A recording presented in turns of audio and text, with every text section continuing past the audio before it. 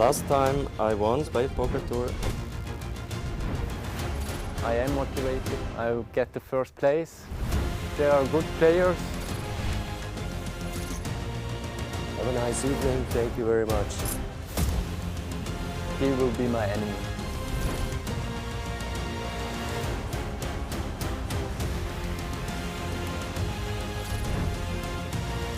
The brains start to interrupt my boss.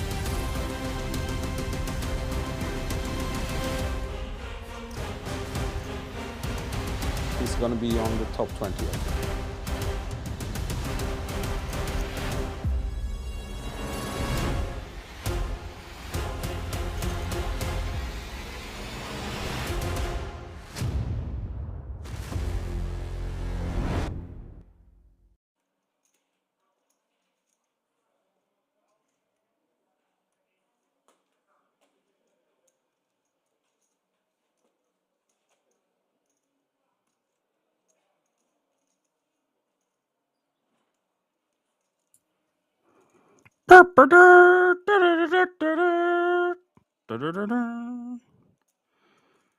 Good afternoon, everyone, and welcome to the final day of the €500 Spade Poker Tour main event, live from the King's Resort in Rozvadov. 24 players returned to the final day here at this fantastic venue. It's Action Man Dan here, your broadcaster, your Irish pundit in the booth for the duration of this event until we have crowned yet another champion, this time to the tune of €47,000 cash monies, and first, second, third and fourth all going to get that very important World Series of Poker Europe main event ticket that will take place at the King's Resort in Rozvadov later on this year. We see Clement Cure is healthy enough in chips. He's on third on our leaderboard. He is definitely a player to watch out for. Jacques in seat 2, Nico in seat 1. We've got Nico, the chip leader at this feature, by quite a large margin, 67 big blinds. Mauricio with 38, Clement with 31, DG with 28, Oren with 26, Jan with 22, Raul Nesca with 21, and Jake will be rounding out the field with 20 big. Still plenty of maneuverability. Small blind, when we have the cards in the air, are going to be 15k, big blind 30k, with a 30k running big blind ante. Not much left to do but say lights, camera, action. Let's go. Vamos, me filo. Welcome everyone tuning in on this Bank Holiday Monday. It is a Bank Holiday Monday in Ireland anyway. 24 players remaining from a starting entry field size of 562. Average stack is creeping towards that million mark. We had a lot of fun there earlier last night. We had seen some crazy 3 bets with 5-3 suited, 5-3 offsuit, 4 deuce suited, all from a man named Pavel. So keep an eye out for that geezer in the field. We've got Maurizio is a very competent player, although he's been using very large sizings, which I'm not the biggest fan of, especially in fields like this. We can just accomplish the same thing with these smaller sizings. I see Johan, the main man, in the channel. Whether you're tuning in on YouTube or the Poker Room on Kings on our Twitch channel, have a good day. Lots of action to take place. If you're new to the channel, be sure to give us a like, subscribe, and a follow. And if you want to find out any additional information, head over to the website www.kingsresort.com.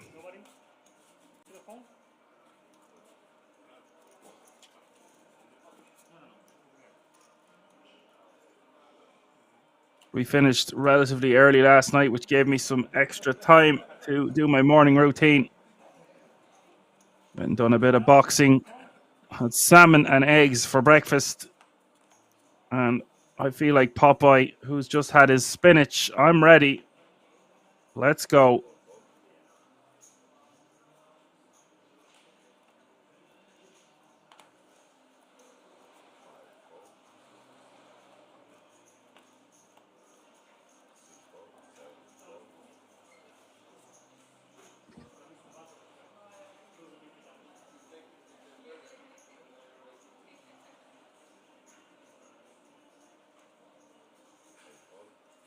Maurizio not entertaining opening Queen Jack off suit in the cutoff is a mistake here with 24 players remaining.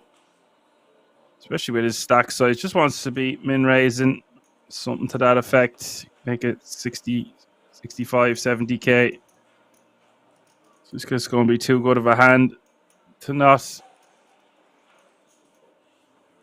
VPIP.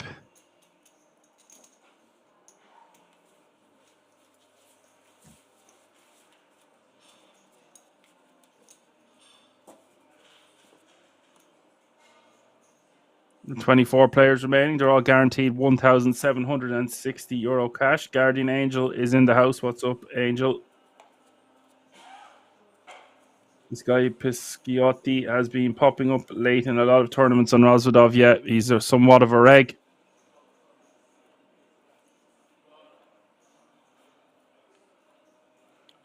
Bird says, for your information, good sound, Dan. Just have to turn it off as I'm still in work. No problem, Bird. That means pay jump is looming as well, by the way, folks, from €1,760 to €2,010 on the next elimination. That's something to bear in mind with all players' decision making at the table. I think that even makes it more of an open with the Queen Jack from Maurizio. The previous hand.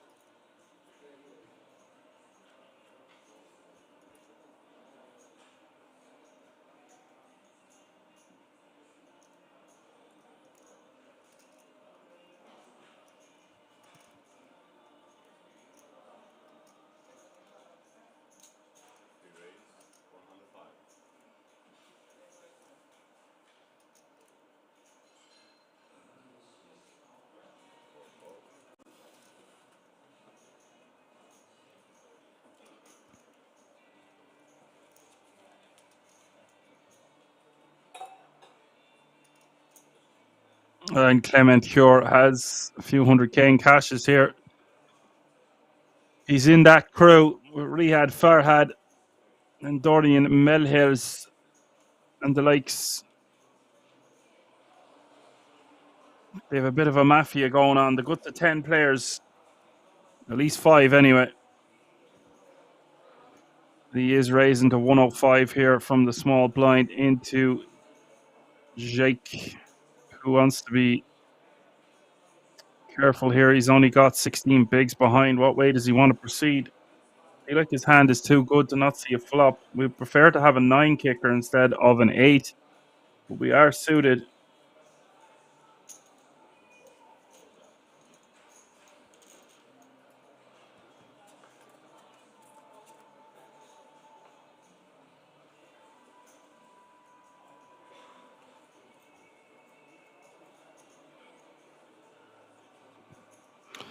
And this is going to spell disaster for Jake. He's not getting away from this now. He's got 14 bigs behind, 420 in the stack. There's 270 in the pot.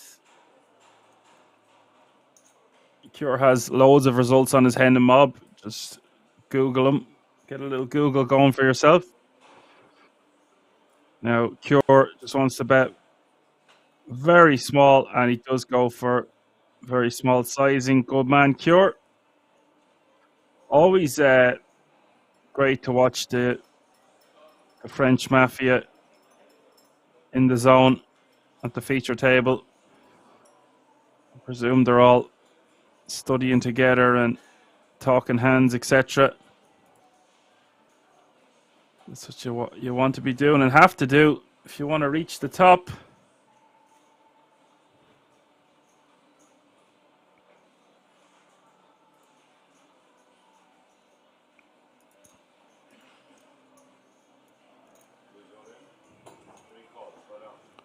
And Jake is going to shove over the top. I think his best course of action was to just call there, especially with a backdoor Heart draw. I don't think he's going to get away from it anyway. Obviously, Cure going to snap him off like it ain't no thing.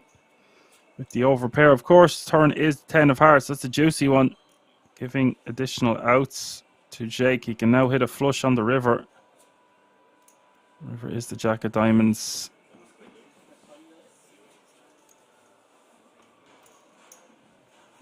Cure will scoop the booty there, and now he's playing a very healthy stack of 54 bigs, 1.6 million.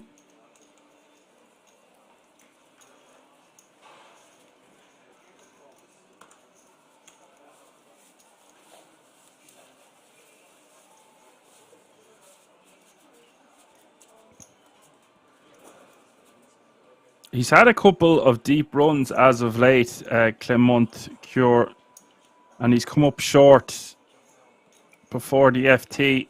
I can think of at least twice I've seen his name in the last 24 already this year. So maybe this is third time lucky. Now, it could be corrected here. It could be third or fourth. This could be his fifth deep run.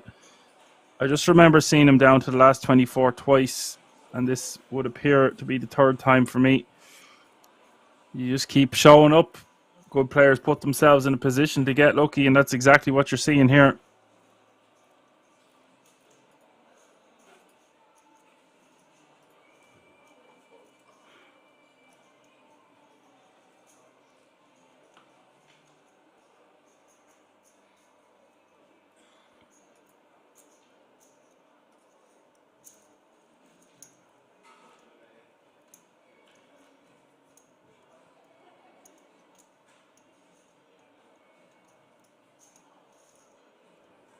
It's Jack for Nico.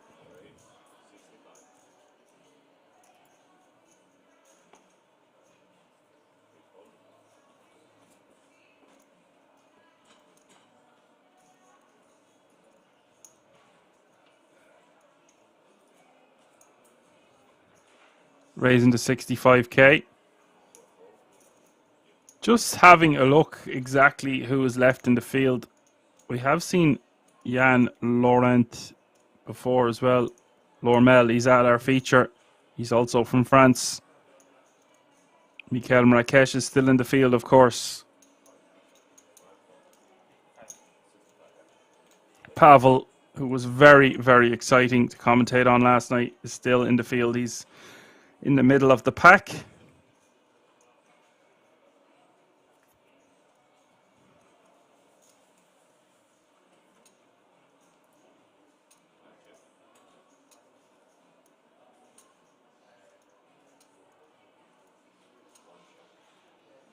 Rondon says he won not long ago. Turn is the 6 of spades. Pair now for Nesca. I like how his name sounds. Raul Nexa. Not Nesca.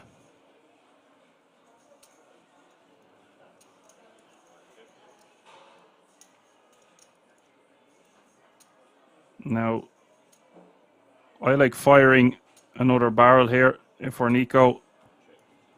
Then to put a lot of pressure on a 10, a heart draw, a middle pair, maybe even a weak queen will fall by the river. He does just check back. Now it's hard for us to rep a straight on the 9 of spades.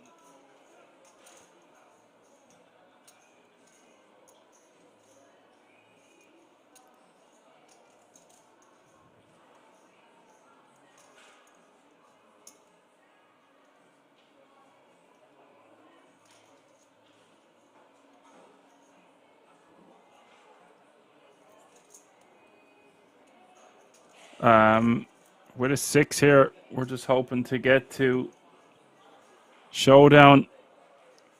Occasionally, we might put out a tiny bet here in the hope of not having to deal with a larger sizing from our opponent, and it looks like that's exactly what he's going to do.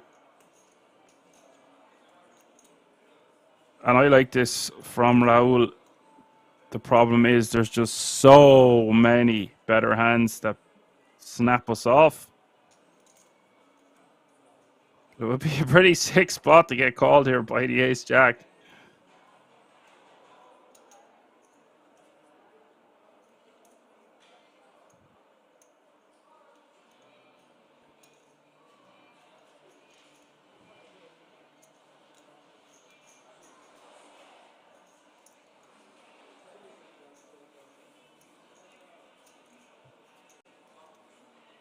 And I think we will see Ace Jack call here for 35k.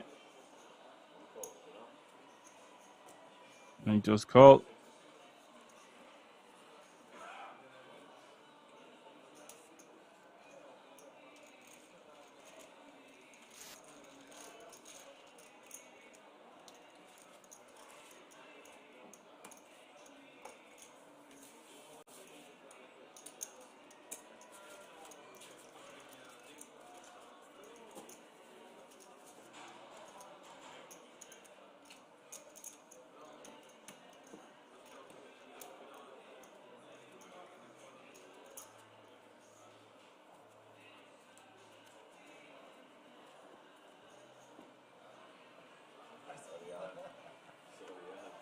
Couple of comments coming in there.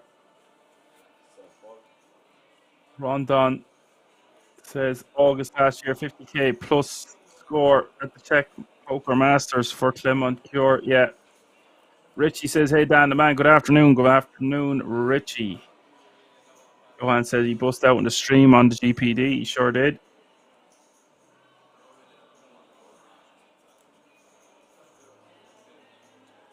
Yeah, he's had a few huge scores, a couple of titles, guys. He's by a landslide one of the toughest opponents left in this field.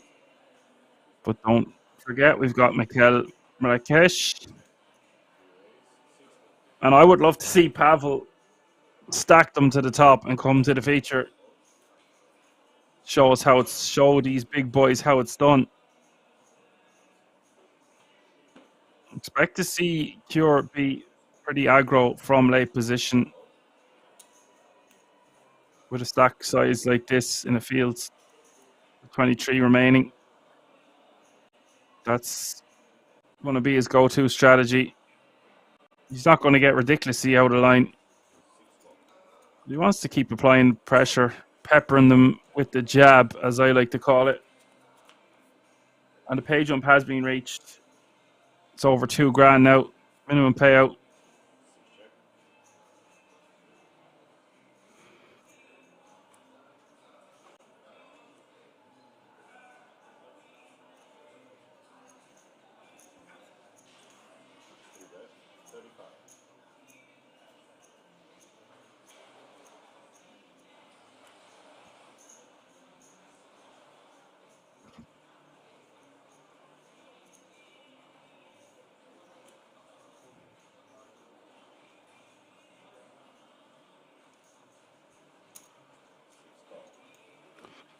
It's 35k here with top pair, and everything pretty standard so far. Rosen could opt to fold on that board because not much good things going to happen for him on turn and river. But for that sizing, I think we want to see the turn card at the very least.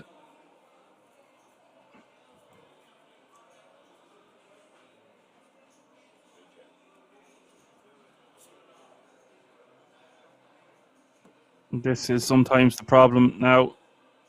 Our pair of sixes ain't looking too hot on a double pair board.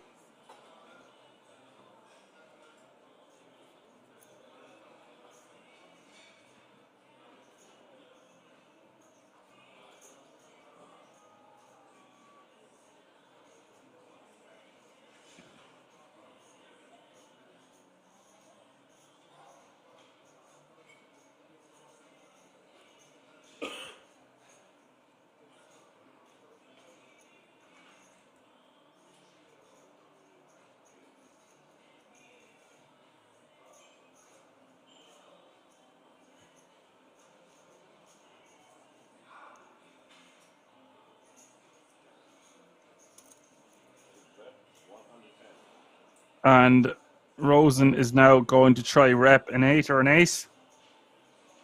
Knows he can't win a showdown with 6 high. I can get behind this sometimes. I just think against a man of Cure's caliber, we just don't bother turning our hand into a bluff now. We just concede the pot. King high is even going to call us, in my opinion. So if we want to get a bluff through, I feel like we have to go for a huge bet. King high can call a hand like 9s or 10s or jacks or queens. Kings. I just think we've got better hands to bluff it. Obviously, we can't win with 6 high, but we're just not going to get our bluff through enough to make it profitable in that exact scenario, in my opinion. Anyways, there are some players that will work against if they have like. Now, Pure could have 10 high or queen high, something along those lines. The majority of his range is going to call.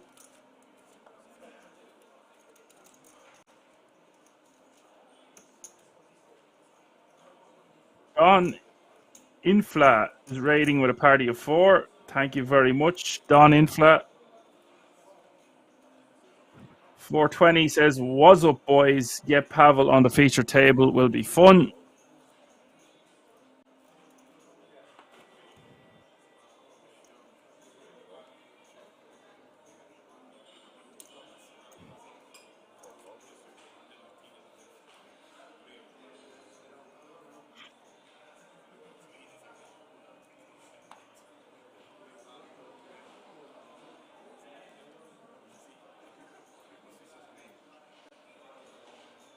Apocalypse is in the house, says, "Good afternoon, guys and girls."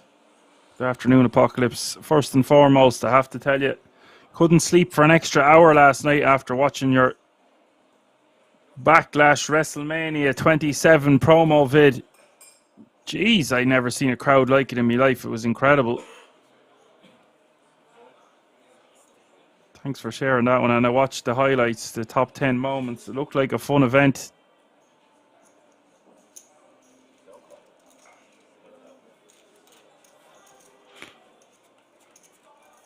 Don says, "Paul Nesca, let's go Romania."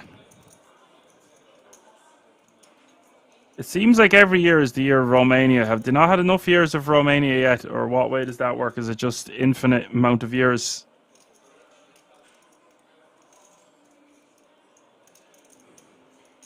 Ten, 6, 5, 2 diamonds is the flop. Raul.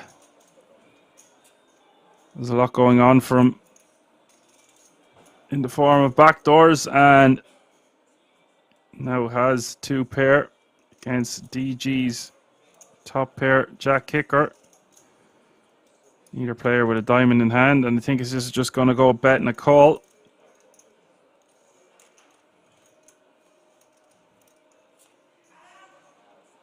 That's not a great river for either player. Gives DG 2 pair. Well, it's a great river for DG because he's got the best hand, but I mean, the 4 diamonds out there, it'd be tough for him to get paid. Perhaps that's another spot, guys, where he could have put out a small blocker-ish type sizing forward/value bet, and if you get raised or get called by a diamond, at least you're only losing a very small amount.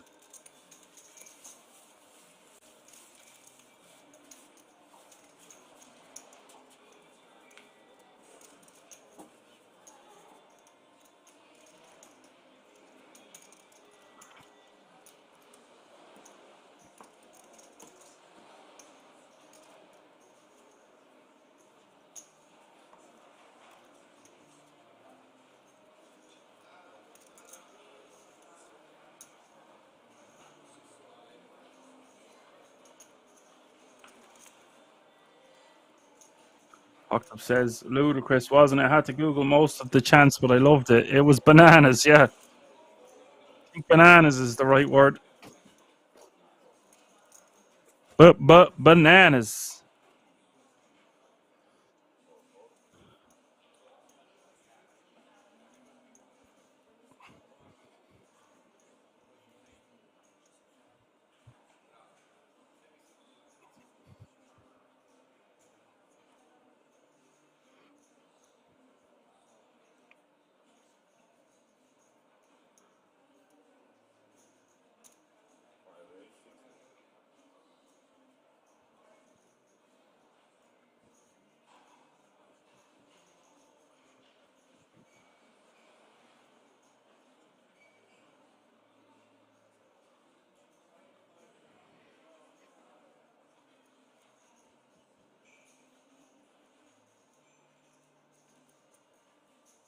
Kings for Nesca here in the cutoff, raising to 60k, and Rosen on the button with ace-7 of spades.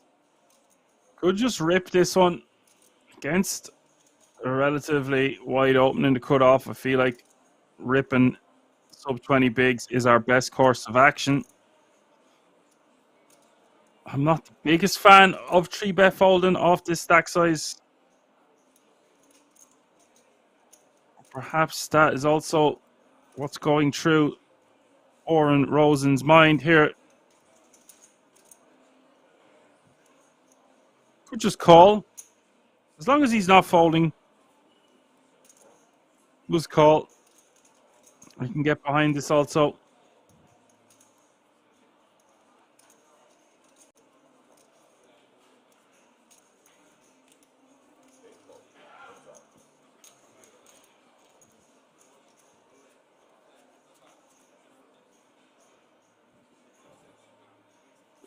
Nine, 4 deuce is the flop. 1 spade, 2 hearts. Rosen's got backdoor straight draw working for him. Backdoor flush draw to go with his ace high. Oh, and Nesca is going to play this one tricky, checking over to his opponent. And I feel like we want to take a stab at it now for Rosen. Just check back. This is also fine. And he turns a lot of outs. That's a great turn card for Rosen. Suppose he doesn't want to get check raised off his equity on the flop. That's why he's gone for the check back.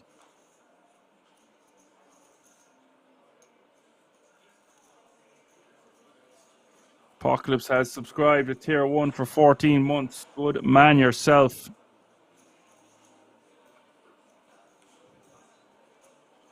One of our most dedicated, loyal moderators. Until he went to college, that is.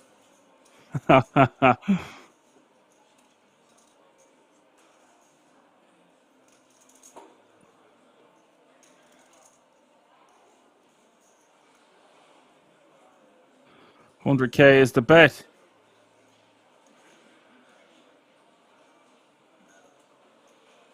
And now Rosen just wants to decide between calling and jamming. Let me know what you do here in the chat. Would you call or jam? I think calling sounds better.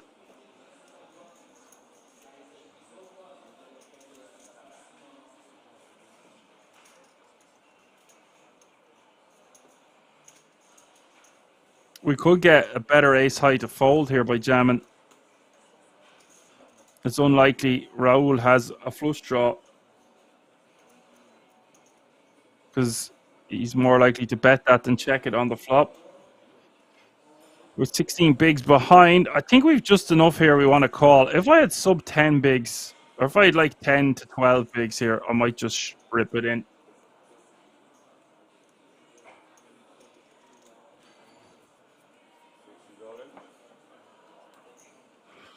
Goes for the full shove, and Raul not going to be folding here. There's just too many draws. He's got an overpair. Not much to think about, in my opinion. Got to flick it in, buddy. This is what you wanted.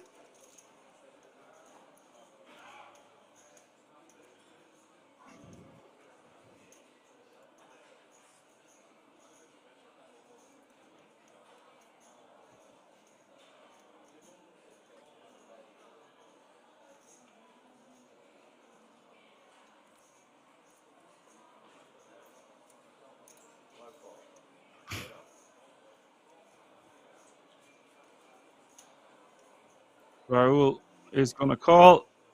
Nearly 1.2 million in this pot.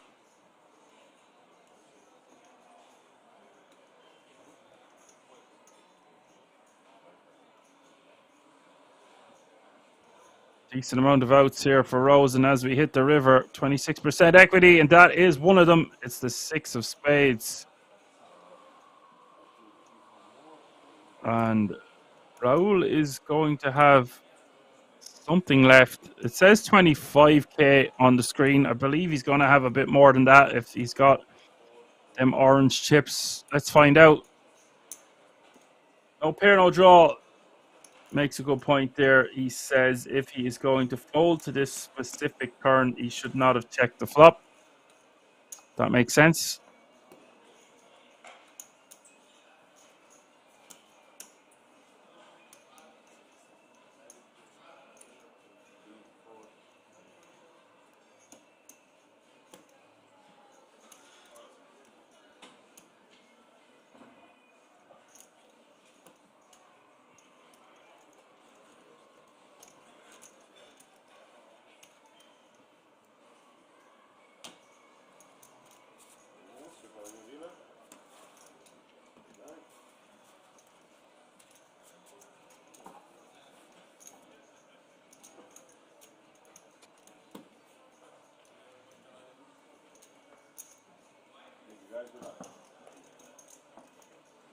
Updated the chip counts. Nico with 63 bigs, Cure with 62. Rosen now almost with 40. Maurizio with 36. DG with 34. Jan Lormel with 20. And Raul Nesca is not looking too great here.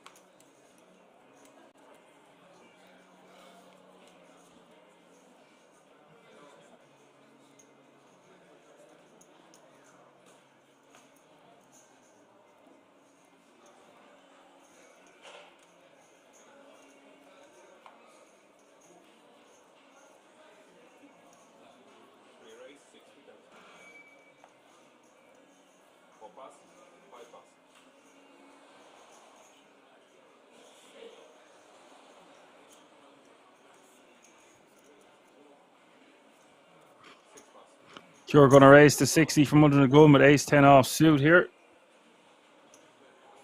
As Don says, Raul not even with one big blind. Now, I don't like talking in hindsight on this channel.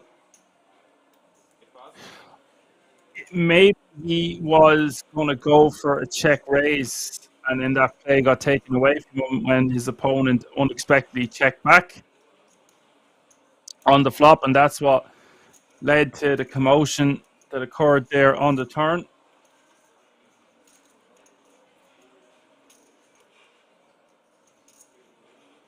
$28 million chips in play, says Johan, the main man. That's a lot of chipolatas to be thrown around the place for the entire day. This is just the breakfast session. We're going to have about 7 courses, I'd imagine. King 5 deuce all diamonds is the flop. 3-way action. DG with the best of it. Top pair, Jack Kicker. No flopping the Jeffries from Nico. Big blind. I think I would prefer for Nico to bump this up pre, but having said all that, he was facing an under the gun open.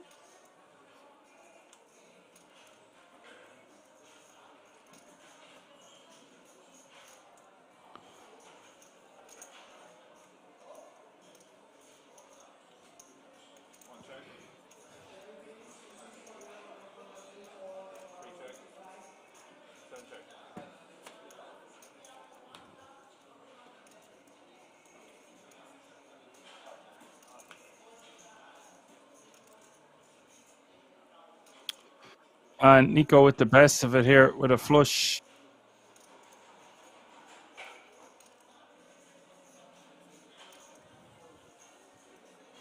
Cure my call. He's got the 10 of diamonds. I think Nico wants to bet here at something around 125, 150. About half pot. Goes for 80. Cure probably can't resist that price. There's 300k in the middle. It's just 80k to call. You won't be loving this one. You don't want Nico to get away with a bluff if he is bluffing with a non-diamond. And so therefore, Cure has navigated his way to the river and will be forced to pay one small bet. The King Jack getting out of the way. Nico shows the goods. Cure pays the man. And the world keeps on spinning.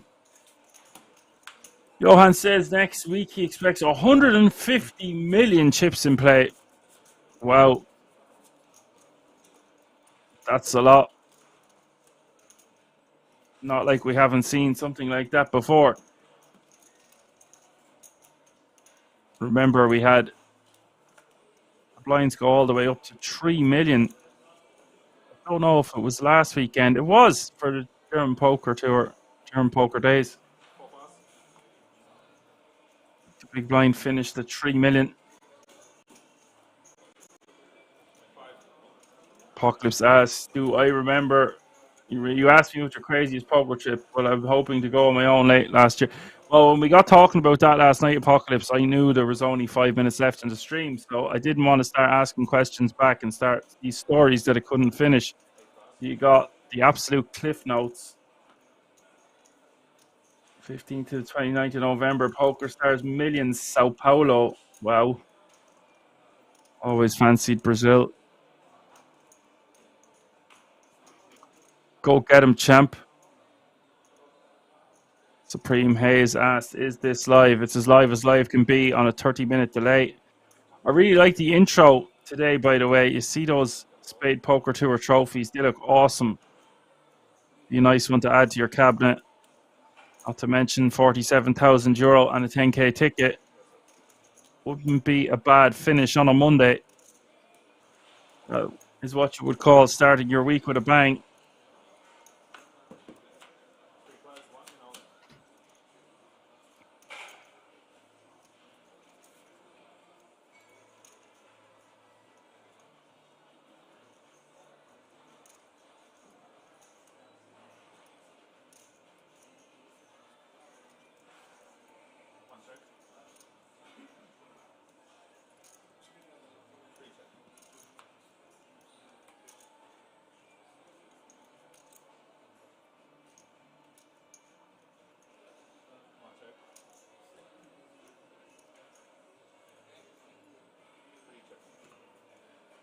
Picking up the action here on the turn. The small blind against the big, against under the gun +1. Raul all in for 25k. And he's got outdrawn. We're going to lose a player. Nico with 2 pair here. Cure catches 5th pair on the board here on the river. I feel like he just has to fold. It is a smallish sizing, but we cannot beat much. Suppose we can beat hands like Miss Spades, Queen 10. Maybe some other draws out there. Cure's really dialed in here. He's wondering if he has to call. No, he's going to let it go. Just going to be too many hands to beat our 6-4 there. We will lose a player in 23rd place. Raul Nesca, very unlucky with his pocket kings, but that's the way she goes when you play her hand tricky sometimes.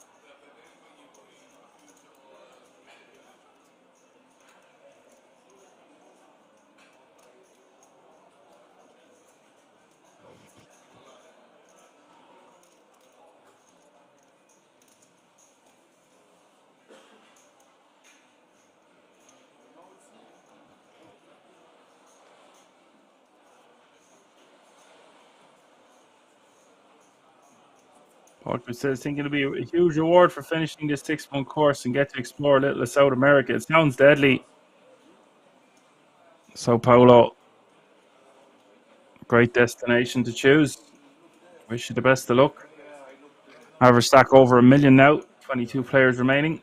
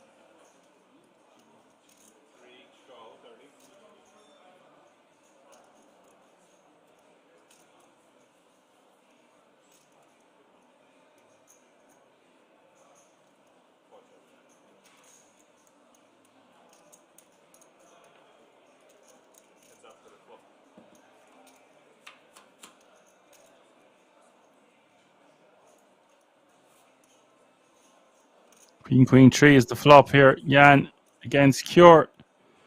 Small against big. The two Frenchmen going head to head.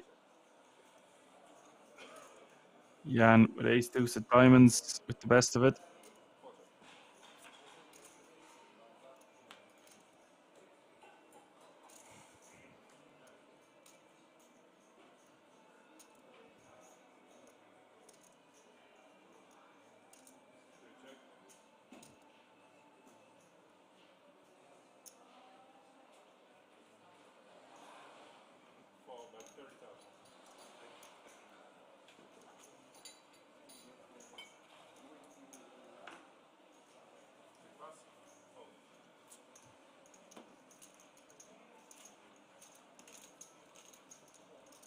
And we'll just take that one down on the double pair board. And is that going to be a pretty expensive trip, Apocalypse? I suppose it's not if you're planning that far ahead. I've heard Argentina is one of the best places to go visit in South America in terms of expenses. But I've also heard most places in South America are relatively cheap. Even accommodations meant to be not too bad.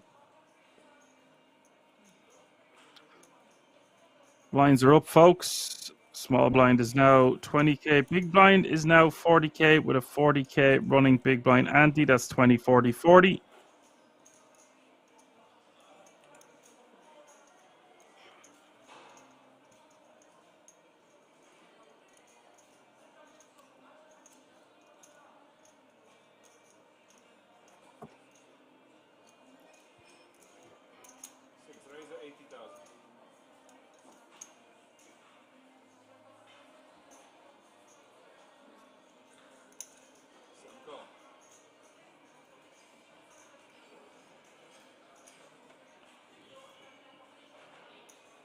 DG is going to call the 80k open from Rosen under the gun.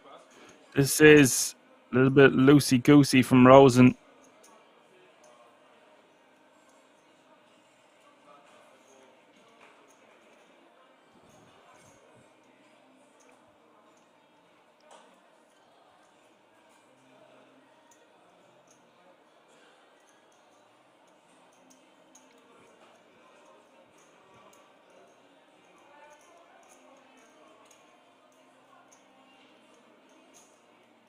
Nico with pocket fours in the cutoff is going to call.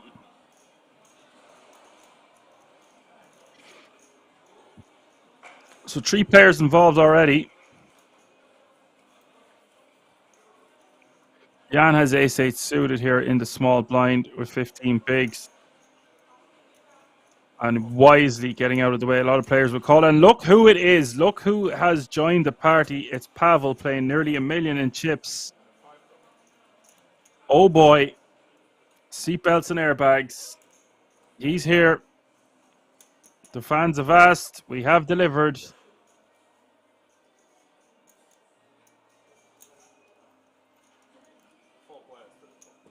He's going to flick it in for 40k with the king 3 suited. Why not? And the flop is king 6 deuce. Pavel with the best of it.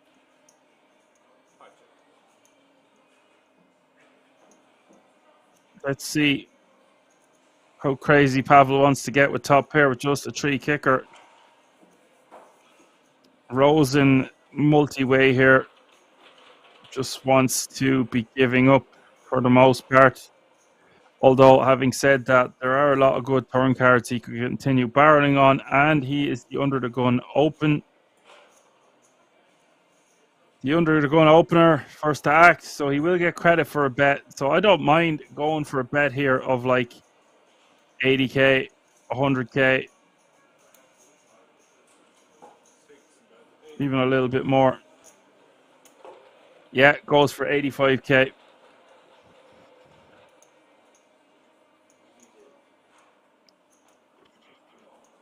And DG has a lot of backdoor equity working for him here, but he's got too many players to worry about, so he gets out of the way. Nico facing 2 overcards to his pocket fours, and he's got Pavel to worry about in the big blind, so he wants no more part of this. And now we've got Pavel.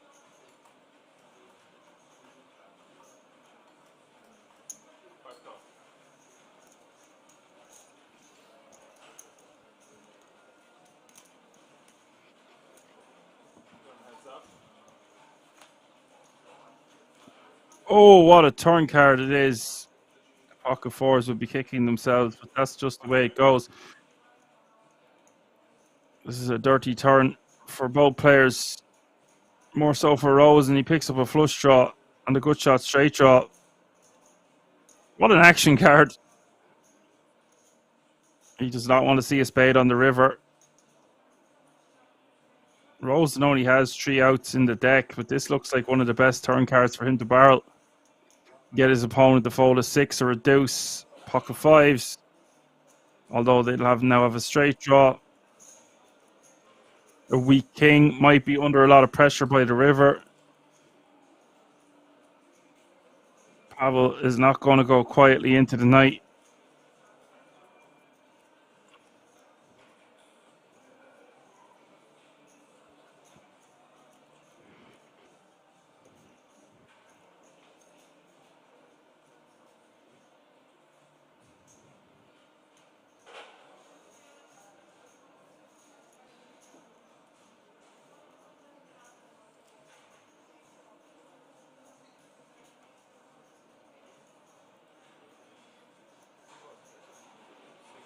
And if we are betting, I want to bet somewhere around 250. Goes for 225.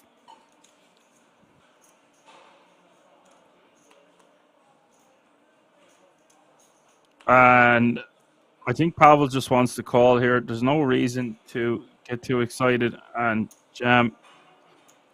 Just a call. This pot now over a mil.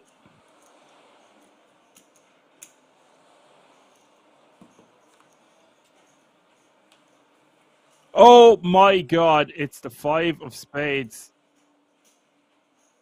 Holy moly. What a card that is for Pavel. And Rosen will think he's after hitting runner. Pavel will have hands that contain a 3 that now have a straight.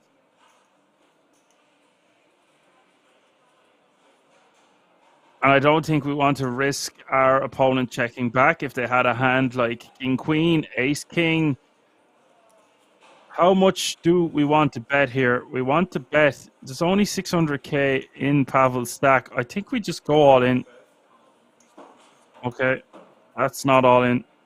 But we have seen him mess around with these small sizings a lot last night. So this doesn't surprise me. Betting half his stack here, leaving himself with 300k behind. I actually do, the more I look at this, I actually like this sizing because a king a one pair hand might pay this off. Like, and like ace king or king queen.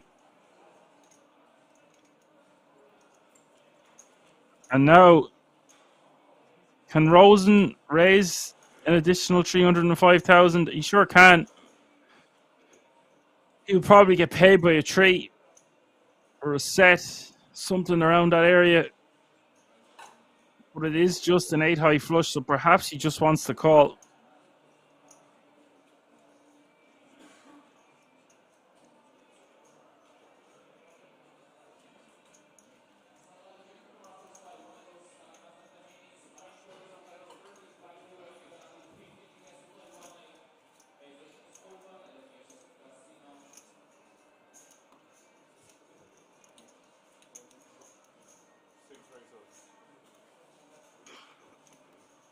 And that is an all in. Pavel's going to call. Oh, it's so sick. And guys, I said I would like to see Pavel have a chunk of chips. Well, bing, bang, boom. Just like that, he is playing 2.2 million, which is good for 55 big blinds. Rosen forced to pay the man. It's a bit sick anyway.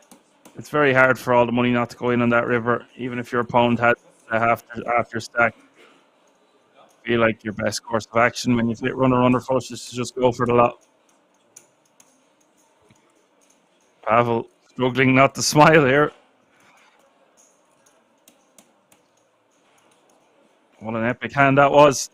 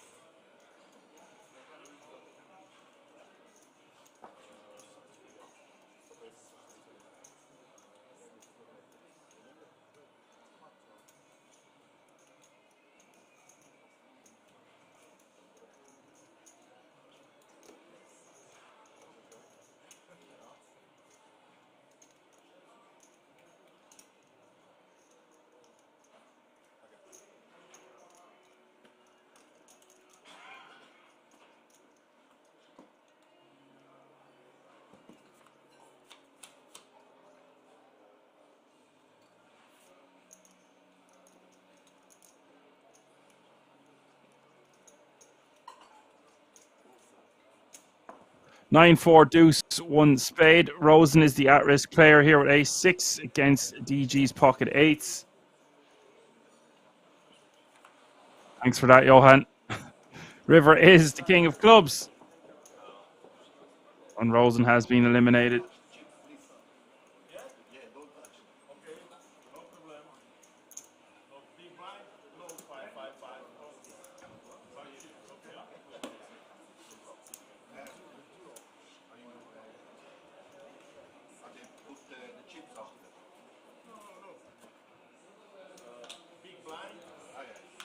So we do lose another player. Pay jump has been reached. 21 players remaining now.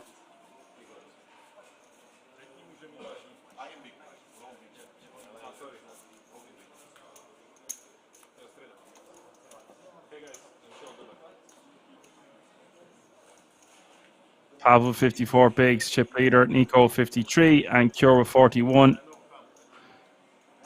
All three top players pretty well stacked. DG with 27 bigs, Mauricio with 27, who's been very quiet so far, not much happening for him, and Jan Lormel with 15 bigs. Still in the hunt. Page up is looming from €2,010 to €2,260. Looks like that pay jump has been reached, and 20 players remain now.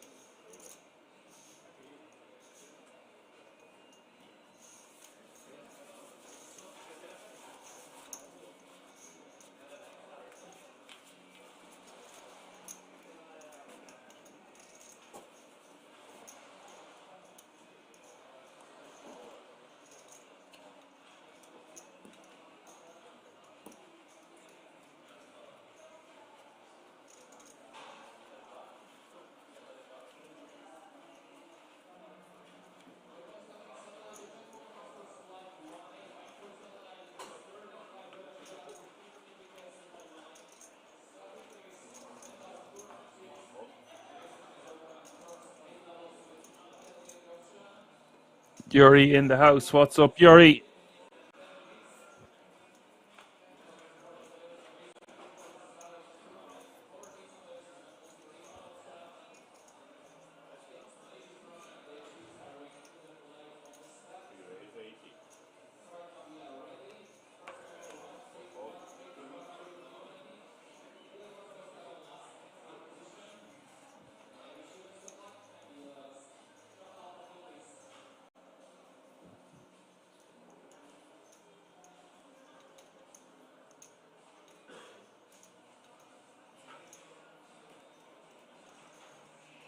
Pavel with Queen Jack of clubs in the cutoff.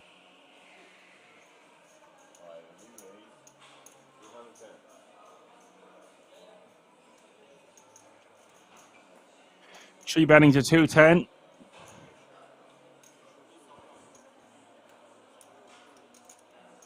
And DG finds himself in a sticky situation here with pocket tens. Now, if he knows Pavel is capable of three betting light, e.g. 5-3, suited and unsuited variety, regardless of where the open came from at the table, he will be 4-bet ripping in a heartbeat. But faced with an open and a 3-bet, Pocket tens can easily go in the muck, and he does release. And I don't blame him.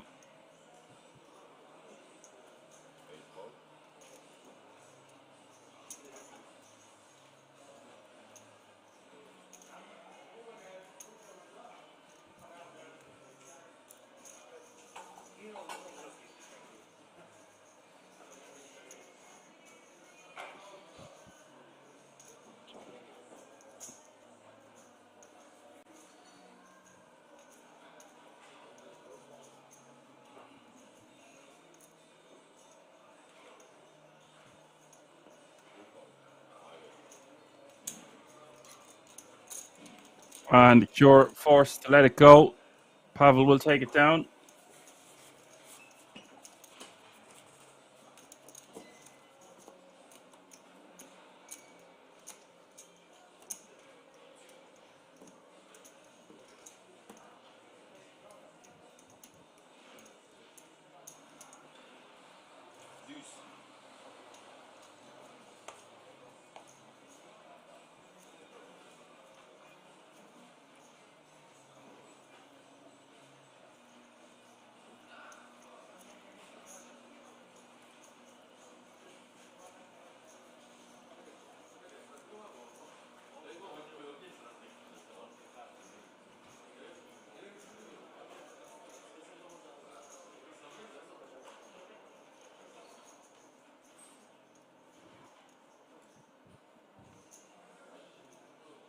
Clement Cure with ace 10 of spades, going to raise this one up.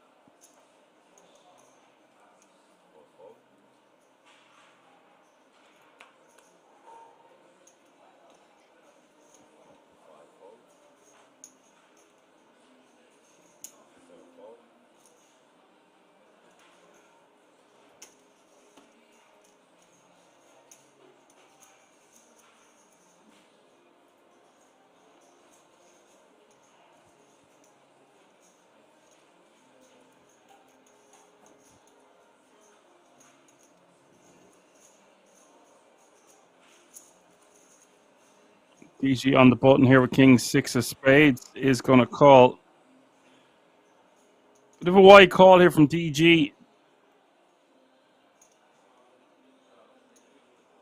But he is in position. Just because he's going to be against Clement Cure and Cure raising from early position. We are 7-handed now, so it's not a full table.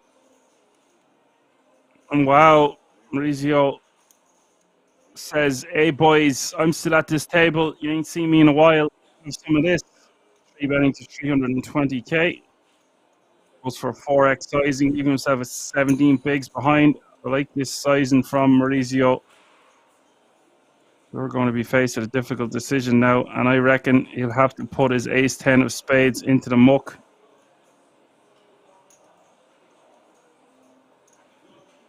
Maurizio with the blocker, sniffing some weakness.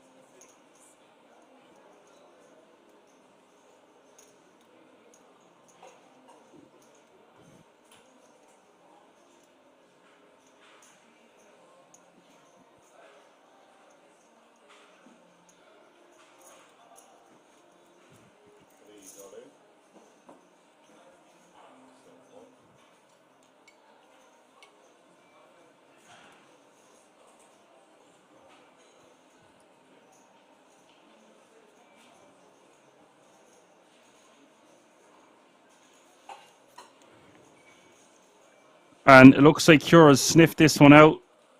Knows that Maurizio is capable of doing this, and just 4-bet rips with the ace-10 suited. Solid play here from the Frenchman. Knows his customer. I wasn't expecting to see him 4-bet rip there. Solid stuff.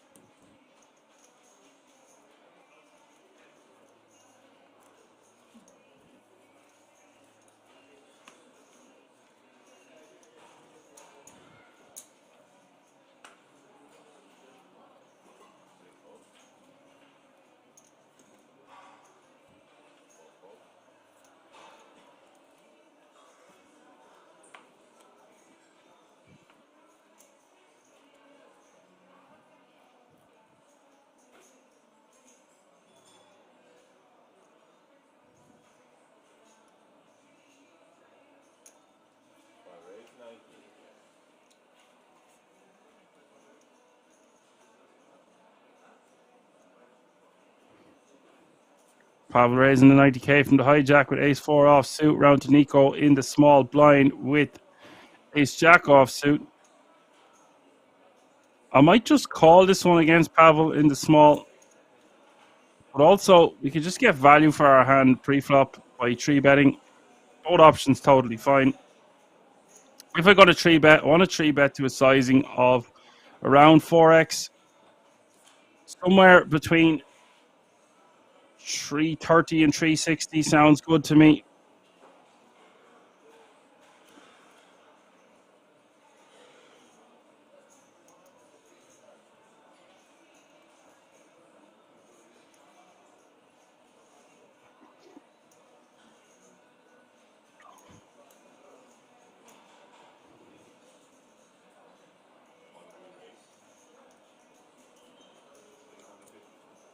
And he goes for the sizing. I recommended 350.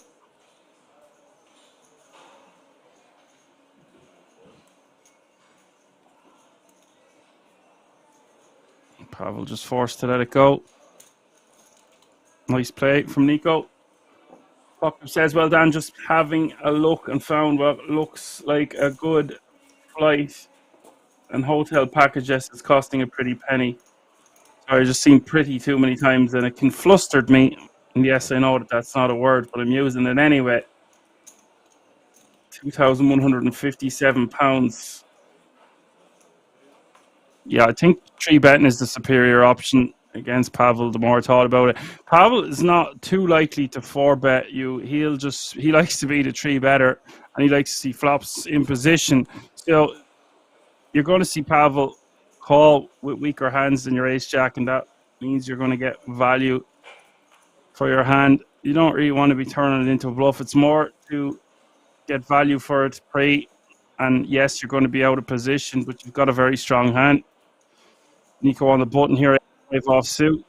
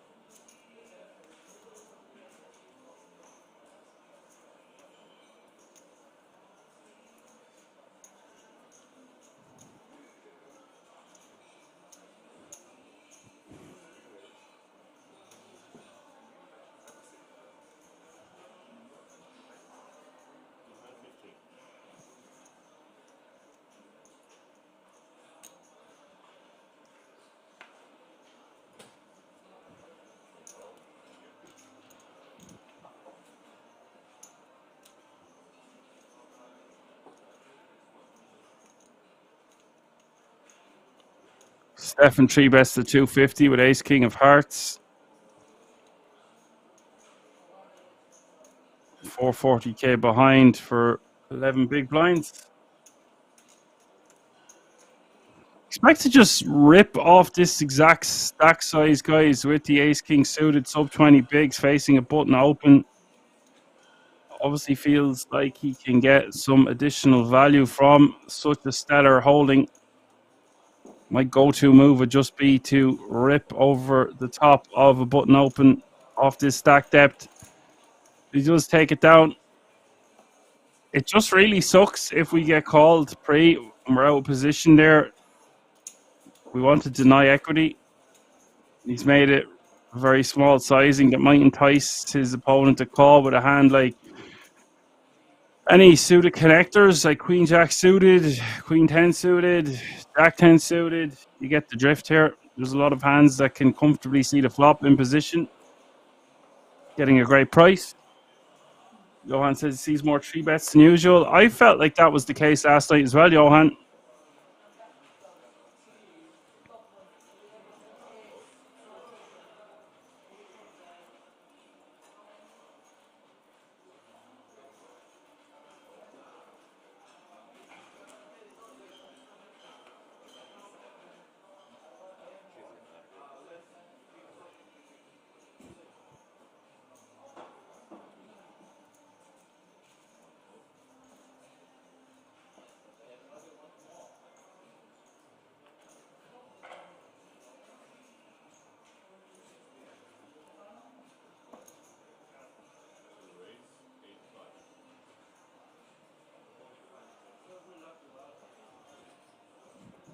Stefan raising to 85k with King Deuce suited. And look at the field size now, folks. 17 players remaining, which means we are just one elimination away from the crucial redraw.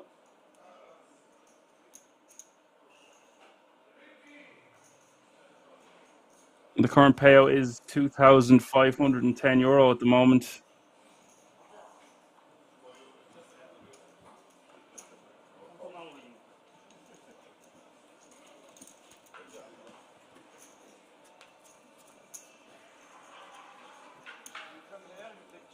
Lormel is going to defend with a speculative 4-3 off suit. I think we just want to put that one in the muck.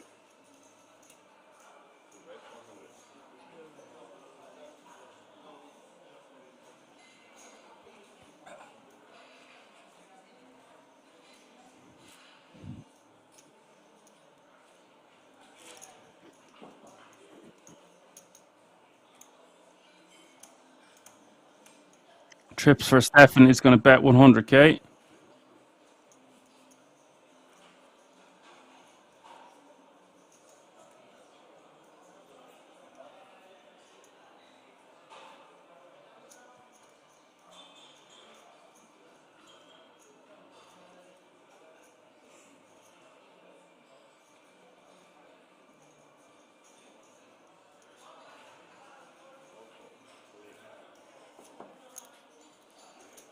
Lormel is just going to get out of there.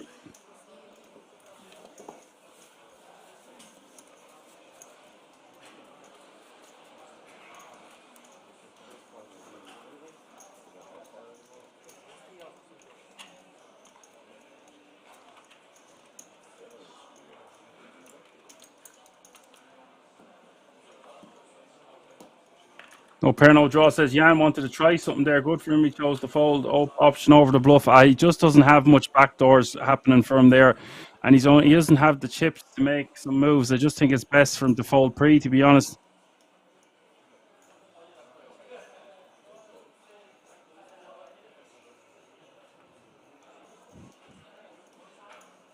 Gary Angel says they're getting quite short stacked in general, so it might be a way to put pressure on the smaller stacks on the blinds. You say they are getting short stacked, but remember, there are loads and loads of chips in play. 50 million, I believe, I was told.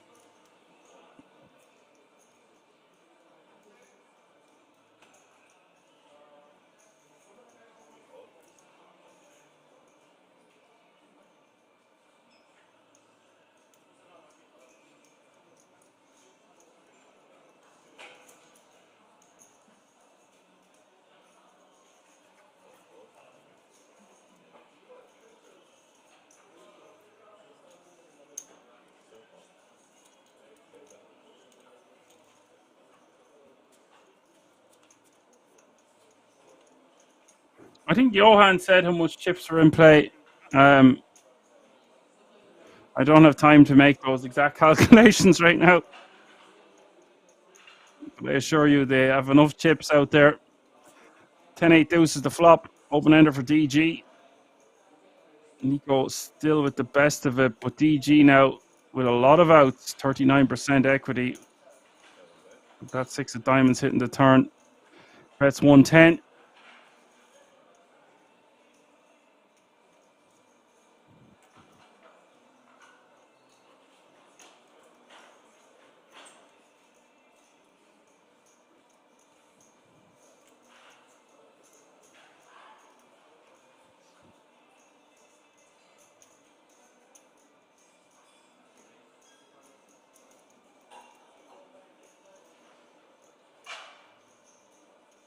Oh, 28 million in play. Okay, I thought it was 50.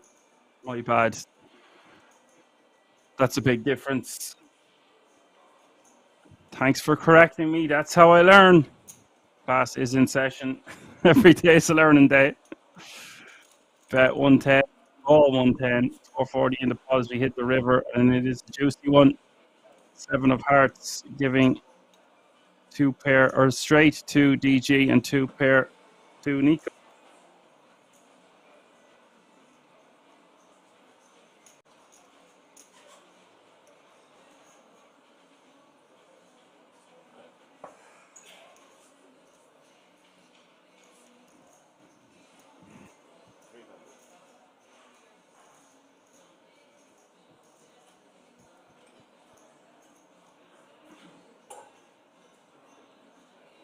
DG's going to bet 300k.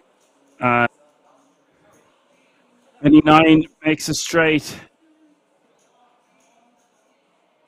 Nico might feel like he's being bluffed here. Pretty sick spot, to be honest, because diamonds miss.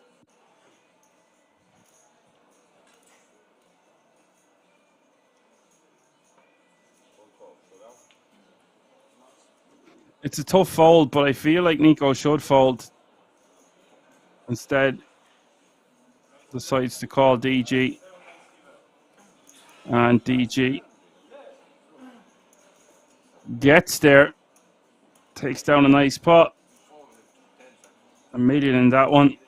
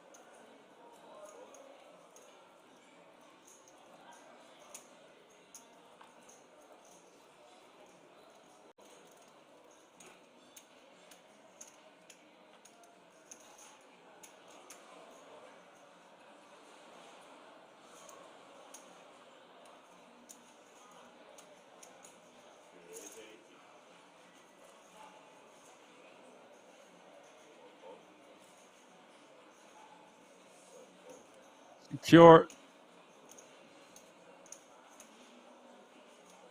Raising to 80k in the cutoff. And Maurizio in the big blind with ace 10 is going to re-jam. It's his turn to put the pressure back on Cure. Cure lets it go.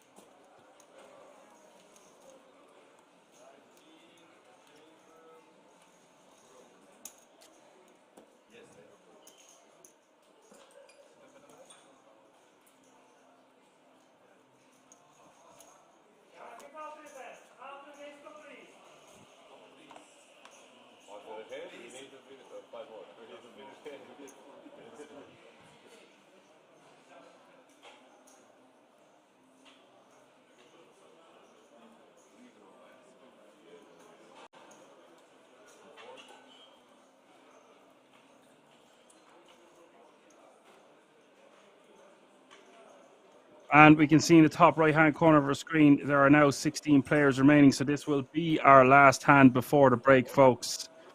Cure staying active as he should here in the hijack, King 4 suited.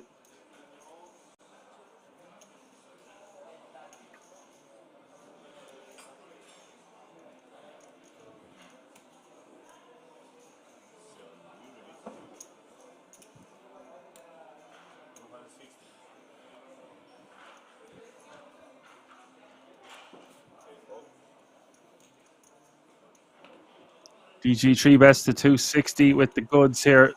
The Cowboys.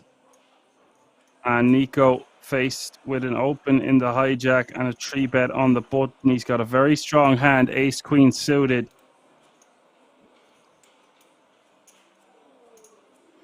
This is player dependent.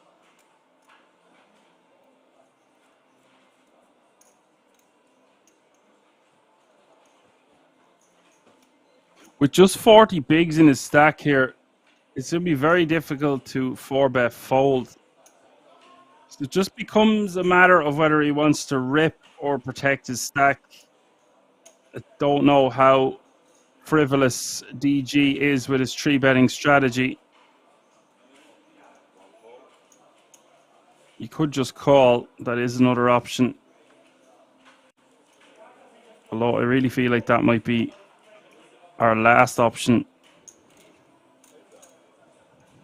It is suited though. I can get behind this. Ace queen offsuit, I just put it in the muck. Or 4-bet rip. Calling here becomes okay. It's just our hand is a bit face up. We can't have many holdings when we overcall a 3-bet like this. And that's going to be the end of this because DG flops top set. Nothing in it at all for Nico. However, he does pick up a good shot straight draw on the turn here with the jack of diamonds.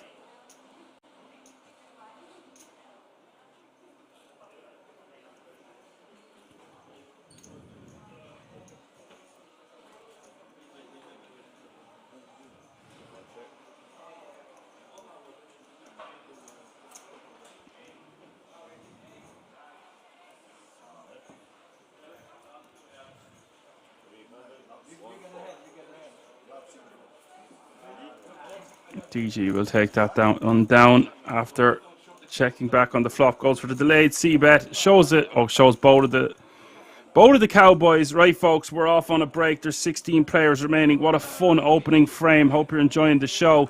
Don't go anywhere, but keep it right here. We'll be right back. See you all in a few moments.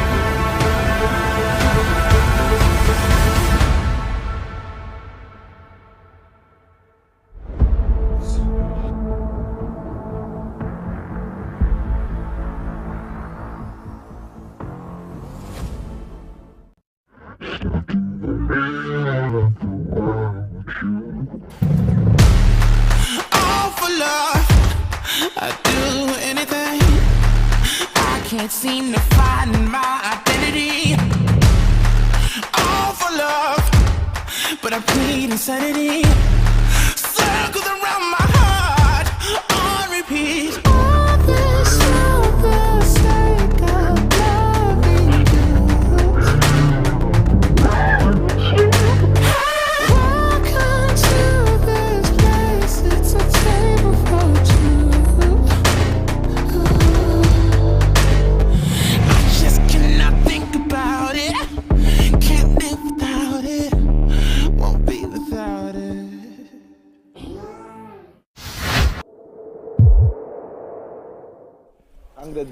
Daniel Dvoris comes to mind as someone that's just always involved in dogfights.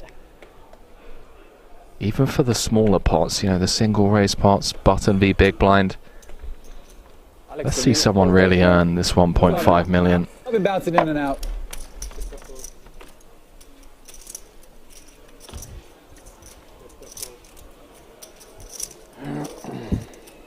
Twitch chat, by the way, speculating that perhaps we got some vowels jumbled up with respect to Benitez's online screen name, because if it is indeed Temato, as opposed to Tomate, Temato is I kill you. And that would seem to be a little bit more. Yeah, I don't think it's... If it isn't, you know, but I could see Temato, you know what I mean? If you're a boss out there, kind of an aggressive warning to those brave souls that would seek to take him on. Shilko showing bravery, this time with King 10 offsuit in the cutoff. Getting 3-bet. How much is this? 60? 68. By Volkov.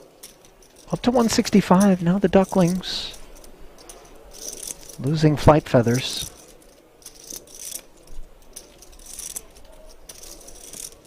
Surely Keating isn't. considering. We're at that stage of the tournament, my friend, where you really earn your money. I think we can expect to see a bit of a dogfight. We've got the right lineup for it. Stacks. A lot of ego, testosterone, competitiveness amongst these players. Hello. Hello, cold 4-bet. Quack, quack. Up to 440 in total. Ladies and gentlemen, we give you Alex Keating.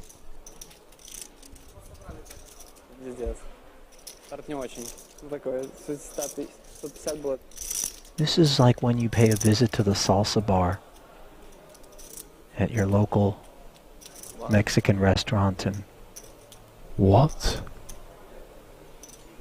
What have we walked into? I thought Najat?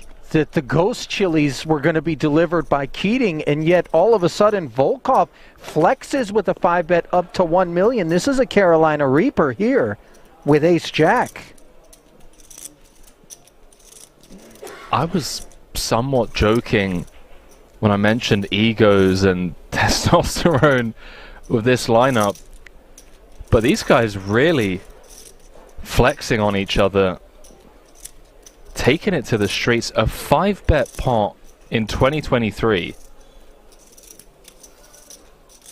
and Keating hasn't mucked yet.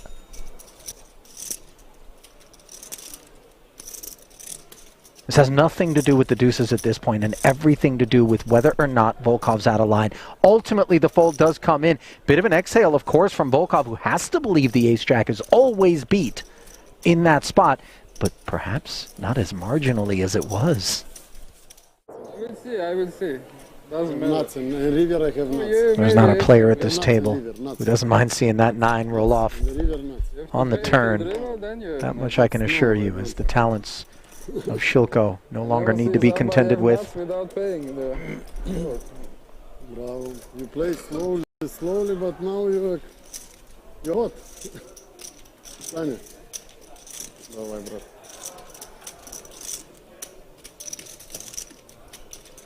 Well, no time for any eulogies, as we march on here. Absent Shilko, 45 remaining.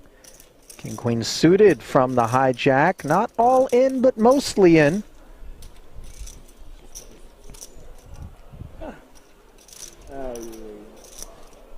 Got Ali Sara saying, don't forget Benitez called time against Charles Cornuth in a hand at the break that he wasn't even playing in. I remember that.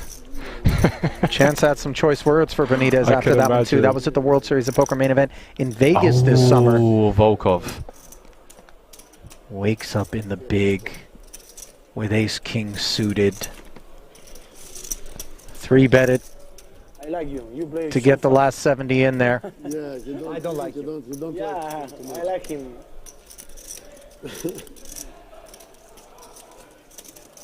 No stress. No, I like him. I play fast too. Ace, ace, 5, and King Queen suited. Possible combination. So few outs. Running spades, running 10-jack. I knew that was the GG. And that's it.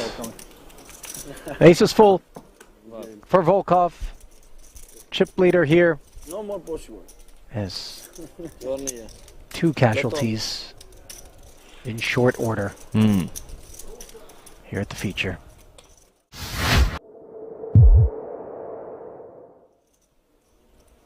Just so many insane hands in this first frame of play. Yeah, we've not been spoiled for action, Randy. Why not? Rajanovski's got ace-jack. He's the man who's been at the heart of most of it. Love this guy. Love to see him get some chips going his way. Drop in 4 blues. Make that 100K. Yeah. Ace Queen. Oh, he's just in trouble. I don't see a world where Rajanovsky gets away from this one against Ace Queen of Hearts. Yeah, he's been opening all the hands. And now may meet resistance. And he may just decide Ace Jack suited. It's too much kit. Let's see though. Adamski. Ah, he's grabbing those re-raising chips immediately. Does take up to 5 blinds. Which may give Rajanovsky the appearance that he could potentially He might get a think, fold. oh, I can peel this maybe. And if he peels, which he does, there is a chance he can just get away when he misses. He's got no fear of playing these spots, Randy, with SBR of 1 or less than 1. He was given a good price pre, to be fair. Yeah. He's going to need to miss. Unless it's, of course, that Jack or clubs. Well. Club. Followed by 2. Here we go. Clubs. He's just announcing the stop and go, Randy. Stop and go for pot. Now, Adamski has to ponder this. Like, it's not Ace-King, is it? Ace-King's jamming pre. So he's thinking, is it a hand like 7s or 5s that... He pretty much has the nut no pair. He does have the backdoor hearts, which is helpful for added equity. If he's up against 2 clubs, he's doing okay, as you can see. Yes, the question is this opponent ever paired at this point? Hard to say. You know, Rajanovsky is hard to put on a hand. Right, does it feel like against this player we just kind of have to shrug and call? I would think you'd have to shrug and call. You need to wait how often you're up against like a flush draw or a pair. Even against a pair, you're not doing too bad with 2 overs and backdoor hearts. If it's 5s, we're actually in pretty good shape. 7s, 9s, 10s. Yes, counterfeit opportunities against smaller pairs. I think this is pretty much a slam dunk call. Yeah, he does make it. I'm with him. I'd be calling, and he's going to see it's flipping. Of course, there is some chop equity. Let's see, can he find a chance to stay in this tournament for Rajanovsky, who's been the most active player at this featured table? Yeah, we're not picking favourites in the booth, nothing against Adamski, but I want Rajanovsky to stick around, so maybe a chop's fair.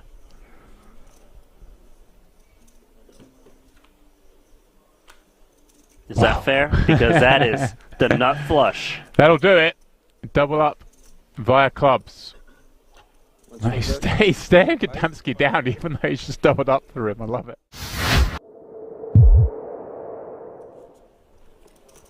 No need to bluff it all off with reckless abandon, which we're all guilty of from time to time. Now's not the time to do it.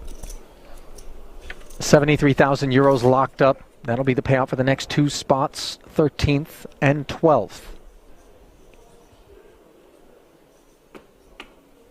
Final table will be set when we get down to 9.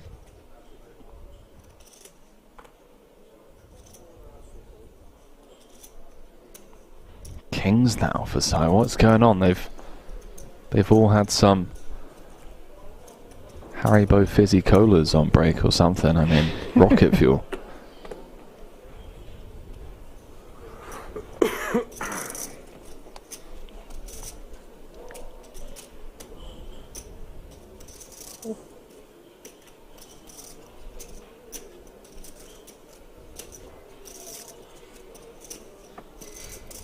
Queen Jack being deliberated on by Poodle, who I think is just as aware as you and I in the booth here, Henry, as to how snug Sai has been operating out there. Decides not to get cute as... Money's just going in, Harley. Yeah. I mean, let's go. Back-to-back hands, the wheels have come off. Ladders round every corner. Under normal circumstances, this ace-king would just be so sexy, but in the face of a snap call by 2 black kings... Just gonna be bang bang. Yeah. Sayonara, Italy. Sai, the Italian assassin, if he can just hold here. I believe Arrivederci Italy would have been the more apropos, but I know. Yeah. You know, I'm trying, okay? It's been a long month, Ali. That it has. And it's also been a long day out here for Vito Vella. One that he hopes can continue, but an ace for the time being. That which would be required for set continuation, unavailable on the Queen 5-3 board. Well, something going on the outer table. We'll have to jump into the action over there after this. Sure sounds that way. Hello. Wheel gutty now as we add deuces to the mix. 7 outs one time. Can Vella find extended play here in the main? He can't.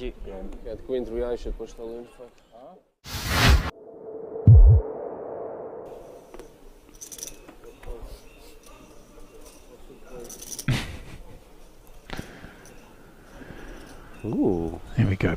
Blind on blind against the action man. Got what, 13, 14 blinds and a monster. This is a monster off of this stack of 13 blinds. I guess we could raise it up. I like a raise, but not all in, you know, say make it like 3 blinds or so. You want to charge the big blind to see free flops. He's actually pretty unlucky from Tochi's point of view that no one's open before him, because this would be a lovely spot to get a jam in. Over and open, but as it is, he plays the hand he's dealt. Oh, and he's gone for the... There is a chance that Rajanovsky said, well, I've got an ace, it's blind versus blind, let me just rip it in. He has gone all in. Trouble. Rajanovsky's jam running into the 2-10s of Tochi. Of course, he is live with the over, as is often the case when you rip in an ace-X hand. One of those cards is going to be live, Randy. Button to blazer. Yeah. Glasses on or not for the all-ins, do we think? Well, we do think that the 10s are good on this board. 5, 6, 7.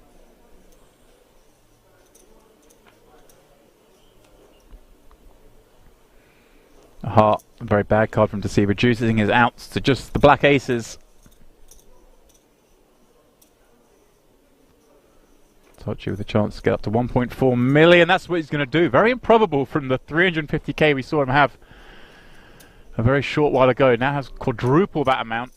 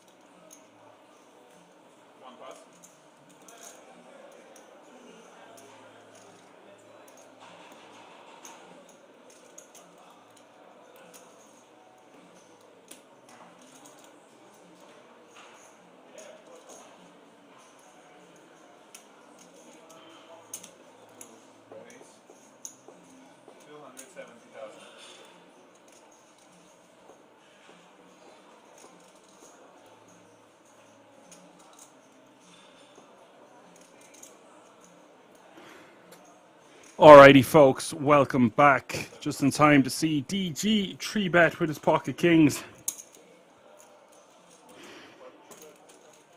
He will take this one down.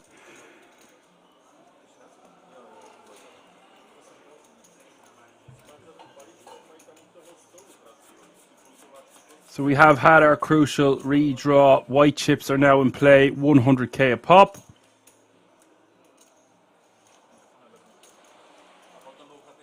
What a table we've got here, guys, with 16 players remaining. We've got Pavel as the chip leader with 51 bigs. Masiash with 48 big blinds. Clement Cure with 46 bigs. DG with 45. Nico with 33.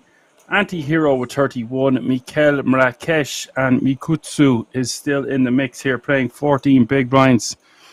Mikutsu had a tough time last night.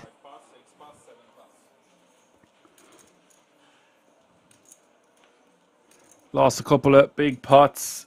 So good to see still in the mix.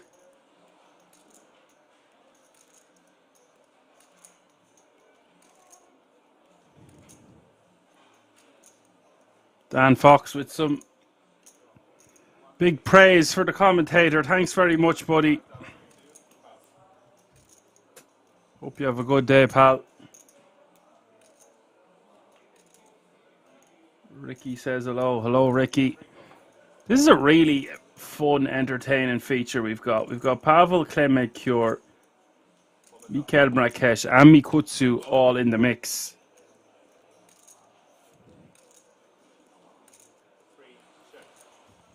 Yes, orange chips are 5k, green chips are 25k, and the white chips you see in front of all the players are 100k a pop.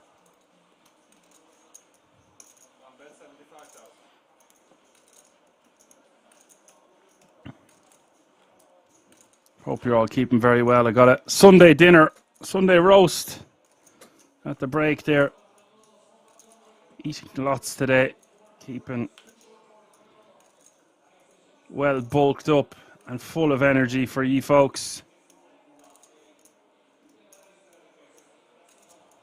All the spades on board here on the 6 king deuce king board. The river being a spade there would have been just a bit too dirty. It is another king. 16 players remaining, all guaranteed a minimum of €2,510. If you're just tuning in, there's a €500 buy-in. Spade Poker Tour main event. This is the final day. Coming to you live from the King's Resort in Rosvedov. Cure betting 225 here on the river. I wouldn't be shocked to see Pavel pull a bluff here.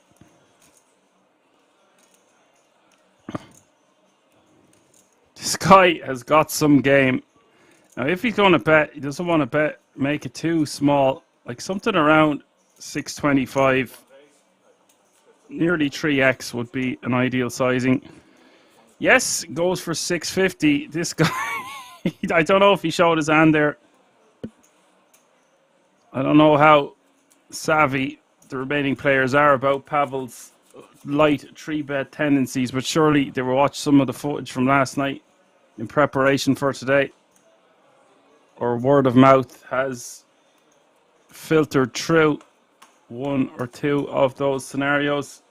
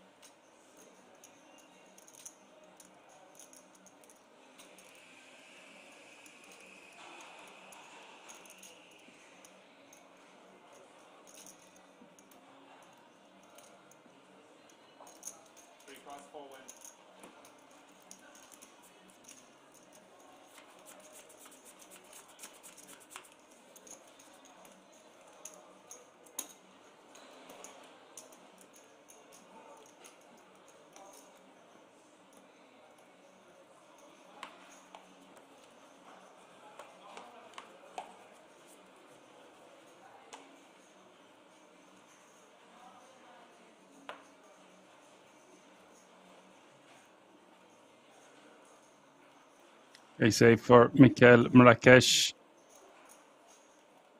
Looks like he's had a decent enough start to the day. He was short last night.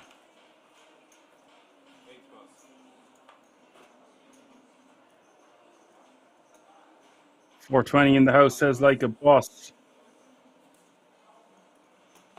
Which 1 minute before 420. Nice to have you with us.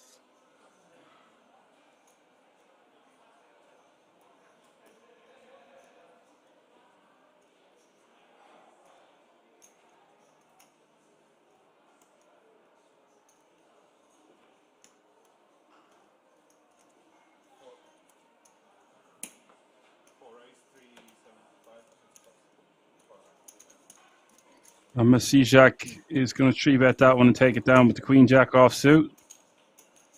Pretty strong play there. Also, I've seen this guy before.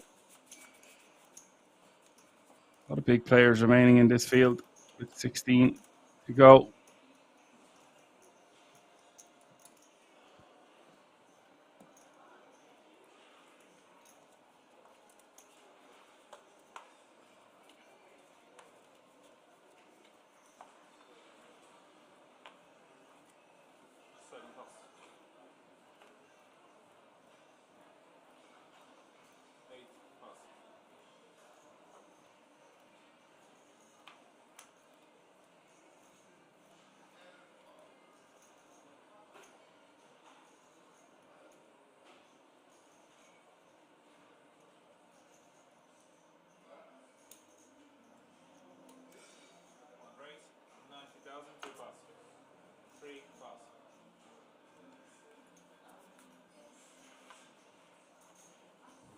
Pavel raising to 90k with King Jack offsuit.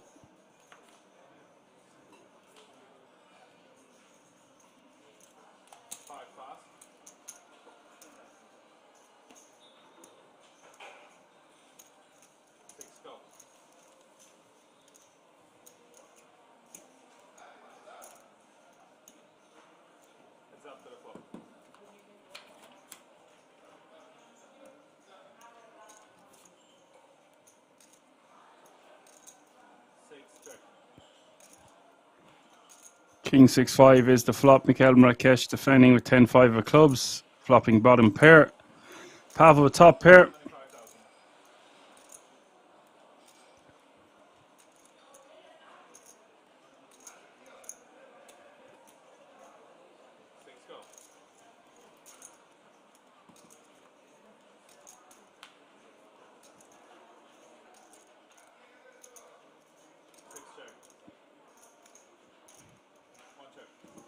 Three of diamonds hits the turn. Goes check, check. River is the 4 of clubs. 4 to a straight out there.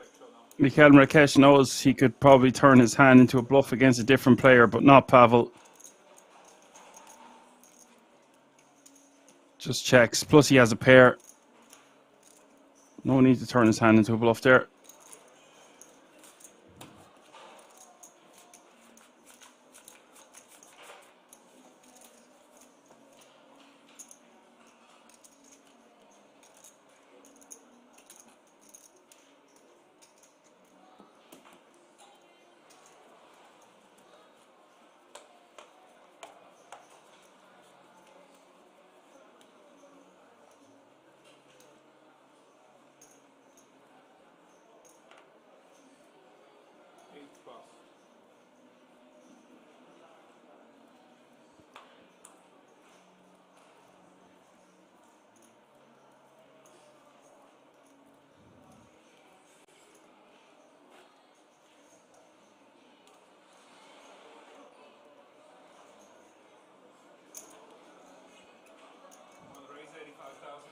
Pavel raises to 85. Queen Jack of clubs. Expect to see Pavel be pretty aggro, especially now he's got 65 bigs. He was being pretty aggro last night with sub 30. So he's got a lot of chips.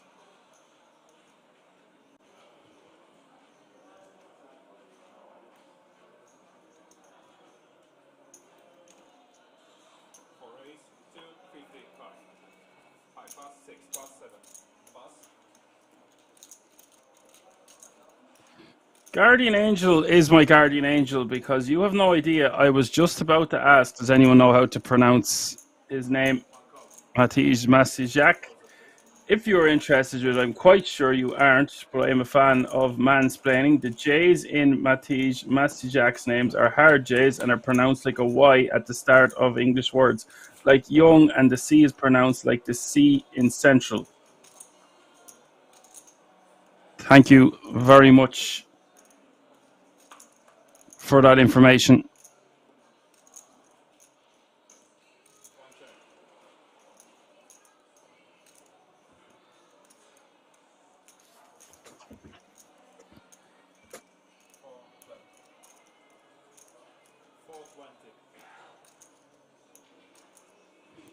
Just flops the straight for Pavel. I'll get back to those pronunciations just in a moment. And Masiak is going to bet 420k. Pavel is going to do a little bit of Hollywood. What an action flop we have here.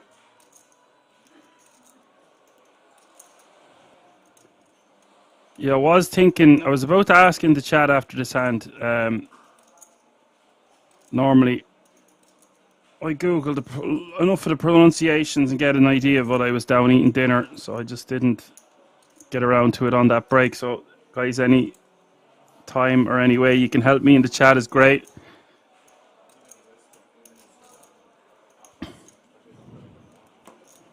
I am a one-man Dan band. You have to remember that. But it just works pretty fine for me. Pavel, in my opinion, getting a bit greedy there. I would way prefer to see him just call, even though he was faced with slightly larger sizing.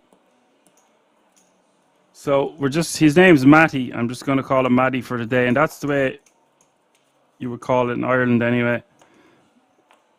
Matty, a pretty popular name for Matthew. Matthew! Not to be mistaken with sneezing.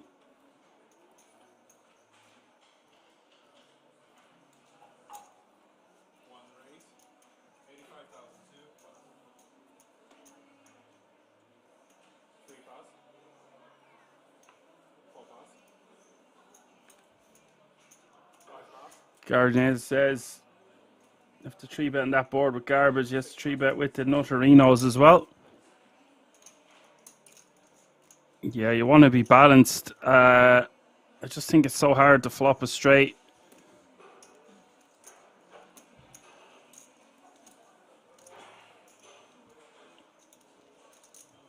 It's hard for your opponent to continue when we've flopped the straight. And Pavel, guys, is now steamrolling that 85 big blinds. Wow.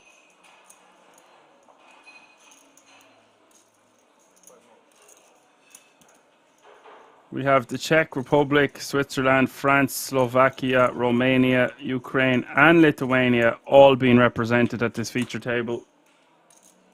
So once again, a large disparity of nationalities all under one roof.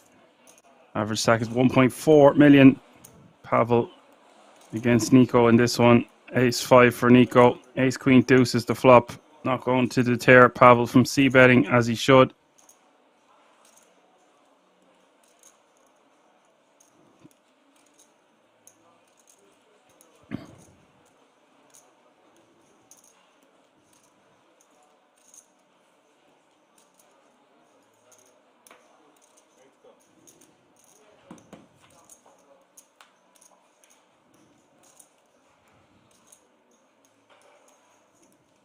Turn is the ace of diamonds. Trips now for Nico.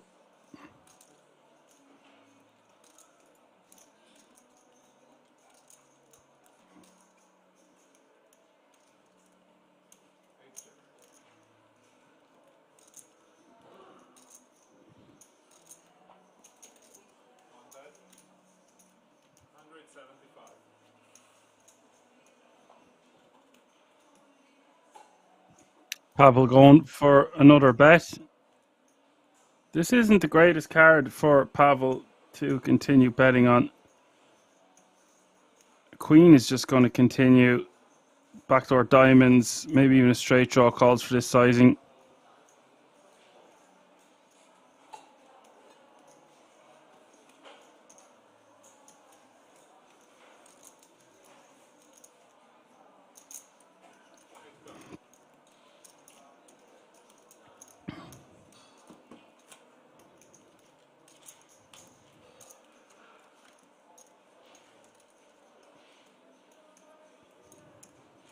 $780K. Six of hearts hits the river.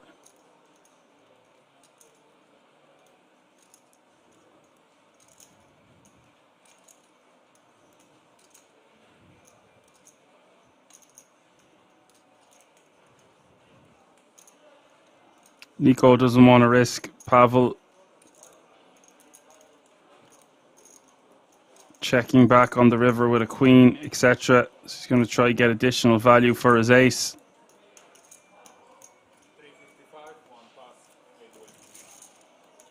I feel like Pavel was done with the hand on the turn though, or on the river, having bet flop, bet turn. I guess we'll never know. It just seemed like that to me.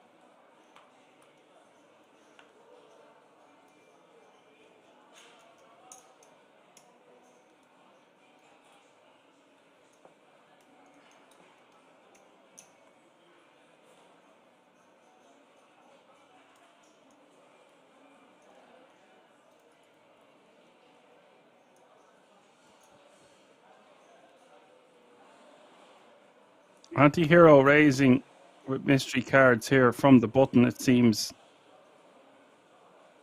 Nico in the small blind. Looks like he wants to put the pressure on yet again.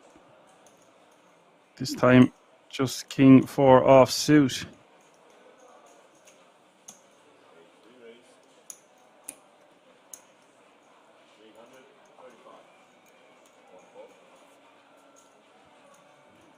And a 3-bet to 335.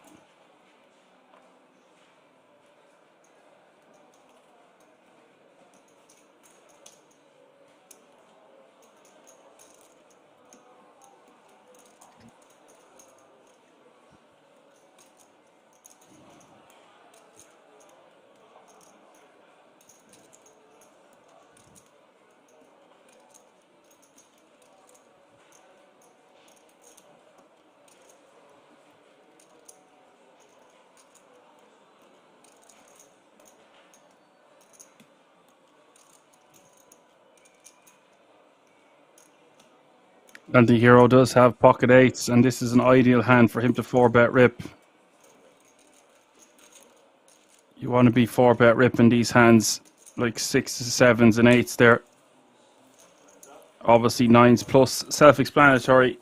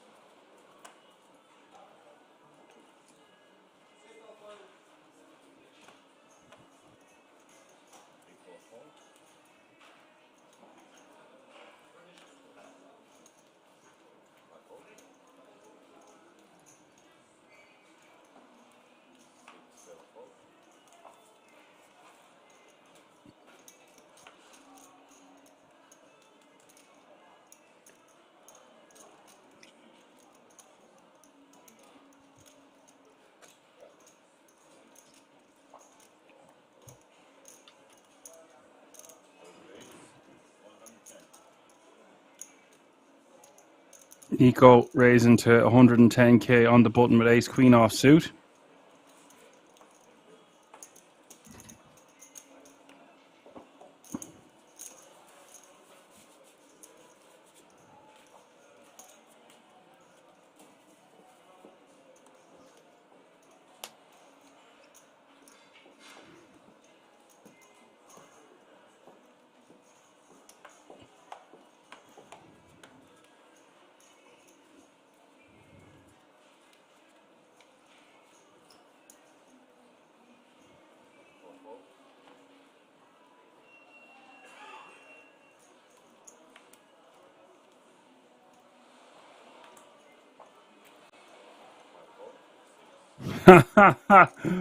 Apocalypse giving out to Johan about putting in capital letters in the chat. I love it. Go on.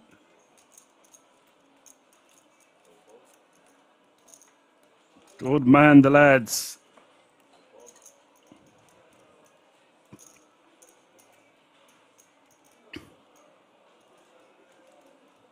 Cure in the big. DG in the small. King Jack of diamonds against 10-9 of hearts.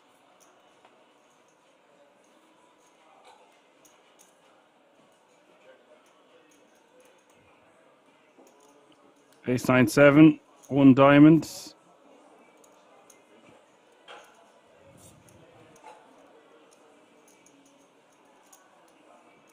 Flop gonna go check, check. Turn is the 6 of spades.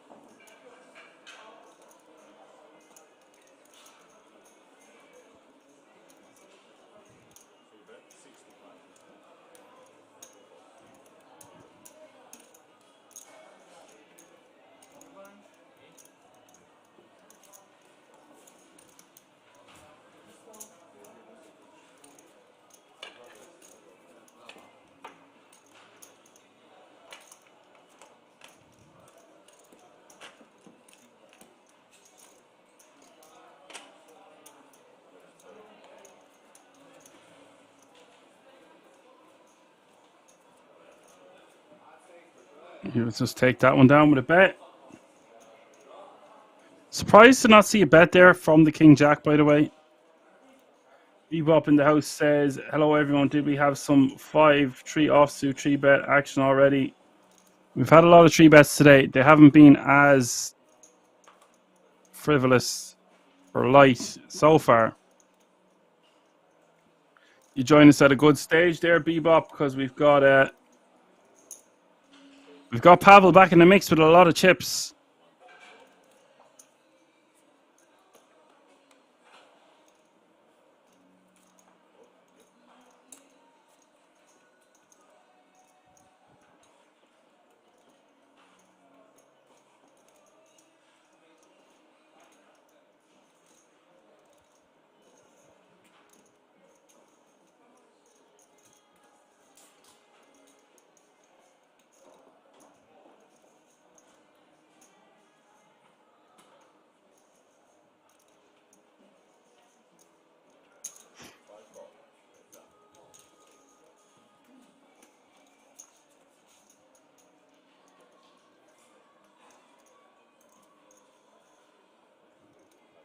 Mikutsu in the big here, ace-7 offsuit.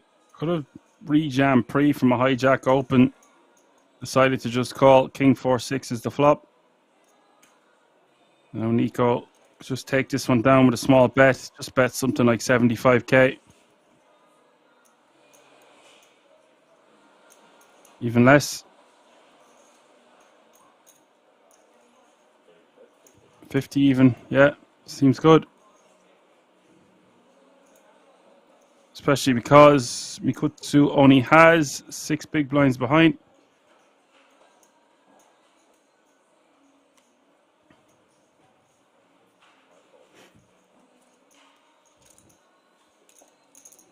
I think when we have sub 10 bigs and we're faced with a hijack open, we just want to rejam. Yes, we have a limited amount of fold equity, but our A7 rates to be the best hand the majority of the time, and there's a lot of money out there up for grabs.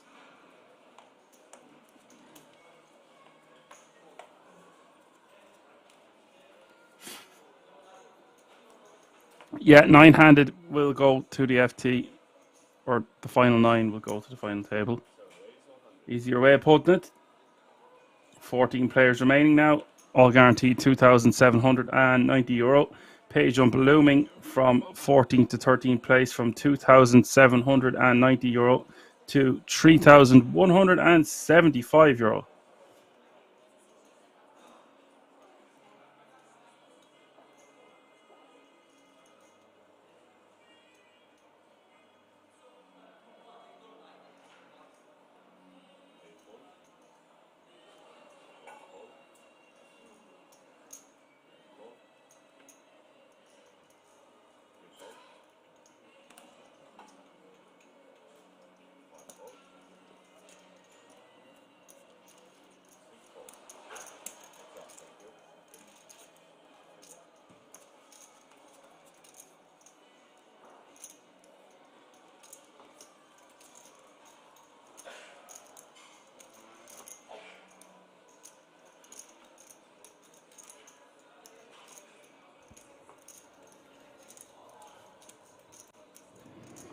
Ace-10 deuce is the flop in DG with ace deuce, anti-hero with the pocket 9s.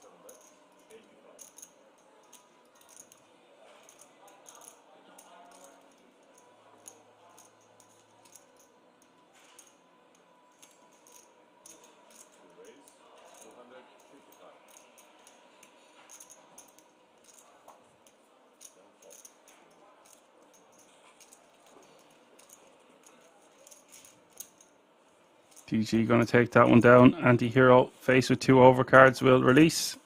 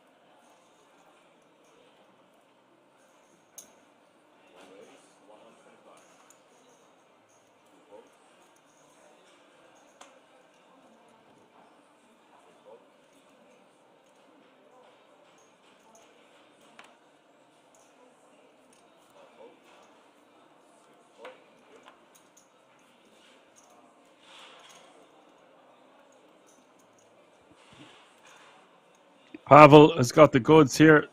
2 red aces.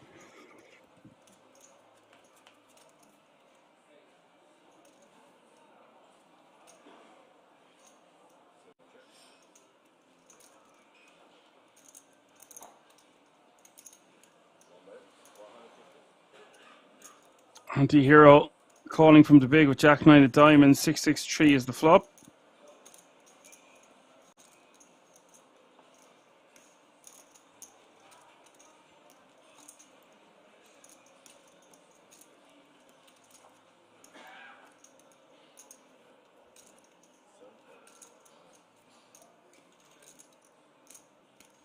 Pavel will take it down and show the goods. He loves showing hands, this fella. Aces, 5-3 suited, 5-3 offsuit, 4-deuce suited. What a man, what a player. Now showing the Nutterinos.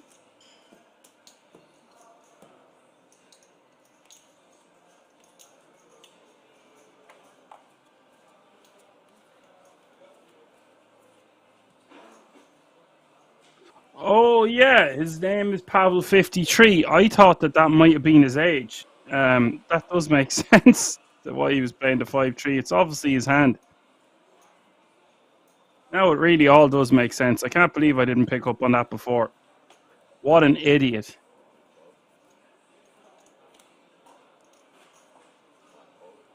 He's so stupid. Marrakesh, 16 bigs on the Bhutan. Just wants to min-raise, call this off all day.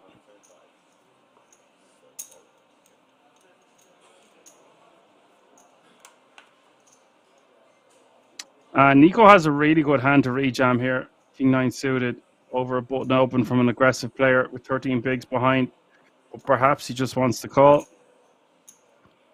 Considering we are only 5 eliminations away from the final table. But with the covering stack playing 1.6 million, I just put it all in here the majority of the time.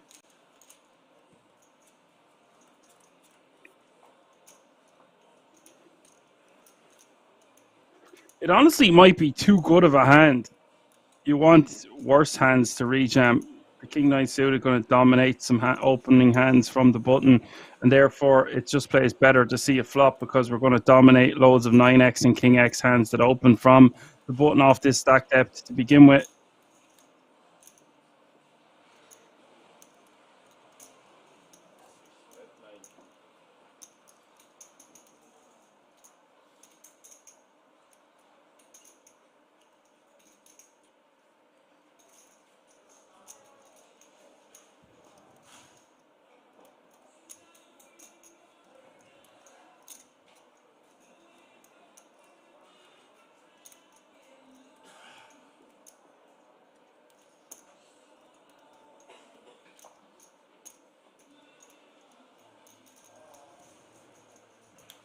Okay, is the bet from Marrakesh, and that'll do it.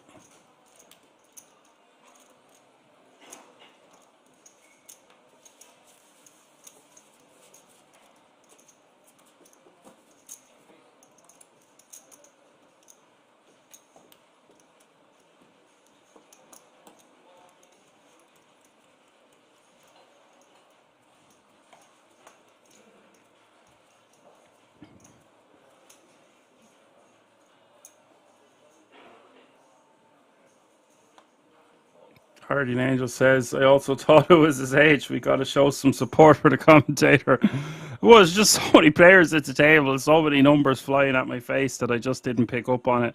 I did say last night that if he's done that 3 times at 5-3, it must be his hand. But then that was the time to pick up that his name is constantly in my face, that it says 5-3 after his name. So whatever about not picking up on that last night, but to not pick up on it again today, silly Billy.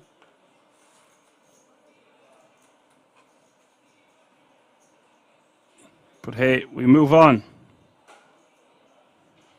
Cure staying active, 10-9 suited.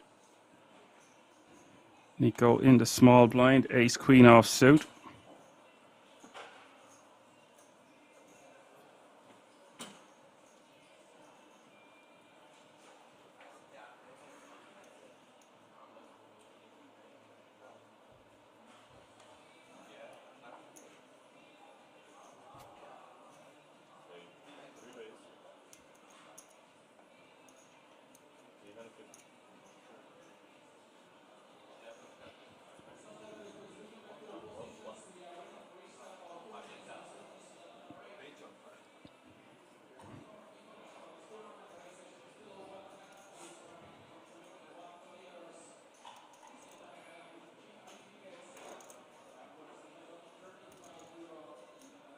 And Nico does 3 bet to 350.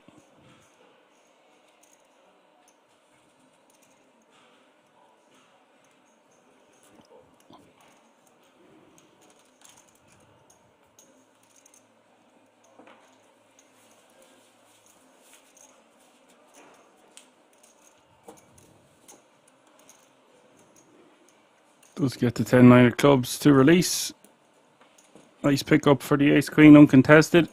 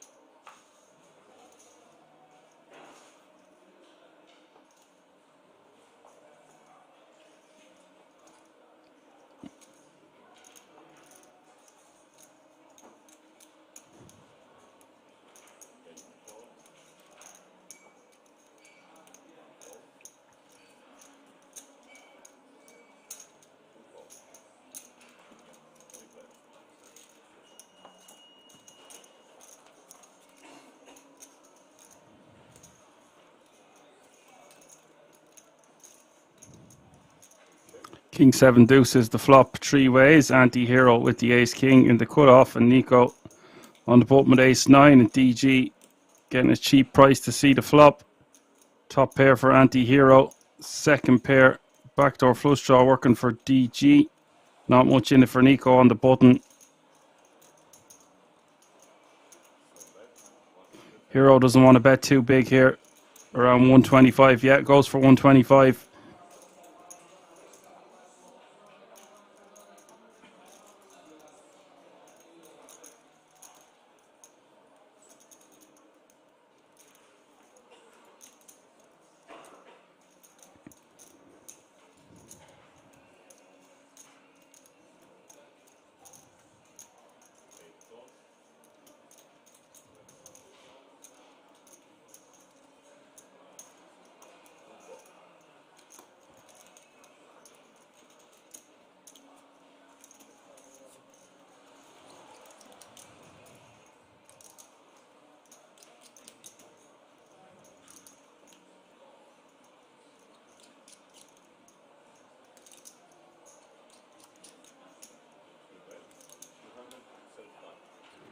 Turn is a juicy one. DG picking up a flush draw, and he's going to lead for 275.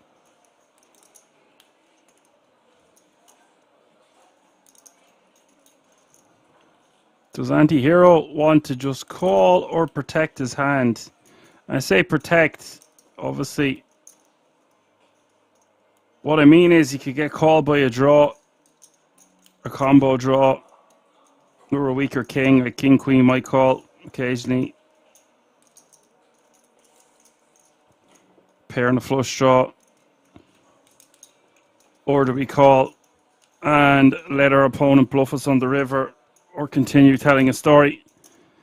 With this much money already in the pot, I think calling and shoving are both fine, but I would lean towards shoving. 275. You're going to have 600k behind, which is only 12 bigs. I think the pot is just big enough here that we could just shove comfortably and take it down. And if we get called, then so be it. It's going to be rare that we are behind. We have Nico to worry about behind on the button.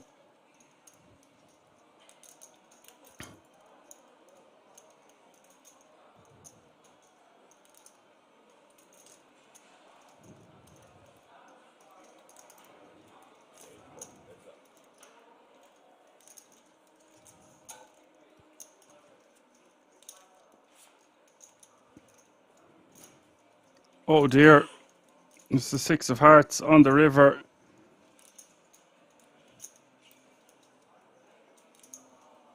No DG. Shoves pretty quickly.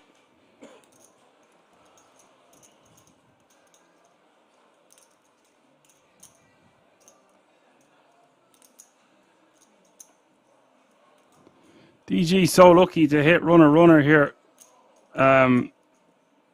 But in all honesty, I don't think anti-hero can beat much now. I'm trying to think of a hand that ace king, a one pair hand here beats. That's a bluff from DG. Maybe you can help me here in the chat. I just don't see it.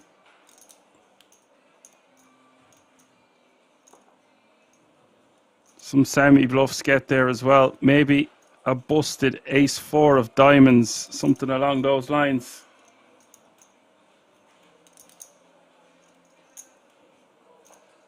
Ace-4 of diamonds, ace-5 of diamonds.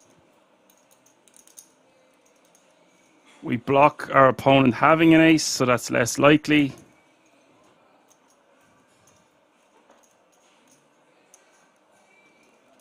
A hand like 4-5 of diamonds now got there.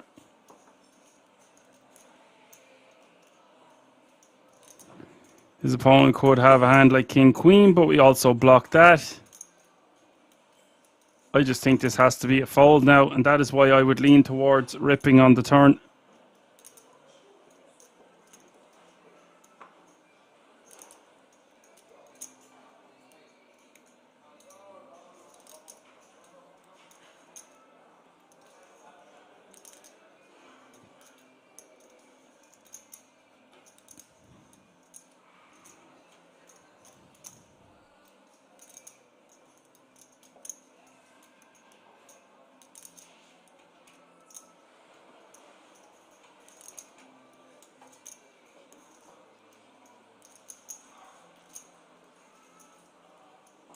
Agonizing decision here for Anti-Hero, considering there is already nearly 2 million in this pot and it's 616k to call. Getting over 3-1 on his money.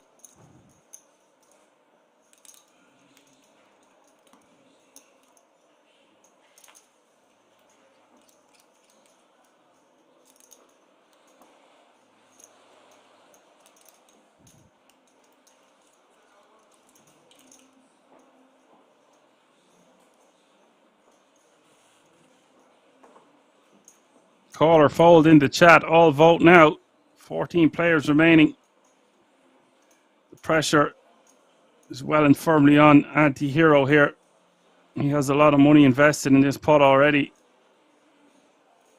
Doesn't need to be good too often to make this a profitable call. The problem is I just don't think he can beat much, bar a busted diamond draw the way this is played out.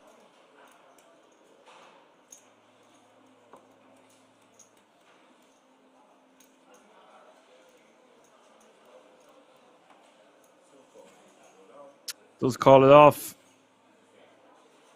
He will be sad to see that. Usually looking pretty comfortable in that scenario. Anti-Hero might regret that call later, but let's be clear, he did have top pair, top kicker.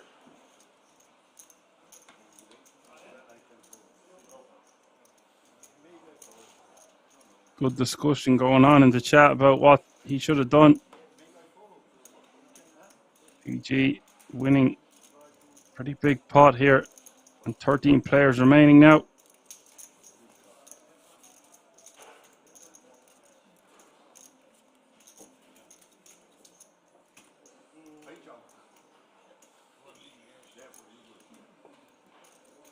€3,175 is the current payout, 4 eliminations away from the final table.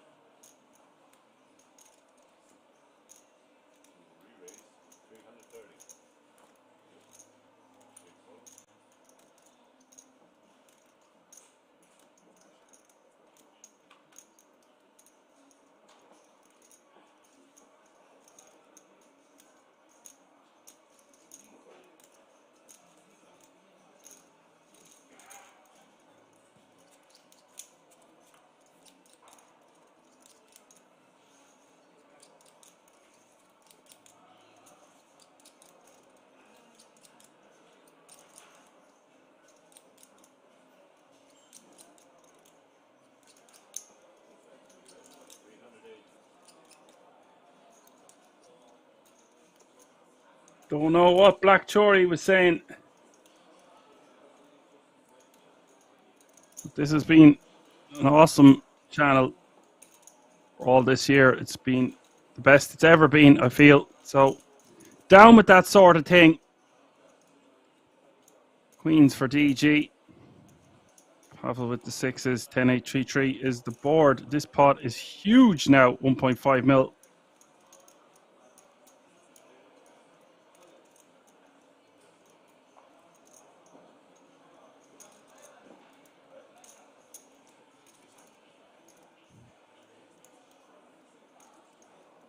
DG going to bet 600k now. Pavel going to be forced to let it go. This dude is running hot.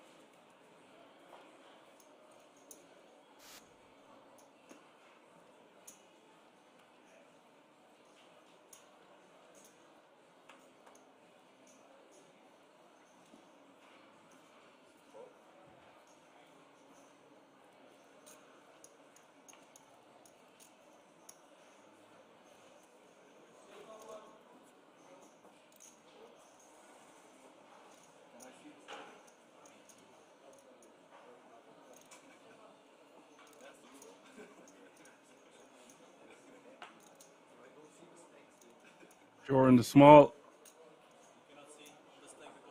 25k to call. Blinds have just gone up. We've had one more elimination. 25, 50, 50. Are the blinds. That's 25k small. 50k big with a 50k running big blind ante.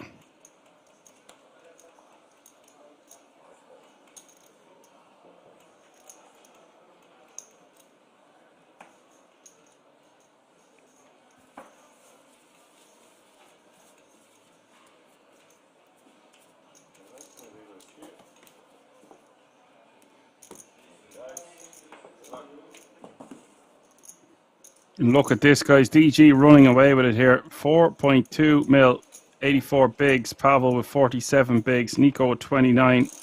Cure with 26. Mikhail Relakesh with 20. And Mikutsu with 4. That's how it's looking at this feature. With 12 players remaining. 2 tables of 6. 3 eliminations away from the FT. And all players currently guaranteed a minimum of €3,175 with a pay jump looming to €3,650.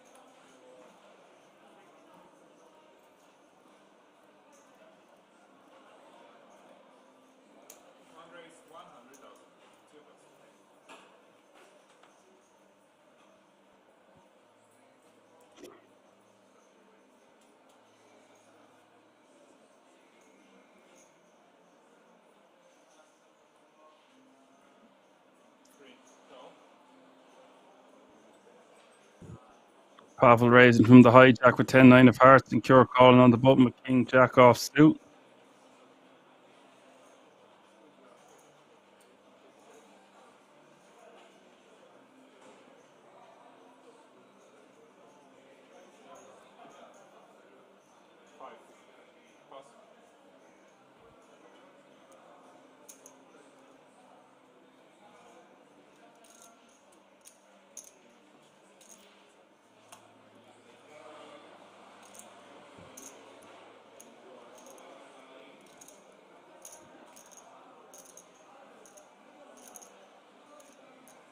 Marrakesh, in for a penny, in for a pound, and will commit to 50k with 8-6 offsuit, 3-way action to the flop, 375 in the middle. 10-10-4, trips for Pavel, not much for the other two. Although that shouldn't deter Cure from c-betting.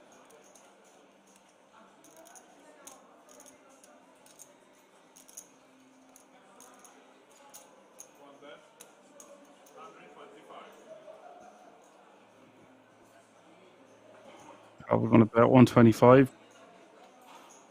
I was going to say, is Cure just going to c-bet if Pavel decided to check it, but that's not the way it went down. Cure is going to call for that small sizing. Marrakesh out of the way. We're off to see a turn, and it's the ace of hearts. Giving Pavel a flush draw, giving Cure a straight draw, although not the greatest straight draws. There are two hearts out there on a paired board.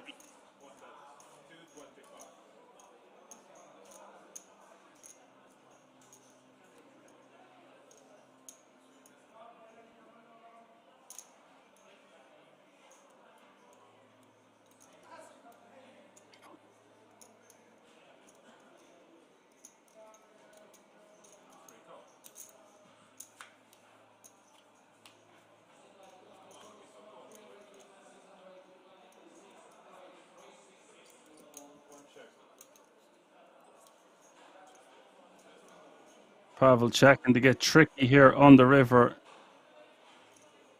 After the turn goes check, check. Is Cure going to bite? Has to know he can't win often here with just king high.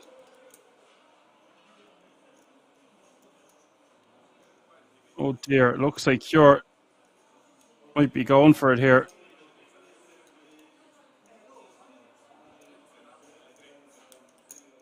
Very methodical with his thought process.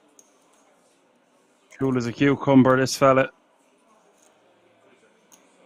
We'll just check it back. I was going to say he might try to get his opponent to fold a 4 or 5s or 6s or 7s or 8s or 9s, but it's not the right kind of a guy to get to fold. Pavel has a lot of chips as well. So I think that's just a great check back there. Although it might seem standard, some people will just turn their hand into a bluff on the river.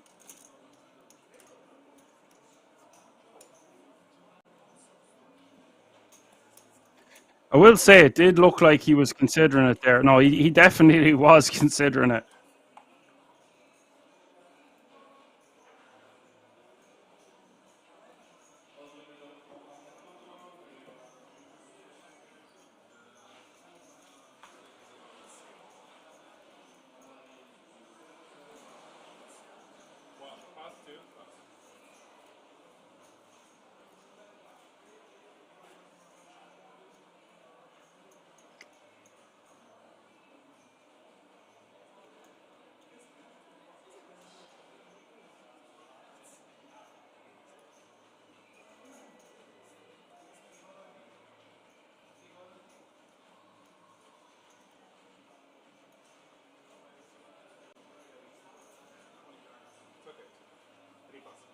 Cure not even going to risk opening Queen 10 there. Just too hard of a lineup behind him. And Mikutsu just with 3.5 bigs. Time to get jiggy with it. All in.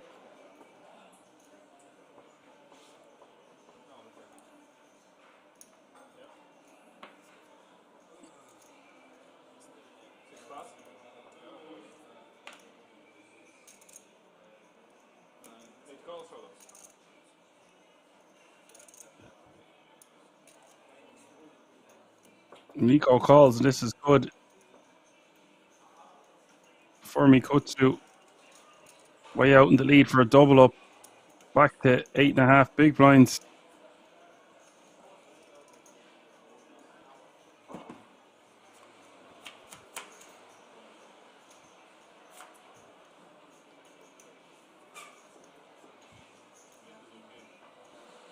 Ace Queen 7 is the flop to spades. Turn is the Queen of Diamonds.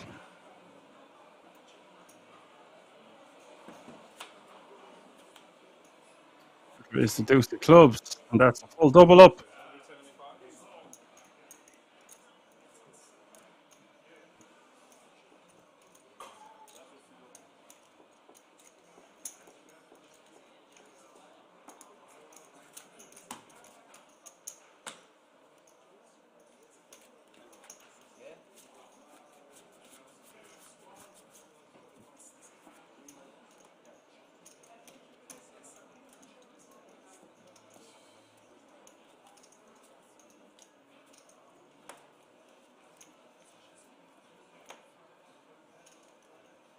All the time is in the house, says hello. I was 3 spots away from a ring last night, sadly 4th.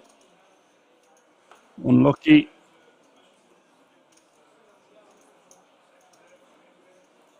Good run nonetheless.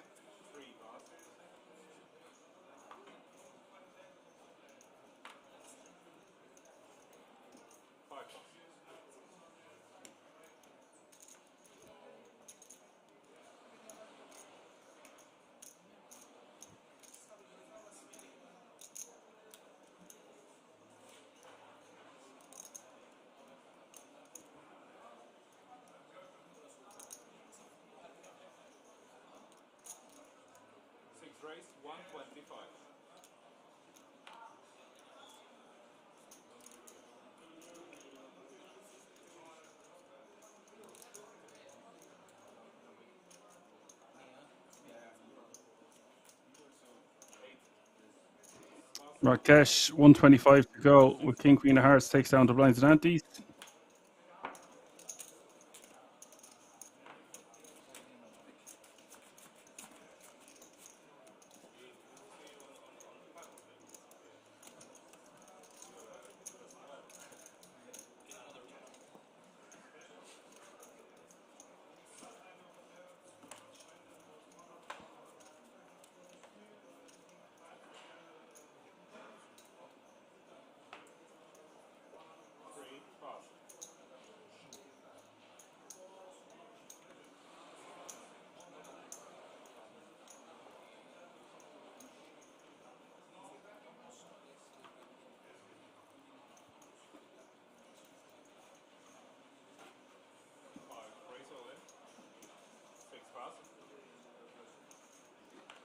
We cut to all in. Ace 10 of spades.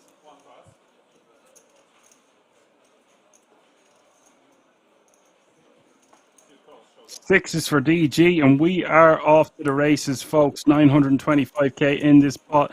We could do with an opportunity to get back into it. Be 2 double ups in a row. DG has been on fire.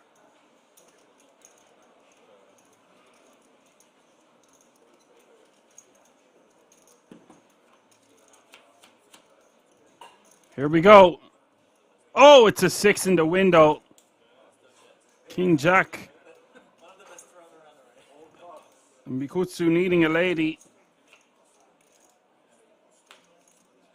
Turn is the 4 clubs. DG really destroying this field. 4 outs in the deck. That's not one of them. It's the 8 of spades. I really just didn't feel it coming there that time.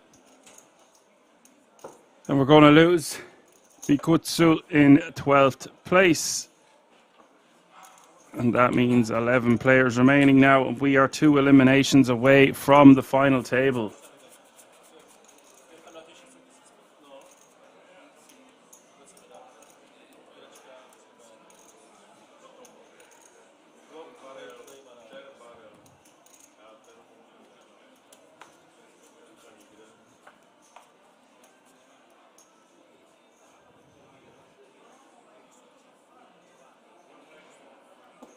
KM says, well, I jinxed him. Looks like you did. Pay jump to €3,650 has been reached. The average stack is now just over 2 million. And 11 players remaining. Rakesh raising to 125 from under the gun with ace jack off suit.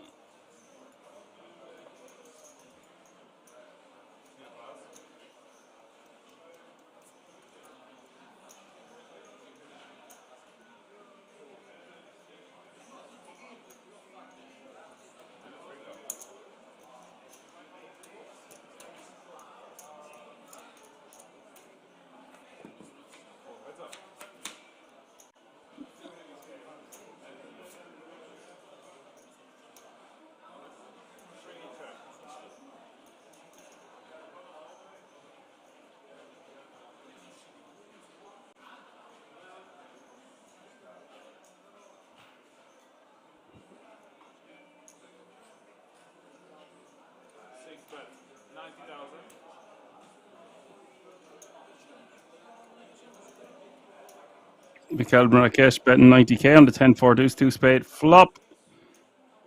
Cure could have elected to. Oh no, he couldn't. It's under the gun. My apologies. We are shorter handed now, and we have lost one more player. That means we are on the final table bubble. I was going to say, I thought that was a button open for some reason. Thought he was in the big blind. Against a button open, we could elect to rejam with those ace 6, ace 7, and ace 8 offsuits from the big, but ICM, it's not great. But they're nearly better combos to rejam than call and see a flop with. And remember, under the gun is the late position now. So KM would say, I don't think this is a defend. Yeah, well, that's your third option, right? If you don't want to defend, I'll probably just let it go.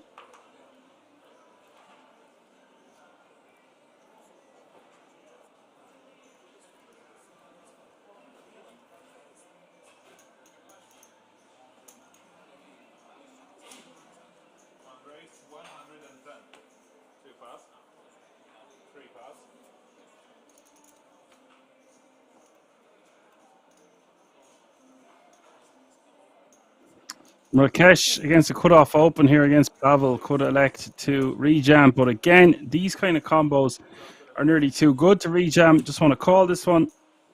Does call. We'll see a flop. Biz, King 10-4.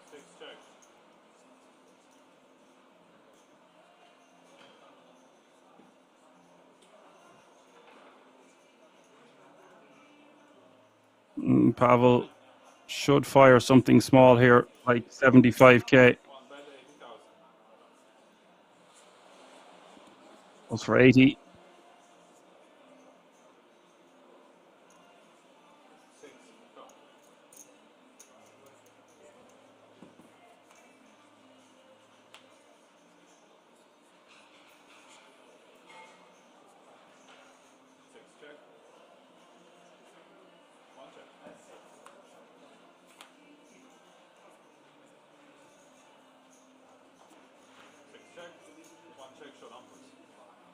And Marrakesh will be happy to just get the showdown here with the ace of diamonds popping off on the river.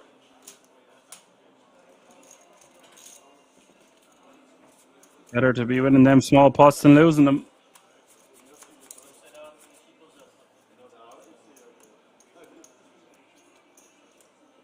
And KM says plays horrible out of position against an undergun open from sub 20 big blinds and a very capable player in Marrakesh. Just roll to move on. Yeah, it's kind of what I do with various aspects of my life.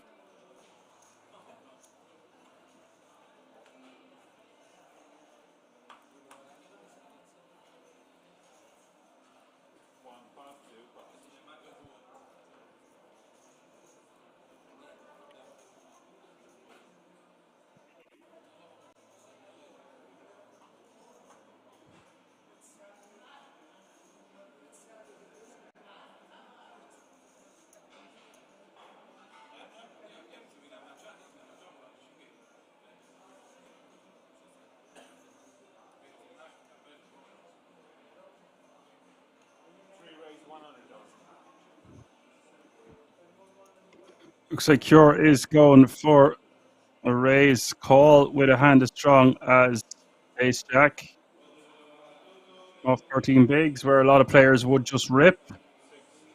Marrakesh is going to shove from the small, and I am sure Cure is going to be calling this one.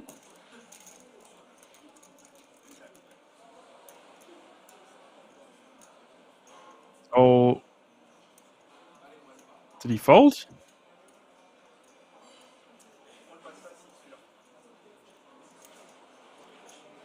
It looks like he's folded. And I think this is a mistake. Well, he's called. He has called. I was like, why is he messing with his chips? They should be over the line. But anyway, it is all in and call. I was sure that was incorrect. Ace, 10, deuce, 2 hearts. Turn is the queen of clubs.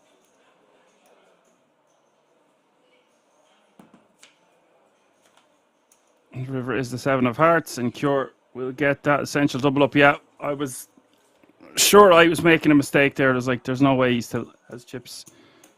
Riffling, it looked like, and if he was going to fold, he wouldn't fold that quick. And a man of his caliber, it did not come to this tournament to raise fold. Sub 15 bigs on the button with ace jack off suit. If he was going to do that, he would just straight up rip.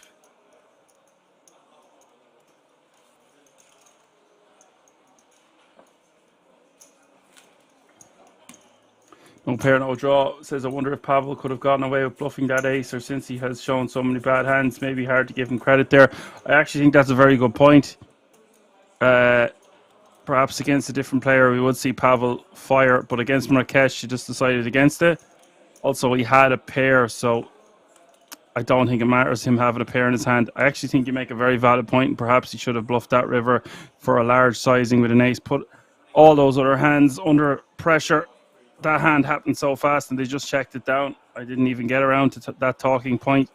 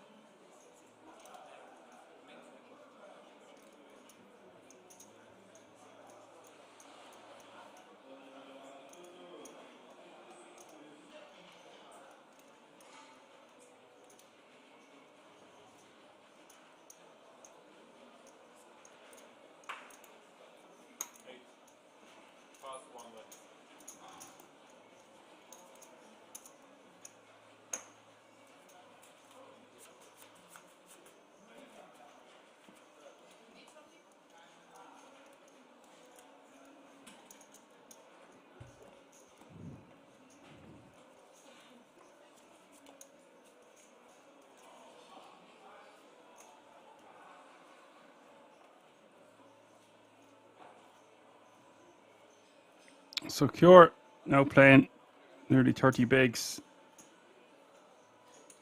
He'd probably be disgusted with me now, or anyone listening to the stream that knows him, to think that I would have thought he was raised folding with ace jack there. It was just because he seemed to have brought his chips backwards, not forwards. Perhaps they just stayed in the same spot as they always were.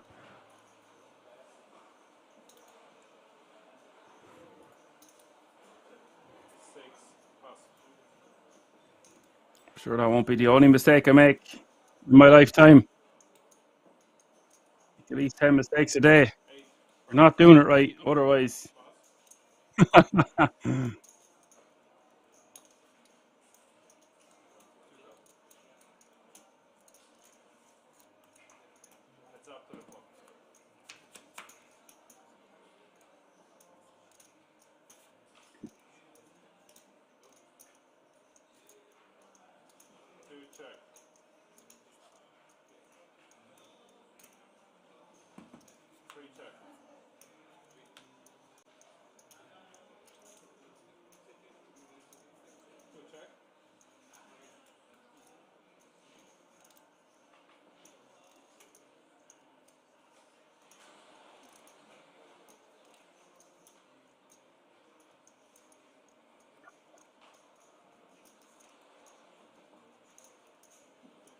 Johan says, dinner break and bridge this evening. I missed another nice final table. Everyone enjoyed the stream with Action Man Dan.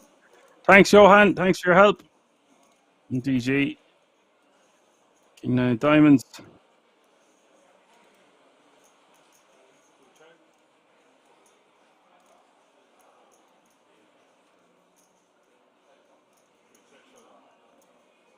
Sure, checks back. Be happy to take that one down.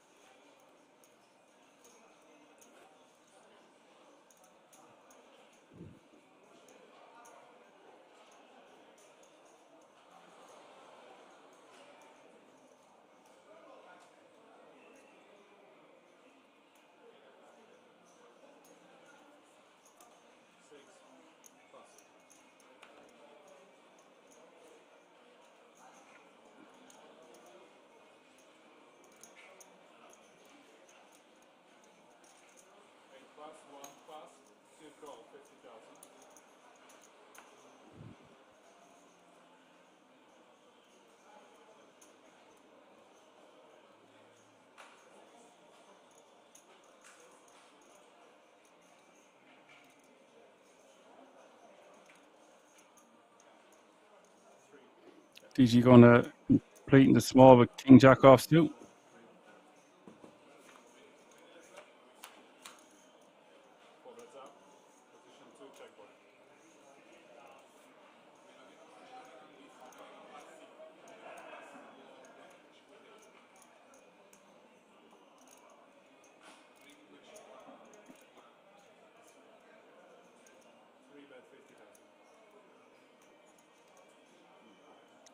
A6-4, 2 spades.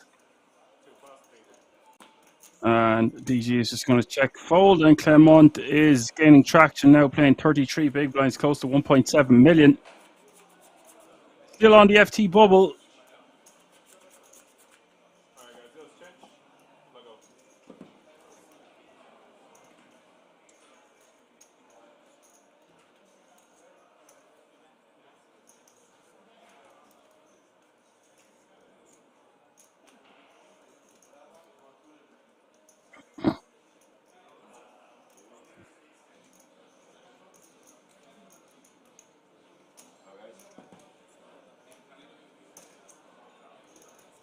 We are playing five-handed here. Five-handed on both tables, of course.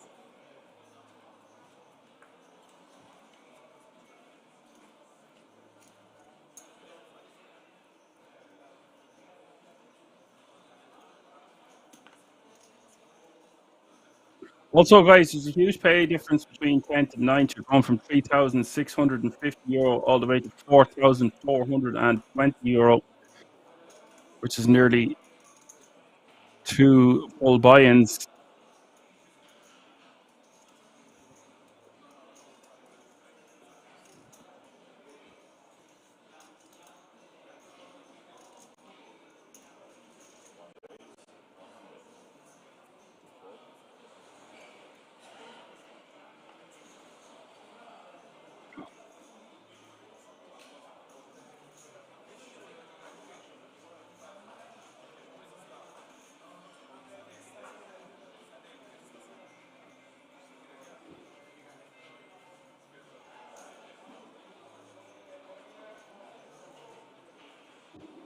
Cure faced with the open once again from Pavel. Zeki is just going to call. I think this is best, but do bring Marrakesh into the mix. King 7 of hearts. He's got to flick it in here, getting 6-1.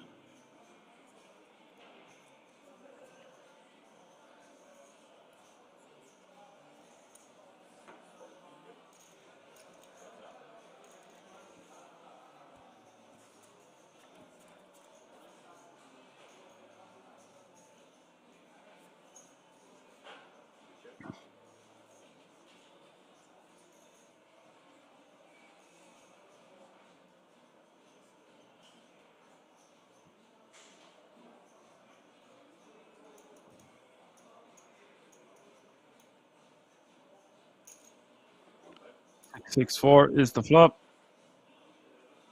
That's 100k, 125. And Cure wants to be calling.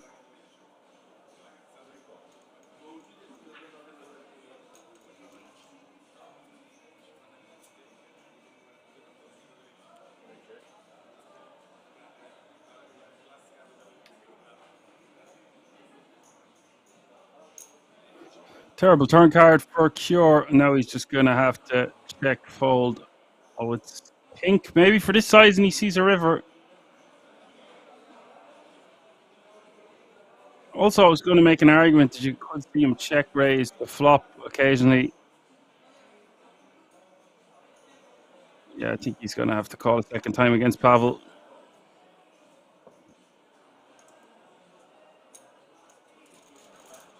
$1 million in this pot, guys, now as we hit the river. River is a 4. Double pair board now. Cure checks. Unlikely Cure has a 4 in his hand, and okay. I actually think he could have tried to extract some additional value there. Maybe the pot was big enough for Pavel to just wave white flag there, knowing he's going to be winning the majority of the time, not wanting to get check raised by a 6 or a 4. God forbid, a bluff.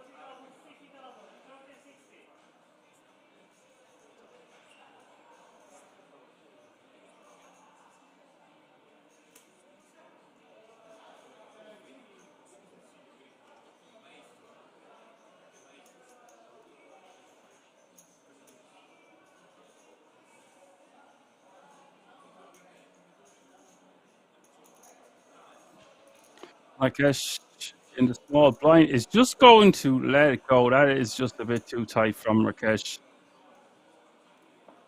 I feel like he could shove that one. I feel like he could complete in the small blind. Just folding seems a bit too tight in my opinion.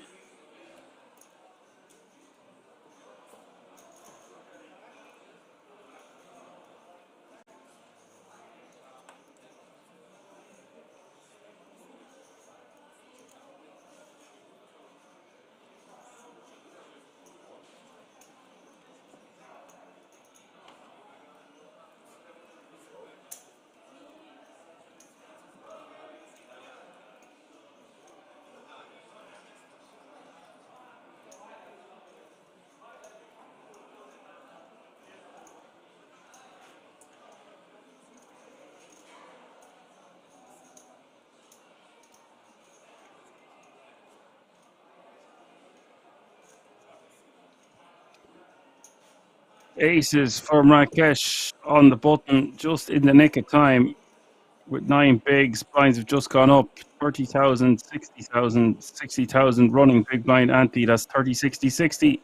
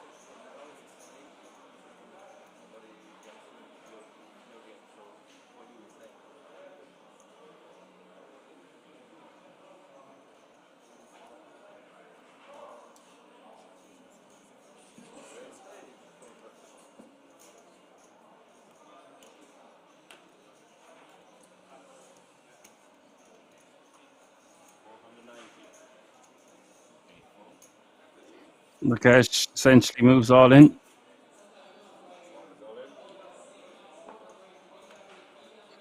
Pavel has a monster here in the big blind with ace-9 facing a button shove, and this is going to be a big swing here for Pavel. This is going to give Rakesh nearly 20 big blinds.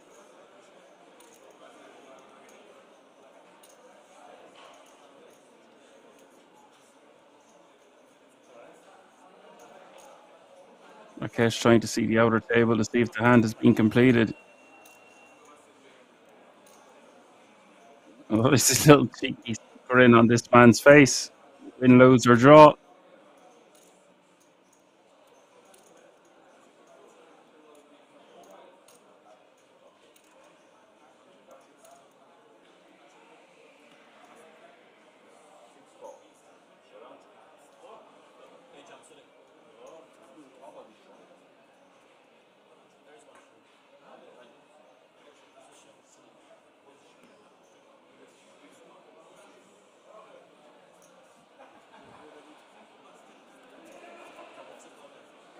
Is all in and call aces against ace 9. It is jack 8-3.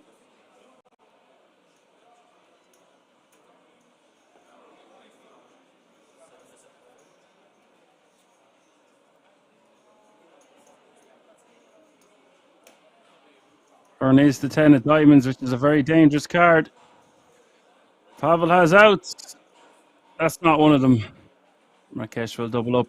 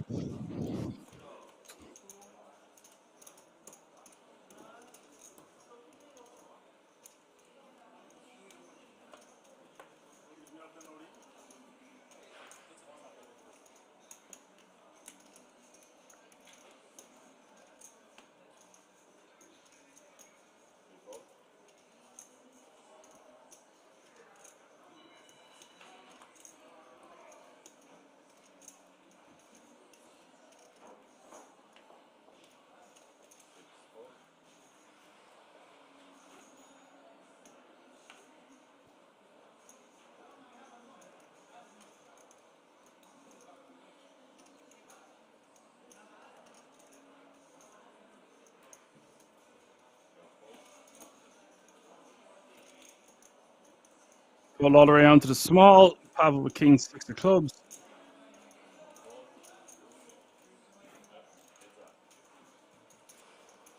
DG going to check his option here with 7-6 offsuit.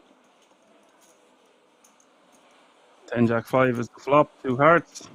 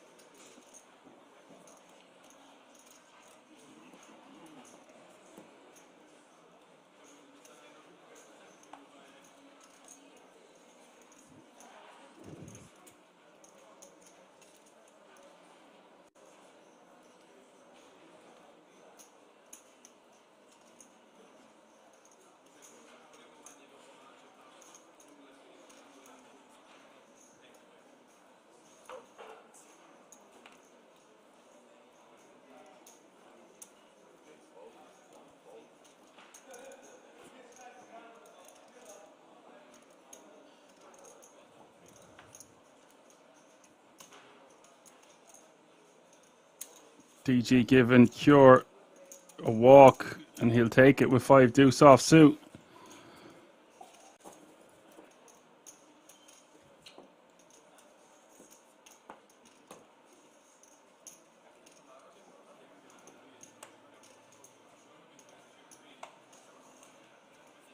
It was never easy in that hand with aces, even against ace 9 offsuit.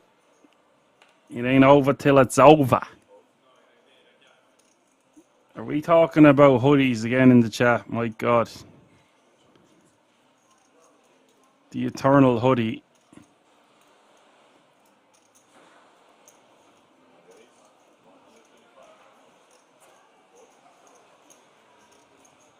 Pavel, 125 to go on the cut-off, ace jack off suit.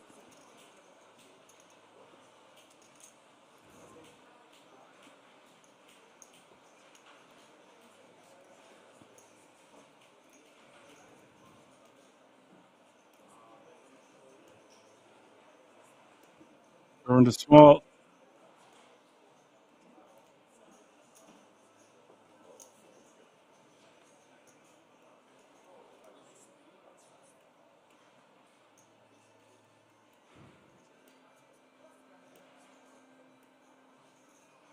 We've got action here. Rakesh in the big blind. Pocket nines. Just going to be re-jamming this one. And guys, remember, we are playing 5-hand on both tables. This is a monster for both players.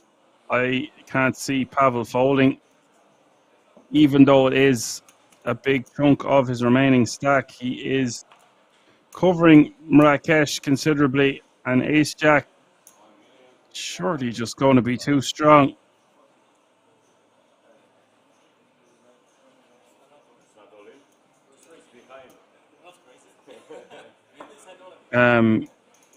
Looks like Pavel decided to fold. It's a pretty big tight fold there from Pavel. Ace-jack going to be dominating a lot of the rejamming hands that Marrakesh can have. We're flipping against all the underpairs.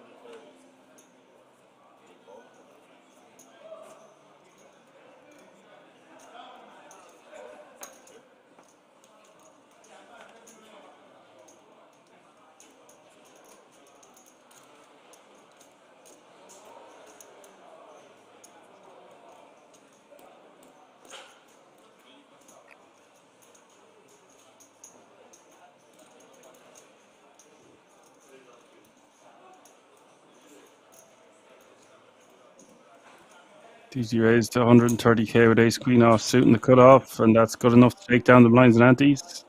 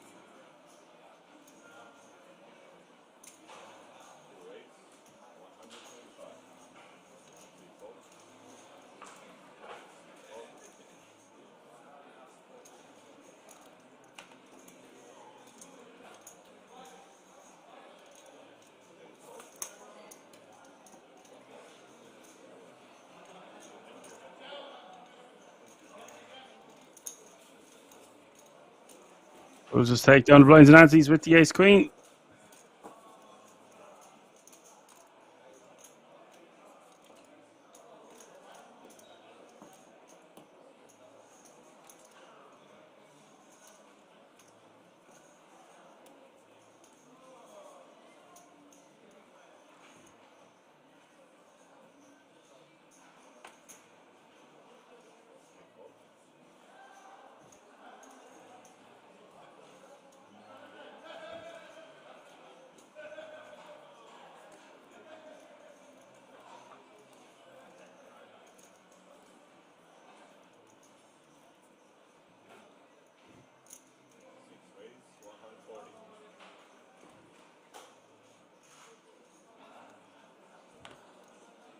Marrakesh raises from the cutoff of pocket threes to 140k.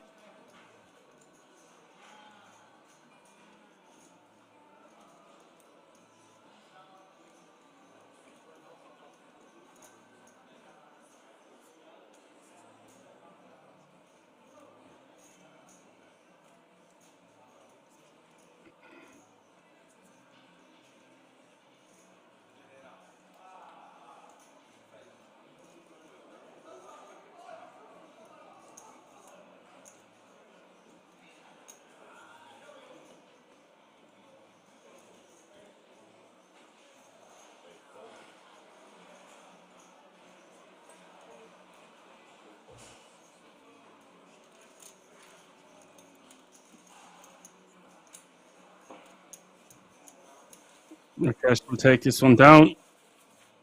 Pocket threes. You're going to see a lot of raising takes here. No one wanting to bust before this final table.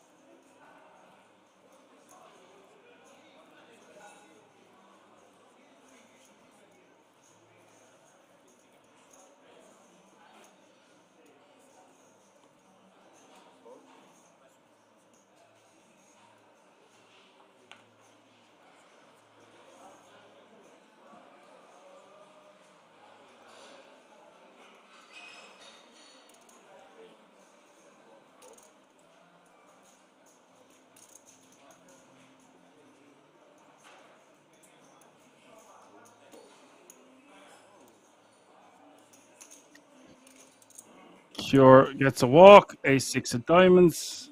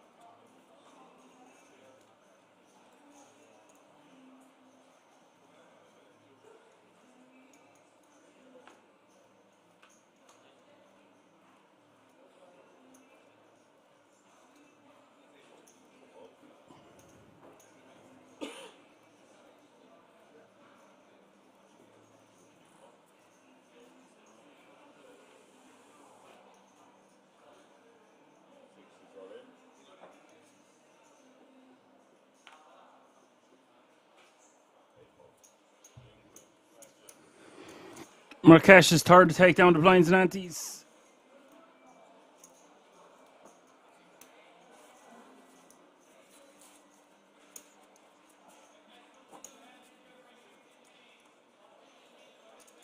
No pair, no draw says, feel like they haven't seen a lot of the middle pocket pairs today. Seen a lot of 3s to 6s, some queens and aces. Hey, we're only getting to the final table. Everything is going to take place then.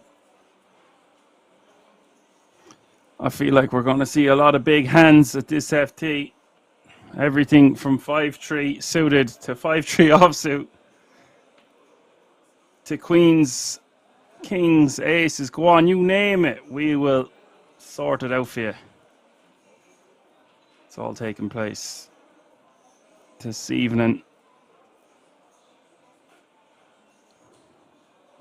10-7 suited for Marrakesh.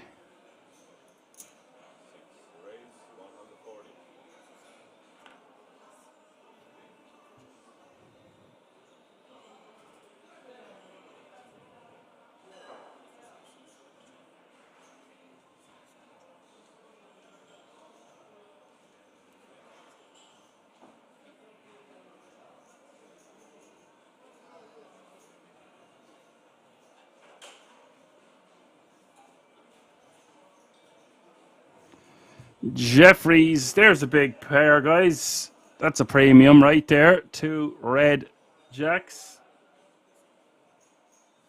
No, I'm not saying the catchphrase today yet, KM. I'm going to save that until the opportune moment. I only say it once a day these days. Once on a Sunday, once on a Monday. Unless something spectacular, something that jumps me out of my seat occurs.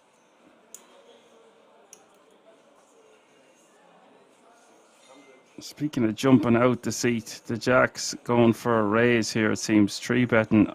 Oh, and Pavel with pocket 9s.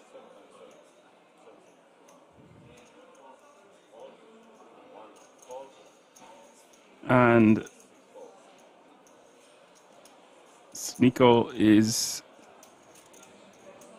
going to have to gamble with the 9s, even though it is a considerable portion of his stack. It's still sub 15 bigs. We're playing 5-handed. 9's going to be very strong.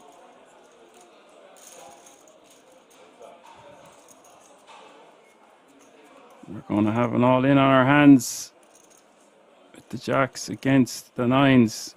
Well, 35k left in Nico's stack. Pretty solid flop for the Jeffreys. Pavel going to need a 9. There's only one left in the deck. Jack of diamonds giving Nico the flush draw. So the 9 of diamonds is no good.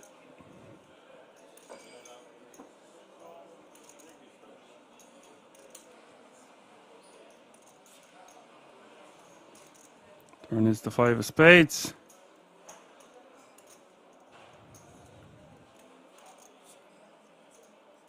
River is the deuce of spades.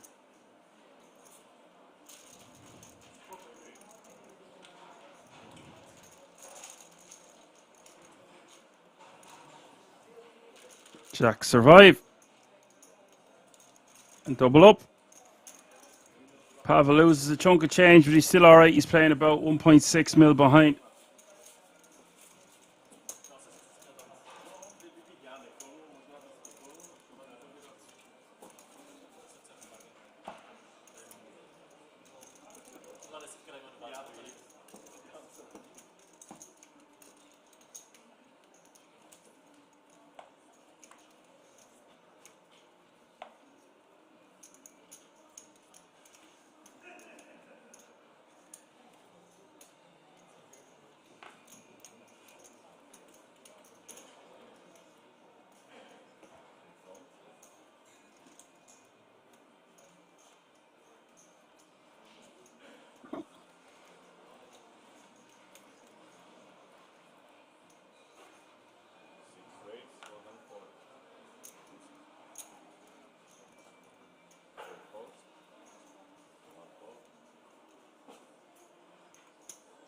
Marquez with the 5s to the cutoff.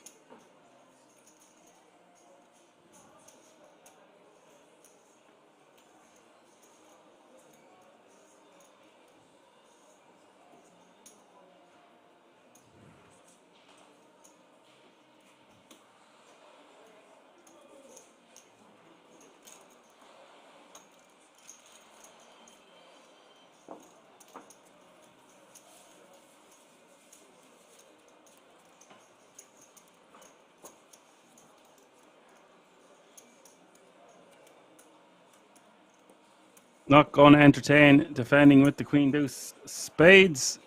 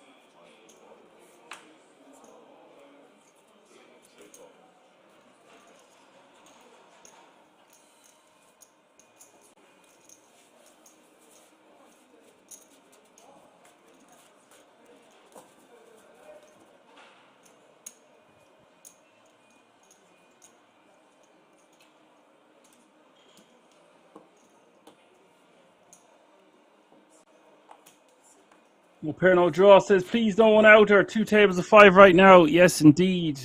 One more elimination to go before we reach the FT.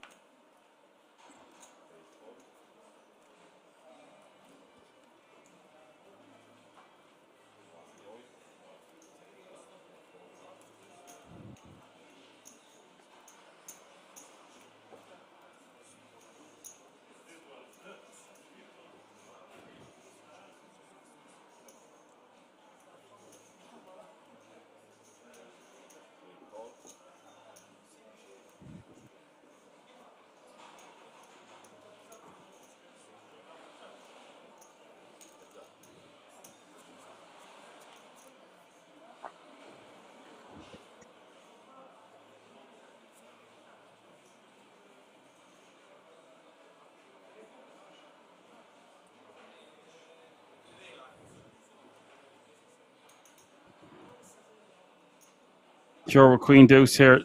Ace 9 7 2 diamonds is the flop. He's going to bet one big, hoping to take it down right here, right now. Rakesh is going to entertain him with bottom pair, and we're off to see a turn. And there's the 3 of spades.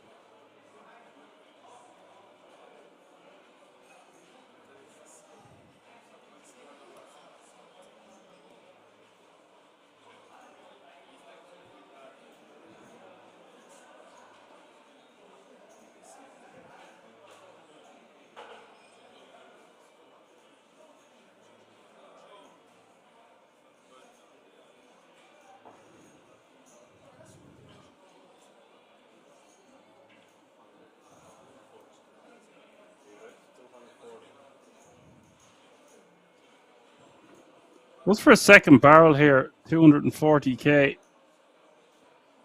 I guess this is just to get a 7 to fold. I actually wasn't expecting to see Cure bet here twice.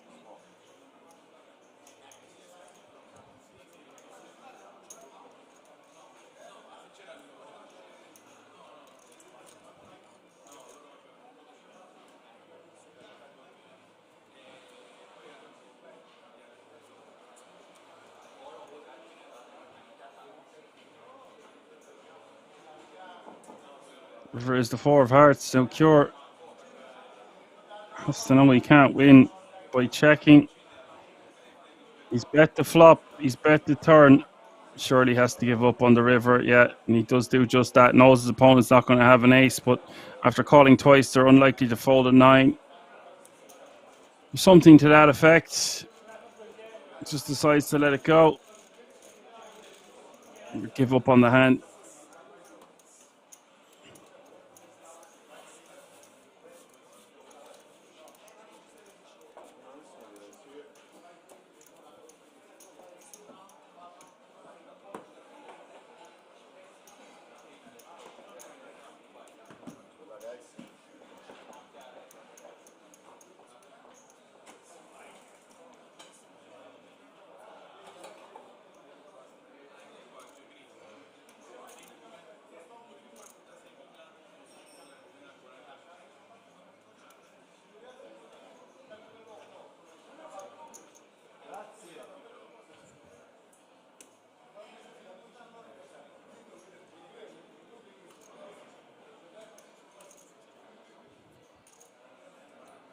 $71 bigs for DG. Nico with 32. Mikhail and Rakesh now with 30. Pavel with 26. And Clement Cure with 15.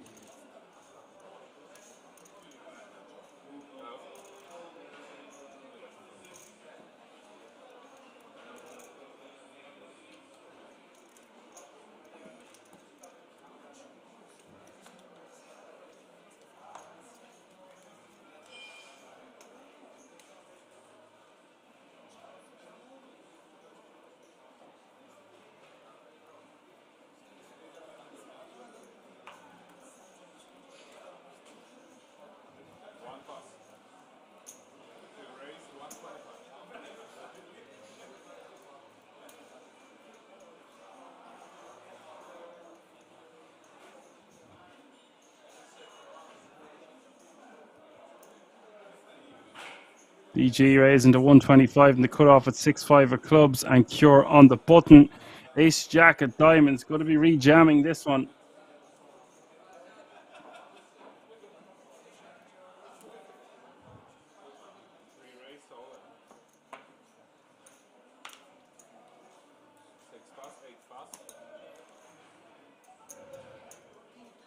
Does move all in.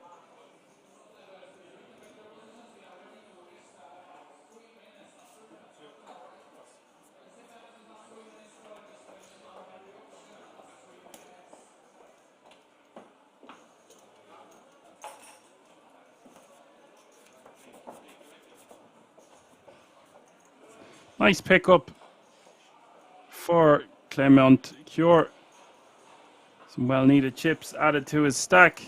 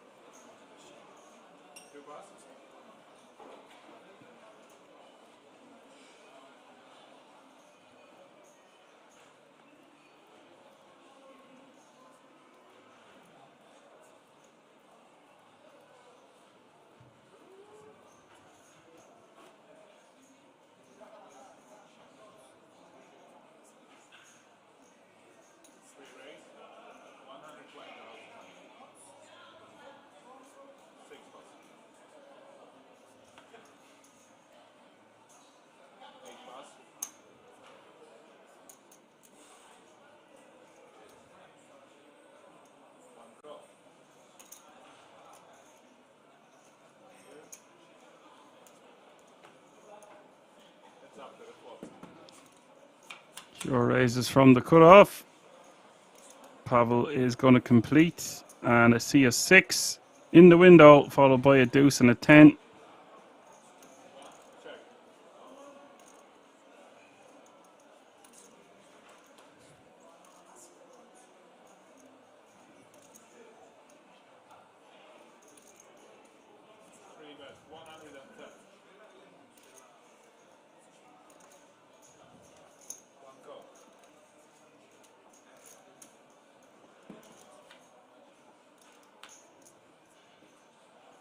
Wow, what a turn card it is. Betting a call, turns the 9 of diamonds. It's going to be very tough for Pavel to continue in this hand now.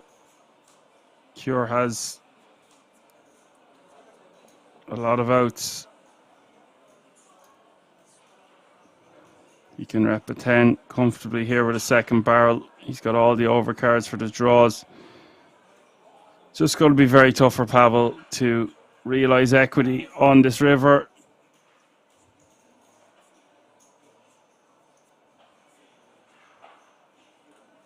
Realise equity by calling to see the river. That's what I meant to say. And guys, you can see in the top right hand corner of your screen, this is going to be the last hand before the break. 9 players remaining now. Average stack is 2.5 million. We're going to be going on a nice break before the FT commences. Well, Cure just wants to bet an amount that sets up a perceived river jam. Or just, I was going to say about 350. But he's betting over half his stack. And I actually like this sizing because he's betting almost pot. Right? He's actually overbet the pot.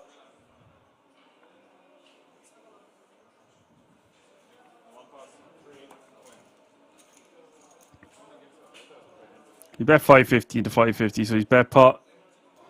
Just to show that he's committed and has to call the rest. I actually think that's an awesome bet he made. Right, folks, we are going on a break for a half an hour. One of the longer breaks we've seen. I'm going down to finish the rest of my dinner. I hope you all get refreshed for what's set to be an action-packed final table. Don't go anywhere. We'll be right back.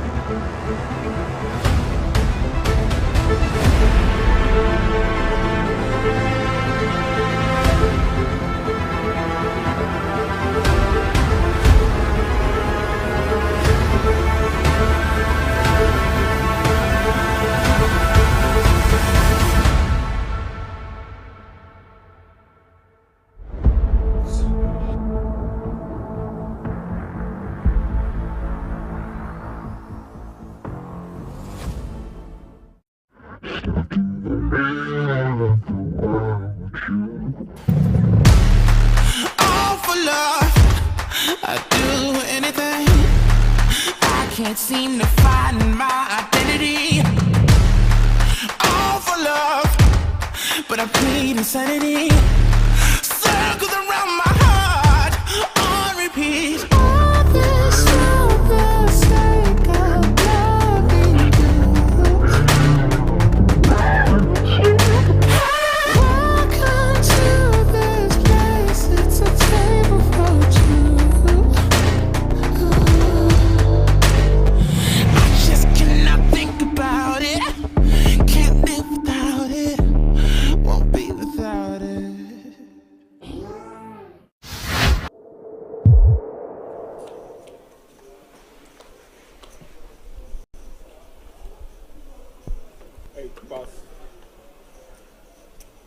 Bogdanov's watching this going, how come Martinson can't have all the fun? I'm the chip leader here. Yeah, but he still has 6 million. It's okay. Martinson, once again, 2 10s. He's got the firepower to fight. His arms must be getting tired, Randy. I don't think he minds it. We might have to relay the felt. 100. Excuse me, can I touch my top phone? Again? Looks like he'll be raising, taking this one. Yeah, Chateau with King 3 offsuit. Such a poor hand. No chance he's playing this.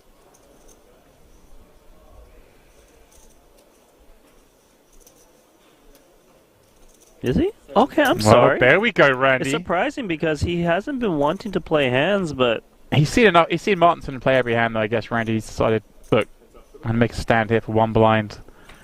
I've got a short stack back. he's had enough. Yeah. Didn't want to wait anymore. No flop. Martinson top set because he needed a hit hand. 7 check. Can Martinson find the check back, Randy?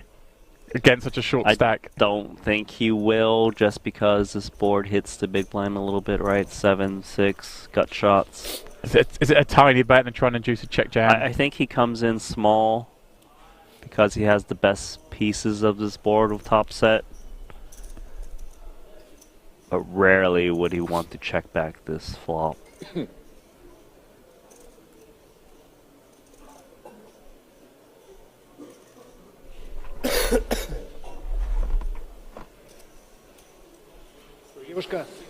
$65,000. The bet very small. And a switch. Oh my check. god! What is going on here?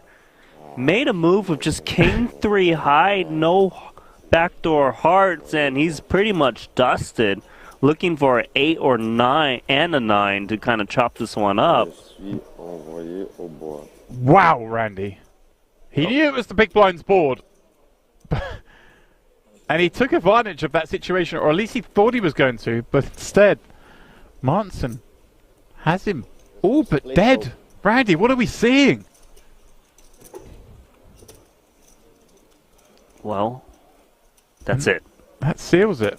Chateau out in 27th. I mean, I always give credit to someone giving it a go, Randy, but that was spicy.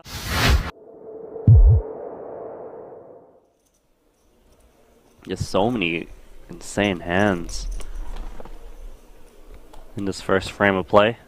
Yeah, we're not being spoiled for action, Randy. Why not? Rajanovski's got ace-jack. He's the man who's been at the heart of most of it. Love this guy. Love to see him get some chips going his way. Drop in 4 blues. Make that 100K. Yeah.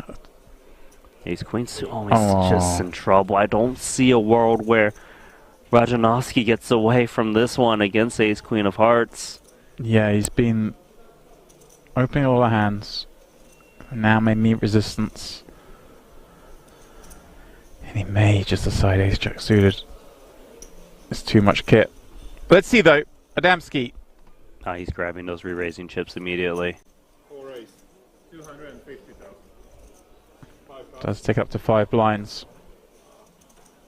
Which may give Rajanovski the appearance that he could potentially He might get a think, fold. oh, I can peel this maybe. And if he peels, which he does, there is a chance he can just get away when he misses. He's got no fear of playing these spots, Randy, with SBR of 1 or less than 1. He was given a good price pre, to be fair. Yeah. He's going to need to miss. Unless it's, of course, that jack or clubs. Well, club. Followed by 2. Here we go. Clubs. He's just announcing the stop and go, Randy. Stop and go for pot. Now, Adamski has to ponder this. Like, it's not ace-king, is it? Ace-king's jamming pre. So he's thinking, is it a hand like 7s or 5s that... He pretty much has the nut-no pair. He does have the backdoor hearts, which is helpful for added equity. If he's up against 2 clubs, he's doing okay, as you can see. Yes, the question is this opponent ever paired at this point? Hard to say. You know, Rajanovski is hard to put on a hand. Right, does it feel like against this player we just kind of have to shrug and Cool. I would think you'd have to shrug and call. You need to wait how often you're up against like a flush draw or a pair. Even against a pair, you're not doing too bad with Right. two overs If it's and backdoor hearts. If it's fives, we're actually in pretty good shape. Sevens, If you're nines, up tens. against, yes, counterfeit opportunities against smaller pairs. I think this is pretty much just slam dunk call. Yeah, he does make it. I'm with him. I'd be calling, and he's going to see it flipping. Of course, there is some chop equity. Let's see, can he find a chance to stay in this tournament for Rajanovski, who's been the most active player at this featured table? Yeah, we're not picking favourites in the booth. Nothing against Adamski, but I want Rajanovski to stick around, so maybe a chop's fair.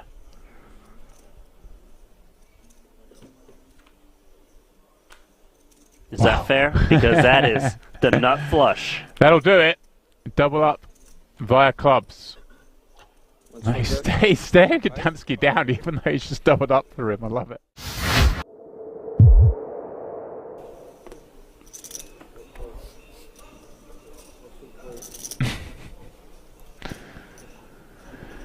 Ooh. Here we go. Blind on blind against the action man.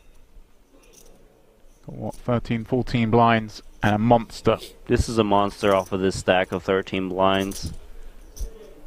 I guess we could raise it up. I like a raise, but not all in, you know, say make it like 3 blinds or so. You want to charge the big blind to see free flops. He's actually pretty unlucky from Tochi's point of view that no one's open before him, because this would be a lovely spot to get a jam in. Over and open, but as it is, he plays the hand he's dealt. Oh, and he's gone for the... There is a chance that Rajanovski says, well, I've got an ace, it's blind versus blind, let me just rip it in. He has gone all in. Trouble. Rajanovski's jam running into the 2 tens of Tochi. Of course, he is live with the over, as is often the case when you rip in an ace-x hand. One of those cards is going to be live, Randy. Button to blazer. Yeah. Glasses on or not for the all-ins, do we think? Well, we do think that the 10s are good on this board. 5, 6, 7.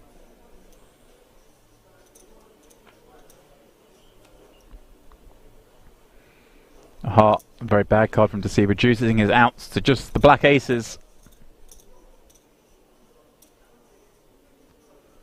Tochi with a chance to get up to 1.4 million. That's what he's going to do. Very improbable from the 350k we saw him have a very short while ago. Now has quadruple that amount.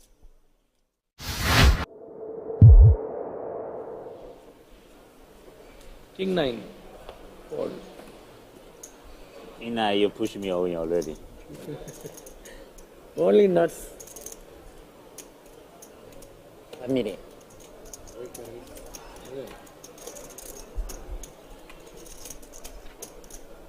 Joe back at it. This time with more chips, he leaves 600 back.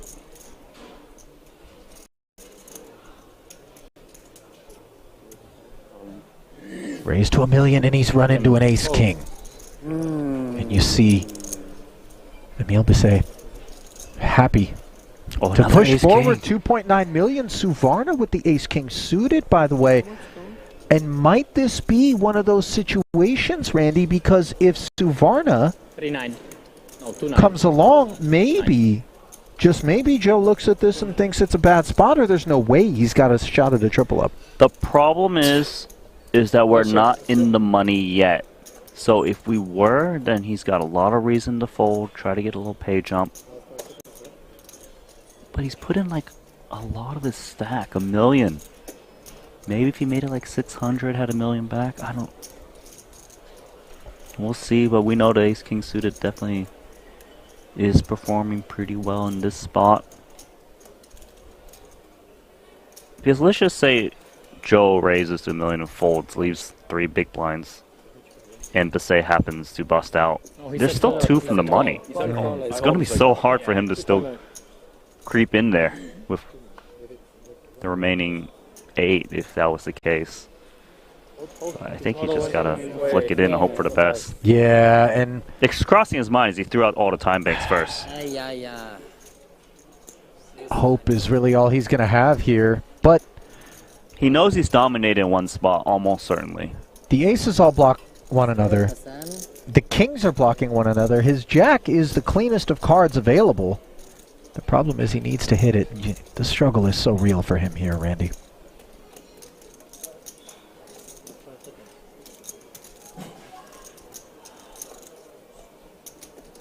Yeah, he wish he could have like a jack 10 right now, or like a pocket pair, something he knows that is not dominated. There's no chance that ace jack has ever just got 2 overcards against both these hands, or he's dominating one spot. Okay, gamble. Gamble, let's go. Down to 30%. Oh, 30%. Yes. Lucky. Yeah. Flush.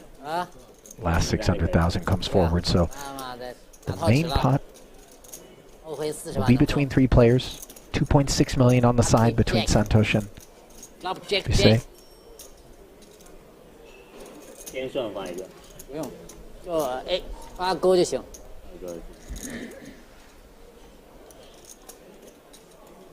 这把赢了，好起来了，510吧。 So 7.9 million in total available to Emil and Santosh. The flop, somehow the case ace finds its way to the board, but facts remain in terms of Joe's need for a jack. Backdoor spades for Suvarna. No pressure, but jack. No pressure. Oh, wait a minute. Now, Suvarna picks up the nut flush draw. And you can see the stress on Bisset's face here. As currently he's chopping the whole thing with Santosh, but a spade on the end would dash his hopes. A jack would keep Joe Chuen in there. What's it going to be? Wow. It is a spade! No.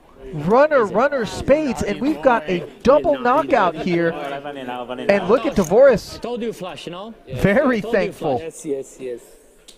Wow. Obviously, nothing for Emil Bisset to do. Ace king against ace king. Deeply unlucky.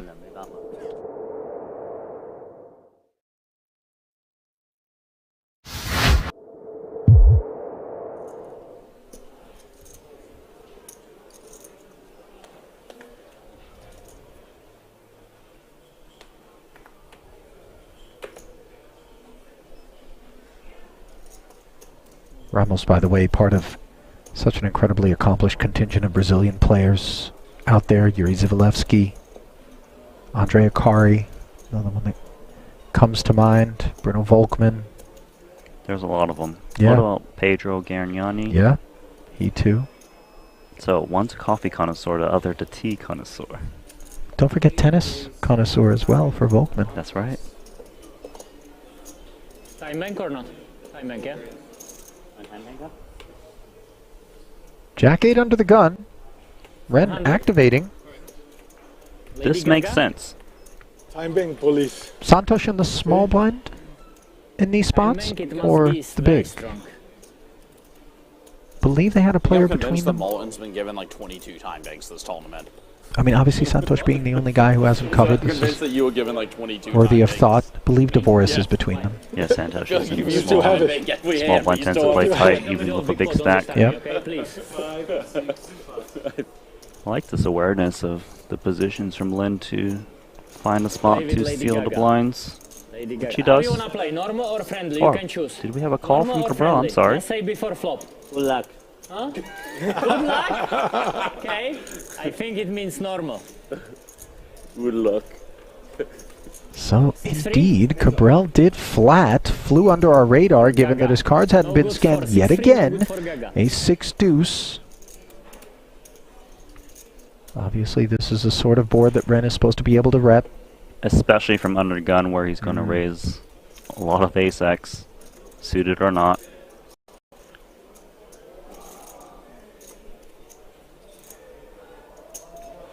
And this sprinkle here is designed to just kick out unpaired hands. Empty. What is this bet? You wanna bet? Bet like normal.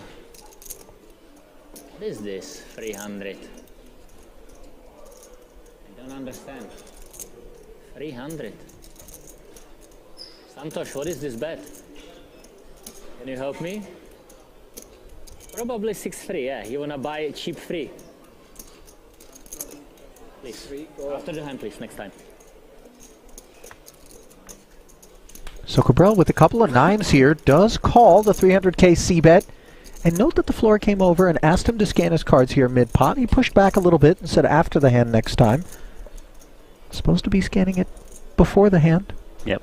I think he's saying, tell me after the hand rather than I'll do it after the hand. Of course, they've told him multiple times in between hands, and that hasn't worked. So I think now perhaps a little bit more of an aggressive position being taken by the staff. I hear you. Whoa, look at this. Red Lynch's got nothing. Cutting out chips. Trying to apply that bubble pressure. 900 into 1.9. Not a negligible size. And obviously Cabral just fresh off of a double. Doesn't want to say goodbye to these chips too quickly. This looks like an impossible call, but would be correct. It's a call that's begging for a river check. Exactly. But I'm thinking if Renlin bets his turn, he's going to fire a lot of rivers. This is an amazing call from Cabral. But one more street to be played. And that street places an overcard to the nines on the river, not one that rates to be of concern for Cabral. I think the 10 doesn't change too much for Renlin. He thinks that once he got called, he is up against an ace, but he could ask for it all, and it'll be hard to call if you don't have a nice kicker to go along. He should believe that normally a hand like nines and lower would be out on the turn, hence why he bet. And there is a jam from Ren. Max pressure being applied. Stone money bubble, snap fold there from Martin. Think about all the spots in which he's taken time. In that one, he knew exactly what he was going to do. I thought it would be worth, given the opportunity that's presenting itself and the fact that he called flop and turn, maybe just looking up at Ren, engaging him in conversation as he tends to do, and trying to see if he could get any sort of tell.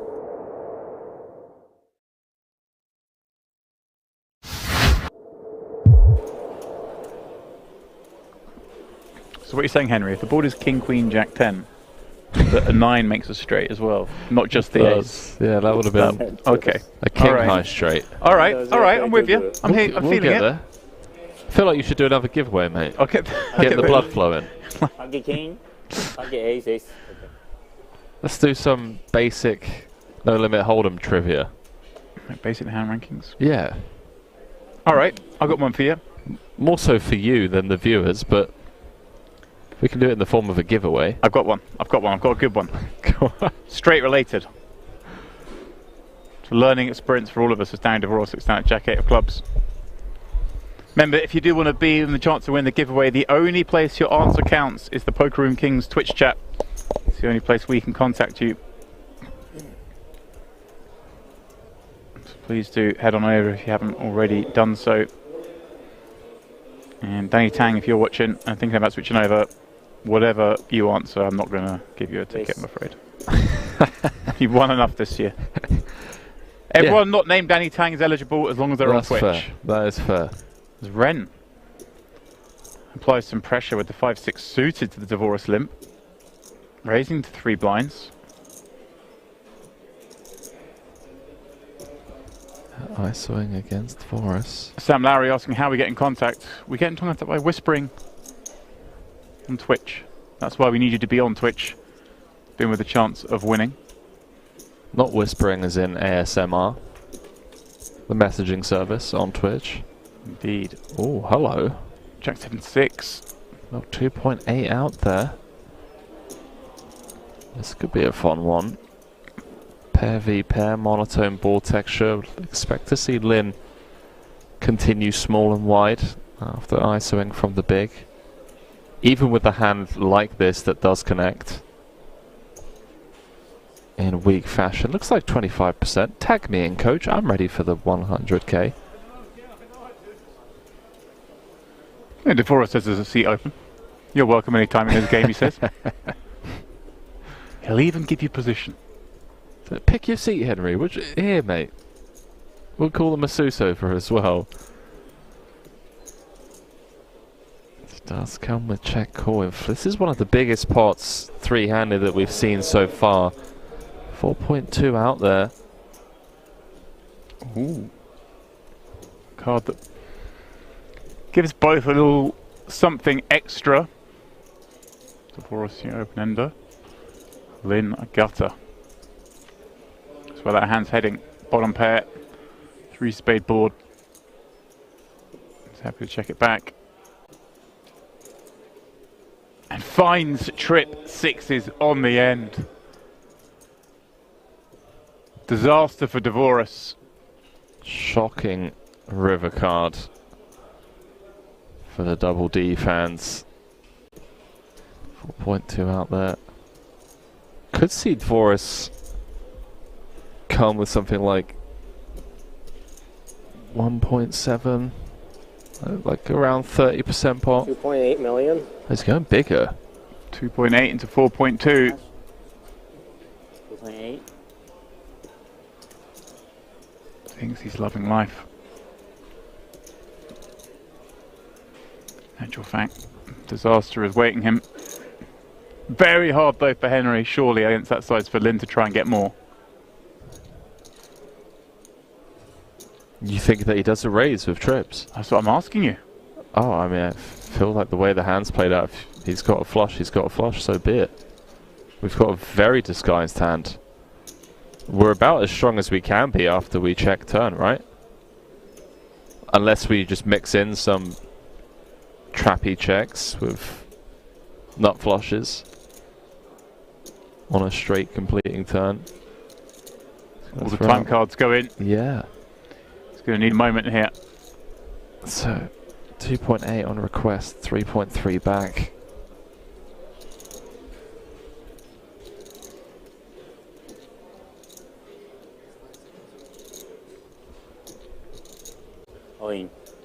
He does go for it. And that, it's a dagger to Devoris. Yeah, the immediate discomfort. You can just see how pained and perplexing this spot is for Dan. It just doesn't make sense. Like, it's continued 25% on the flop. Devoris call, turn goes check, check. Devoris then bets 2.8 into 4.2, 2/3 pot. To then get jammed on a board pairing Sad times. non-spade river. Sad times for Devoris indeed.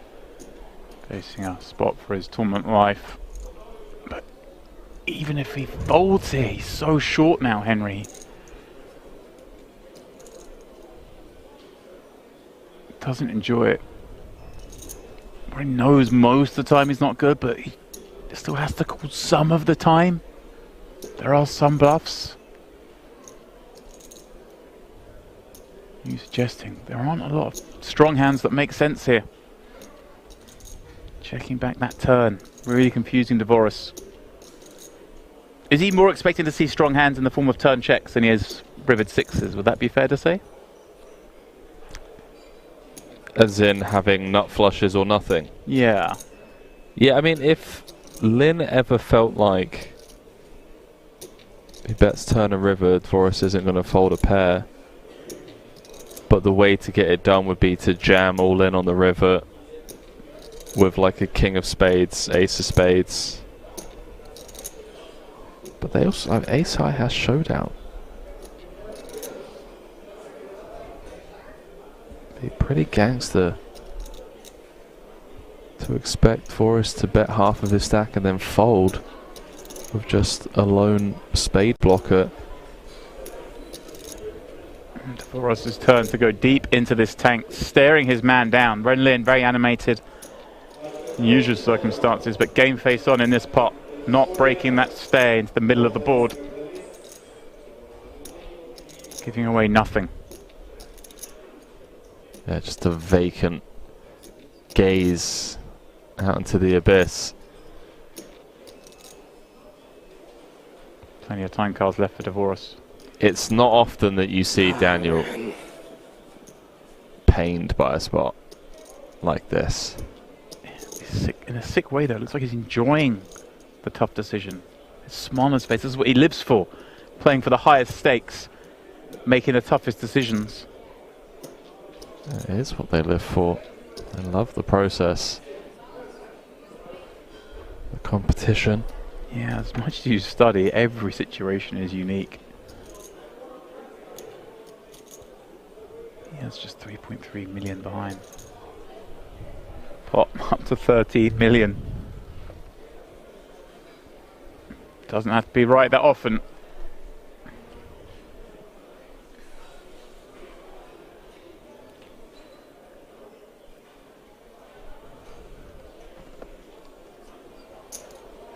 He makes the call. Oh, he's looked him up.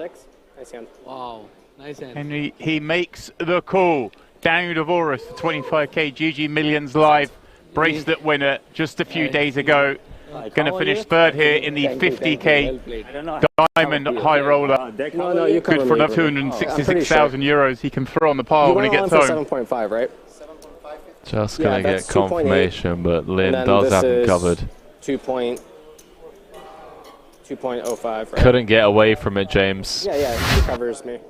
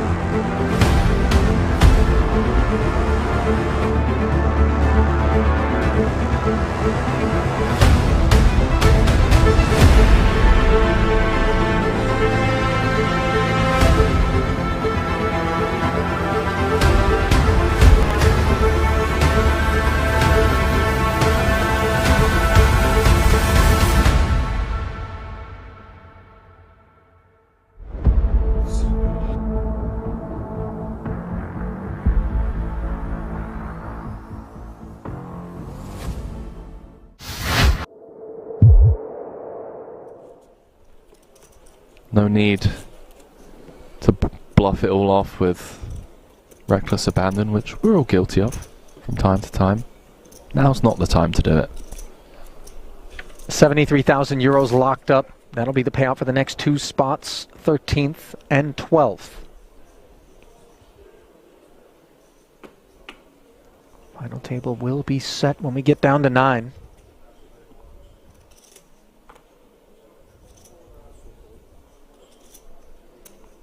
Kings now for side. What's going on? They've all had some Haribo fizzy colas on break or something. I mean, rocket fuel.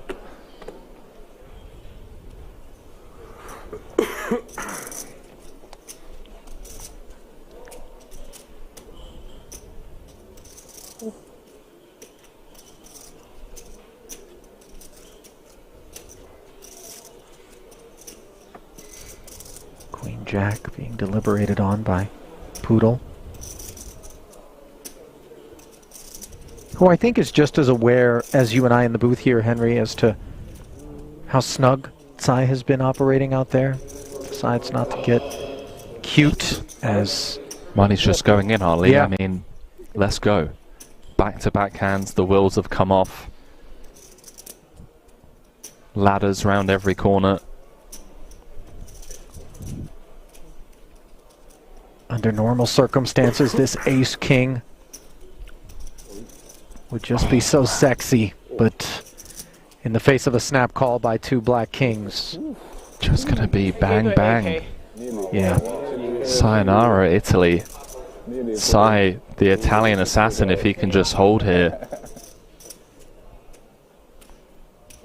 I believe Arrivederci, Italy would have been more apropos, but I know. Yeah. You know, I'm trying, okay? It's been a long month, Ali. That it has. And it's also been a long day out here for Vito Vella. One that he hopes can continue, but an ace for the time being. That which would be required. 4-set continuation unavailable on the Queen 5-3 board. Well, something going on the outer table. We'll have to jump into the action over there after this. Sure sounds that way. Hello. Wheel gutty now as we add deuces to the mix. 7 outs one time. Can Vella find extended play here in the main? He can't. Queen 3 should push the limb.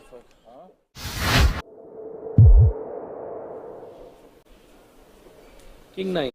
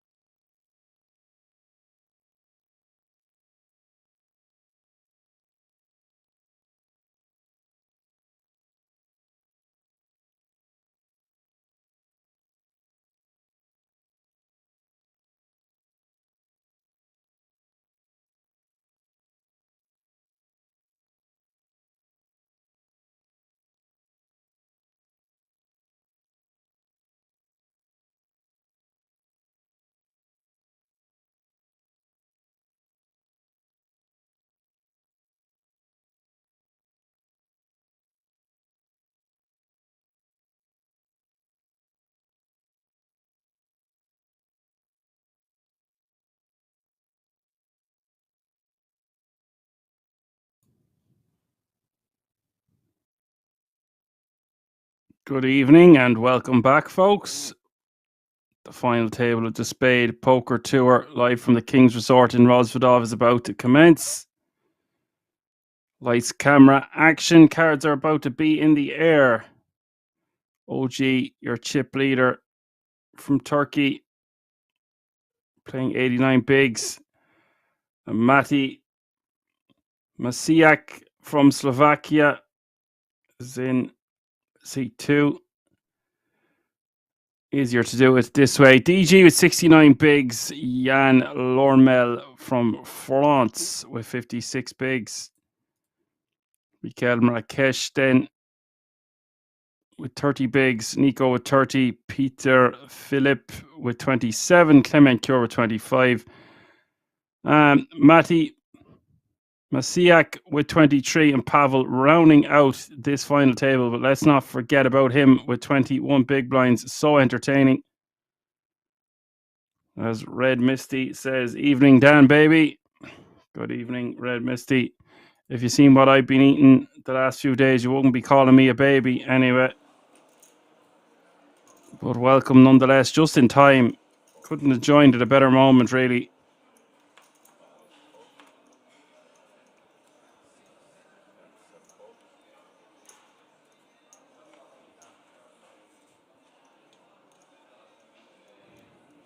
So, dealer, shuffle up and deal. Cards are in the air. Let's go. 9 players remaining now. All guaranteed a minimum of €4,420.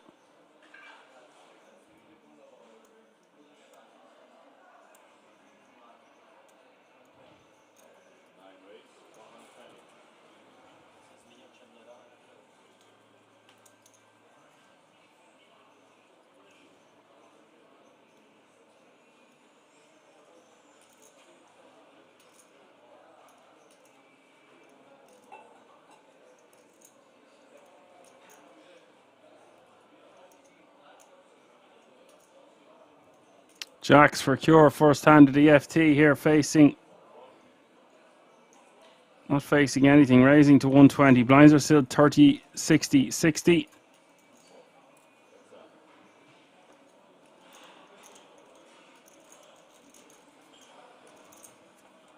OG is just going to call from the small. It's going to say you could 3-bet fold, you could just fold, or straight up rip. Ripping seems like a lot. Does go for the call. Think this is the best choice. Ace, ace, 10 is the flop. Cure will like this flop with 2 aces out there and a 10. Is just going to see bet. OG does have good shot straight draw.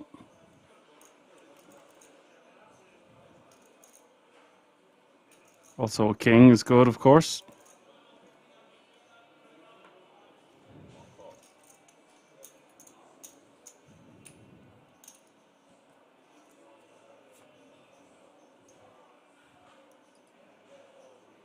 A lot of different nationalities being represented at this FT. Turkey, Slovakia, Switzerland, France. 3 from the Czech Republic, Lithuania as well. 2 Frenchmen, 3 hometown heroes hoping to take down this title.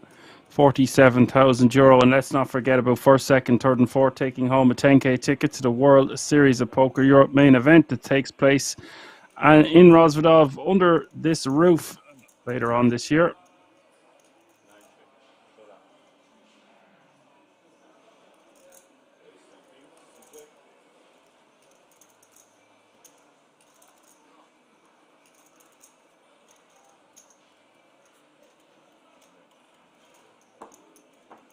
That's not a good river card for the Jacks, to say the least. At least Cure didn't lose a chunk of change. Strategy should be, as always, the bigger stacks can put maximum pressure on the shorter stacks, especially with significant ICM to be taken into consideration.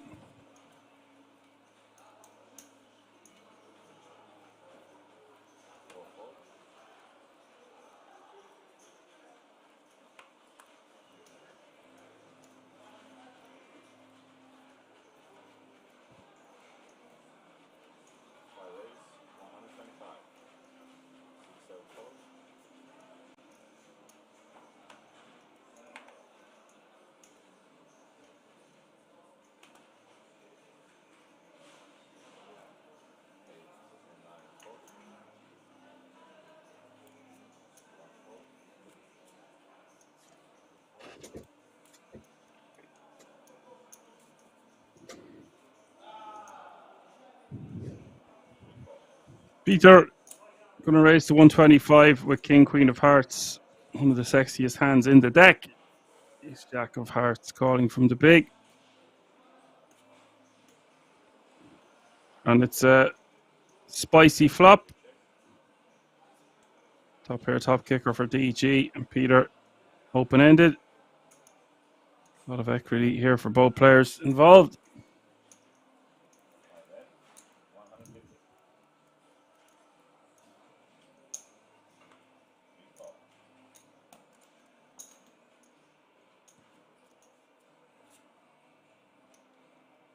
Wow, look at that for a turn card. Betting a call, 640k in this pot, 640. Over 10 big blinds. Turn somehow goes checked. Oh my God, it's the 5 of hearts on the river. It is a paired board, but this is a sick run out. DG really running hot, and that small sizing surely gets raised from the King Queen of Hearts.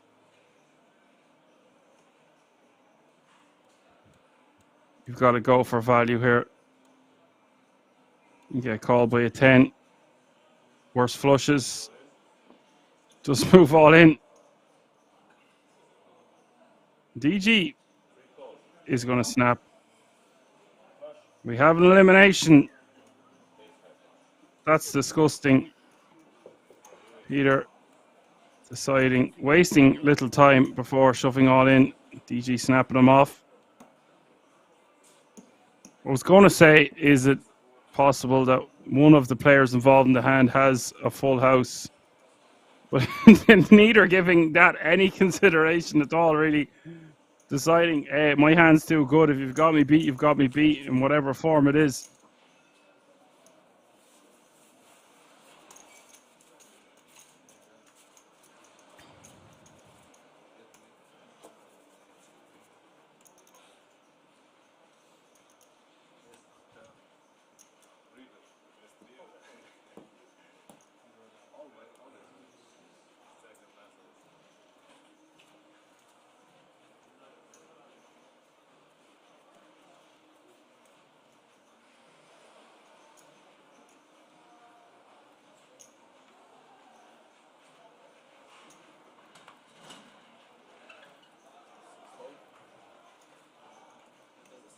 We do have our first casualty at the final table. We'll take home €4,420 for their efforts.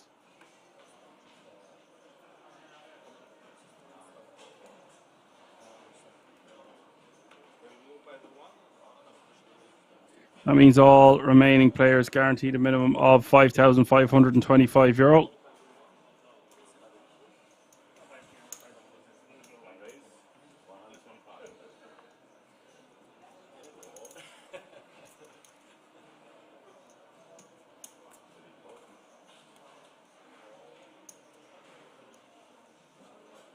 Yeah, Yuri says, don't think they have much boats, only jacks.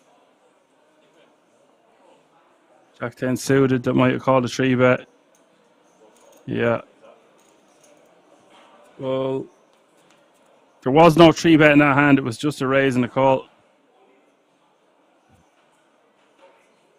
4-7 deuce is the flop here. OG with ace deuce of diamonds.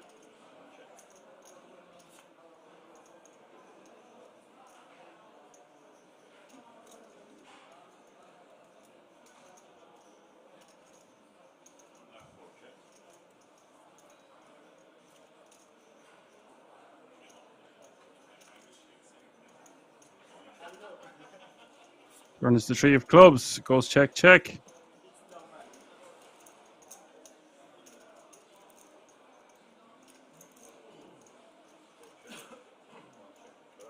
Jan is just going to check, and OG happy to check this one down. Do a bit of deuce. OG has massive stack. My God.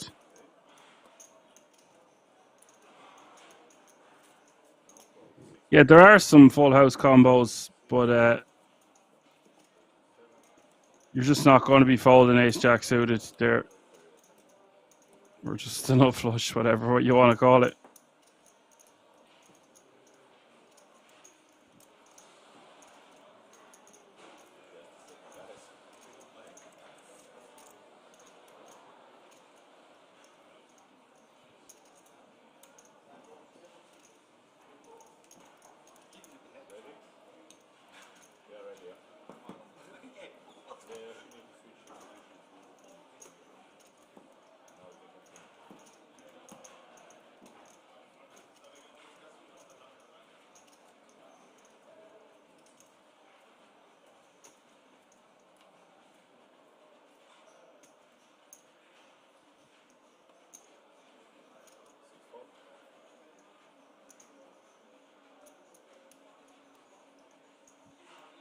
Yeah, the hand just plays itself on the river, I feel.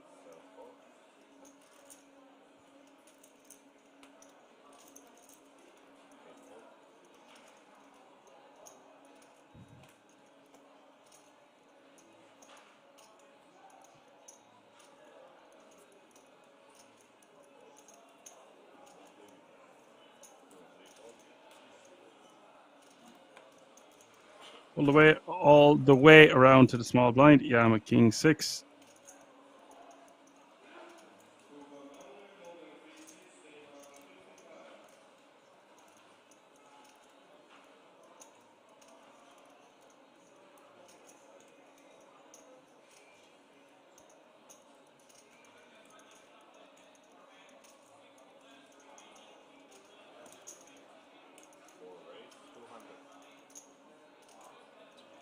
Jan playing a chunky stack here of over 50 bigs as well. A lot of chips in play with this FT.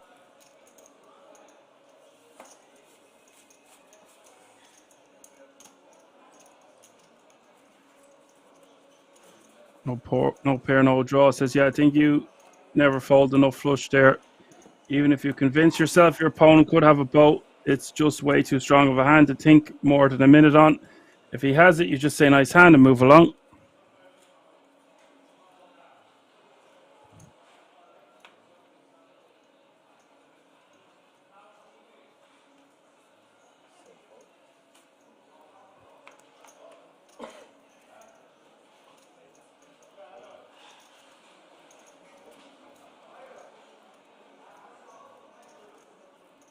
Yuri says the moment the 5 of hearts came, you just knew everything went in. Yeah.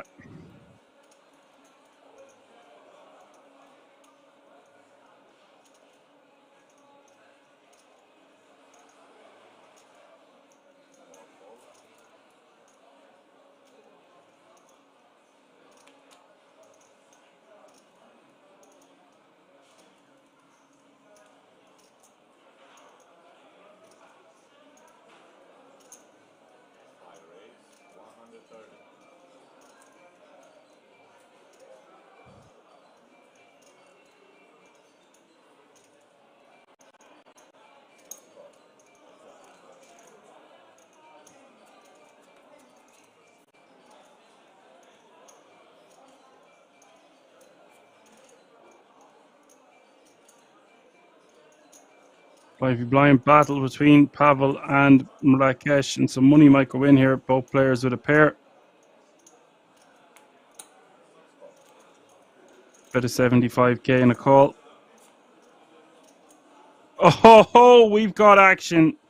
Turn is the 6 of diamonds, and Pavel might take a chunk of chips off Mikhail Marrakesh. I don't see how this doesn't all go in by the river. Let's go check on the turn.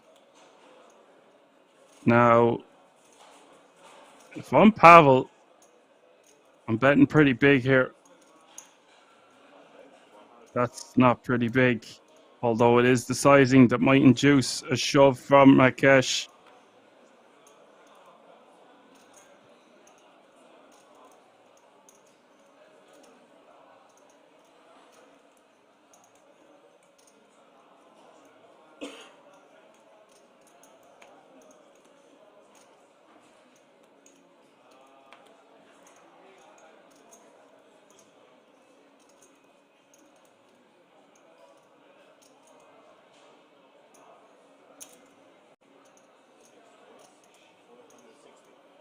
I suppose shoving seems like too much, and Pavel is just going to snap him off. I still think we could have seen it all go in there. A big pot nonetheless.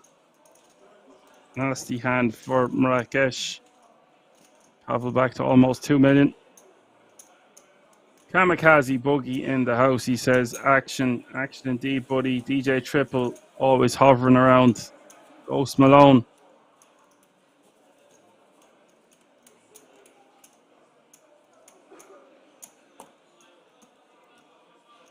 I don't think we can come back over the top there with the King 6.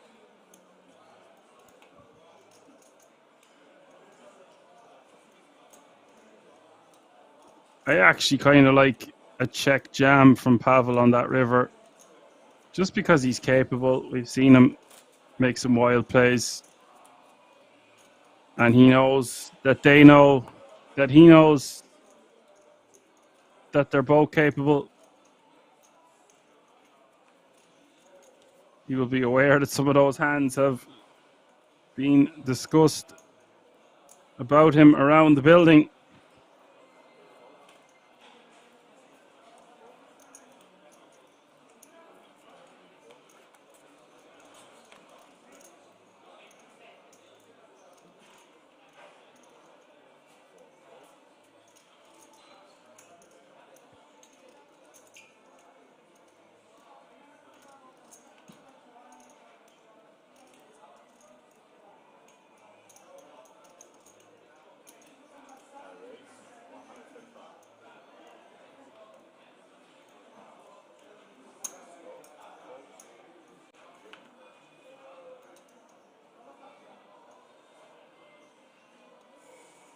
Makazi.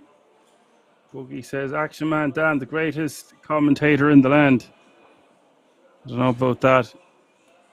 But thank you for your comment nonetheless. The best one-man band in the land. I'll take that. Yeah, you know that he knows you know that you know, you know? That's what I was trying to say, no pair, no draw.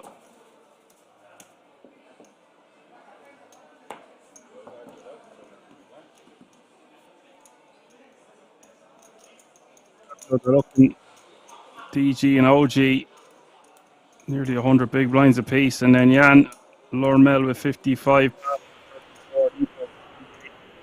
122. And Marrakesh is the shortest stack, but still a very workable 17 big blinds. We know how well he can play off a short stack.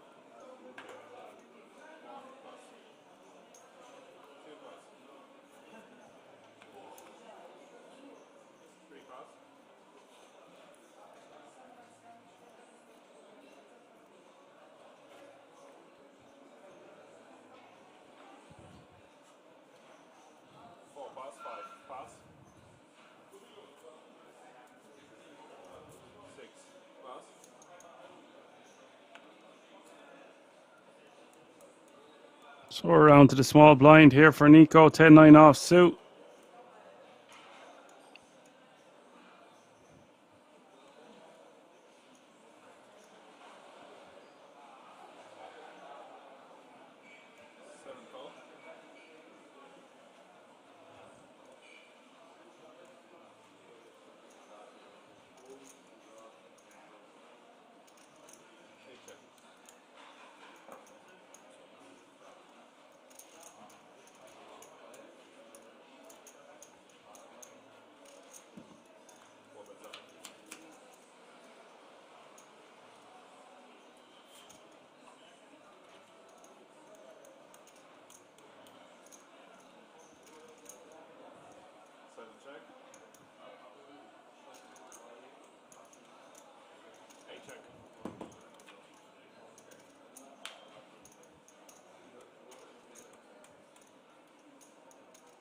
Nine, 3, 3, 10 here. Two pair for Nico. Georges with Queen 4 off suit.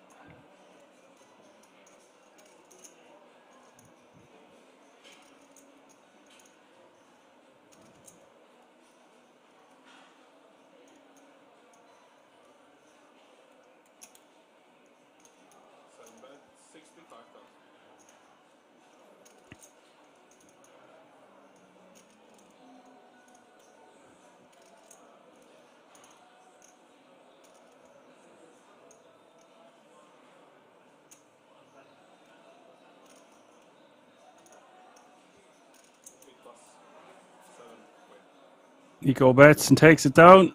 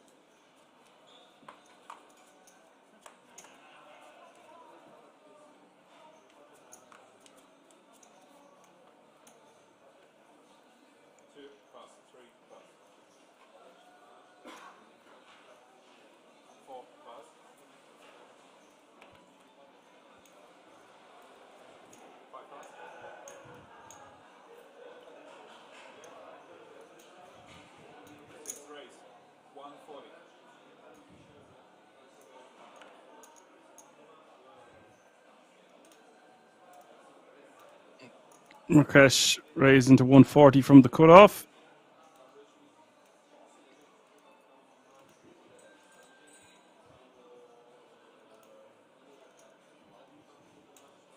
Nico, pocket 6 is on the button. I think he just wants to call.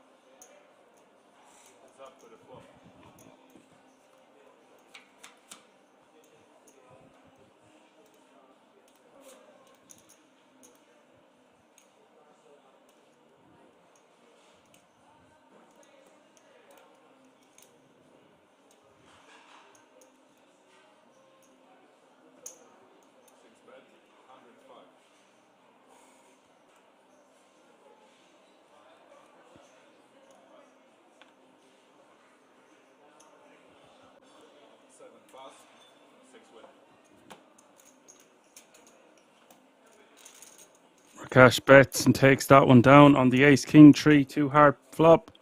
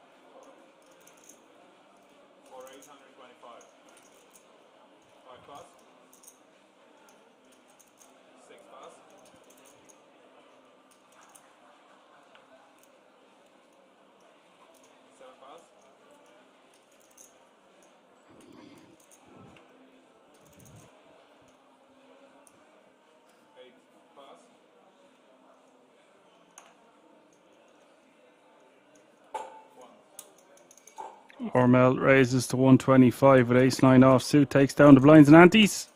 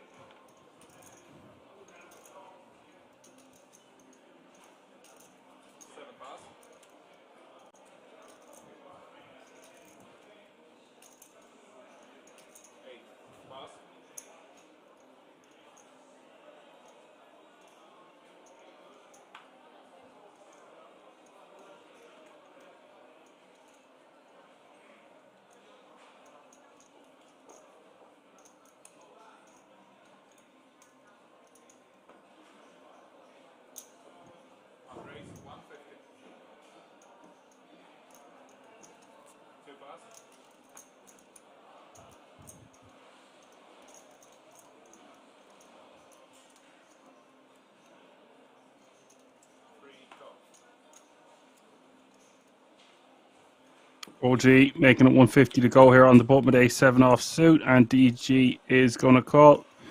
OG against DG. DG is on fire, folks. Flops another set. Checking it over to OG. Now, it should go without saying, but I'm going to say it anyway. These two do not want to get in a big tangle with each other. A tango dance, if you will. 85 is the bet. They just have so much chips. If they were to get into a huge altercation, it would be just an ICM disaster.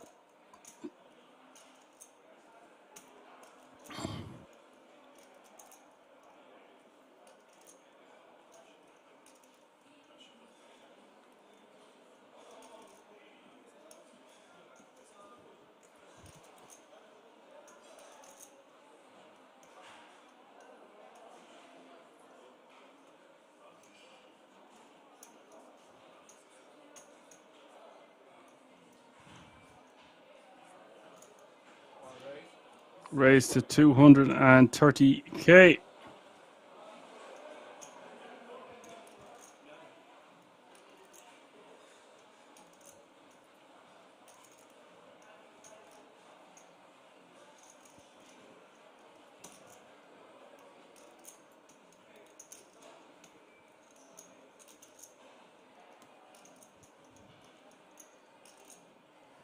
OG is 3-betting here to 625. I thought he was just going to get out of the way. The right move here is to just call. Just call for 395 more. Especially when we only have a couple of draws out there. There's not much to protect against. I just don't like clicking it back. And that's way more than a click back. He's put $1 million on top. Oh, this is boo. Boo earns from me on this one.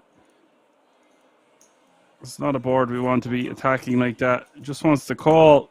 Let his opponent continue telling whatever story they are telling.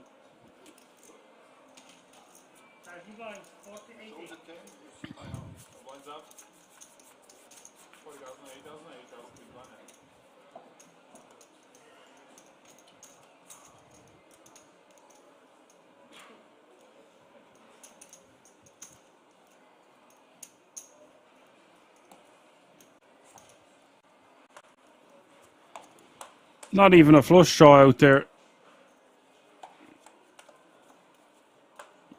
I understand that his opponent is repping an overpair and they want to play for it, but the chances that they're going to be playing for it all there when they have such a large portion of the chips in play between them is extremely unlikely.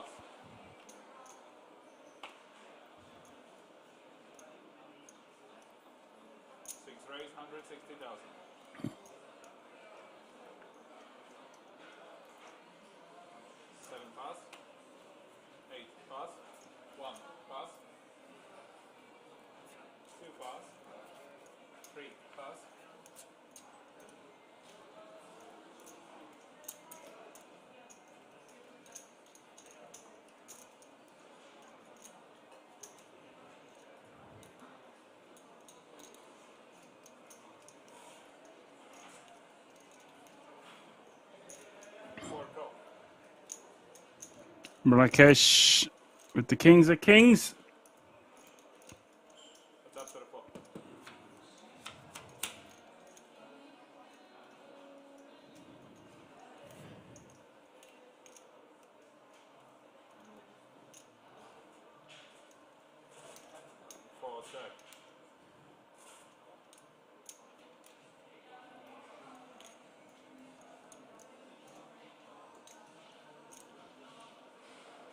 Ace Jack A2 hearts is the flop. Lord Mel out flopping Marrakesh's kings.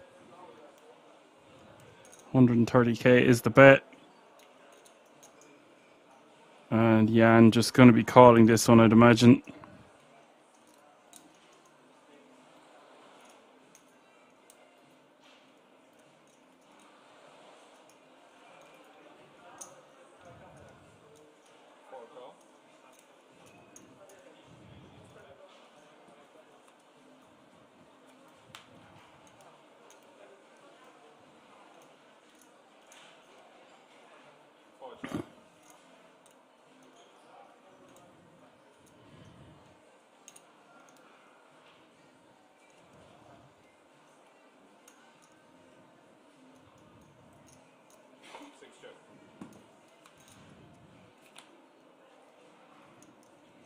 Turn goes check, check. River is the 7 of clubs. Ace jack 8, 6, 7. Jan most likely just wants to get the showdown at this point. Marrakesh won't be feeling too hot on this board with his pocket kings.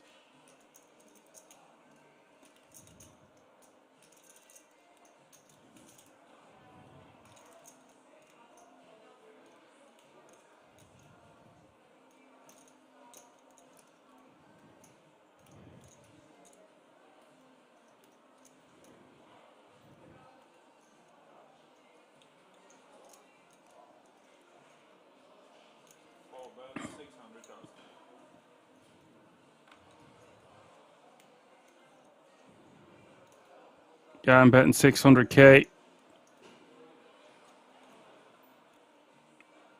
Obviously, feels like he can get additional value here from his ace, even if he does just have a deuce as a kicker.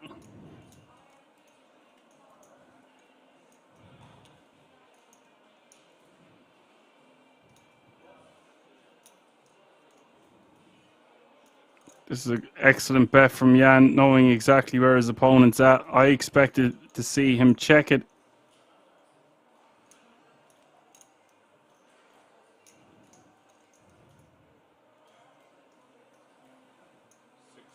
Wow. Gets the call from his opponent. That is a large pot that Marrakesh is sending in the direction of Jan. Marrakesh is going to be left with just 5 big blinds. As Kevin joins us and says, good afternoon from Miami. Come on in, Kevin. The water is lovely.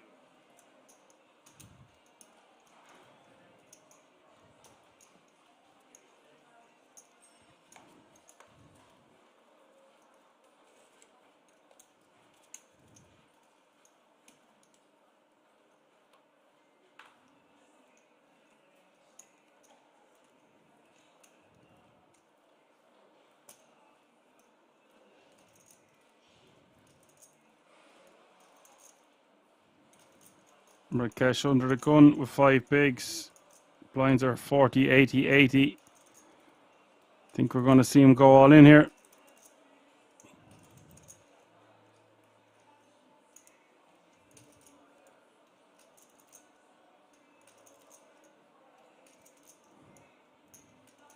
KM says the water is lovely, but there's sharks in the water. Sharks in the water, mate. Crikey.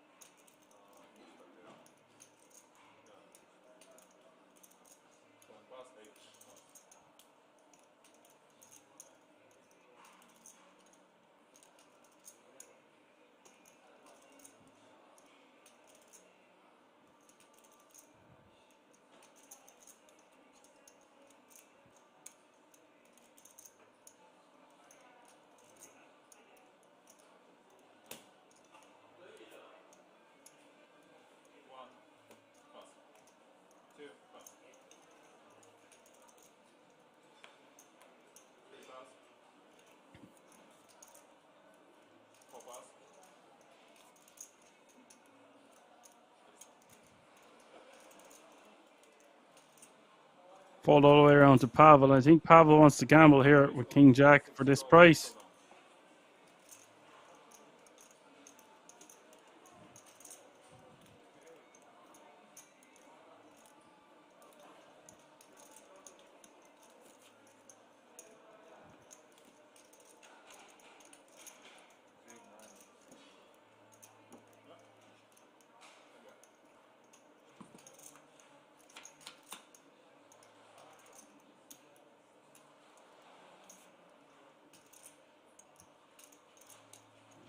It's 4-6-4. It's looking good for Marrakesh for a double up. 1 million in the pot.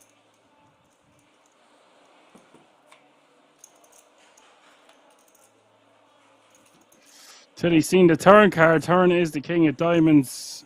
And now just an ace can save Marrakesh.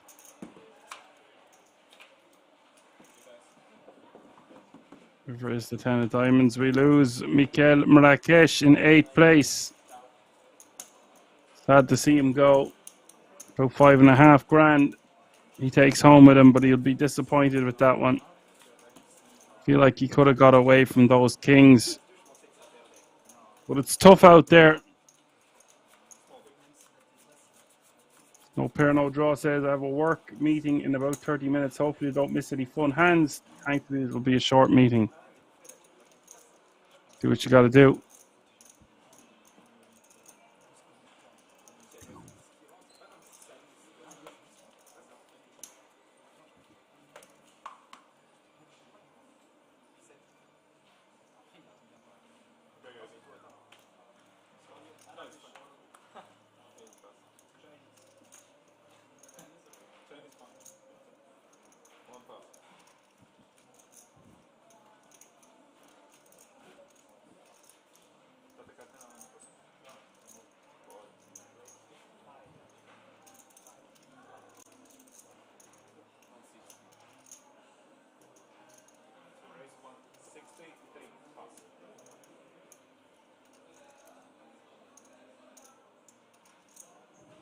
Matty with ace deuce of spades in the hijack.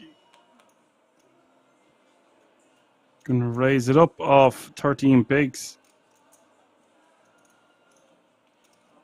Ace deuce of spades.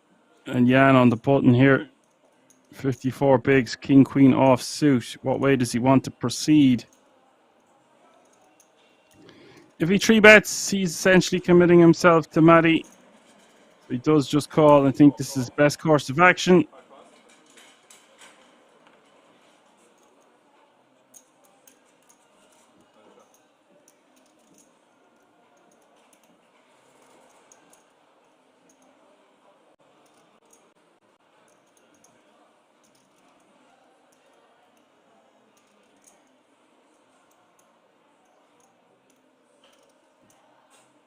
Eco in the big, sub 20 bigs also, 80k to call, Jack 7 off suit.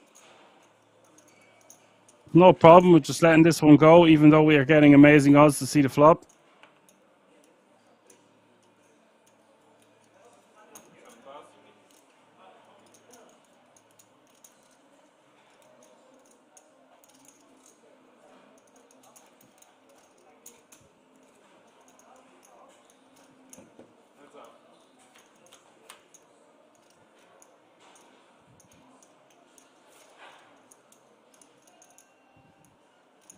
Jack 10-7 is the flop.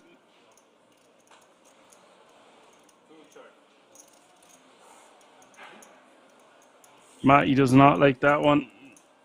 Terrible flop for his hand. Jan on the other hand, he's got 2 overcards with his king queen.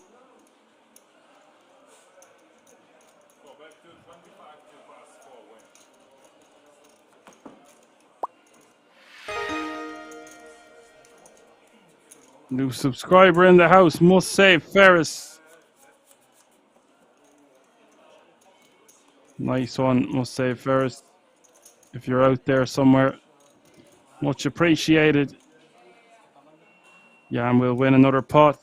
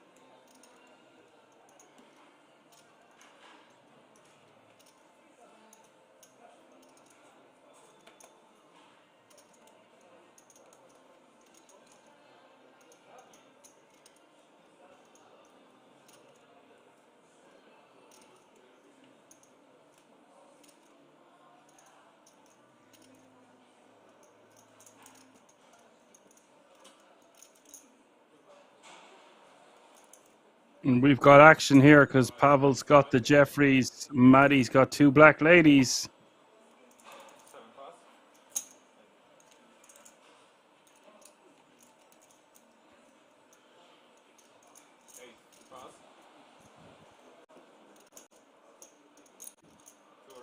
Maddie gets it in. Pavel won't like this. We'll get the bad news. Music to Maddie's ears. 2 million and change in this pot.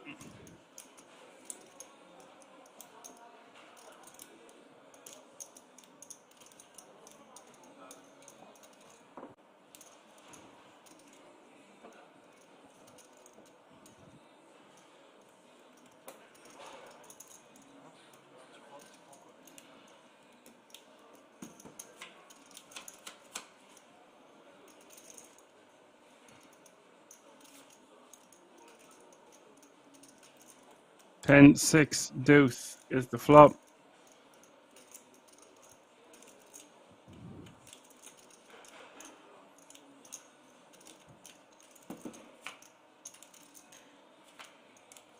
Turn is the ace of spades. Just a Jeffrey on the river, or Maddie will double up.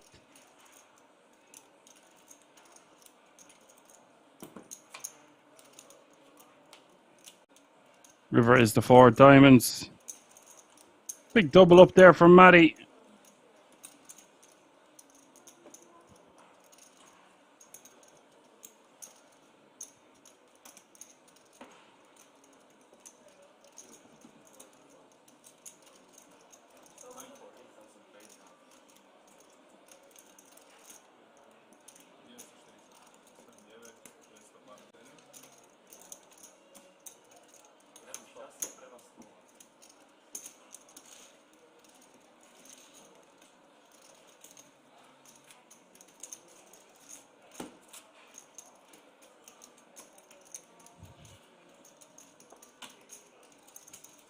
There you have the update, folks. DG with 82 bigs, OG with 62, Jan with 59, Maddie now playing 26 bigs, Pavel with 19, Nico with 18, and Cure has some work to do, but he still has 12 bigs.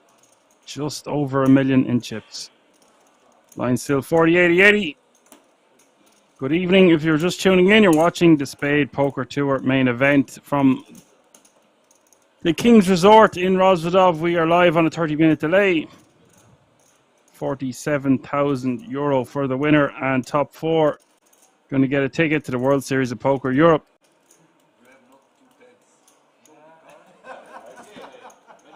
Taking place at this venue later on this year.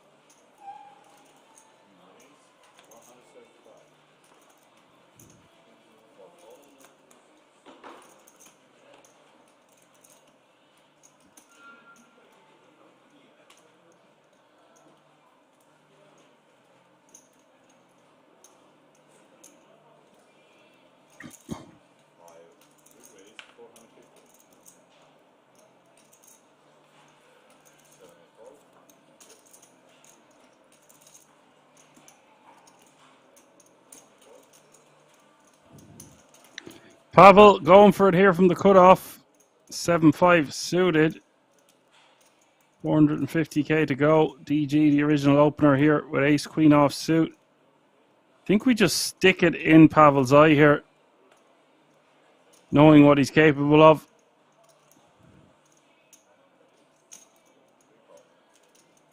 DG is just going to call.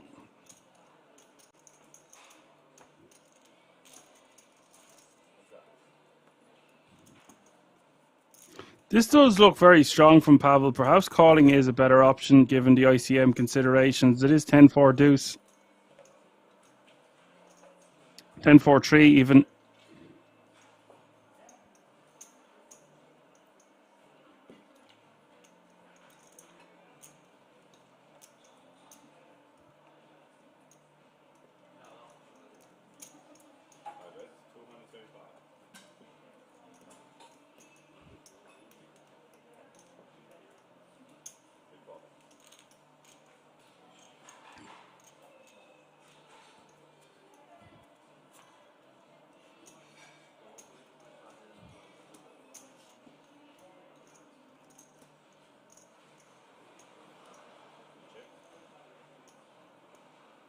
Turn is the 10 of spades. After Pavel betting and getting called, he's just going to go for it here on the turn.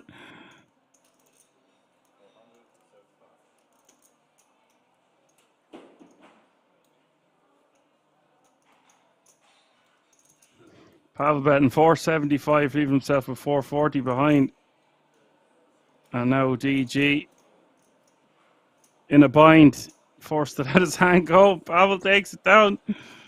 Pavel back to 30 bigs, and he doesn't show this time. Nice bluff by Pavel.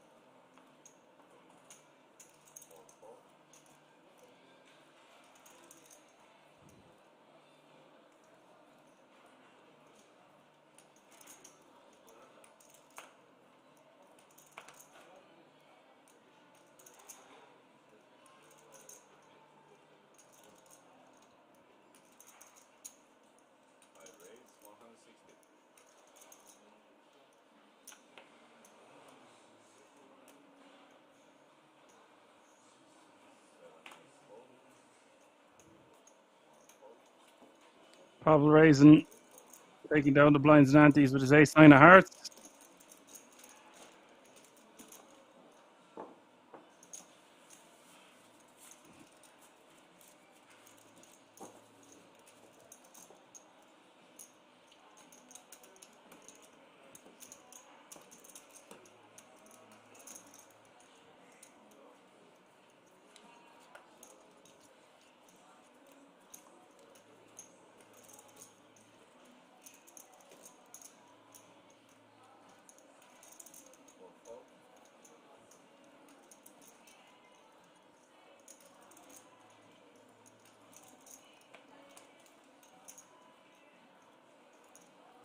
No pair, no draw. Says they only. I guess he only shows the 3-5 suited or the 3-5 offsuit.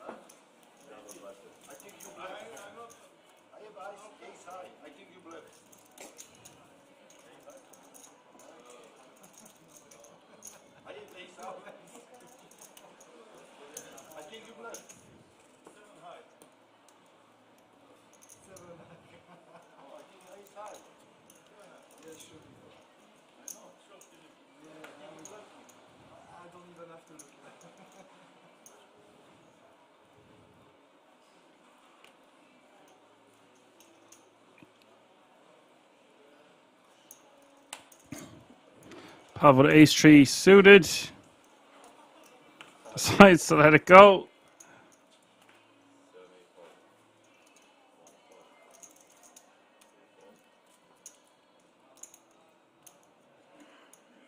Surprised to actually see him fold the ace 3 suited there. We are 7-handed now. All players guaranteed a minimum of €7,800.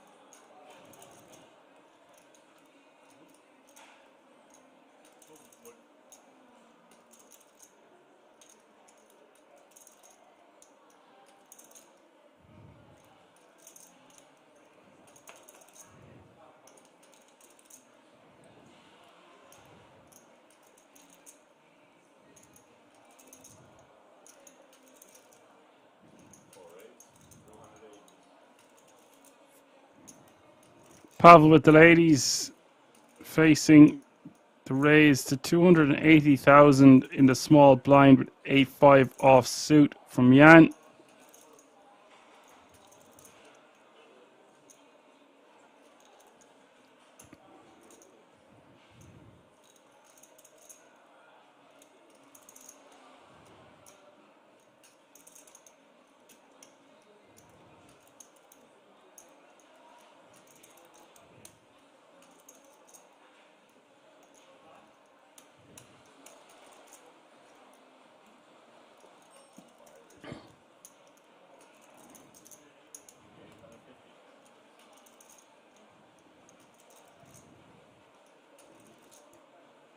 Three bets to 850k.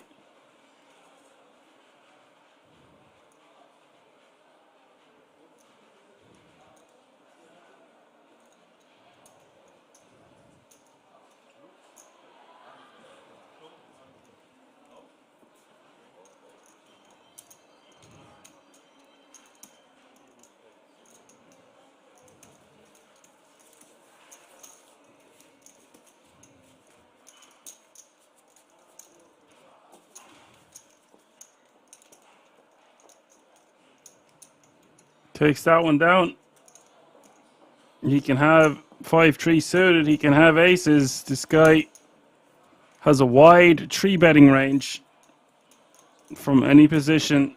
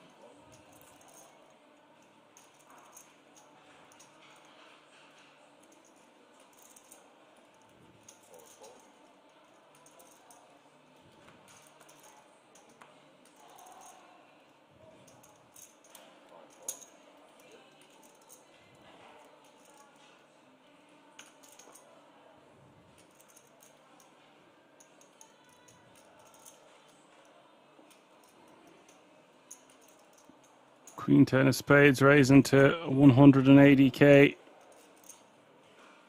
And Nico going to be rejamming 10s from the big blind here, I would imagine, but it is an under the gun +1 open, but we are seven-handed now. I think this is just a hand we want to rejam. Off 16 bigs here. Occasionally we might just flick it in and see a flop, but against the chip leader, I'm all for just jamming.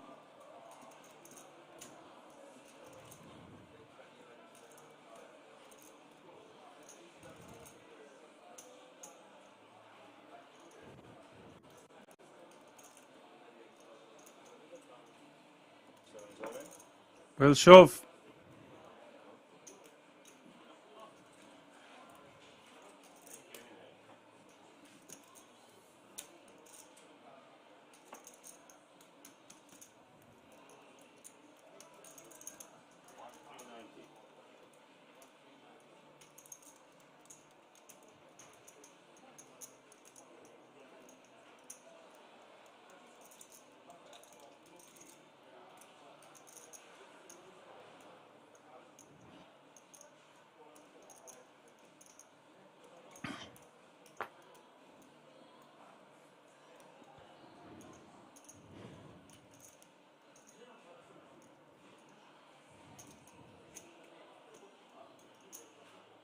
And he is just going to posture and pause.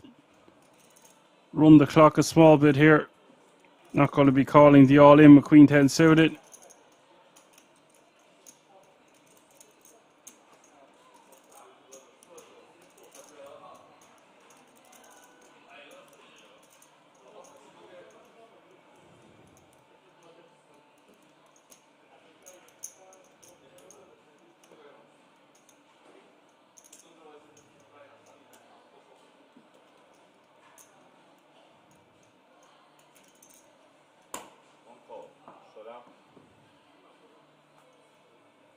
Whoa! Guys, I did not expect to see a call here. It's for nearly 15 bigs. It is 15 bigs. It's more. 15 bigs more. 17 bigs total. This is a huge chunk of change. Massive ICM mistake here from the chip leader. Obviously fancies himself here with a Queen 10 suited. Just 32% equity. And Nico, golden opportunity for him to double up.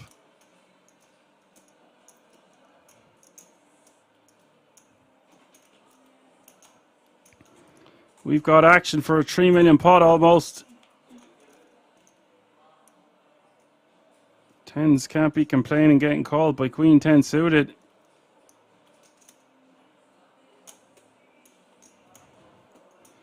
Flop is ace king deuce. A jack will do it now for OG also.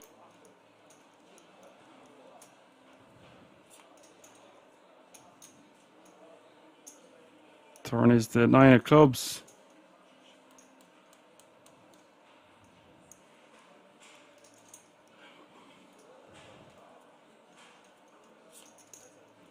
River is the 7 of clubs. Massive double up there for Nico, and OG sending a chunk of change in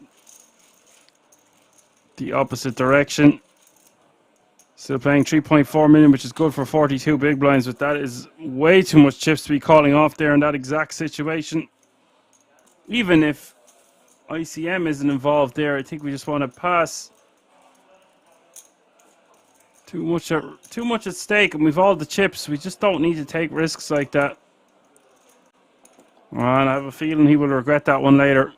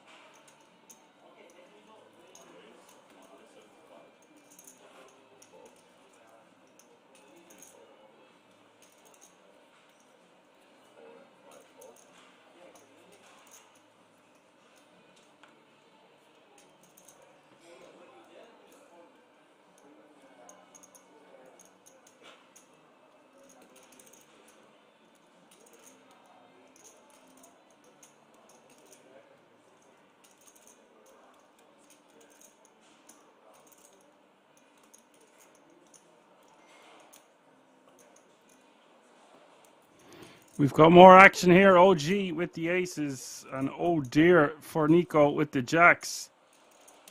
Having just doubled up.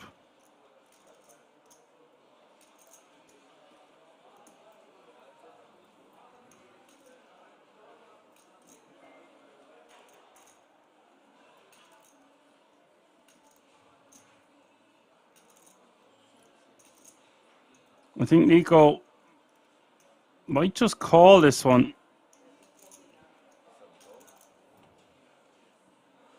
From the small blind, does go for the call.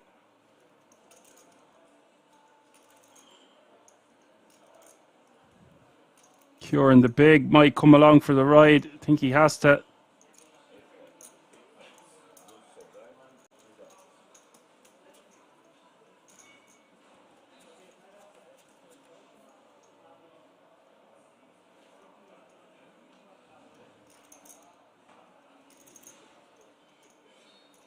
Flop is Queen 6-9.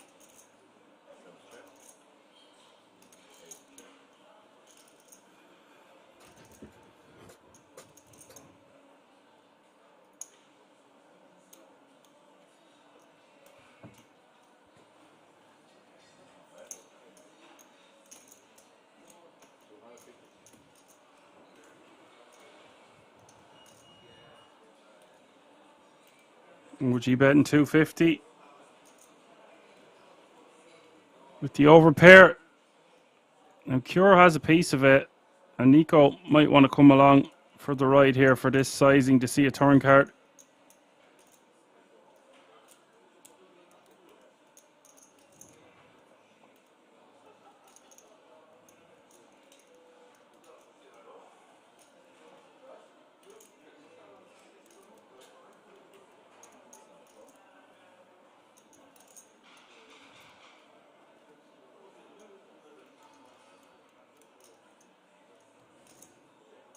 Jack's just getting out of the way. Very savvy fold there.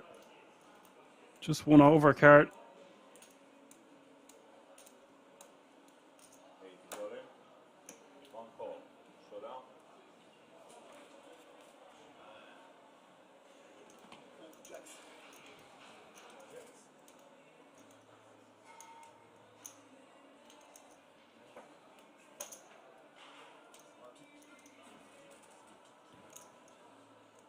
Cure decides to just go all in here.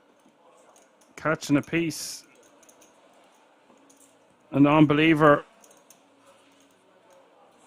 And this could be it for Clement Cure.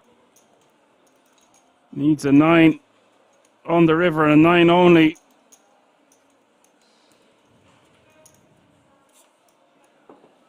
Doesn't arrive. It's another 6 and OG gets some chips back and we lose a very competent player, Clement Cure.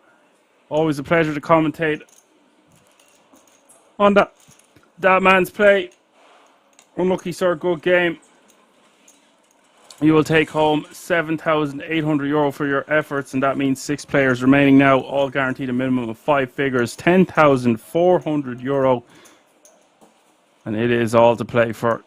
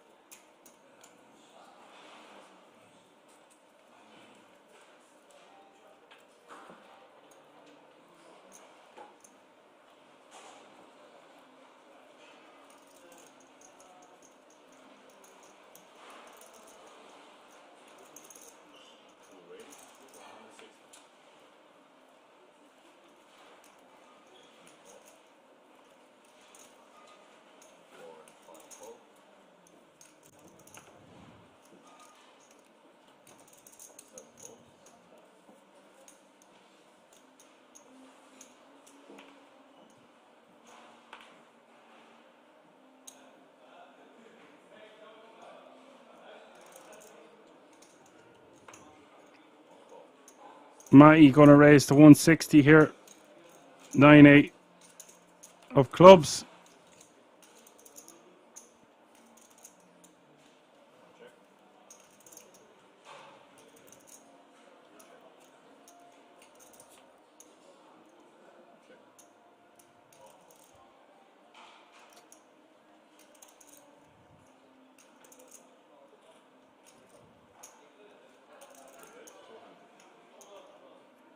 Nine, 7, King 7.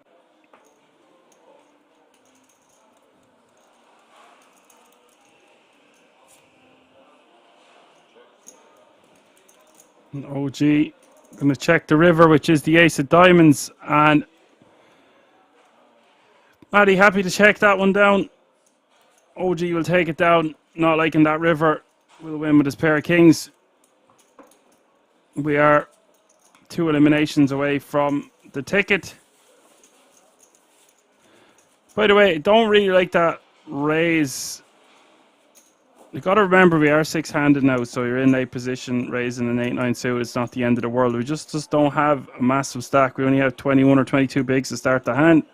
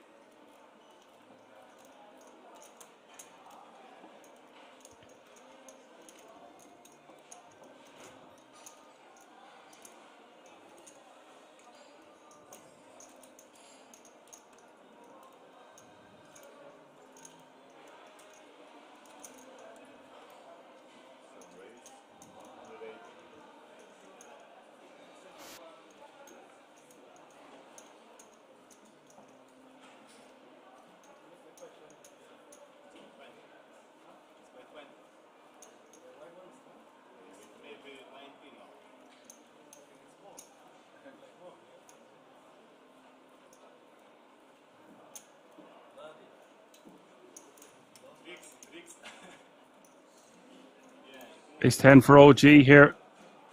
Being very aggro the last orbit or so. Ace Queen for Matty in the cutoff. G going for another 3-bet, this time with Ace 10 suited.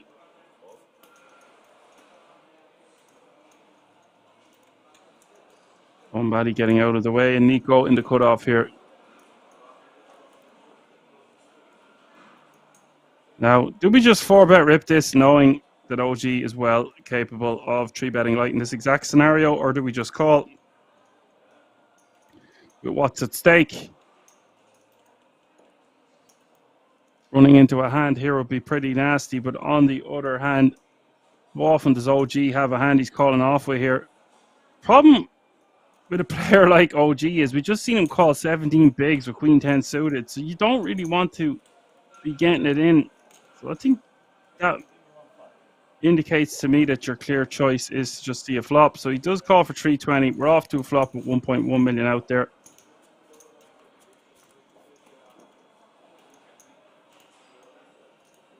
$764 is the flop. 2 clubs.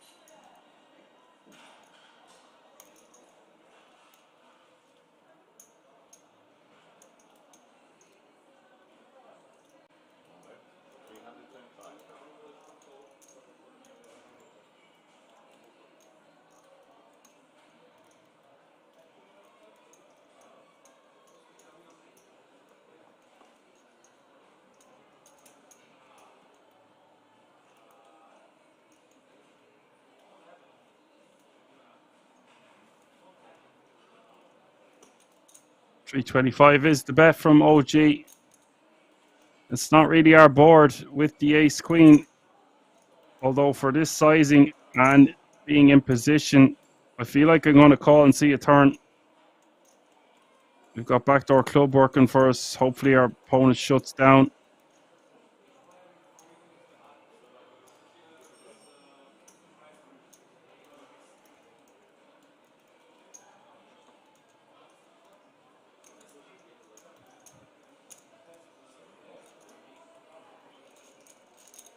And he will call.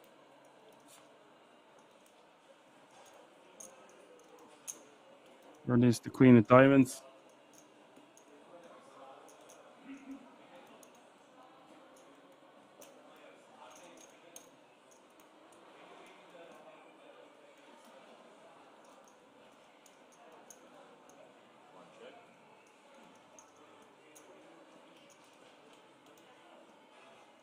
Nico will love that turn card.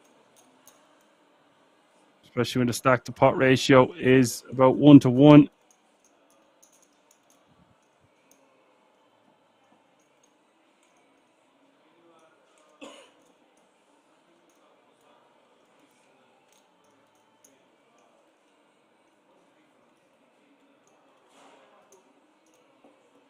OG checking. And now I don't mind all 3 options here. Sometimes we can check back. Sometimes we just move all in. Yes, I think all in is probably the best bet. Really don't want to make a very small bet here. Opponent calls and bad river comes off. You don't know where you're at. Protecting your hand at that point seems like the best bet. Even if it is just slightly over pot. Maybe if you argue in the chat, a smaller sizing is better to get called by weaker hands. But there's still just so much money to pick up right here, right now. That would be my go-to in that exact situation.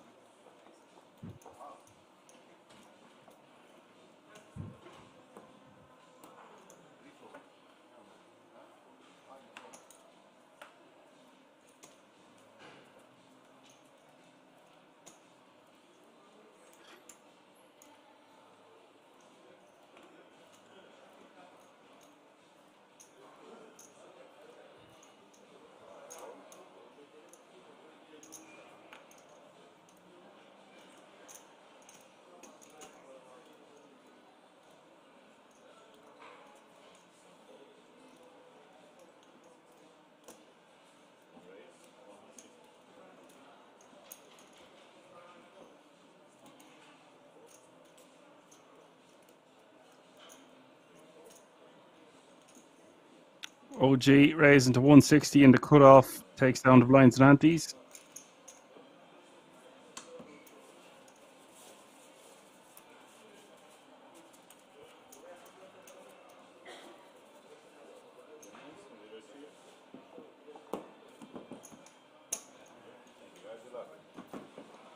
$71 bigs for DG, OG with 56, Yam with 54, Nico 46, Pavel with 36, and Mai with 16 bigs is your shortest stack.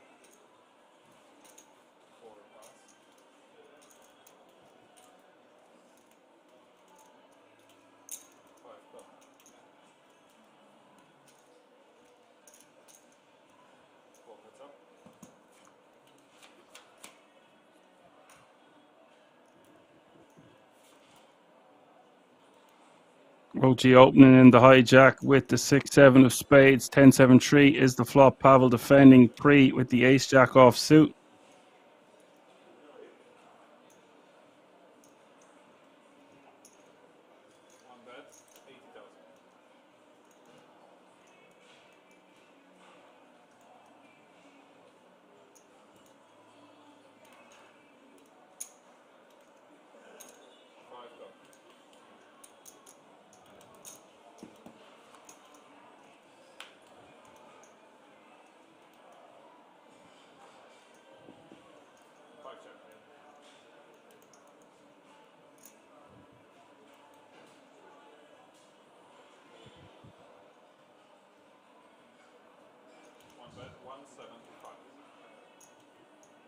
OG going about 175, and Pavel loving this turn card. He's now got top pair, top kicker. Again, he doesn't need to be raising these ones, but he's going for a raise again. This time it looks like to about 400k, 450.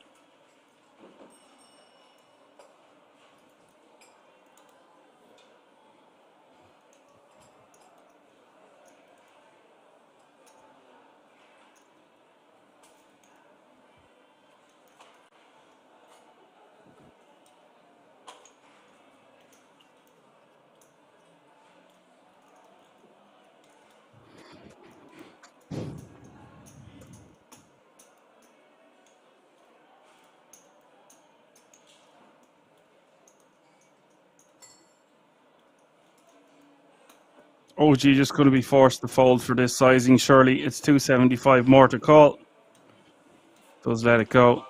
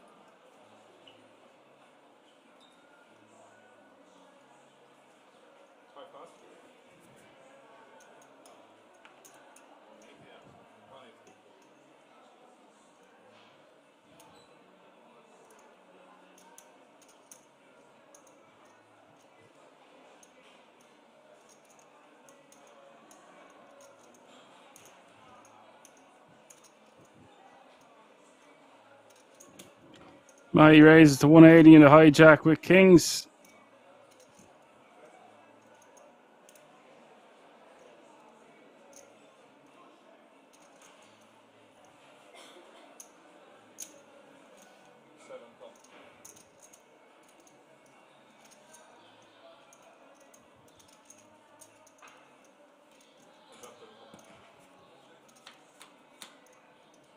$100K. Defends for Nico with ace jack, and the flop is 9-6-4. Kings again for Matty, another big pair.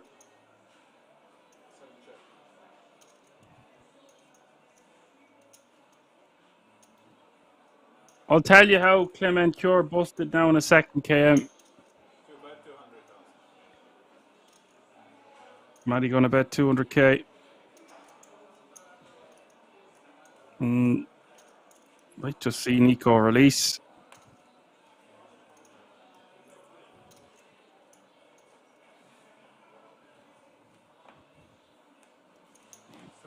Does want to see a turn card. Matty only has 900K behind here. Turn is the Queen of Hearts.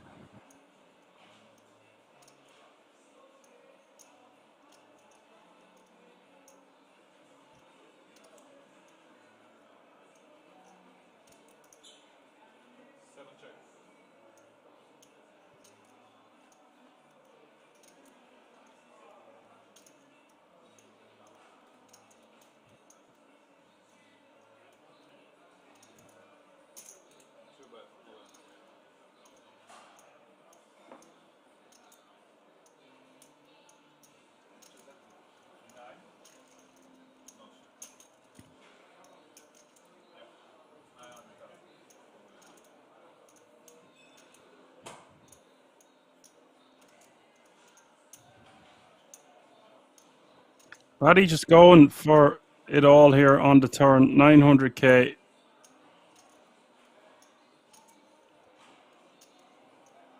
Nico going to be forced to fold.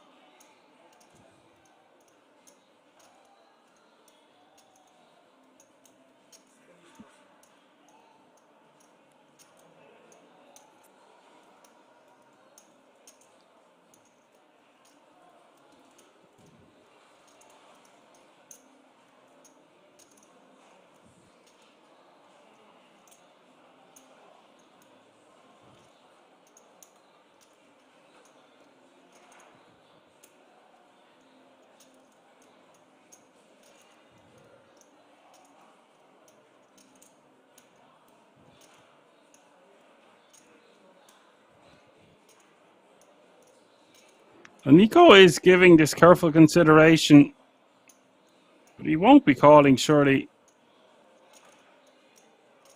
Does look quite draw heavy from Matty the way he's played his hand, but let's not forget here, the jack is a card we would want our opponent to have.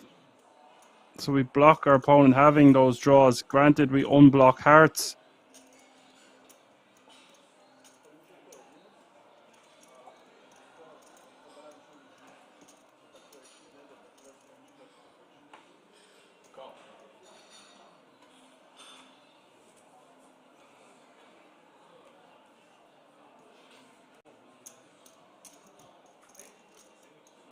Wow, Nico decides he's going to call.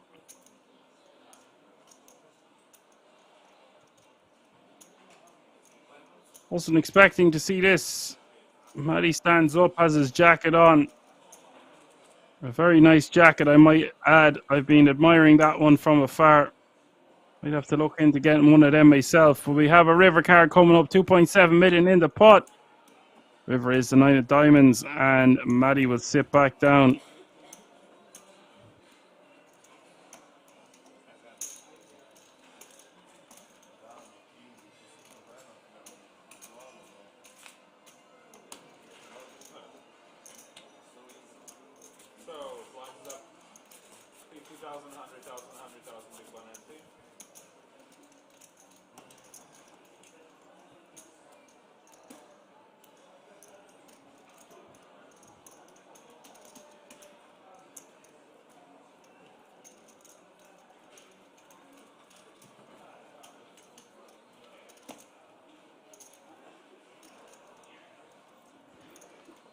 KM asked how did Clement cure bust. He actually bust in not great fashion. KM, he stacked off sub 10 bigs.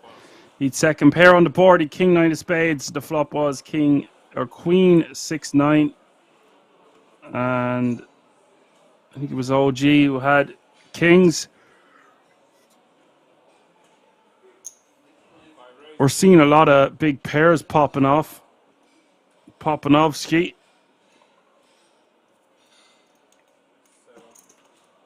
Still 6 remaining.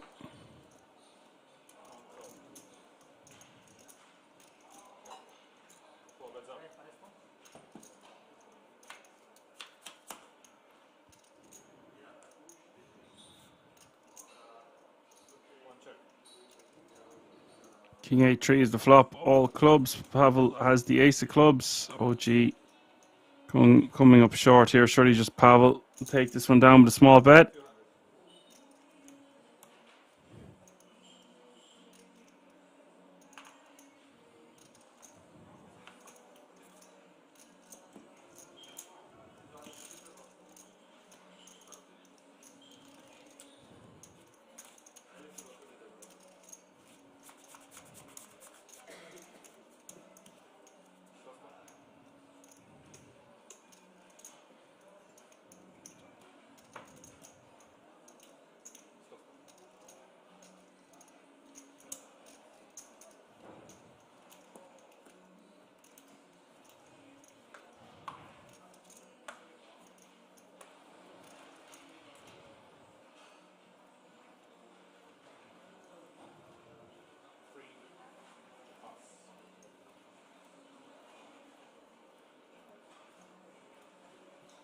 Yeah, sorry. One item I forgot to leave out there was Jack's called in the small blind pre and we were in the big blind. I didn't give the best explanation there, but I was just saying he stacked off sub 10 bigs with second pair on queen 6-9.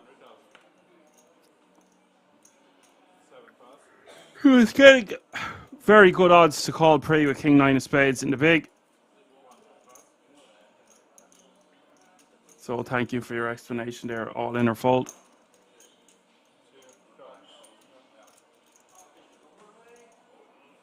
And it was aces, not kings. I had it all wrong. Or just the opponents. It was aces against Jack's pre. Jack's getting away for just one small bet. The bet was 250k on the flop. Blinds have gone up here anyway. 50, 100, 100. Kings 8, 6, 2 spades is the flop.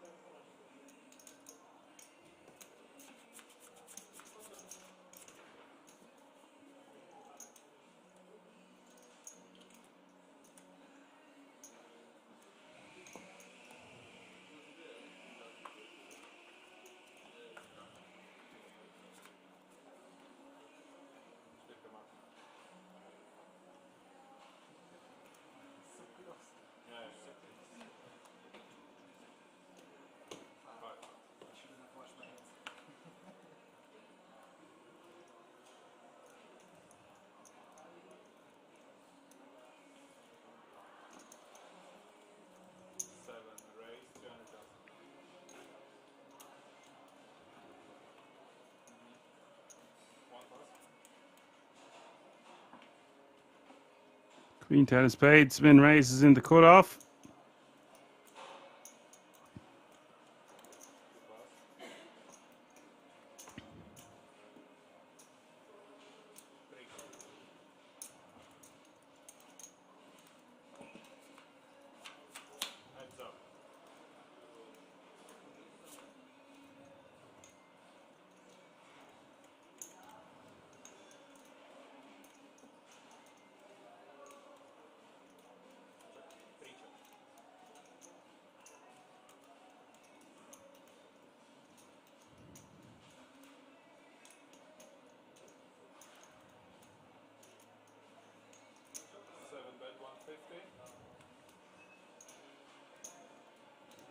Nico going to bet 150 on the Jack 7-3 1 spade flop. DG is going to call. We'll see a turn.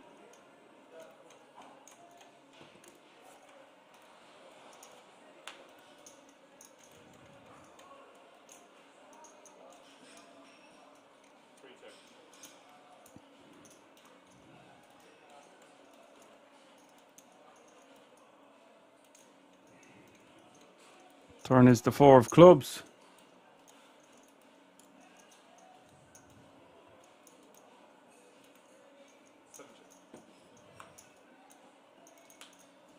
Goes check, check. River is the 10. Nico with the best of it. Rivering a pair of 10s.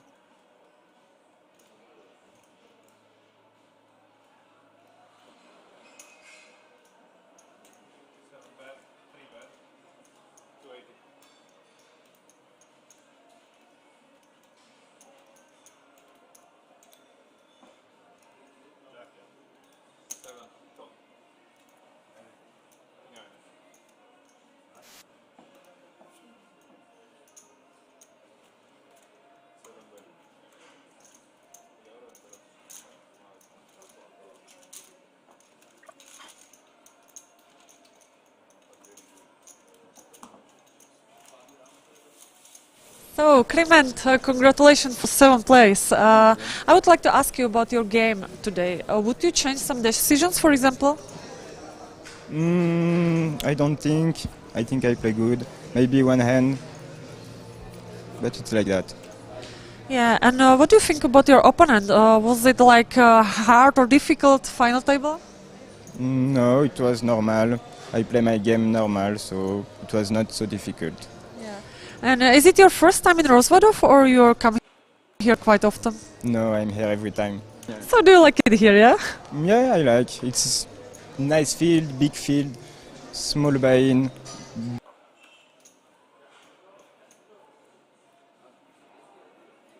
You can give Spade Poker a follow on Instagram, YouTube, Facebook. The production has looked amazing, has to be said.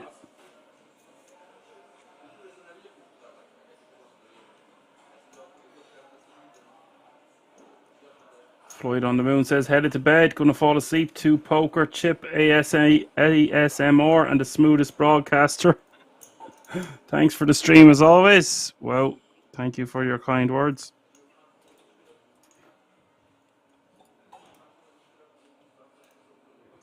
Sleep well, my friend.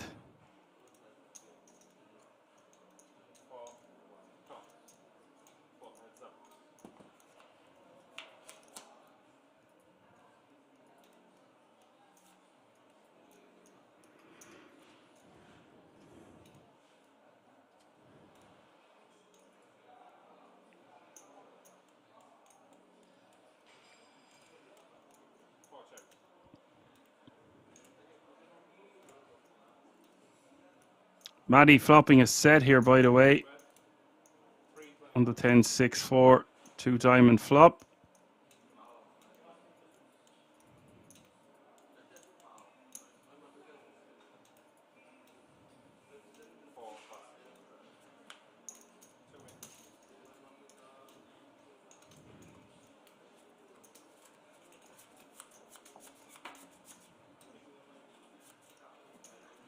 Can't get paid.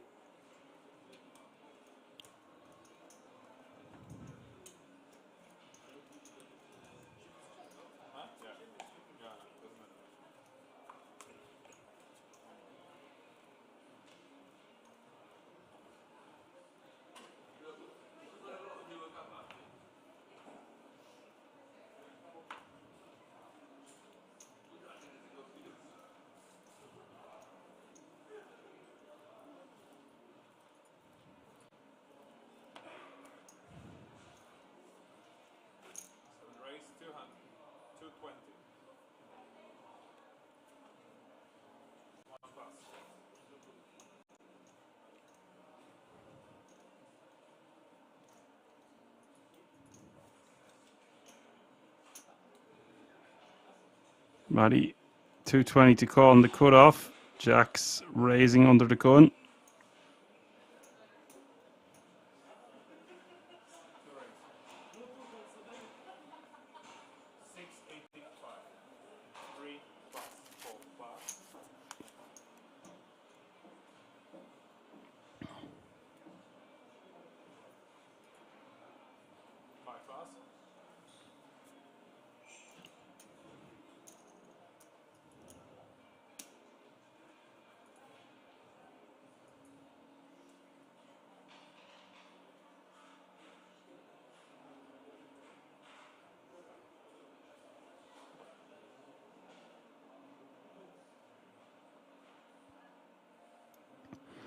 Matty going for a 3-bet to 685, and Nico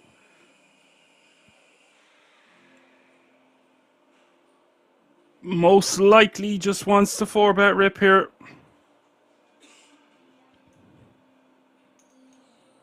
Got to remember they're playing 6-handed.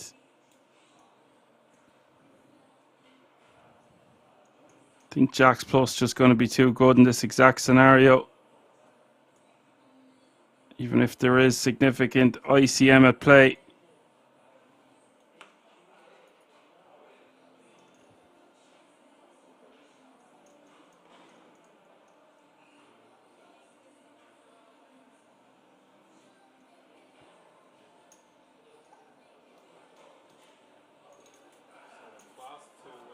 Whoa, Nico.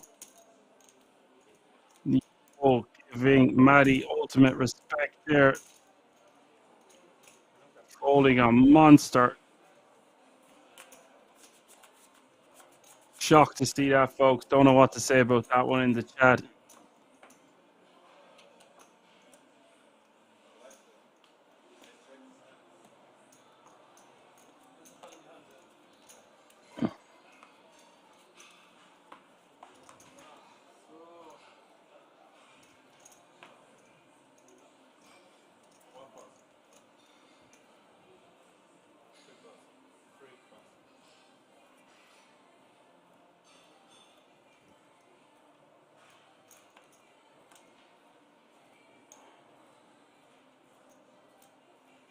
There are massive pay jumps in play, but I just feel you're not going to get much better spots than that, the 4-bet rip.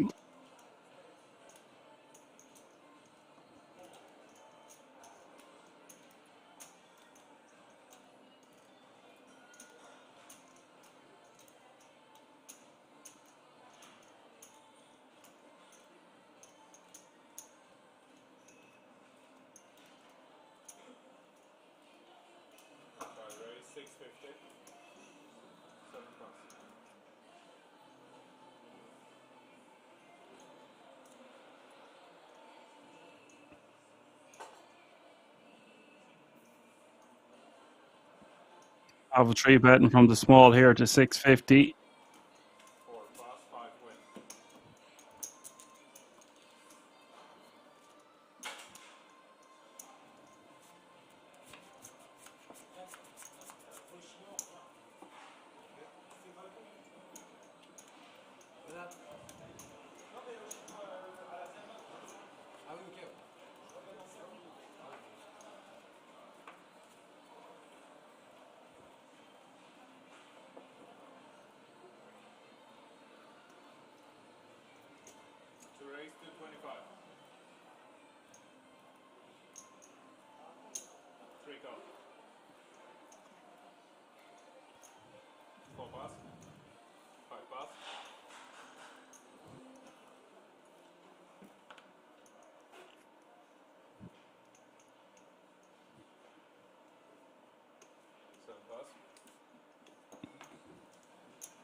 Molly raising to 225 with King 7 of clubs. DG called him a King Jack of hearts. OG in the big is going to come along for the ride with Queen 9 offsuit. 3-way action to the flop.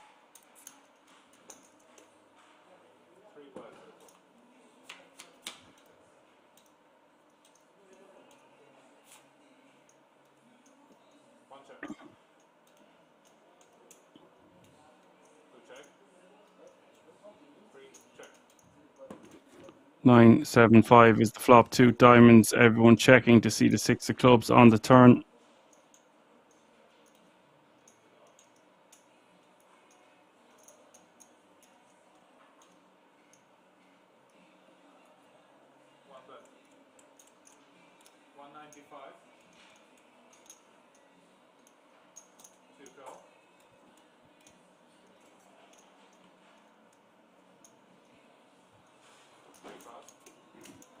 OG betting 195, going to get called by Matty. We're off to see a river. River is the 6 of hearts.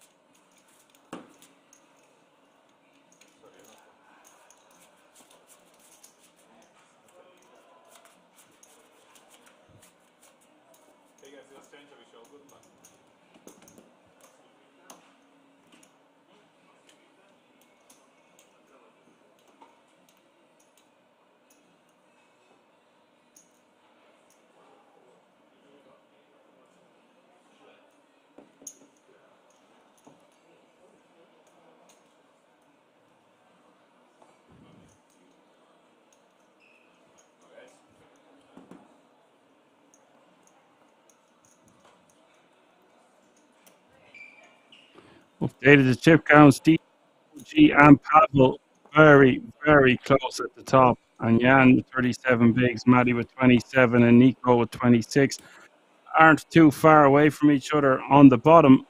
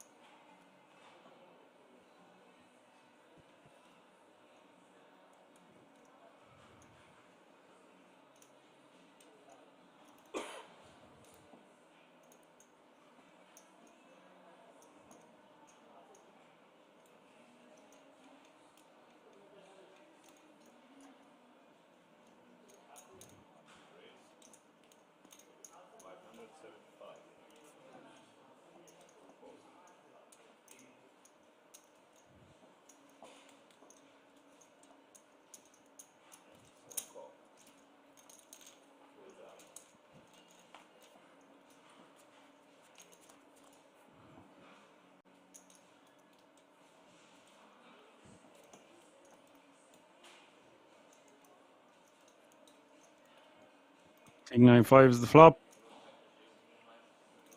Nico with ace-7 of hearts. OG with ace-6 offsuit.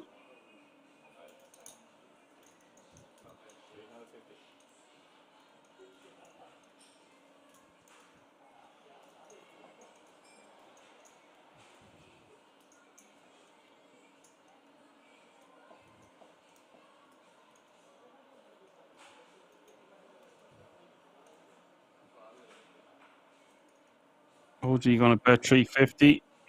I don't really like calling here, by the way, Prey with the ace-6. And then not too fond of a lead here either.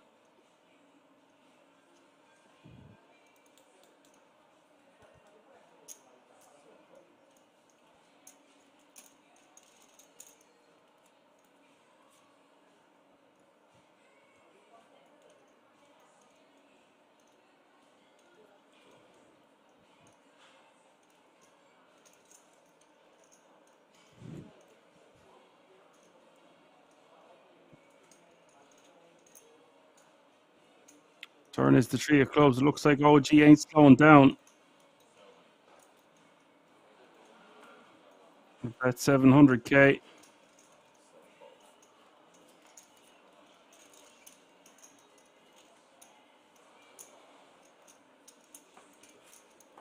Double barrel takes that one down with just ace-6.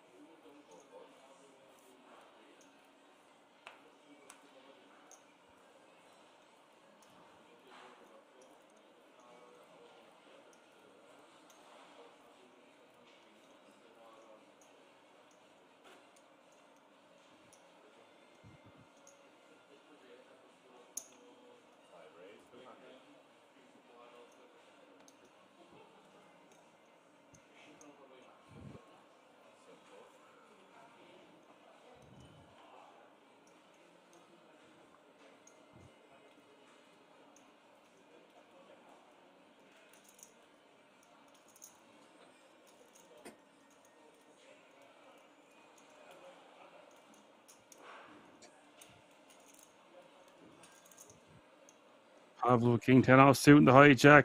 OG. I'm 3-bet this one on the button. Pavel the opener. It's getting really tit for tat out there. You could cut the tension with a knife. 3 players very similar in chips at the top. Pavel lets it go. OG extends his lead now to nearly 60 bigs. I'm still not too convinced about that hand with the ace-6. Did find a way of winning it with the double barrel.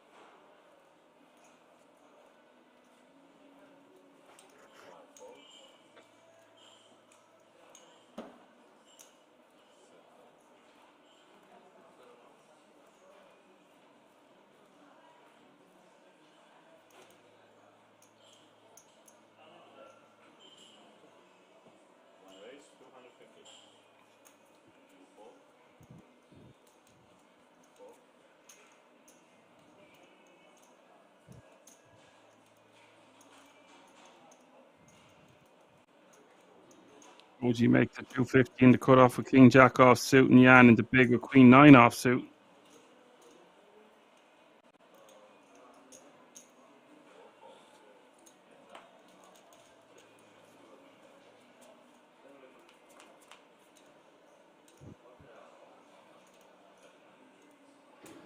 Ten, 7, 8 is the flop.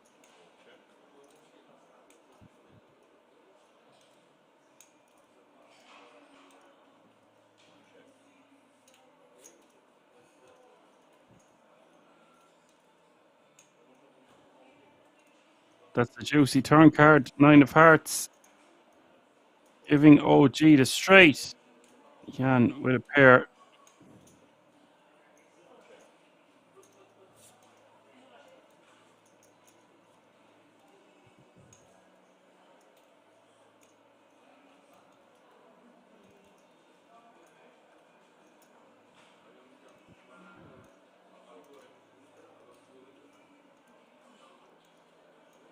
Checked on the turn and river the 8 of hearts.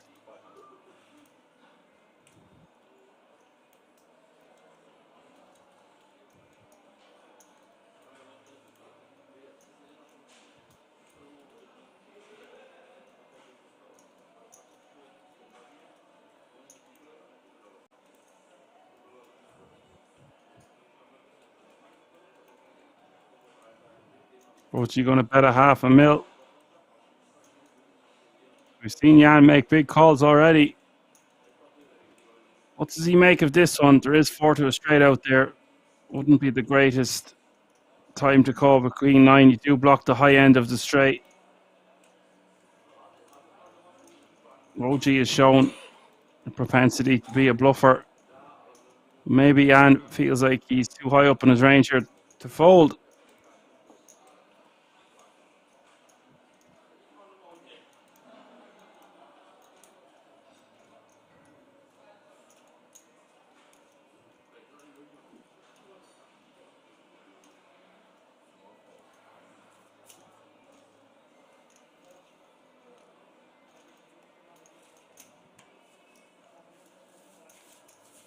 Another pot going in the direction of OG.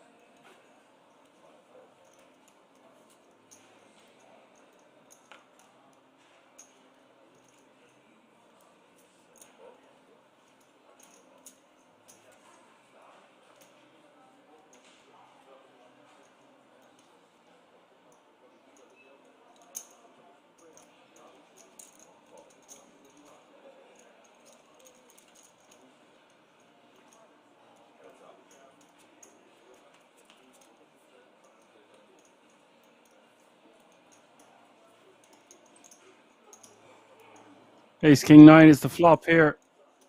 OG with bottom pair, and DG is going to bet with sixes. OG 6 million now before the start of this hand, and DG still playing a healthy stack of about 4 mil.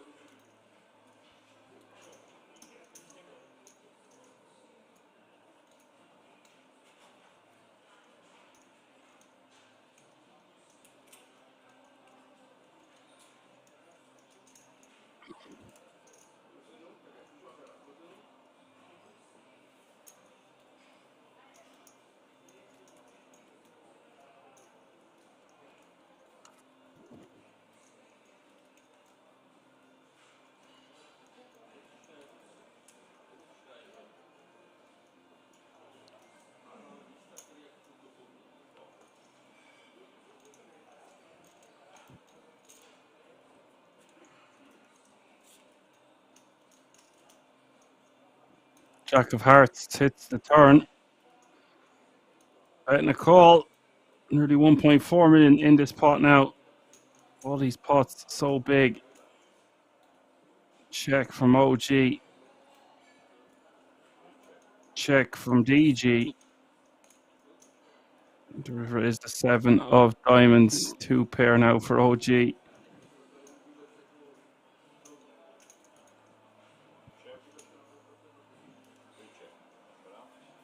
Checks. We'll win another pot now, playing over 7 million.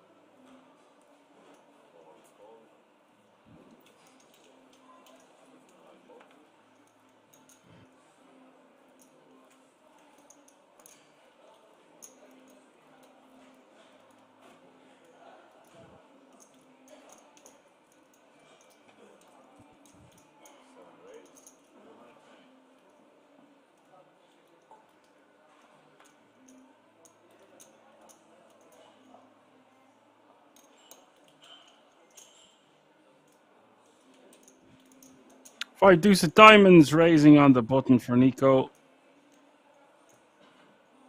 Playing about 16 bigs to start the hand. OG with 8-6 of hearts. Debating a 3-bet it looks like, but decides against it, lets his hand go, and Matty is going to be folding 7-3 off suit in the big blind, so Nico will just take down the blinds and antes.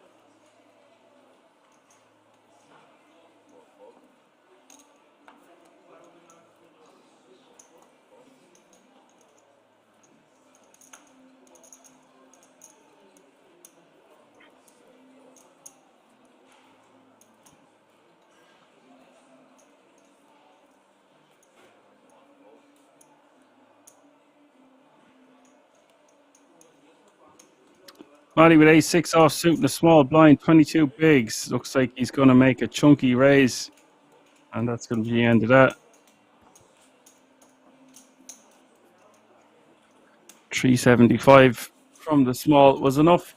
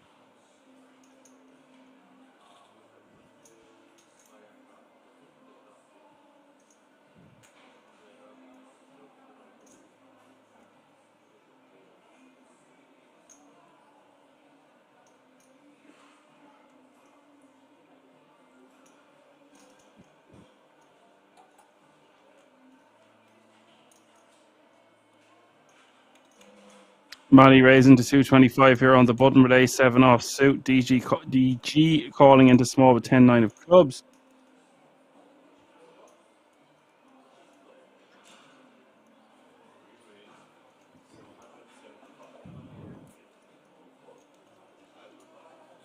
Looks like Jan is going to 3-bet to 775 from the big. This is good awareness from Jan. Sensing some weakness. DG wants to see a flop. Wow. He's going to call for 550. Don't try this at home. He's out of position with a chunk of his stack already in there. King for 5 is the flop. Nothing in it for DG. Top pair for Jan. If I was Jan, I'd be betting very small here. Like 425, 450. Don't know, 600. Somewhere in the region of a half a mil seems good to me. About a quarter pot.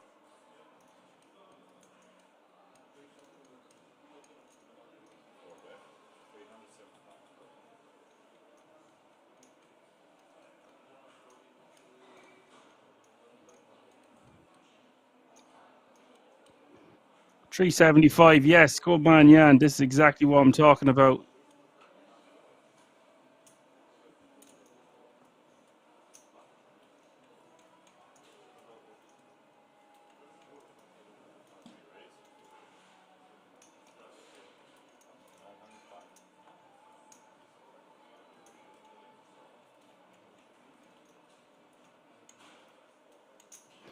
Wow.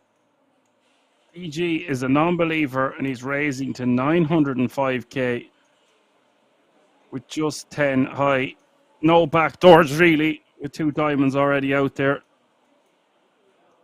No clubs in sight. This looks really strong.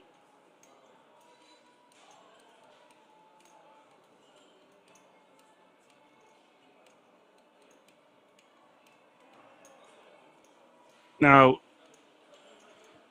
because we've chosen such a small c-bet size on the flop, we just have to decide whether we want to call for 530 or put an end to things now and shove all in.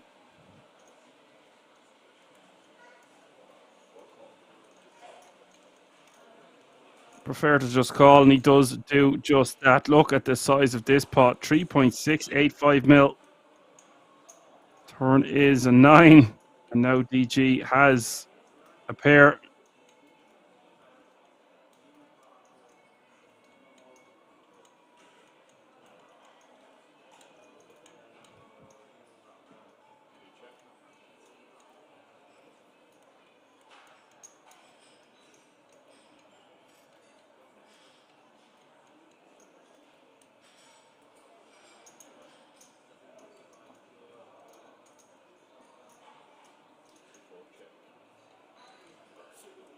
DG checks, Jan checks behind, river is the jack of hearts. Guys, what is DG going to do on this river? What a fun hand to commentate on. He's raised on the flop, he's checked the turn. Knows he can't win by just checking. He's going for it here. I don't know what he thinks he's going to fold. He's betting 1.3 mil, leaving himself with 655k. This is incredible.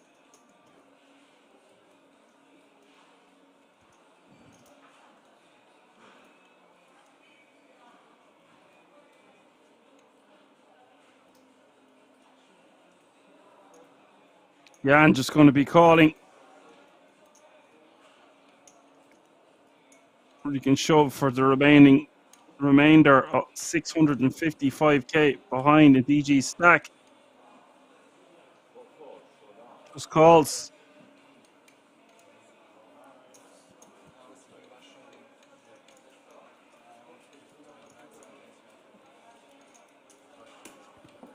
DG did have a straight blocker. He's going to regret that one.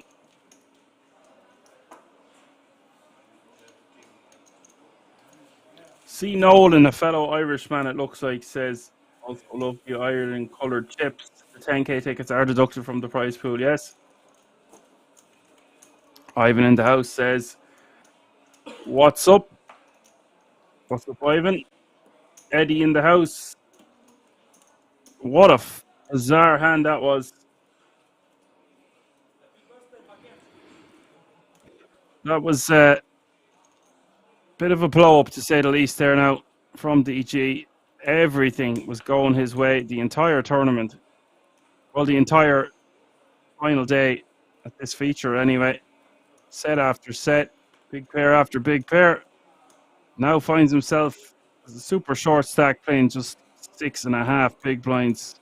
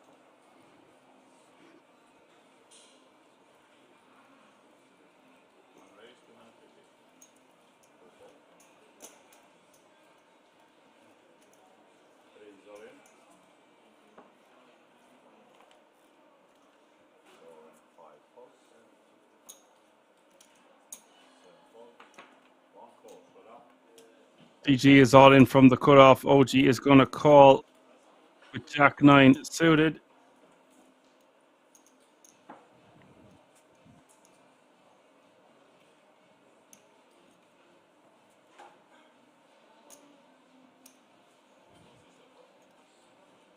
And we're off to the races. A 60-40. DG is ahead with ace deuce.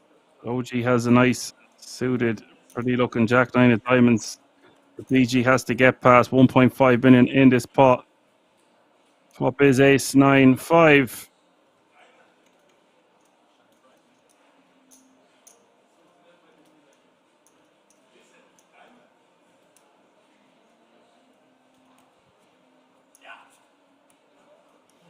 Turn is the 3 of diamonds. OG with a flush draw now. Here comes the river.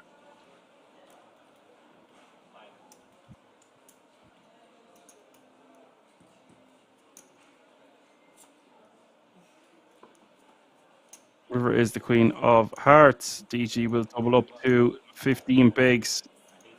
OG still very comfortable with 66 biggins.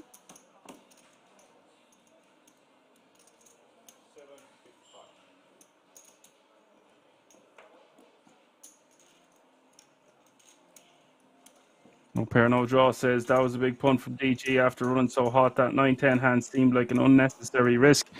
So the problem with that 9-10 hand is it's just compound mistakes. He's made a mistake by calling out of position 3 in a 3-bet pot when he's not that deep. Like, he's deep enough, but there's too much at stake between ICM and the 10k ticket.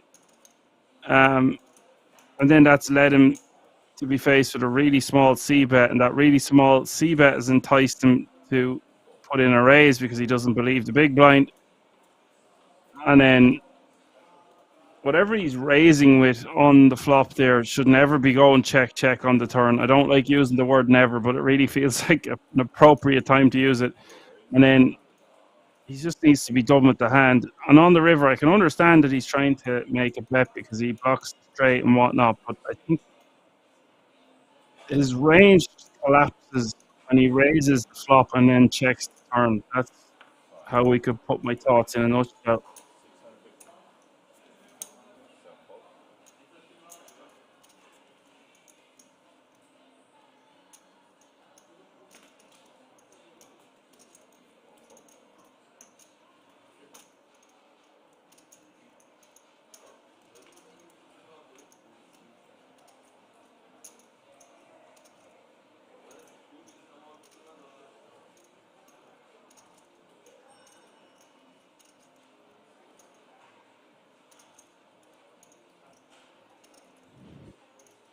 Pavel 3-betting on the button with the 4-3 off suit.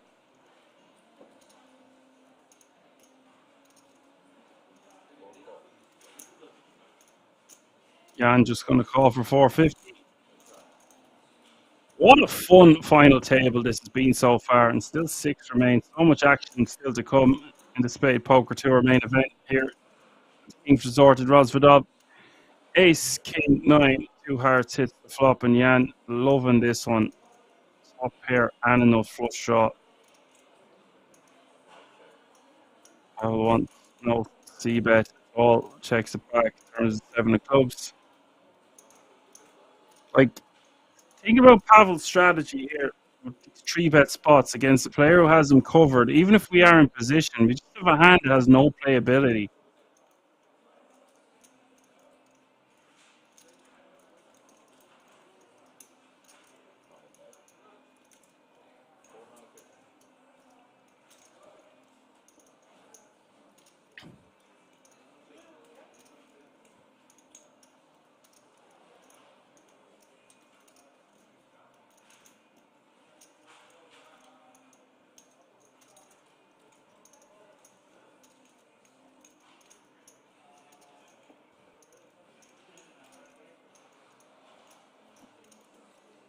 Pavel betting 450.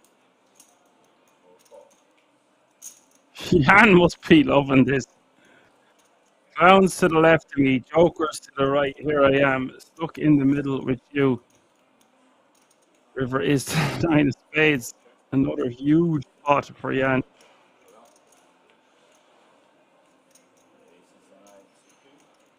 Look at this now, Jan playing almost 8 million, which is good for 80 big blinds.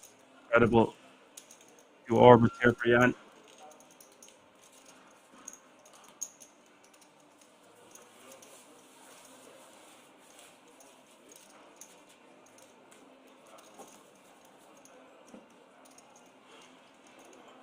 Let's not sleep on Jan's results. He has 200k in total live earnings as well.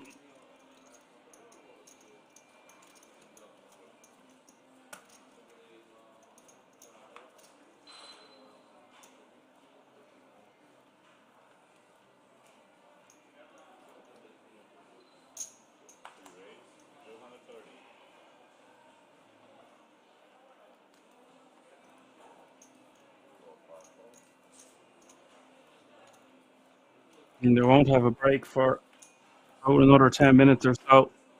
The Eddie asking, think they need a break. Raise to 230k from DG. Under the gun.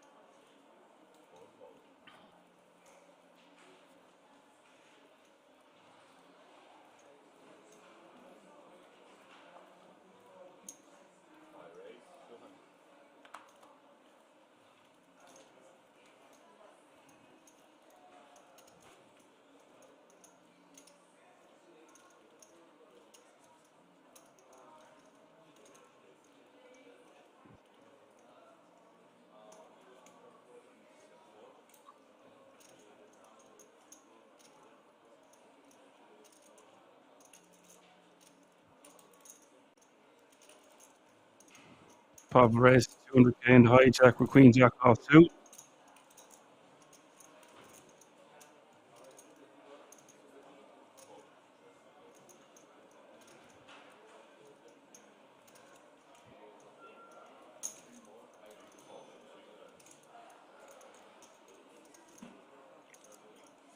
And OG is going to call, and BG is in here as well.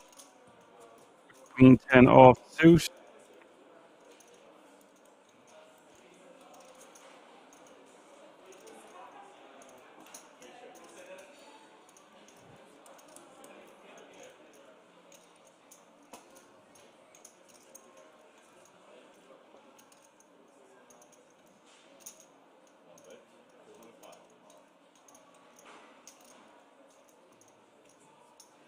King Jack 5 and OG betting 200k.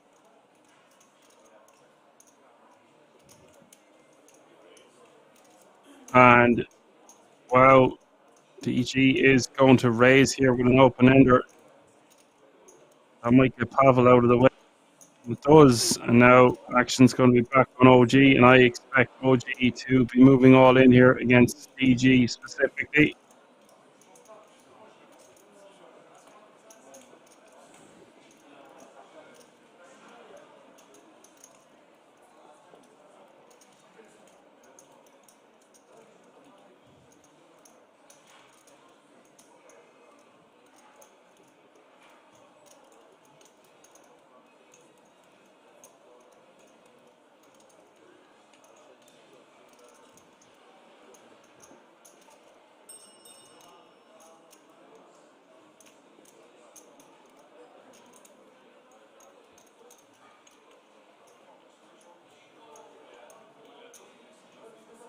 Yeah, I expect to just the OG put this one in.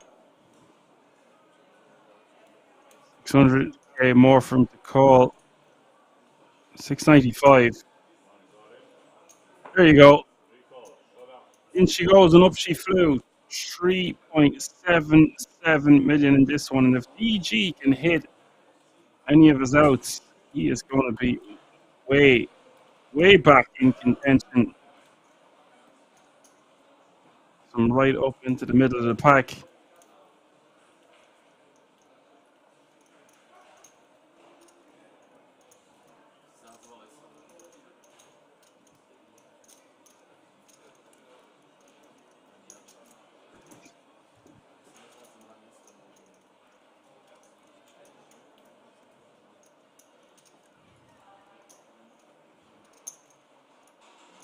So here we go. Turn is the 7 of clubs.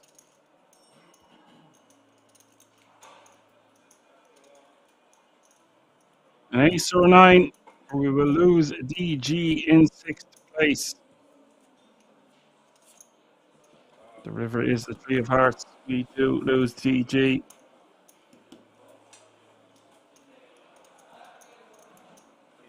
He will take home 13,250 euro for his effort, and that's a huge pop for King 8 of hearts. 5 players remaining now, all guaranteed a minimum of 13,000.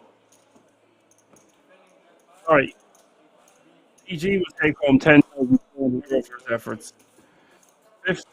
5 players remaining, all guaranteed a minimum of 13,250 euro. We are on a huge money bubble. The difference from 5th to 4th is from 13,250 euro all the way to 19,900 euro. And let's not forget about the 10k ticket. This is a massive bubble of about 17 grand, give or take.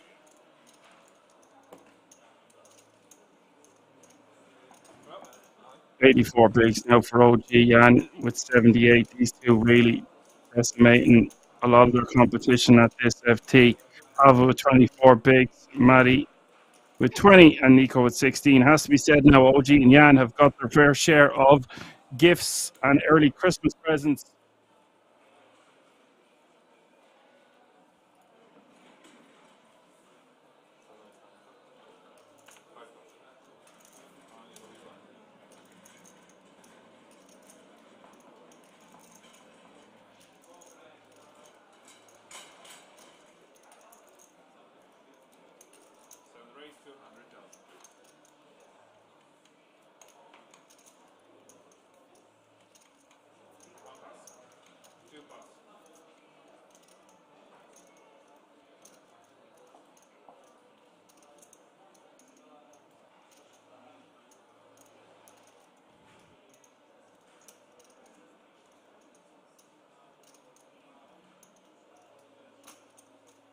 Kings raising 200k in the hijack.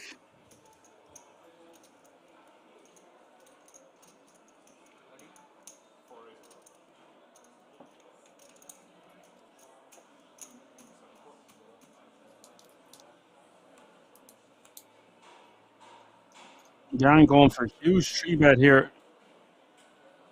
And Nico all in. This all happened so fast. Nico with a massive opportunity here to double up to 34 bigs. His hand playing itself. I think Jan has to rejam given the dynamic and what's at stake. Nico picking up at the exact right time. Here we go. Oh my God, it's a 6 in the window.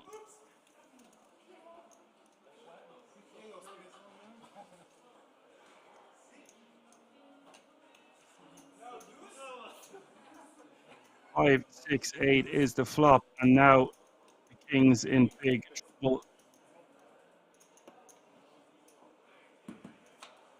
Just 12% equity remain in the tournament. Turn is the 7 of diamonds.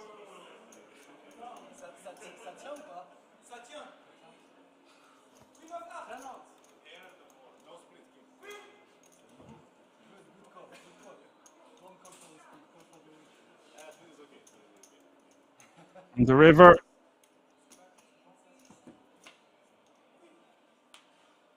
It is a 3 of spades, and that means Jan will scoop the booty, eliminate Nico, and that bubble didn't last long, folks.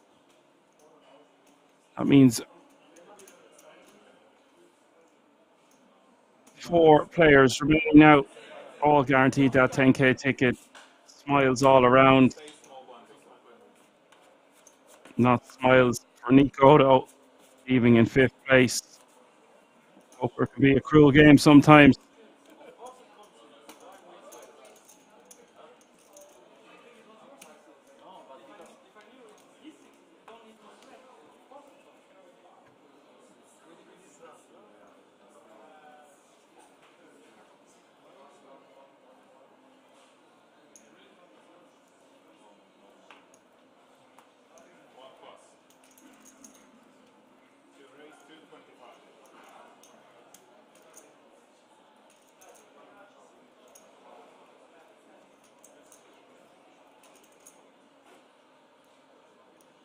Matty raising to 225 from the cutoff. Takes down the blinds and antes.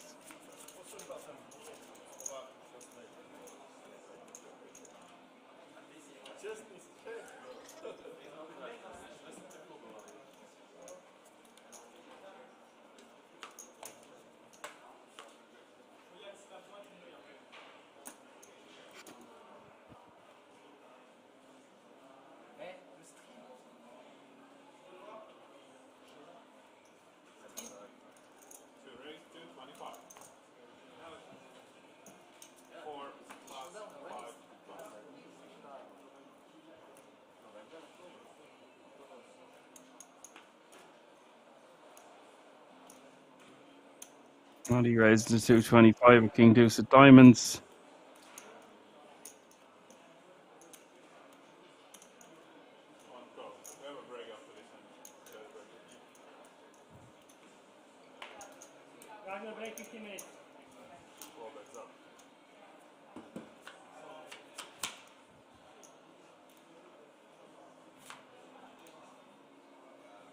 Seven, 6.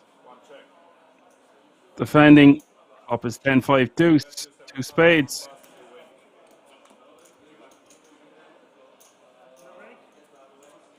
Matty takes it down, and we are off on a break, folks. What an exhilarating frame of poker that was. See you all in about 15 minutes. Don't go anywhere. Lots more action to come. We'll be right back.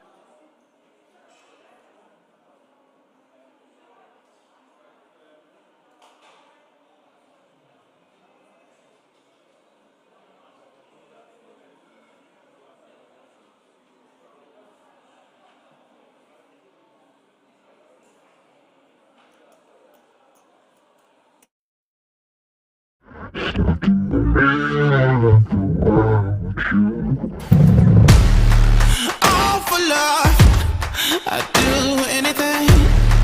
I can't seem to find my identity. All for love, but I plead insanity. Circles around my heart on repeat. All this love, the same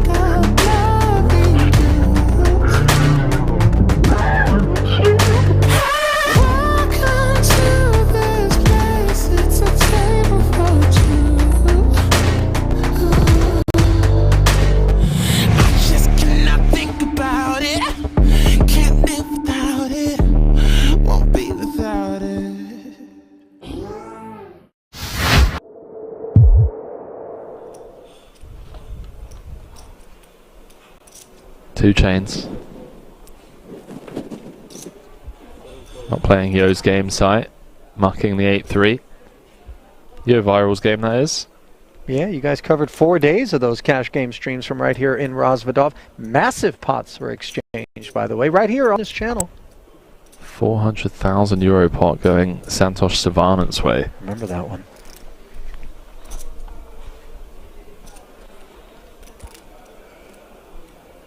Well, as impressive as 400,000 K or 400,000 euro pots may be, how about the 1.5 million euros that one of these remaining 70 players will be claiming in a 10K buy-in, no less. Ladder secured. Everyone guaranteed 22,000 for their efforts. Speaking of efforts, Klezzy's trying to get this through here. I don't think it's going to work. Small blind V button. Montagnoli with an interesting decision. Yeah, I think flat is just the play. We get to keep in hands that we have dominated. Weaker ace X and jack X. Ace Okay, 5 dealer. deuce as we get ourselves a real collision. Top pair against the second nut flush draw. Note, by the way, that this is the first involvement from the new arrival here at this feature table. You just get water. You just get water to drink. Insane flop. 330 in the middle. We play here 2 label, 1 label. 2 levels. 2 labels. Okay. Can I get 1 still water and 1 sparkling Montagnoli water, please? Thank you. fresh to the feature table. Unaware of most of these players, how they've been playing. We obviously just have a very clear-cut call here and make the tougher decisions across turn and river. 110,000 does get called. 220 more into the middle. Pot growing to over 500,000. And now we add a gut shot to the equation for Klezis. Yeah, Klezis now probably recognizing that this is a genuinely strong range. 6s, 7s, 8s, I think we can remove. I think we hear from 10s and jacks pre-flop. Ace Queen O, a concern. Ace Jack O. Ace King we also hear from. We're blocking King High and Queen High flush draws that perhaps fold turns, so do we check in the hopes that the Austrian checks back, we get to realise, or do we just try and bulldoze our way through this one?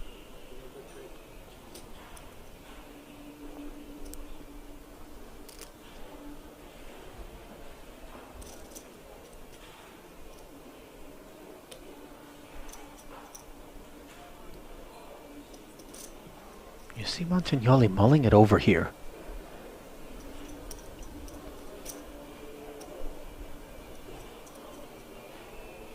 Nice hand to check, I think.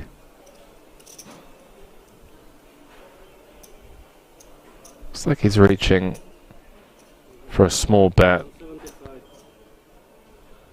Yeah, 1/3 pot. Just kind of setting the price for himself to just always be able to check behind. I wonder if this small bet actually induces Klezis to jam the King Queen. All options on the table. If he thinks the Austrian has fold equity.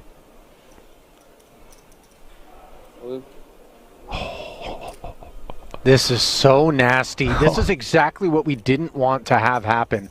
And you see a snap fold from that ace jack. Oh, if we're going to bet turn to then snap fold a self-inflicted wound.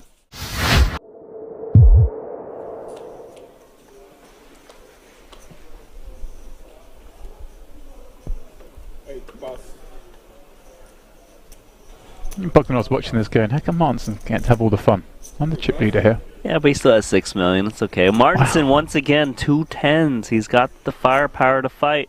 His arms must be getting tired, Randy. Just kidding. I don't think he minds it. We might have to relay the felt. 100. Excuse me, can I touch my top phone? Yeah? Looks like he'll be raising, taking this one. Yeah, Chateau with King 3 offsuit. Such a poor hand. No chance he's playing this.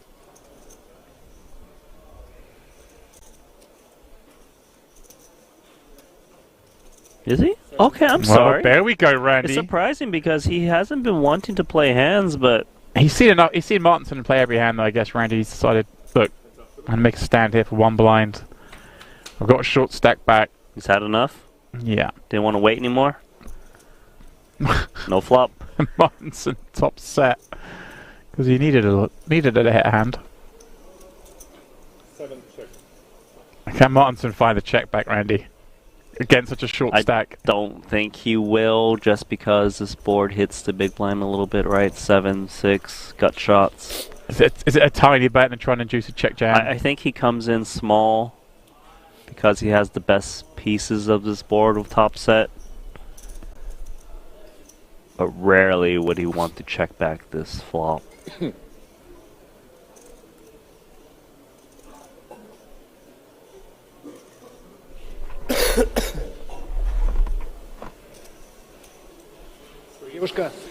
$65,000, the bet very small. And a switch Oh my check. god, what is going on here? Made a move with just king 3 high, no backdoor hearts, and he's pretty much dusted. Looking for an 8 or 9 and a 9 to kind of chop this one up. Wow, Randy. He knew it was the big blind's board.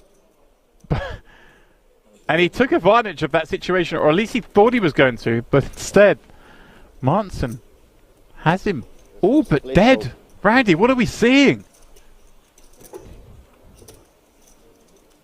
Well, that's it. That seals it. Chateau out in 27th. I mean, I always give credit to someone giving it a go, Randy, but that was spicy. I will see, I will see. Doesn't matter. Nuts. In river I have nuts. There's not a player at this table who doesn't mind seeing that 9 roll off on the turn. That much I can assure you, as the talents of Shilko no longer need to be contended with. Without paying the Bravo. You play slowly, but now you are hot. Саня. Давай, брат.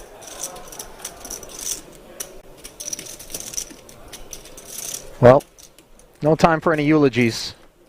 As we march on here, absent Shilko, 45 remaining. King Queen suited from the hijack, not all in, but mostly in.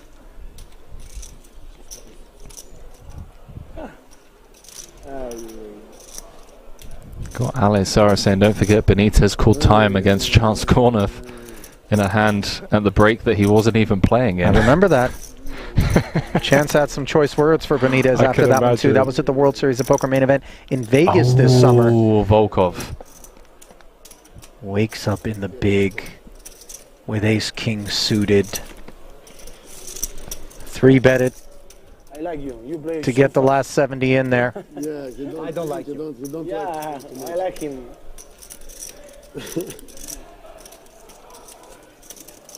No stress. No, I like him. I play fast too. Ace, ace, 5, and king queen suited. Possible combination. So few outs. Running spades, running 10 jack. I knew that was the problem. And that's it. Ace is full for Volkov. Chip leader here No more possible. has 2 casualties in short order here at the feature.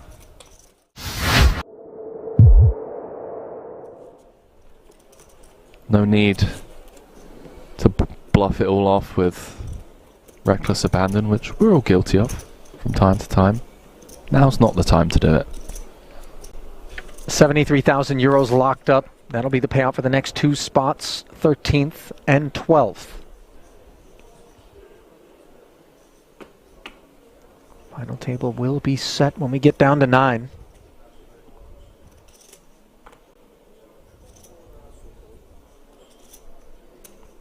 Kings now for Sai. What's going on? They've all had some Haribo fizzy colas on break or something. I mean, rocket fuel.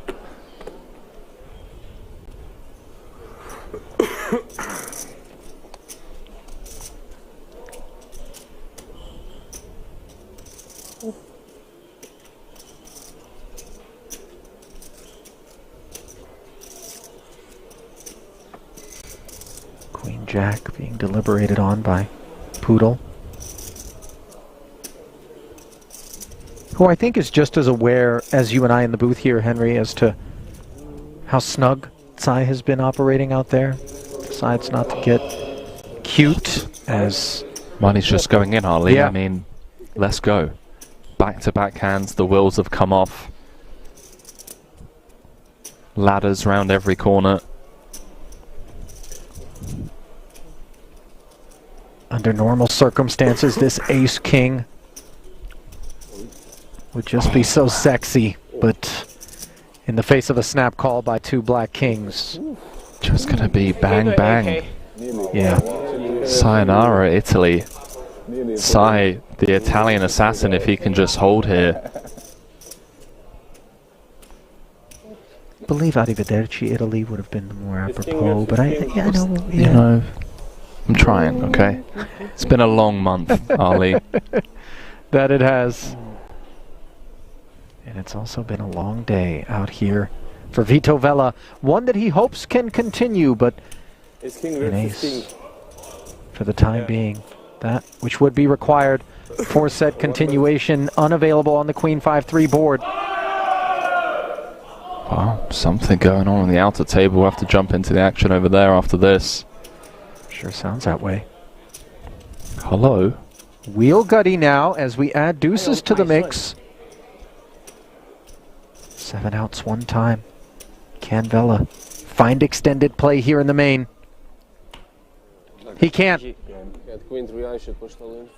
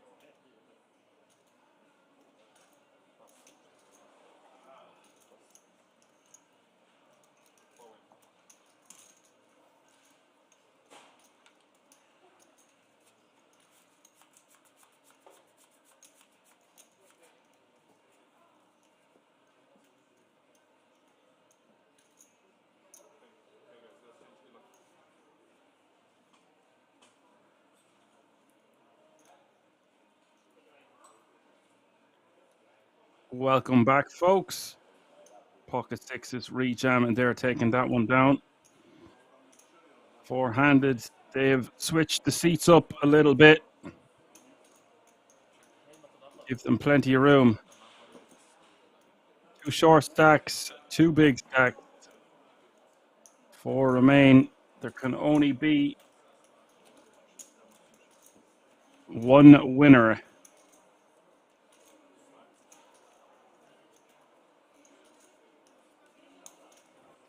ECW was getting withdrawal symptoms from me, it feels like. What's up, ECW? What's crack-a-lackin'?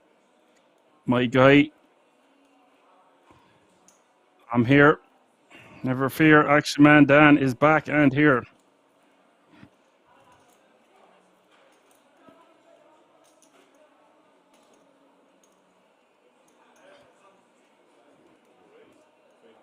I don't know if you were here for most of the FT ECW, but it's been a hell of a ride.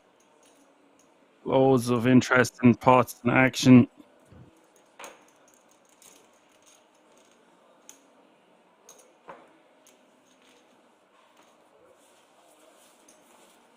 ECW asked, what was the longest mute I've ever had?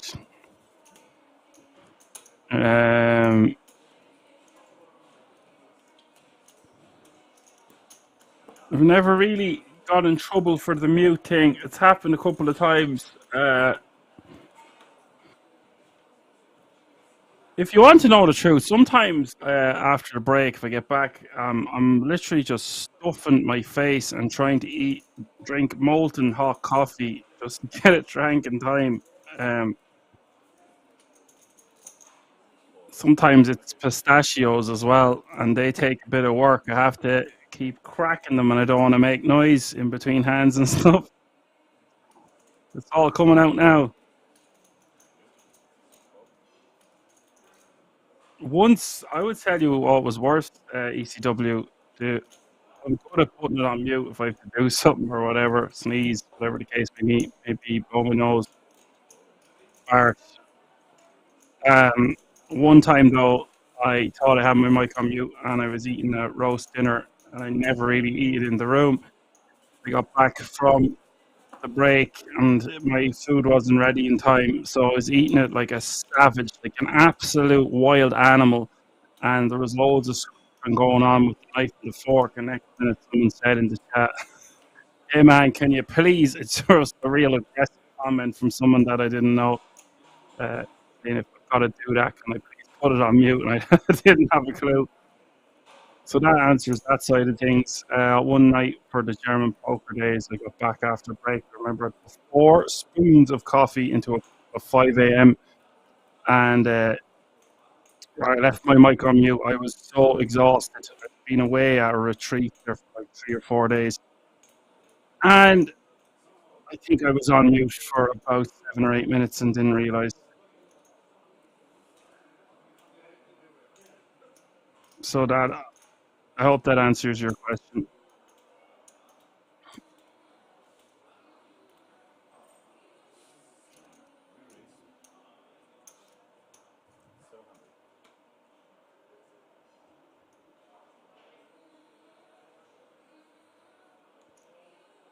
Pavel, as is tradition, with his favorite hand, Pavel 5-3, betting to 700k from the small blind.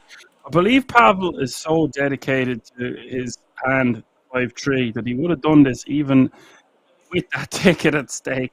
It's a good thing that there's 4 remaining here and not 5 because OG has aces. Pavel's put in nearly half the stack, and this guy is just a character. Do not click it back. Just call with aces all day. Although maybe it looks too strong from the big blind. Just calls Pavel out the way, and now we have a pot of 1.77 million where Pavel only has 700 or has 1 million behind. He's got a little bit more than 60% pot here. This is the problem. You just have no playability with 5-3.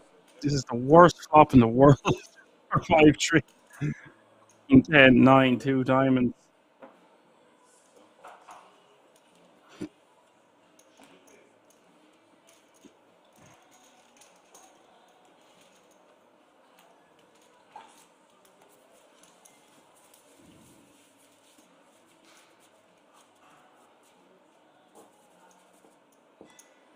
And ECW says it's the German poker series. You definitely get a break for that. Yeah. And I'm living in a home house, so I've got a very, very loud mother, and doesn't be shying from making noise, doing housework and stuff. And also, I have 2 nephews, and they're always running up and down the stairs. They don't live here now, but when they're over, which is usually on Sundays or Mondays. And I've got a teenage brother who likes to have fun, shall we say.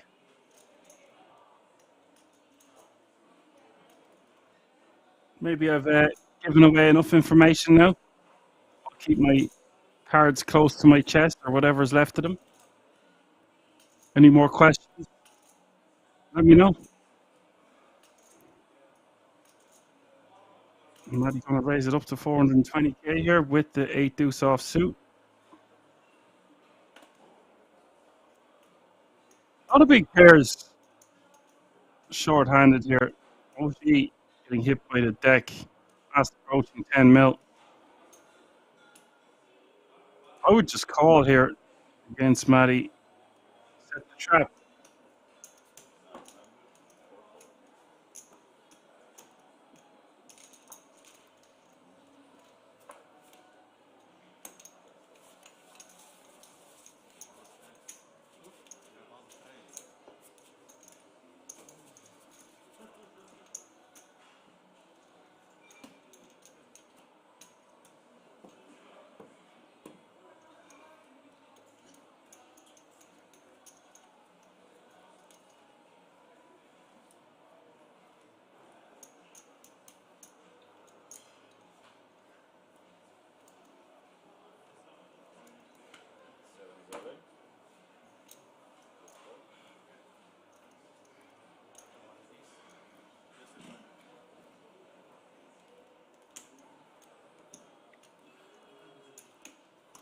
I would love pistachio ice cream is the nuts. It's the best.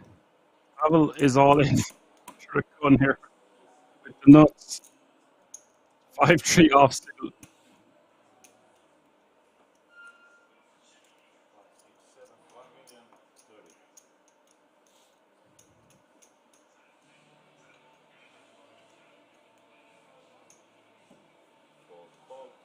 Matty is going to call from the small here. We've got action. Pavel's going to have 33% equity.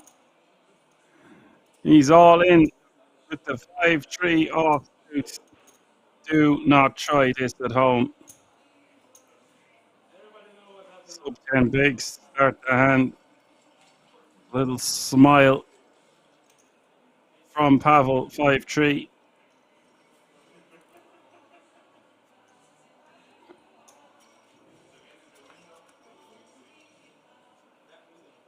Five in the window. Followed by a 9 and an 8.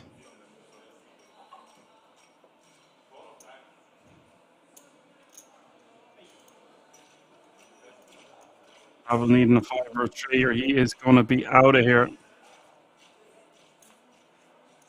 Turn is a 6.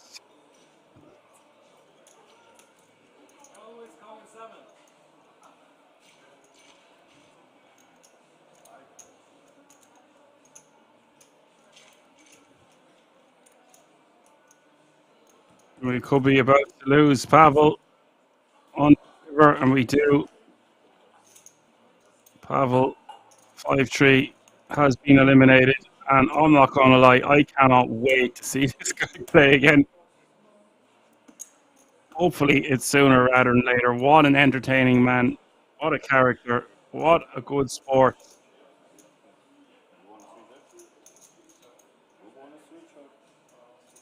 GG to Pavel.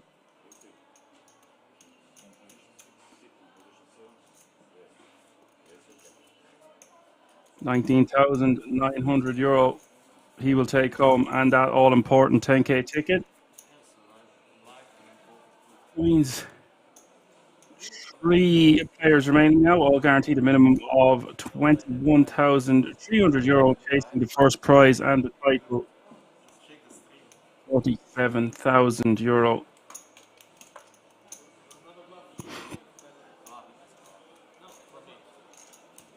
People saying they must have made a deal. No, Pavel just loves the hand 5-3, and when he gets it, he has to play it. That is, maybe we'll get an interview with him. We're getting an interview with a few of the players. Maybe he doesn't want to.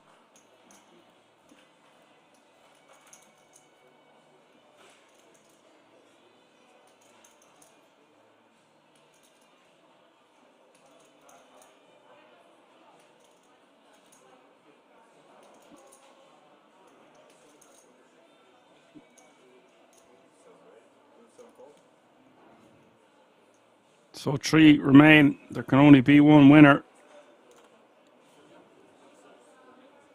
Jan, an OG with most of the chips in play.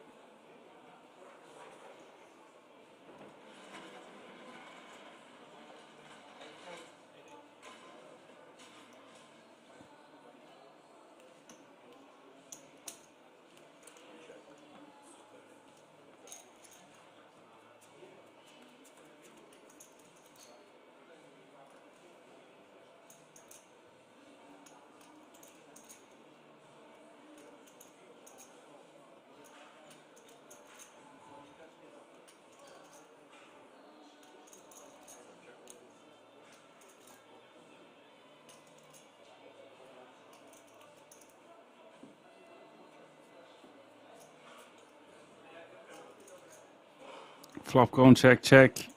Jack 10, 3-9 is the board. OG with the ace 4 and Jan with 6-4 off suit.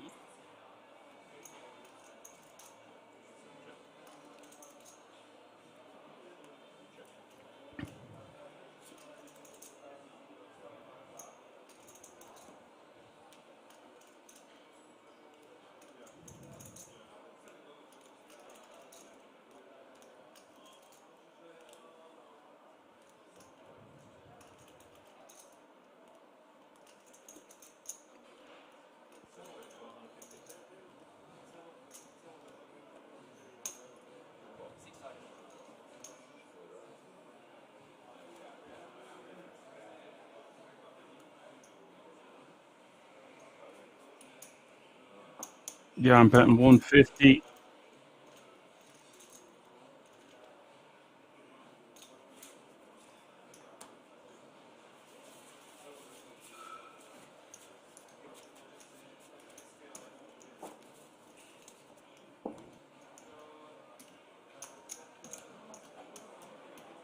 He gets picked off by the OG.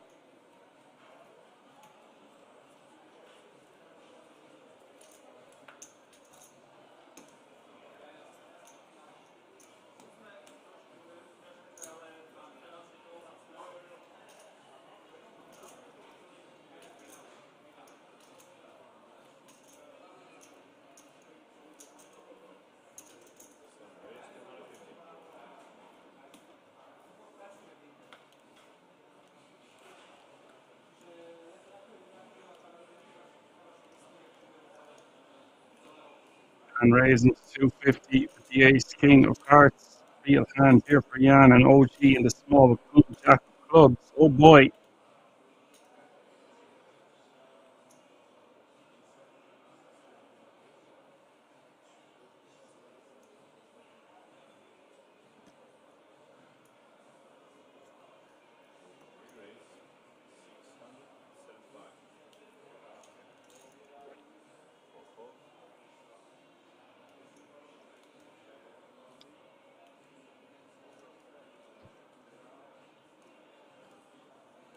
Best to 65.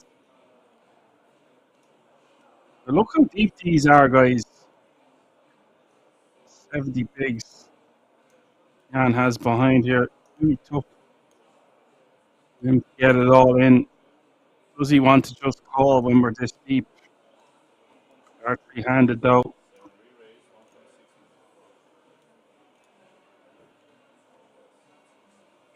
And 4 bets to 1.6. I think this is from Jan.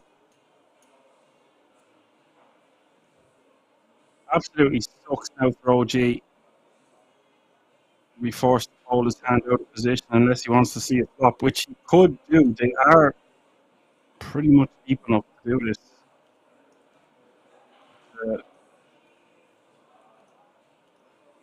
He takes that chip off his cards. Looks like they're going to go in the muck.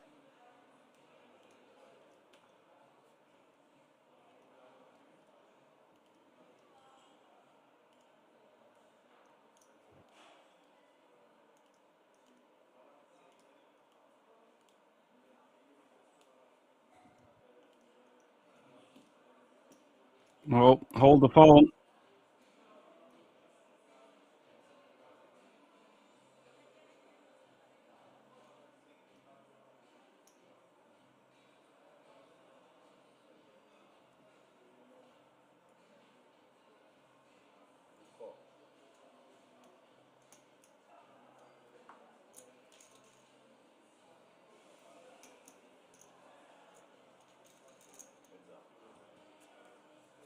Look at the size of this pop three. 3.4 million. Blinds are 61, 21, 20. Flop is 10, 10, 5.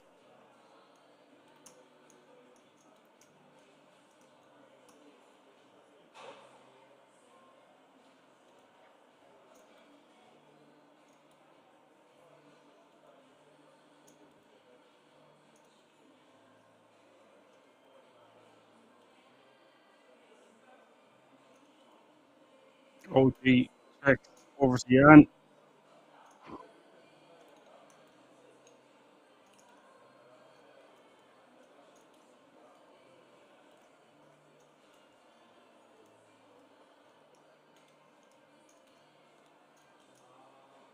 This is not the flop. Queen Jack was looking for a pretty good flop. Safe board for Jan to continue betting. Doesn't need to bet too much. I said somewhere around the middle. Goes for 850. Like the sizing from Jan.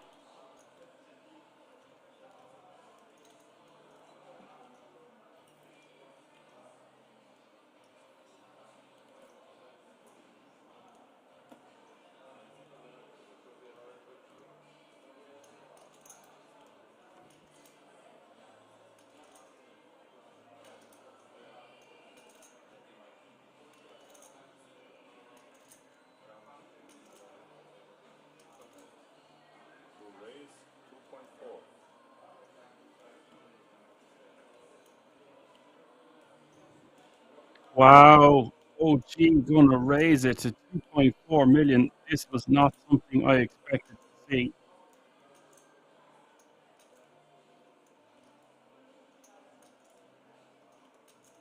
I was sure OG was just going to release. This guy is full of tricks. Tricksy little hobbits. No, Jan might want to see a turn. This looks super strong from OG.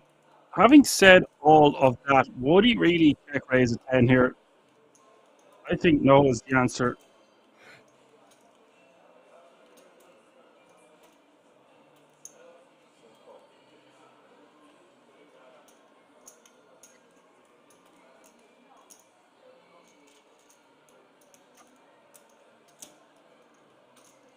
He is repping a big pair here, OG.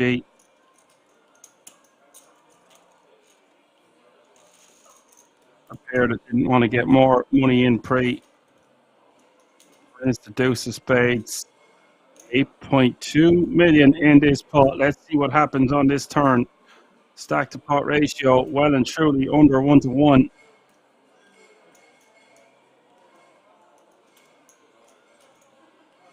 If OG can fire the lot here, it would be so sick.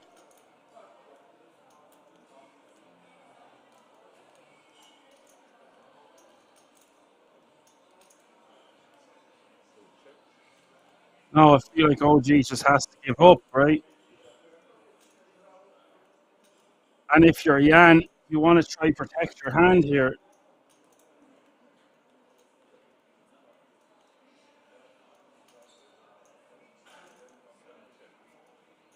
Check back is the only. Oh, this is so sick. Oh my word. OG hounds the air emphatically. This is what I was saying. Do we protect our hand on the turn? Or like, how do we protect our hand unless we shove? And if we shove, is that just overkill? I really don't know. Let me know what you think about that one in the chat. What do you do on the turn there? You risk it for a chocolate biscuit? Congratulations Would for you do it 5th for a place. do It's it? very nice. How would you rate your play on the final table? Do you want a number from 1 to 10? Or I don't know, made some good faults, made some bad calls. Overall, it's okay. Could have done lots bit better, but I'm happy with the result. Yeah, and do you play quite often in Rozvadov? I play quite often, yeah. Yeah. So it's your favorite casino, yeah? Sorry? It's your favorite casino? No, it's not. It's first time here. Yeah, first time. Nice. And do we plan to play something else here?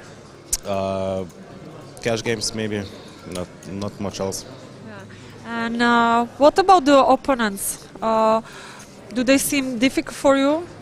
Some of them not. Some of them, yeah, definitely. Overall, it wasn't easy. And I have one like cheesy question. If somebody asks you about your previous hands, would you tell them the truth or you don't answer at all? You can all see them on the live stream, I don't know. So, but yeah, I will tell them, sure. Yeah. Thank you very much.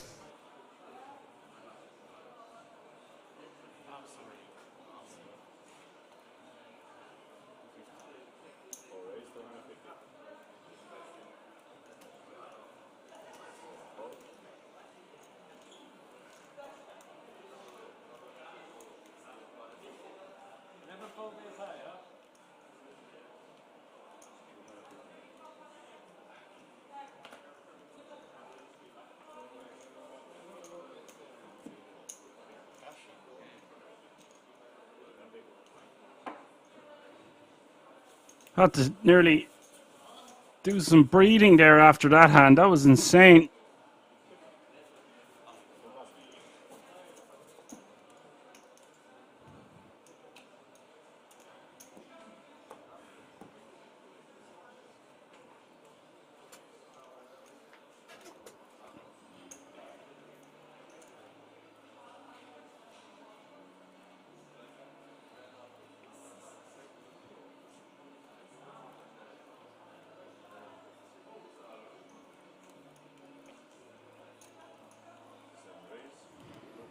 And on the button with ace-5 of clubs.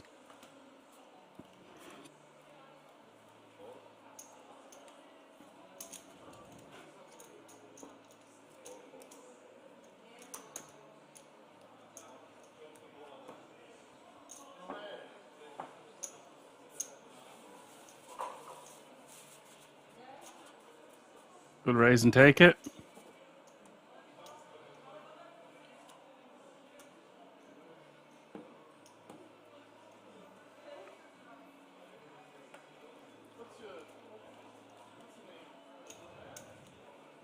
Now, part of the strategy there, you're going to be very tilted after losing a hand of that size with ace-king.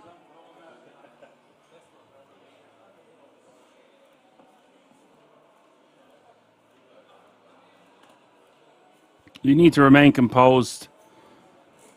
Composure is key.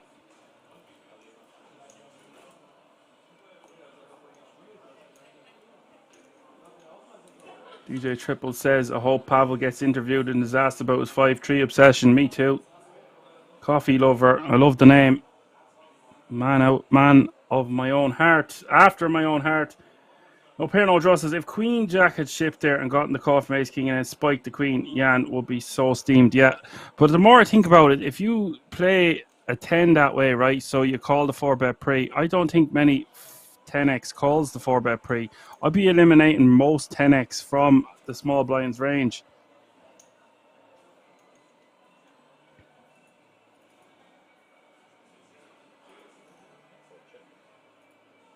Perhaps we just have to shove on that turn to rep aces or kings. Because the way that played out, he's going to have hands like, oh, I don't know, 7s, 8s, 9s, 10s, 6s maybe. A pair nonetheless. Like, surely you can't think ace king is good at showdown.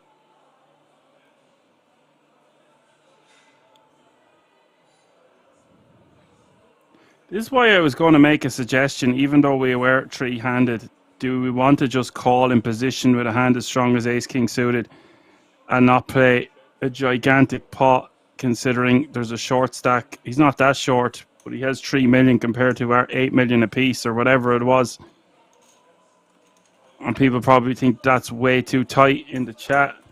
And I can get behind that, I understand, but it is just going to be so tough. It's not like we're playing with 50 bigs or below here. We're playing with 80, and our opponent has nearly 100, it looked like. I'd have to see the hand again, but we're really deep is my whole point. So it's going to be really tough to get it in unless we 5-bet rip for the lot. And we're in position, so it just seems like it's a nice option to call.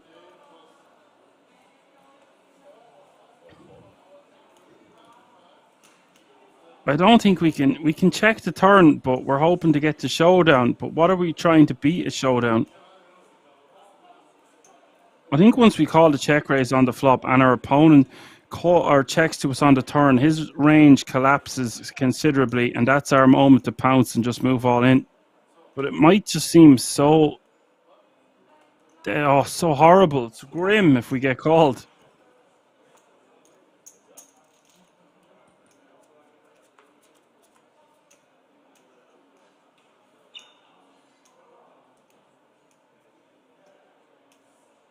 Of all the times I've seen an opportunity to turn ace king suited into a bluff there, or just ace king, that seems like it's one of the better ones.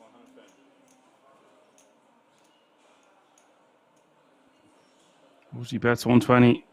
He's now playing over 14 million.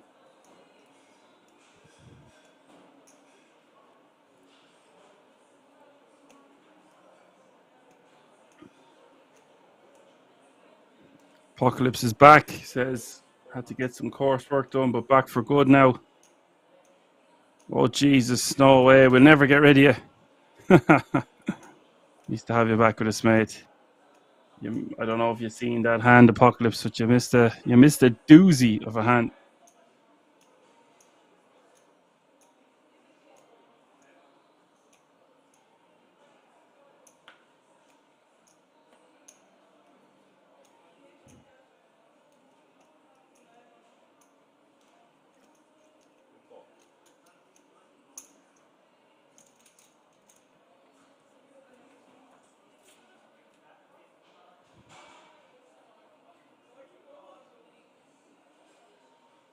$1.2 million on the turn here, and Jan still has the best hand. He looks a bit dejected. That queen costing him so much money in equity.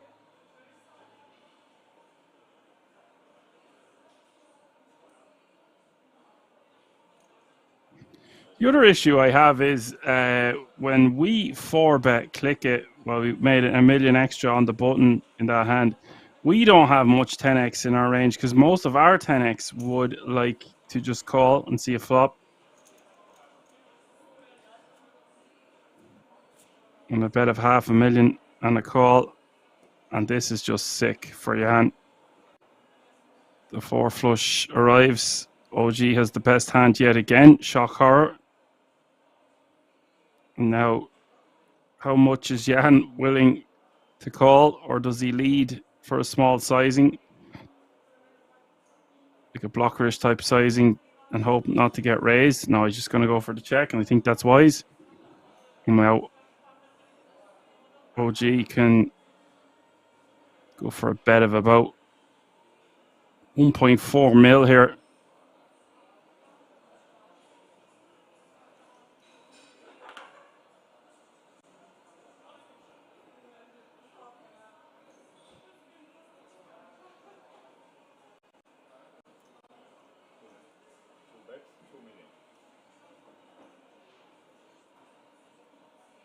And that's a bet of 2 million.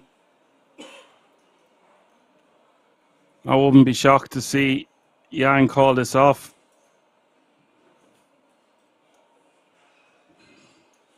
OG should have a lot of hands. He's turning into a bluff here.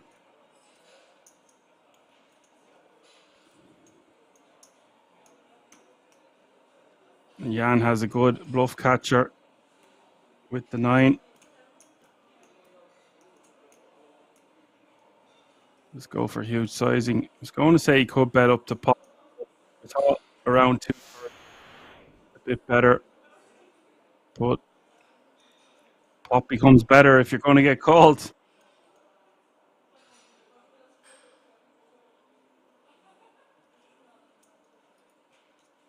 Very hard to get a read off this fella.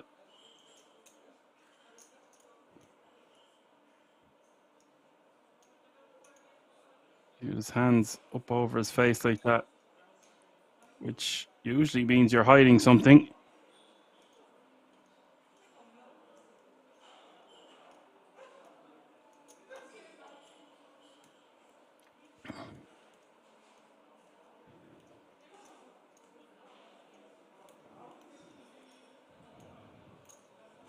It's a very polarizing bet from OG. It's either nuts or air, really.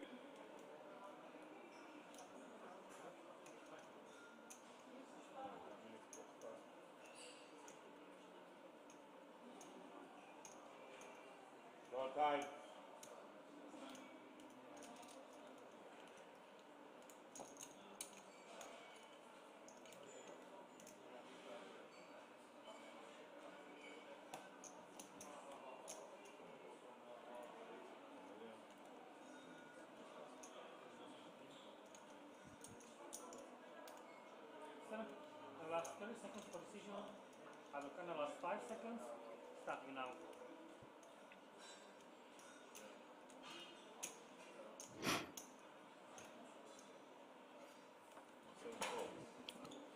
There we go. Jan has called him off. Gets the bad news, and he's now going to be playing 11 big blinds. This is sick for Jan. He had over 8 million in chips at one stage.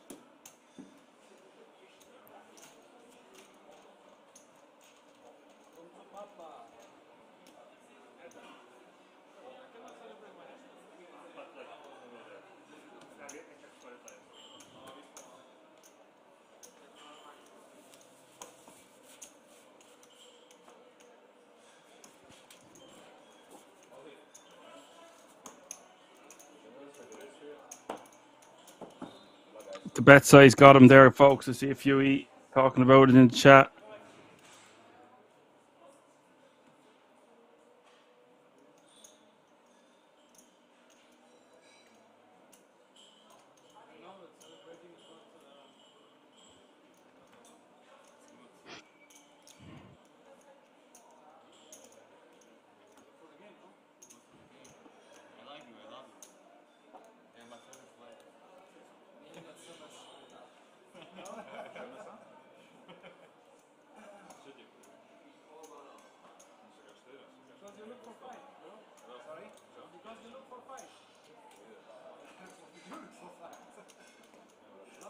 I'm always ahead before the river. Come on, man.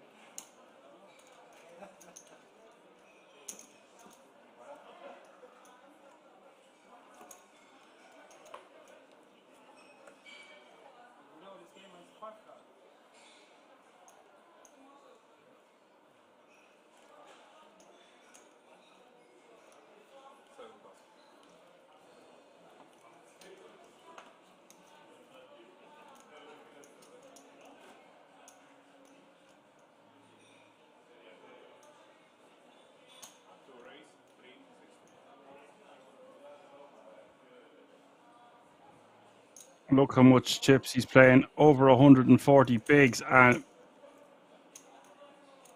Matty is just going to call in the big blind with a hand as strong as ace king. I don't like this from Matty. I'm going to extract max value from the chip leader here. There's no one else to worry about.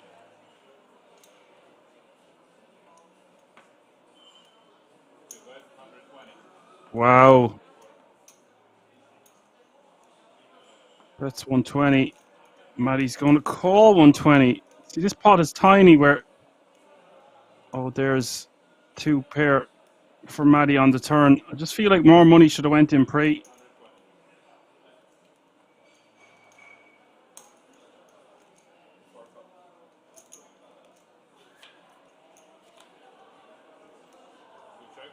We've raised the deuce of clubs. 1.3 million in the pot.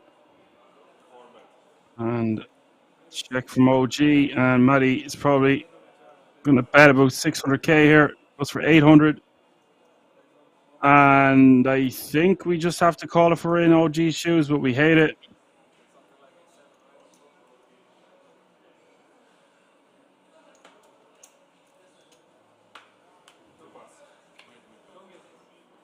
OG makes a tight fold, and it's the correct one.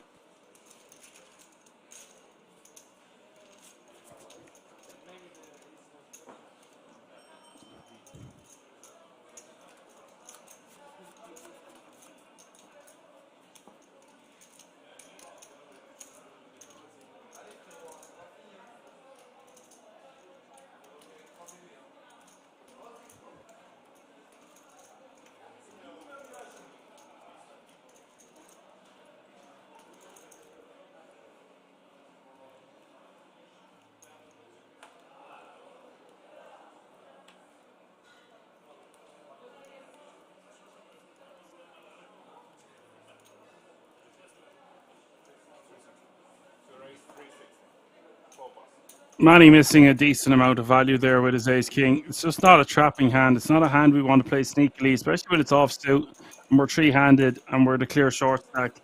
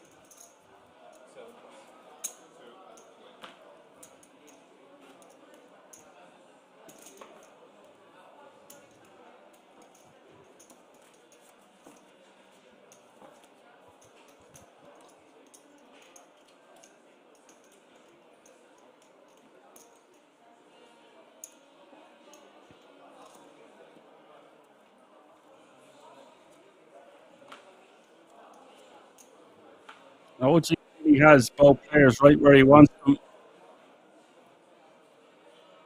I was warned, guys, we might be having some graphical errors.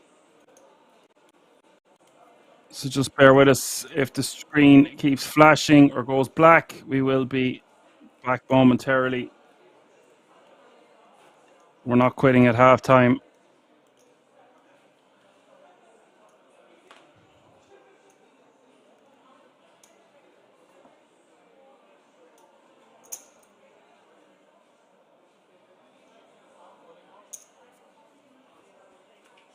Bad time for the graphics to have some errors, but here we go. Jan and Matty going to fight this one out. 2.2 million in the pot. Matty's got the best of it, 64% equity with Queen Jack of Diamonds against Jan's 36% equity with 10-9 of Spades.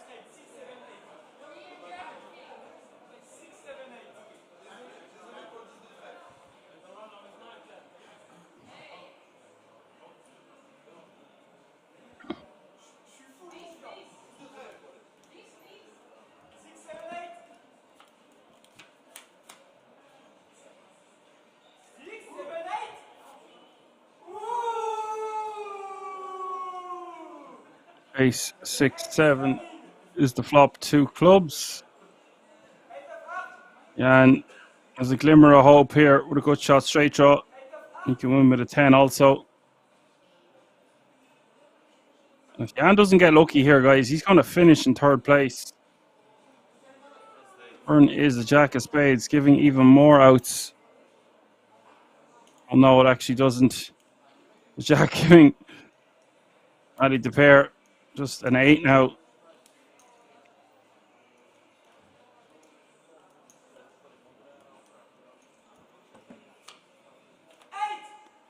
Doesn't arrive. It's the essential brick, the deuce of clubs, and we are going to lose Jan Lormel in 3rd place. A nice score for him, but he will be bitterly disappointed to come 3rd. The hands there, not much he could do.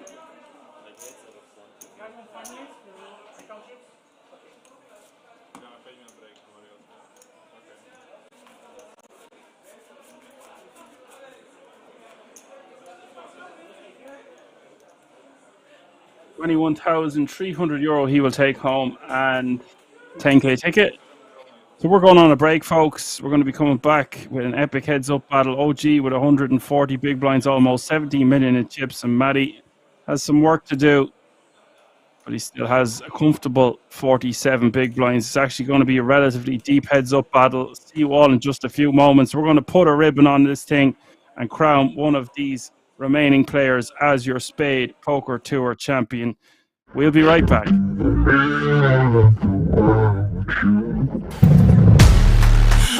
for love, I do anything.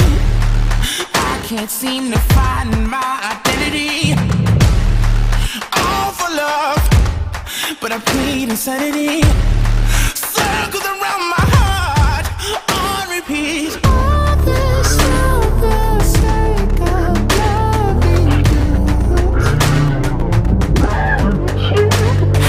Welcome to this place. It's a table for two.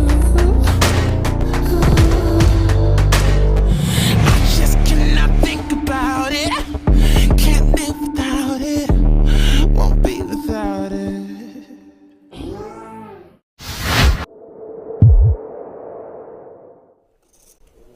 You could maybe put some mayo on the wheel, Henry. Just, you know, to take the heat off of pizza. Let's just, you know, ease our way into the booth.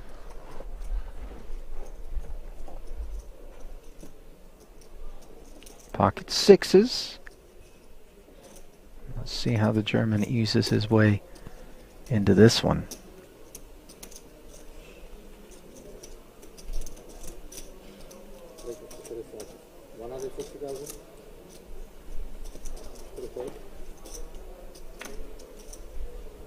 $160. Min raise here with the blinds at 40, 80, and 80. Yeah, we do have about 10 minutes left on this level as we worked our way down the final 2 tables. Vela, Italian, currently 14th in chips. Just going to proceed with caution by the looks of things.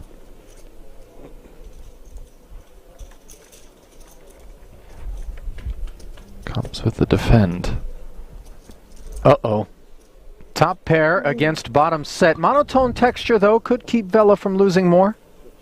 Yeah, the saving grace here is these 3 diamonds on board for Vela.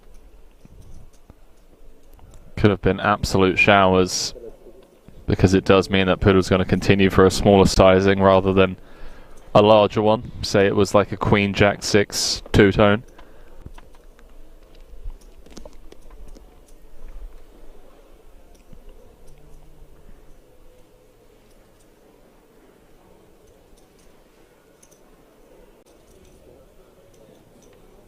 Another 200 into the middle after the check call of 100K.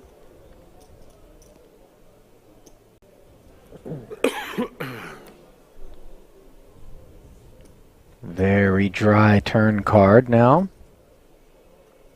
The type that Rates to keep ace-queen very involved.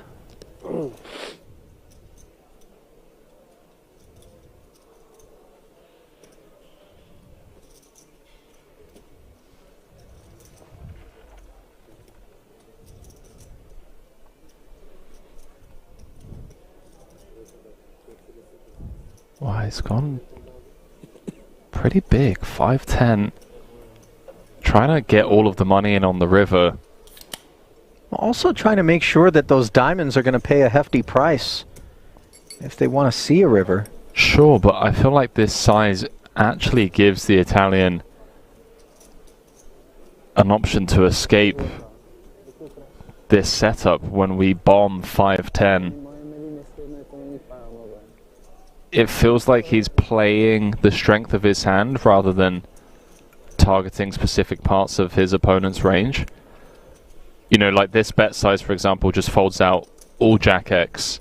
It folds out a lot of the Queen X. And those are hands that we should be trying to get value from, right? Feel like we could have sized closer to half pot. But what do I know? Because he's getting paid. That he is. As another million plus suddenly finds its way into the middle. You see the heart swallow there from Poodle. He's okay with red cards as long as they're hearts. And that 8 doesn't look very scary.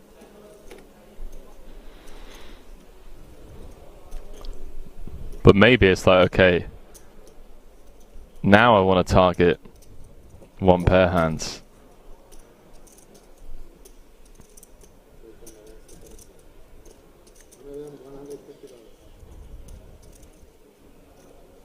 $1.2 million.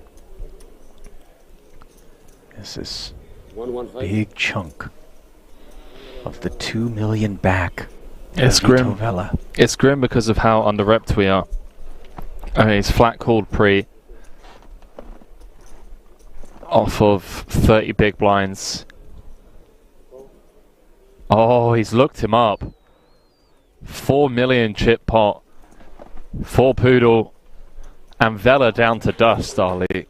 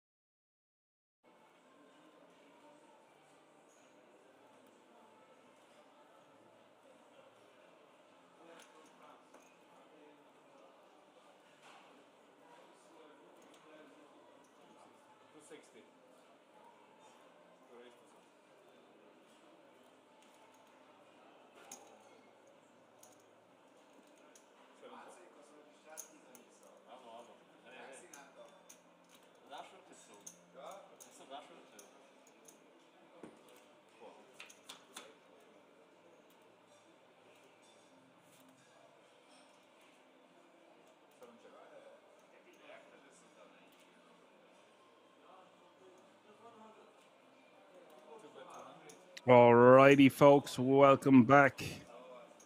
2 players remaining chasing this title. Both guaranteed a minimum of just shy of €30,000. First prize 47.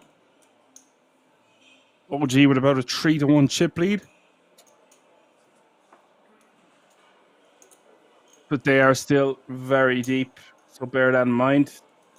DJ Triple putting it better than I could myself. About a 3-1 chip lead, but both deep enough for a good heads up.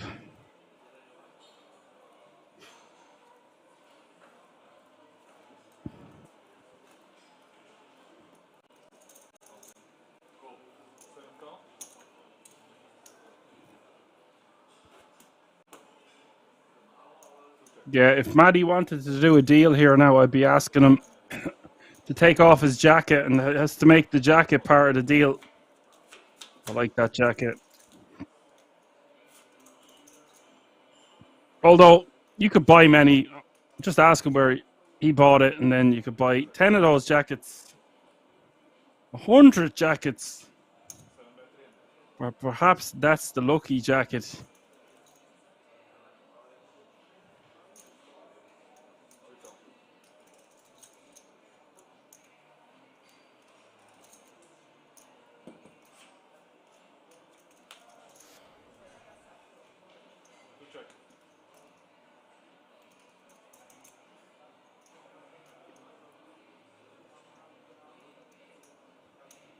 Top pair against an open ender here. $1 million in the pot. Looks like Matty is going to go for a large sizing of 900k.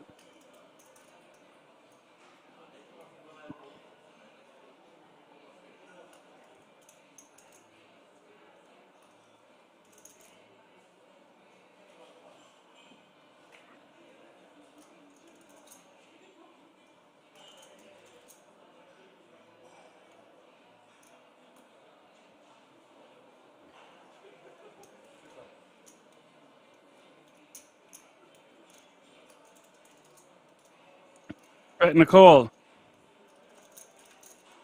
2.7 million in the pot.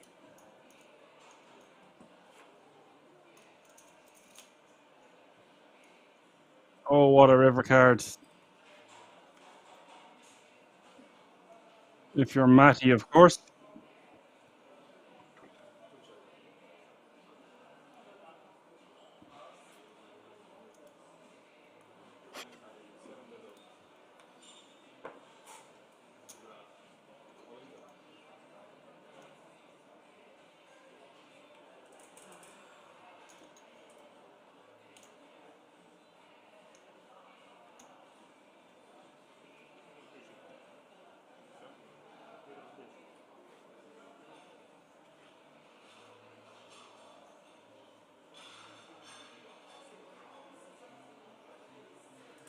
And he goes all in for 4 mil.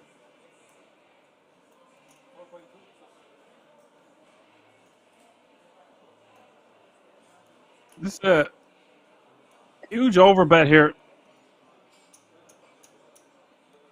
And for that reason, it doesn't seem that believable.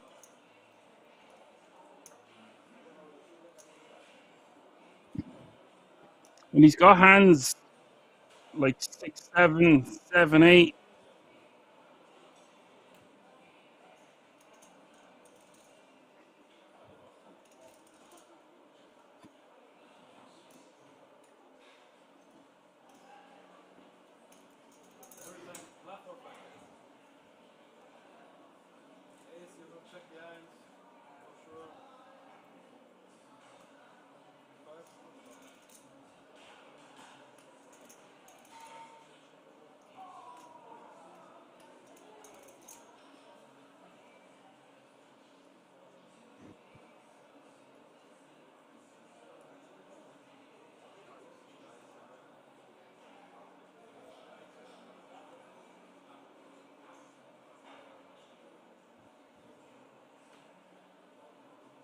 OG blocks the straight here, holding a 6. I think this is just a spot where, how often does he think his opponent is bluffing? 4 million's a huge chunk here to get it wrong. I don't know what to think about this one in the chat. I would be leaning towards folding. Young Matty could easily have a 5. He could have rivered an ace.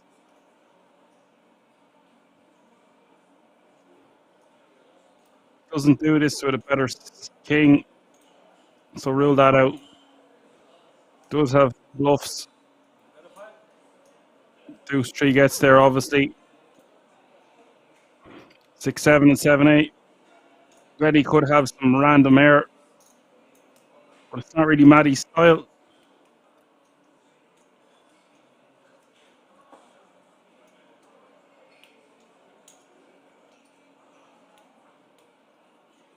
But we never want to be calling for a chop. It has occurred to me that he could be doing that to get his opponent off a chop.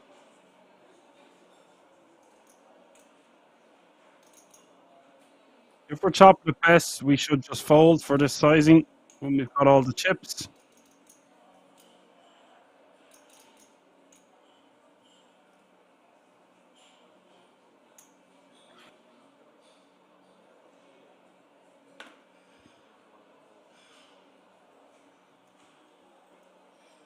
No, he keeps indicating he's going to call and then pull the pull back. He's talking to his opponent. Matty's crossed his arms. It's usually more of a defense mechanism.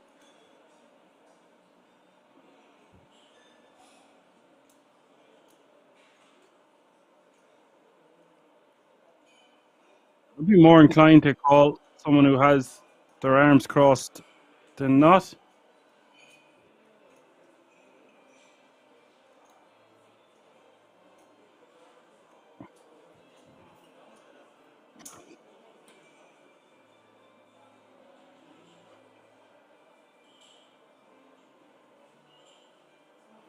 EJ says that king has so much equity it's hard to fold. He does get away from it. Now it's basically 16 million playing 7 million. Nice that he thought through it for long enough and gets away from it. Had he called there, would have been a big swing. Would have put Matty up over 10 million.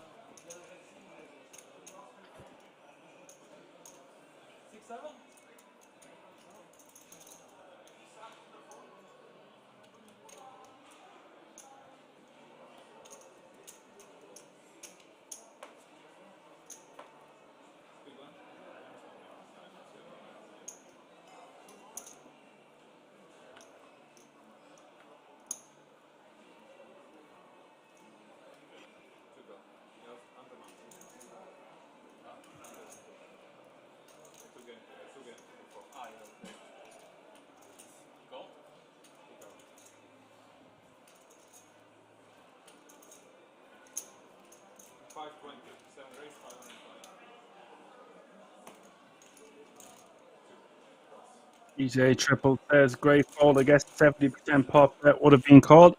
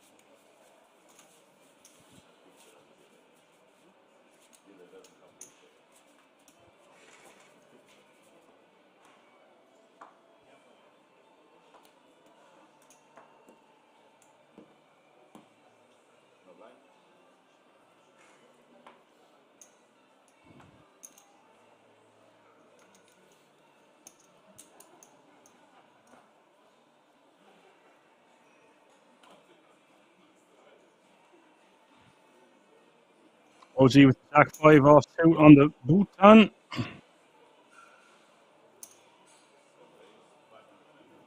This is a very deep heads-up battle.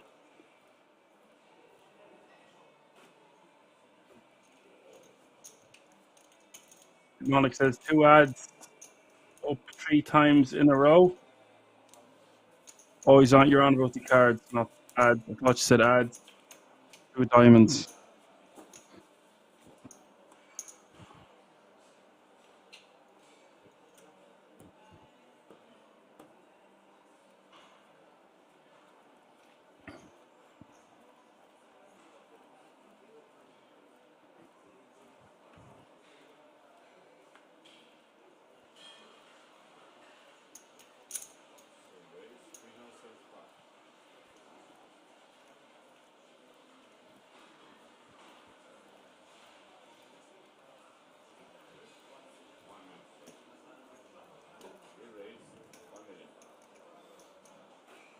OG getting to a mill with ace 5 offsuit here.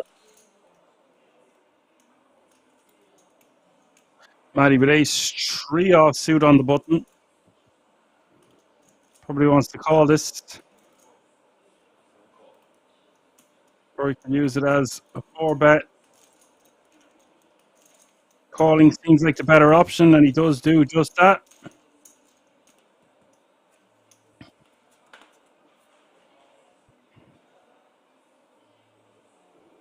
Ace Jack Queen is the flop. Both players are top pair. We could see some money go in here.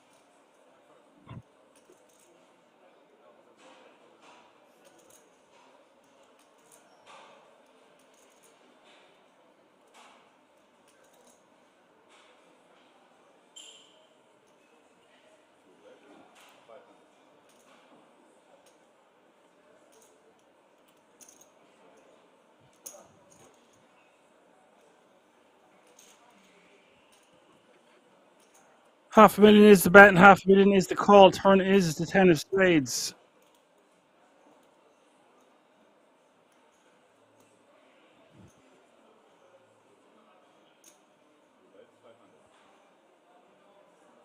OG betting $500,000 again on the turn. Don't love this, but he does have the ace of spades. Ozzy's just doing this, naming his price to see the river.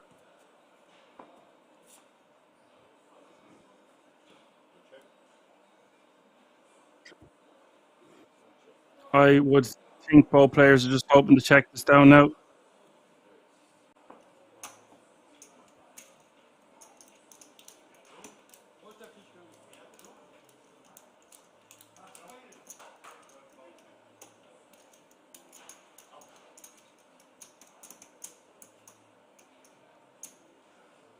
And they will chop it up.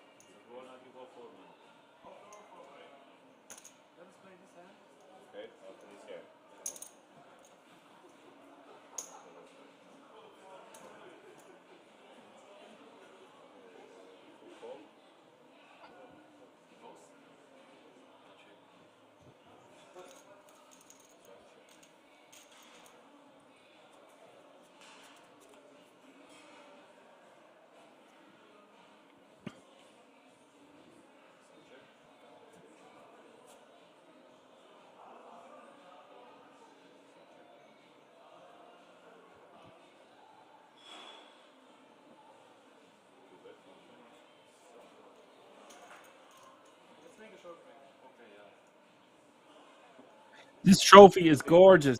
DJ Triple says that trophy looks nice, not that typical glass thing or plastic gold pot. I mentioned that at the start of the stream. The trophy looks awesome. The production's been awesome. Spade over tour really got it going on. Can't say enough good things about it.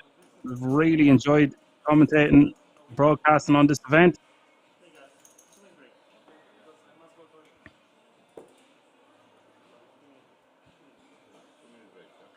So it looks like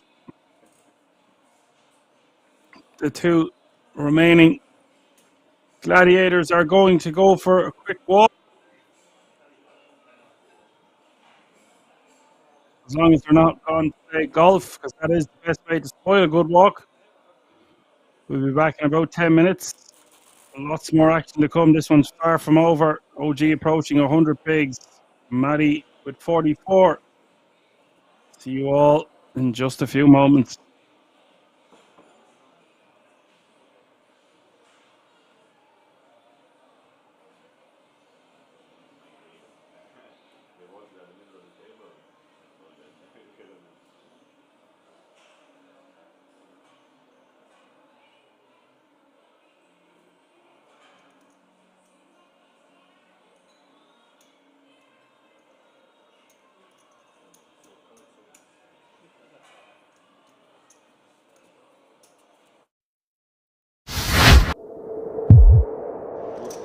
Blind raise or what? No, blind.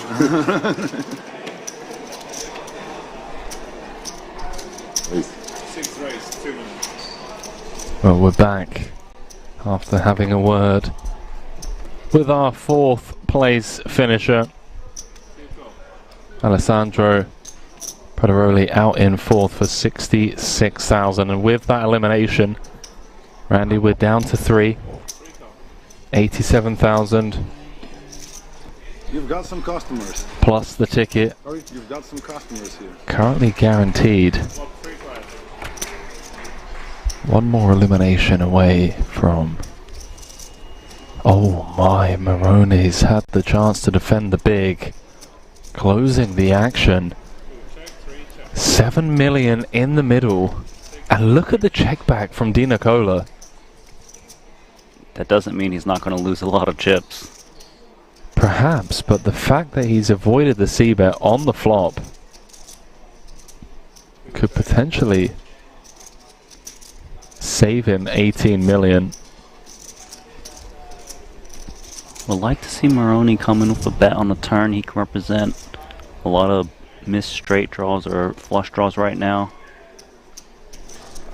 See what he comes in with. 3.8 million, and the king's gonna have to go nowhere given how under-repped his hand is.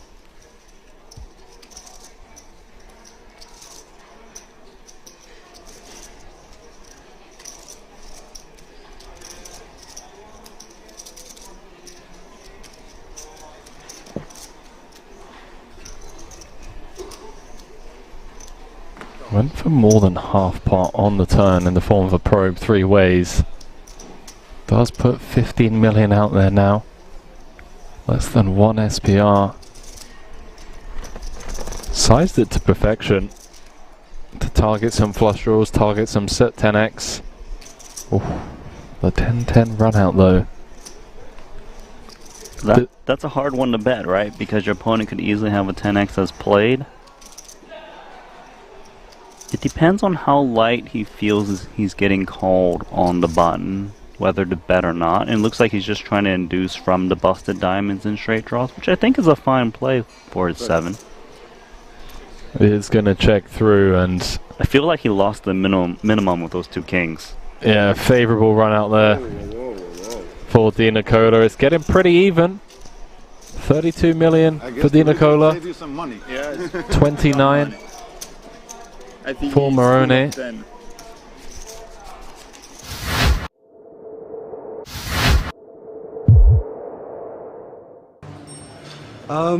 I bust in a pretty standard way. I guess I was fairly short, and the guy on my right limped, and I just checked behind him. He was in the small, I was in the big.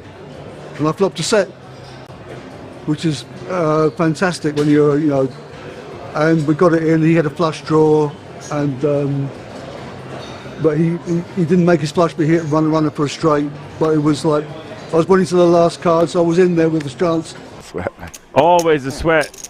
10 of diamonds hits the river. Kim going runner to eliminate Boatman in 5th place, and he looks disgusted. It's been a pleasure. But really, the pot that did for me, I nearly folded earlier when the guy had kings, and he'd re-raised me, the guy who was the short stack at the table, and I nearly didn't. It was so short, I thought he could be doing it with a lot of hands, and it was a shot to knock him out. And so I just, on the chip stacks, I decided, although I was probably behind, as it happened, in that hand, I flopped a pair. I wasn't in bad shape. So it was those two hands really.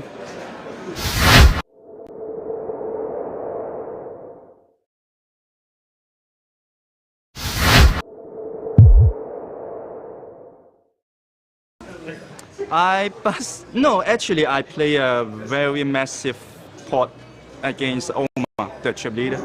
So that hand was like he opened every hand. So and I 3-bet, he called, flop king, 3 deuce. 2 club he check, I bet half of my stack, he called. Turn a deuce, he check, I bet almost all in, and he called with a blank. He had king deuce, full house. Yeah, I have aces. Yeah. So I got 3 chips left, and then wait for the last hand, and then just all in and bust.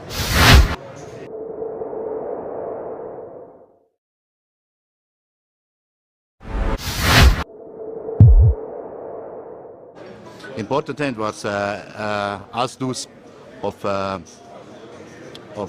clubs versus sevens, I think. Yes, and then the river comes to us. Yes. Yeah, there's a lot of nerves out there at the moment. Well, naturally enough. Exactly, in this exact situation. I mean, again, there's so much money up top, man, being 110k, and not only that, we're literally on the ticket bubble too. So a lot of stuff to take into account, guys. A lot of money up top, a lot of decisions that are going to be very, very important, whether you preserve your stack or not. Got to be careful, got to be very, very sure every decision you make is going to be the highest EV decision. But I've no doubt that these players are more than capable of doing that. Especially they've outlasted 3,500 players, guys. Just shy, or just over, I should say, 3,500 players. Ridiculous field. A lot of days to play. But we have Swine Setter on the button, opening the 7s. Wow, we got an all-in here. The ace-2 versus the 7s. This could be it, Dan. We could be on the bubble of the ticket here. It could be bursting. This could be bing, bang, boom, and just like that, the bubble bursts unless Bees can get lucky. He's got 33% equity. Can't find a much better spot here with 6 bigs. I think he was forced all in here. Actually, the blinds had just gone up, so it was less than 5 bigs total. Also having your big blind invested and your big blind ante. Exactly. There are some arguments you could make for folding here on the exact bubble, but that is not the cloth that Emil Bees is cut from. 10-6-5 is the flop, and nothing in it for Bees, and he's going to need help on the Turner River, or the fan favourite at King's Resort will be eliminated. Turn is the Jack of Spades, now down to 1 card and 3 outs. Not the first time we've seen an ace in the river, Dan, when we've done comms together. Well, wouldn't be the last time. We'll see what happens. Oh my God, he hits it! The king is back, man. Disgusting, and I just said it too, bro. It's like I knew. Trust me, I didn't, by the way. Just to make that very, very clear. Always a surprise around the corner for the king. Man, this is stuff I'm not going to say you'd see online, but it's just in this situation where it's just like on the bubble of the ticket. It's just always these sort of things that like always happen. It just makes great, great content.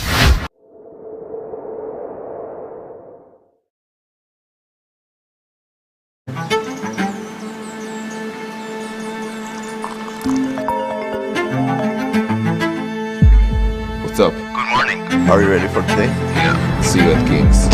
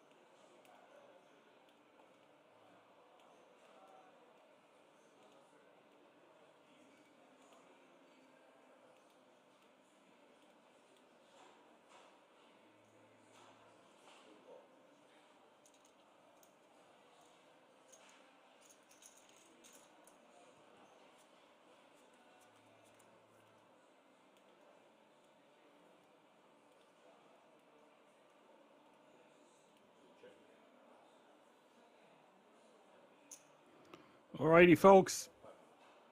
We're back. Welcome back. Matty betting 500k is going to take this one down. King Queen 7, 2 diamonds. No pair, no draw. Being funny in the chat. Getting in trouble with the poker police. I love it. Thanks, lads. No pair, no draw, says Dan is way better interacting with chat than so many poker streams. Of course, some of those chats get toxic and way too many chat pros. Everyone is usually pretty chill and respectful around here, though. Yeah, I'm shocked at how little negative comments come in. But we've built a really closely knit community. For the Action Man Dan fans, King's Resort fans from around the world, it's awesome to see.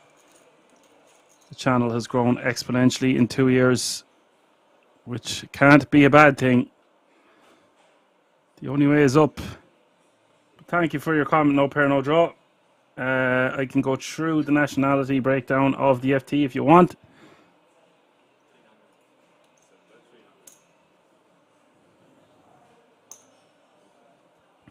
We had Turkey, Slovakia, Switzerland, France, Czech Republic times 3, and Lithuania.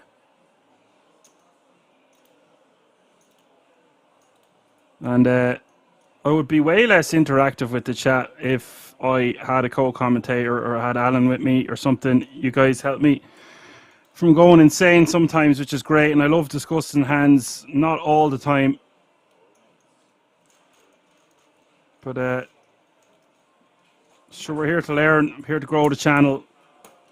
We're to get new followers, and it's great that there's veterans in the chat who know exactly what they're talking about, and other people who I've had questions come in here as to how many cards are they playing with, are those real chips, is this real money, and then we can get into the nitty gritty of these like GTO river spots. I try to keep it as simple as possible, try not to get things too complicated. Try not to use too many big words like marmalade. Blinds have gone up 81, 60, 160. Like I always say, every day is a learning day. We always feel like we learn something new. Some days, you know, guys, I'm not firing on all cylinders. AKA most Sunday nights. Monday I usually pick up the pace. Just depends on what's going on. It's just like riding a bike. It's a balance trick, says Alan Watts. Also, if there's any book nerds out there, I'm reading a fantastic book at the moment, Meditations by Marcus Aurelius. I think it's my 3rd time reading it, but it's funny because I read it last year and now I'm reading it again and it has a whole different meaning, learning the lessons from it. So I recommend that for sure if you're looking for a good book over the summer. 10-8-3 is the flop, all diamonds. Maddie with ace-9 and ace-deuce for OG.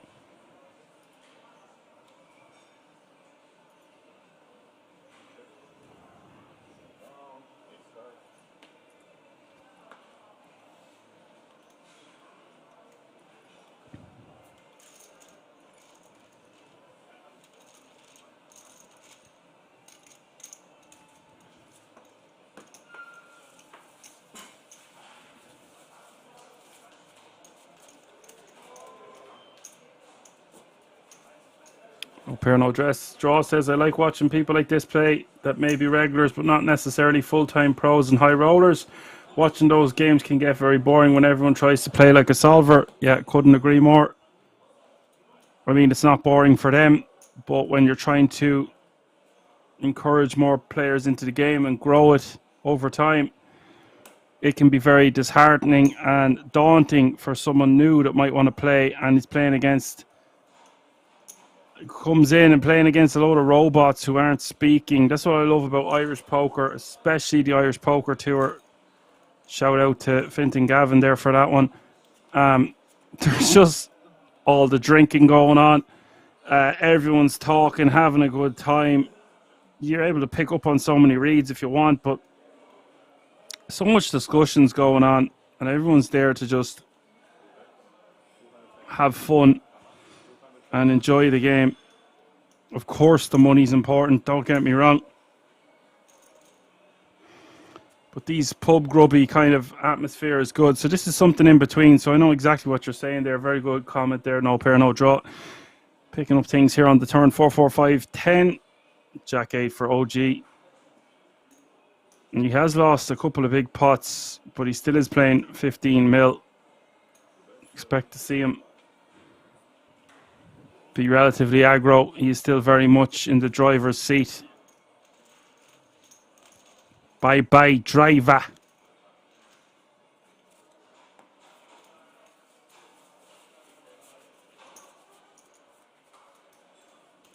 Bird says he watches other streams like Triton as well, but after some time it gets boring. It seems as if everyone is playing the same style all the time.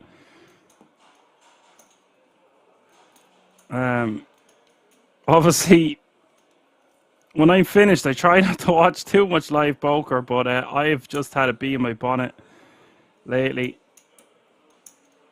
To watch loads and loads of live poker, and I just find myself watching anytime the EPTs are on. I get engrossed in it. But they have a commentary team of about 6, 7, maybe even 8 different commentators could pop in and out. So the Triton is just different gravy when it comes to like 250k buy-ins. It's just serious stuff. Like the people that are going to be tuning into that are people that could have been playing that tournament, could have been watching that tournament, have friends in that tournament. They want the really tough GTO analysis and everything solved, and this is this way, and it's so much stuff to break down. I just want to provide a nice, interesting service where anyone can join and feel welcome. Scotty 2 Stacks says, I've just returned home from Dublin. I was over for the Monster. Yeah, I was meant to go to the Monster myself, but I just have too much on my plate. He said it was a great crack with all the Irish in a great tournament. I heard the winner got something like 25 grand. Unbelievable money from a 200 euro buy-in, I believe, or maybe it was even 150. OG with the best of it. Pogler says, also nice watching human beings try to play poker, not just remembering what a bot said to do. Poker is a skill-based mental game, not reading crappy bot notes. Yeah, 9 high like a boss is going to win. Be happy to win that one, even if it is just a small pot.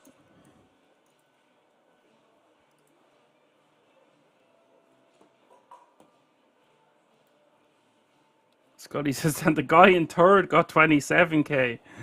So they done a deal, and the third place finisher got more than first prize. That's so funny. Does happen. I won the Sunday Storm before with 31,927 entries, and I got more than first prize.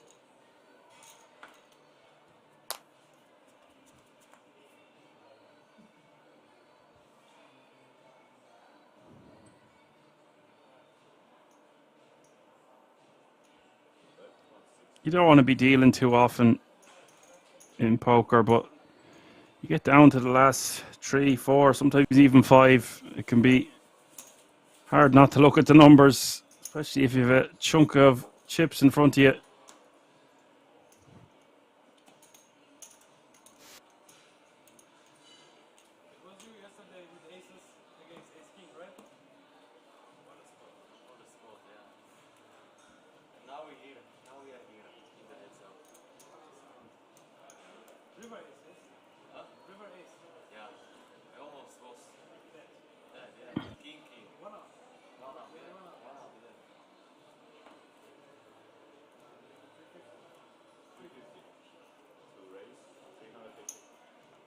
Club says, imagine Arsenal and Man City made a deal with 2 games to go and split the league title. What's the story there? I don't want to Google it. Are Arsenal in the lead? Man City has a game in hand. Is that correct? Or they've all tied up now? Oh, I'll just Google it.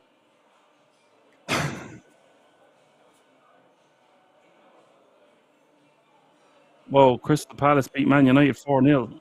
Holy moly.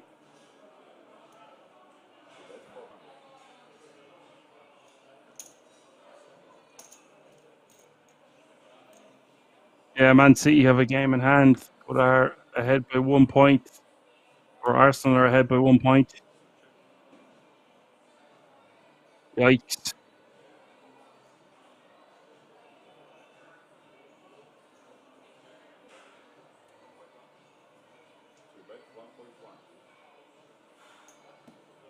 Okay, no, Justice lives in a silly state in the US where we can't play online or live poker, so watching streams is the only way I can feed my addiction without traveling.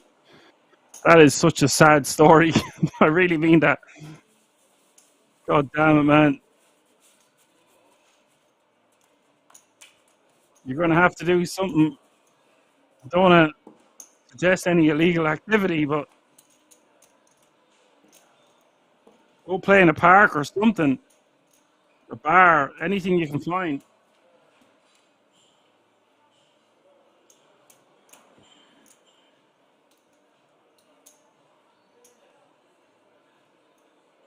Doyle Brunson, Lord rest his soul, wouldn't have taken that for an answer. He would have him and Billy Baxter would have hopped on a horse and a donkey out of town to the nearest game with guns in hand.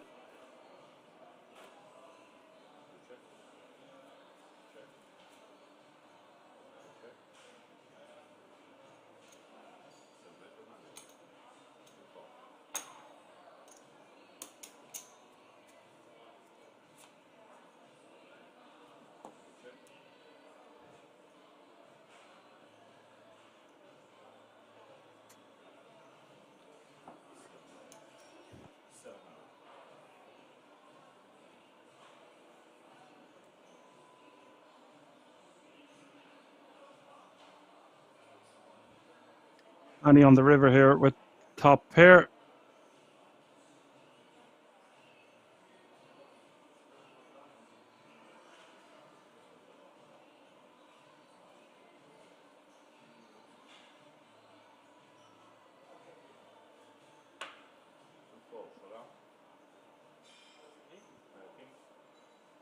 And that's a big enough call there from OG. He probably should be folding that one. It's tough when we're in a heads-up situation. I just realized that Matty's t-shirt says Solver. I think it does anyway. Or is it S. Oliver?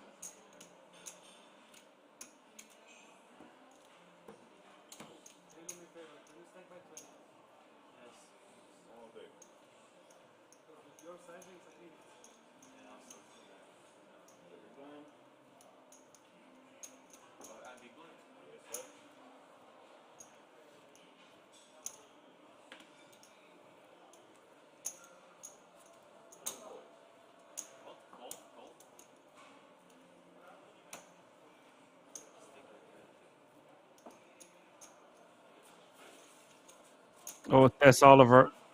So scratch Oliver.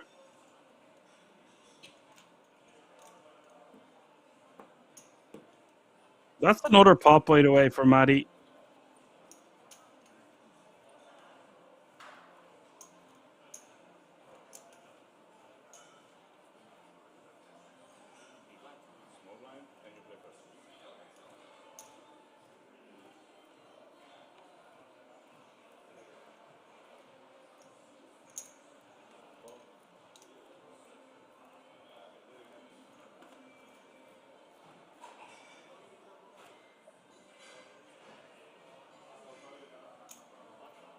Matty going to complete on the button here with Jack 9 off too. OG is going to bump it up with 10-8 of clubs. Matty's going to call with Jack 9.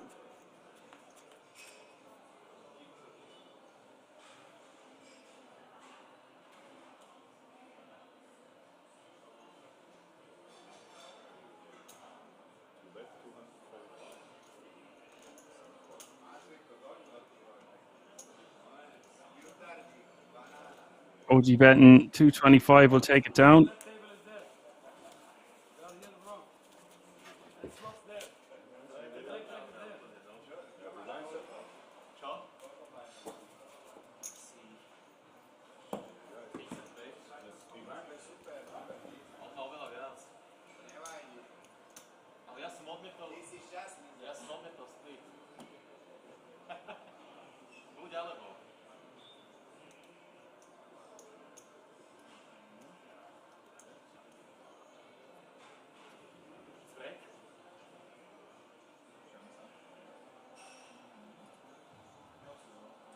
So it's now 103 bigs playing 36.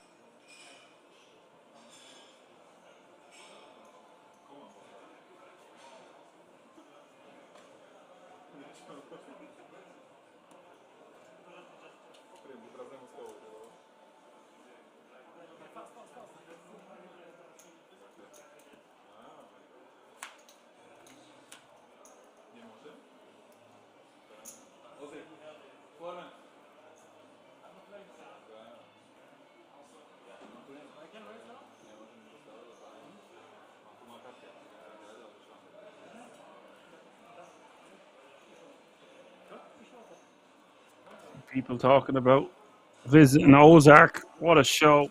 Unbelievable show. Love it. I just finished watching Shogun. I need a new show now, folks. Get your recommendations out in the chat.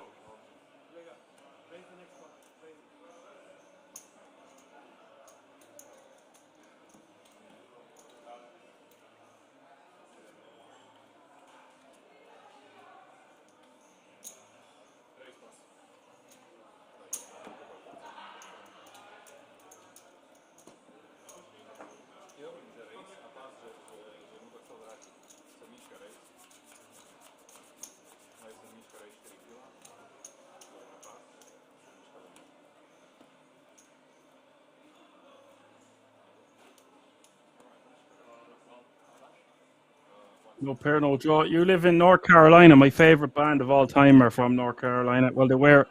Don't know what their new stuff is like now, but I love Rainbow Kitten Surprise. If you want to sound cooler, just call them RKS. But I think they're from Boone in North Carolina, somewhere around that area.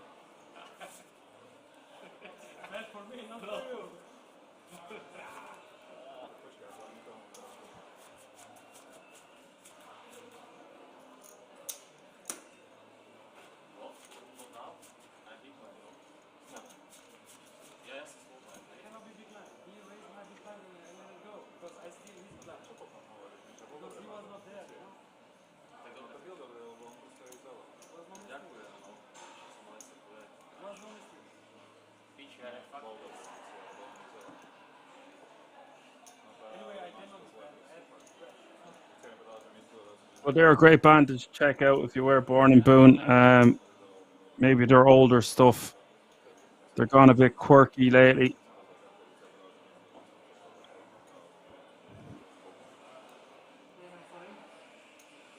I was having a pint in Manchester last year with the drummer, and he put me on the guest list to their show in Dublin. I went to see them in Manchester. I got to see them twice in 2 weeks. It was awesome.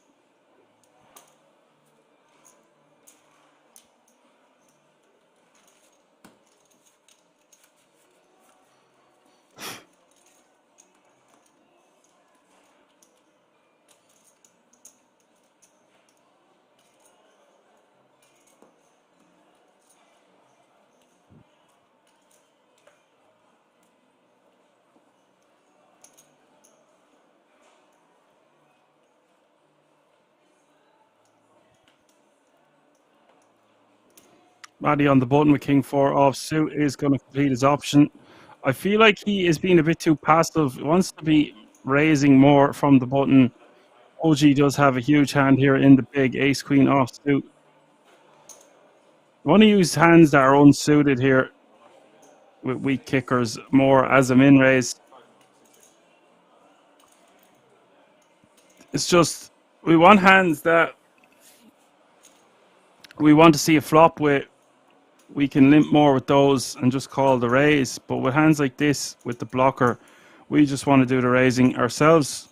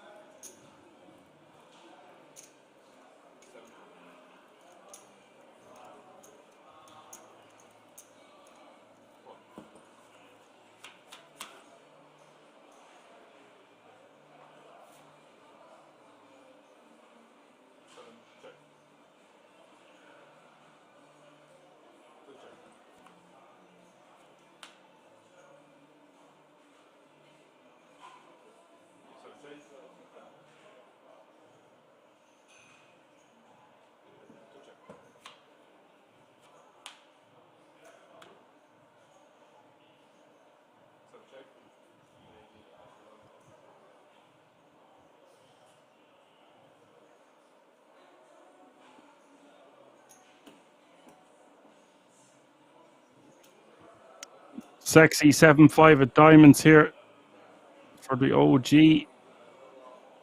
Two pair on the river. Wants to go for a large sizing, goes for 500k and will get called.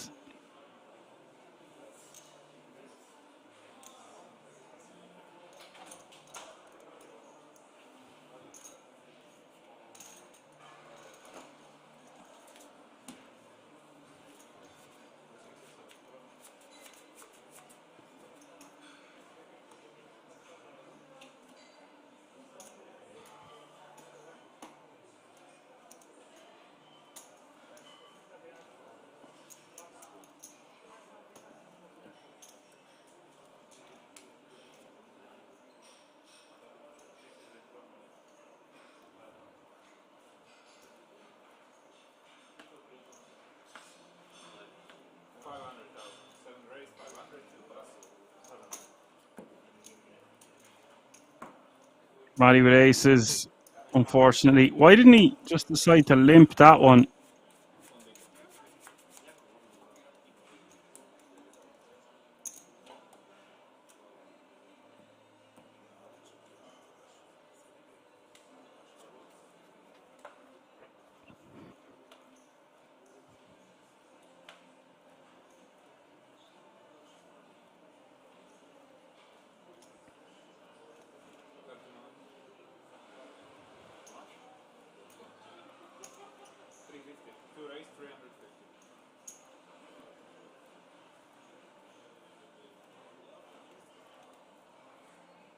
So 5-4 for OG is going to raise to 350. Matty picking up big pairs, two hands in a row, is going to go for 3-bet to 1 million. 650 more for OG to call.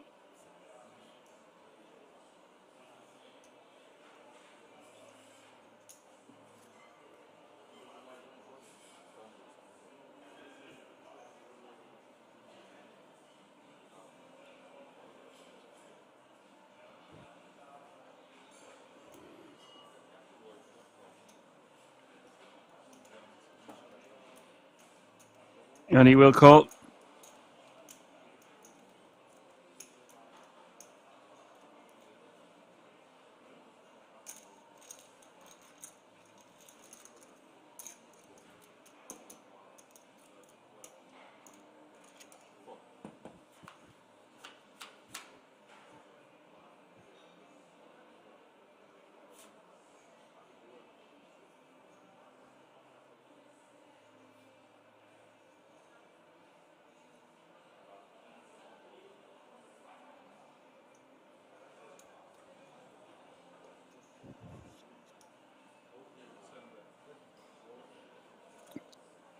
Speculative call pre here from the 5-4 offsuit, and the flop is 10-8-8.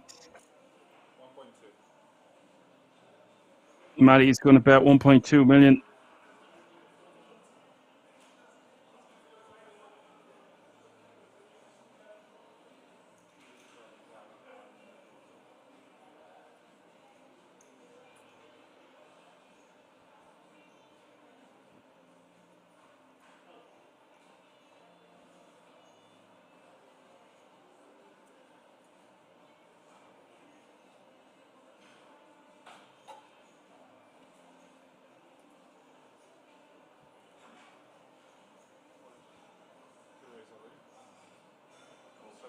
What are we witnessing here? 5-4 offsuit has just shoved all in. I was not expecting to see this.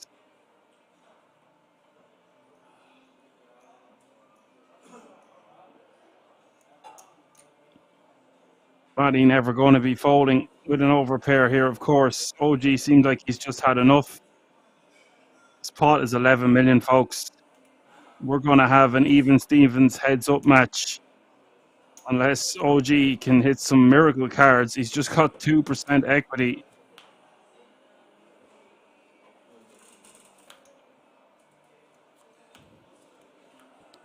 Turn is a deuce, river is a 10. And that is a big swing in this heads-up battle. 66 pigs now playing 74.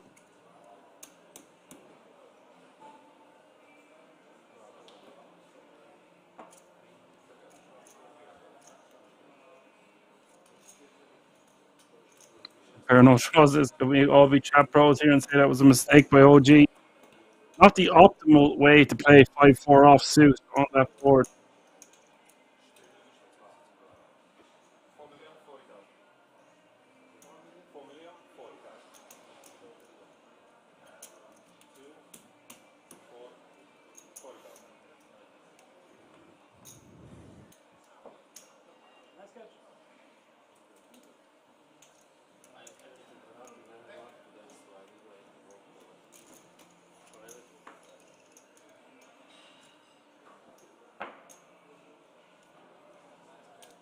Just felt like he could get his opponent to fold an ace-high type holding like ace-king, ace-queen,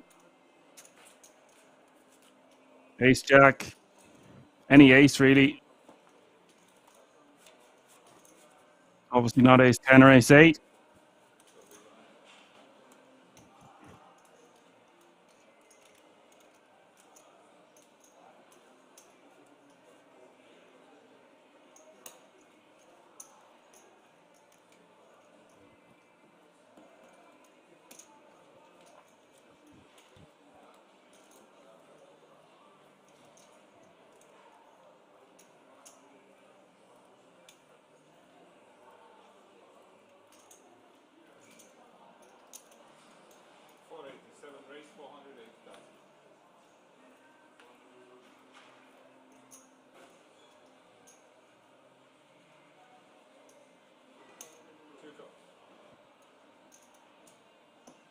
Now let's see how composed he can remain.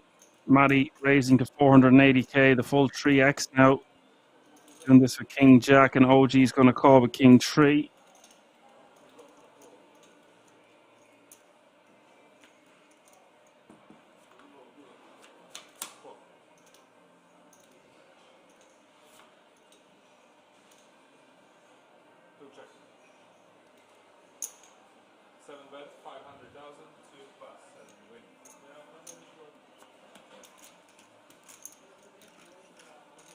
And 9 deuce is flop. OG folds. Matty wins. Just about to take over the chip lead. They are even out there, folks. 11 million apiece. This could go on for a long time. Although the size of pots we're seeing with the hands we're seeing would indicate otherwise.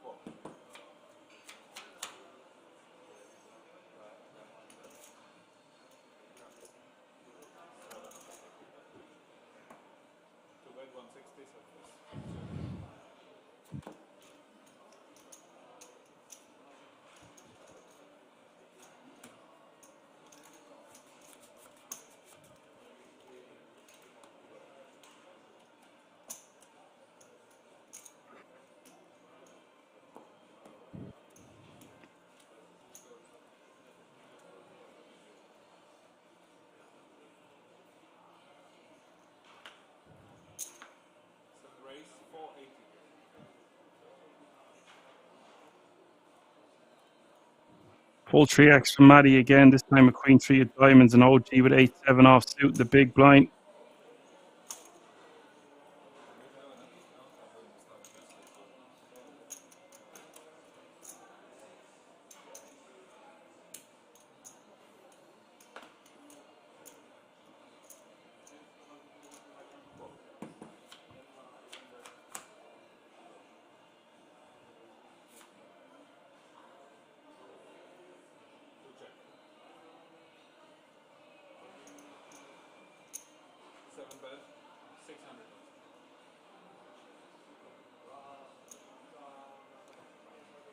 $398.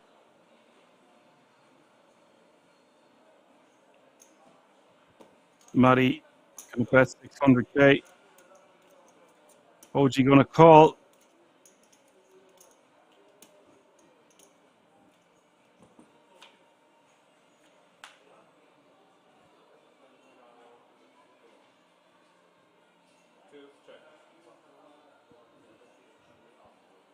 Turn is the 5 of diamonds.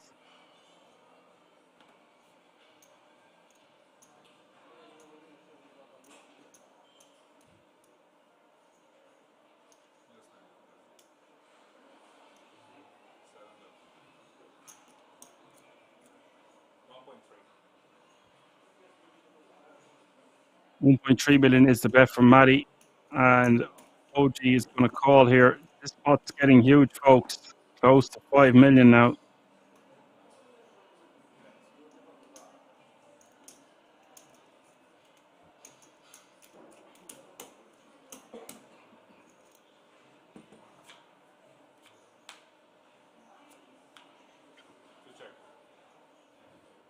The river is the king of clubs, and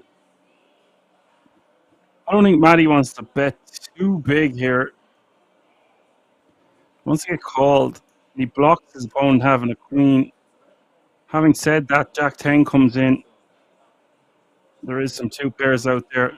Perhaps a large sizing is actually better the more I think about it. I was going to say no more than about 3 mil, which will be 60% pop. He goes for 4, which is 80% pot, and I just think this is a lot. OG forced to fold.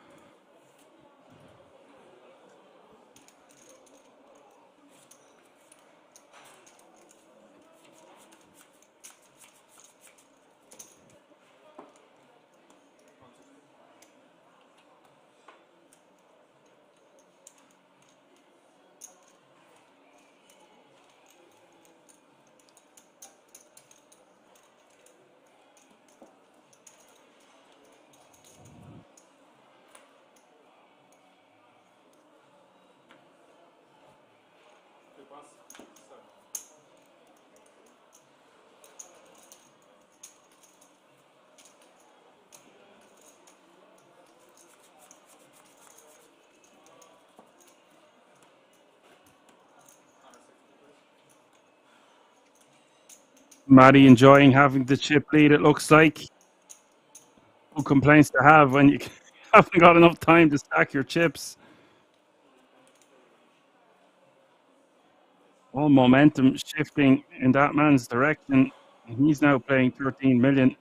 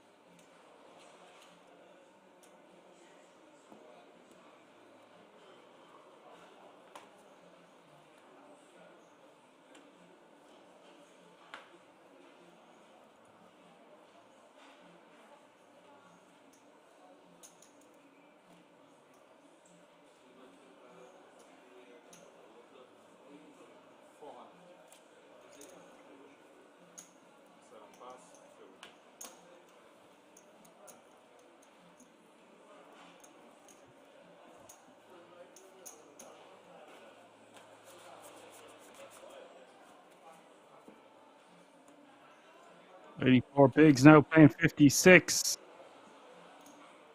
What a heads-up battle we have on our hands here, folks.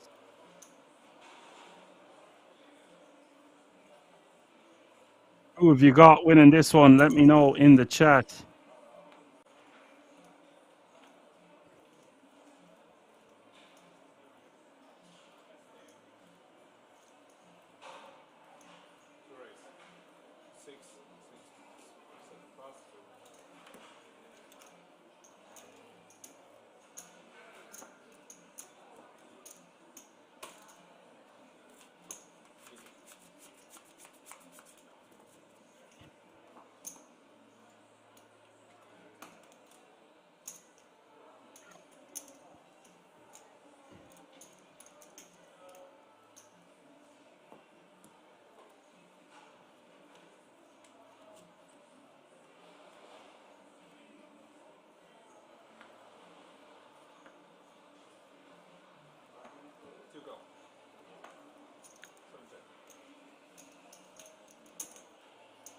OG is going to complete his option here with 8-6, and Matty checked his option with Queen 4.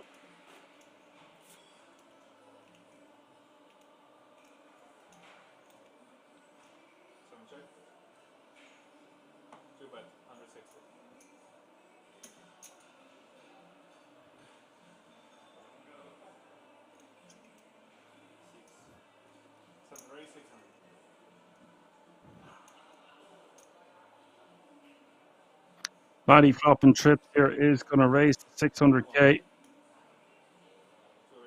And what is going on here?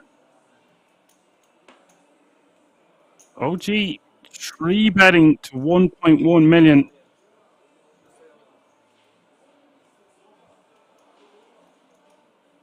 Essentially clicking it back.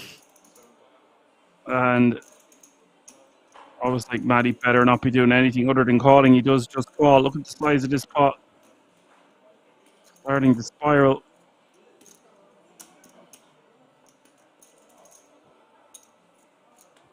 $0.6 billion. Out there, we'll see a turn. Turn is a 7, and this is a card that OG might continue to barrel and try to tell a story that he's got a big hand. Little does he know, Matty's sitting there with the triple ladder sausages.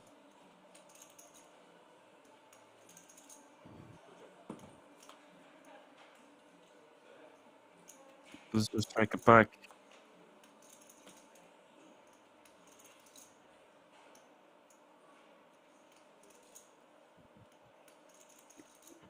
I would check this again if I was Matty.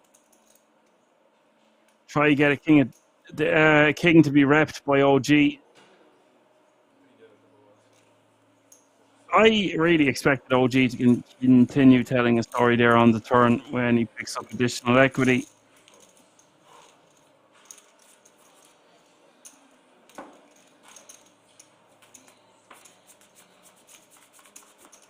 The jacket is off. That's a big sign that this man is here to take down this title and €47,000, become your Spade Poker Tour main event champion.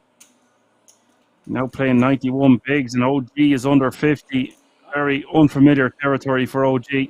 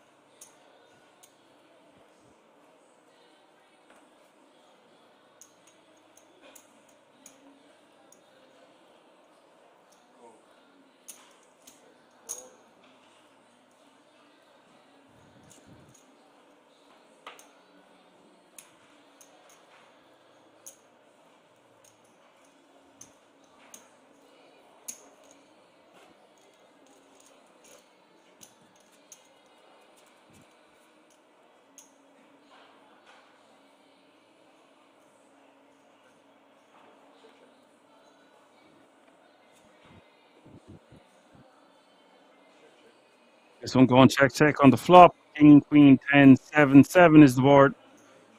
Who wants it more? Matty going for it here. Betting 425.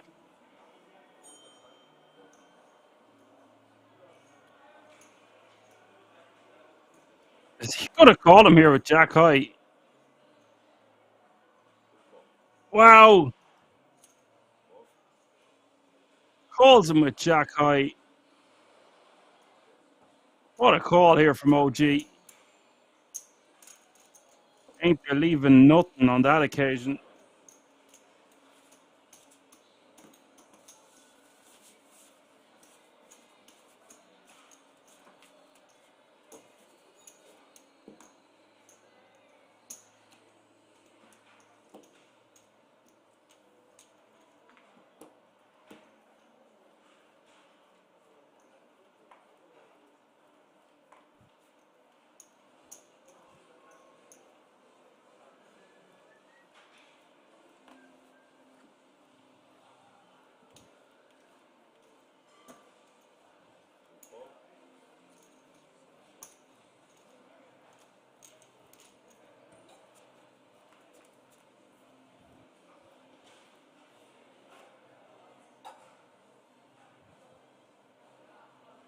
Queen 7, 9 is the flop here. Matty with 2 pair. OG with ace 10. Goes check, check.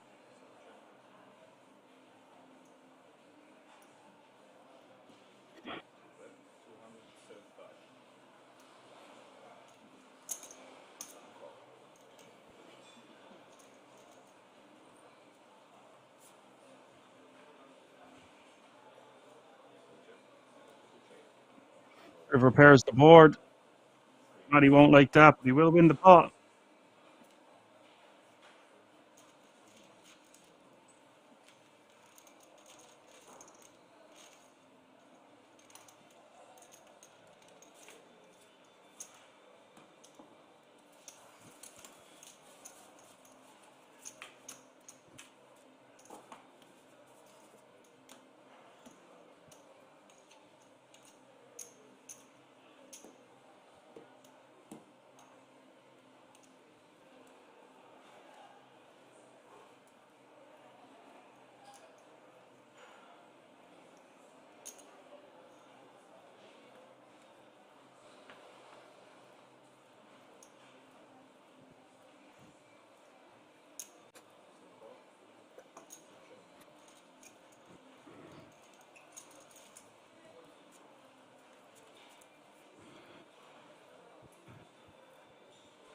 Matty, queen 9. This is 3 deuce from the OG.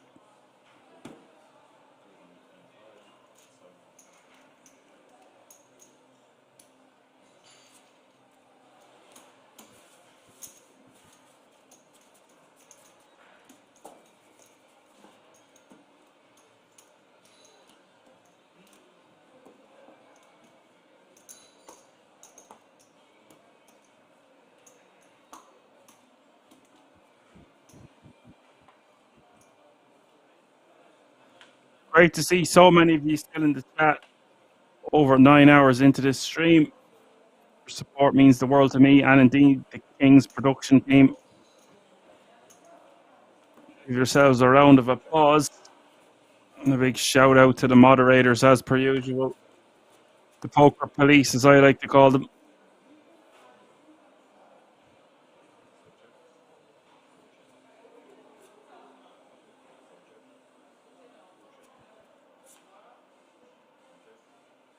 Next weekend as well.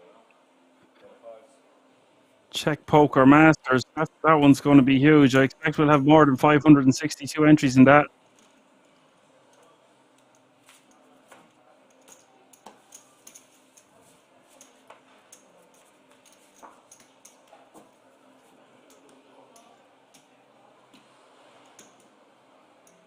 And that one's only €150 buy-in.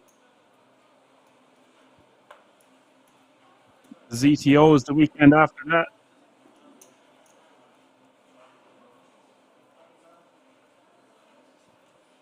Matty.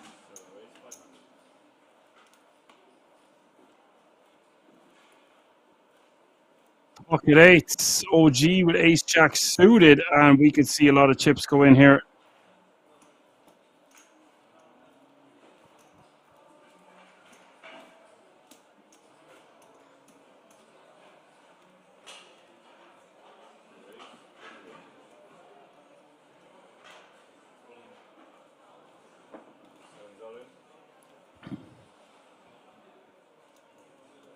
And look at this. Matty put them all in an instant.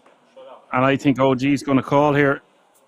Look at this. Bing, bang, boom. 60 million chips in this pot. This is a gigantic race. 100 big blinds out there. What a huge moment here for both players involved. Matty with the eights, OG with ace jack of diamonds. Let's go.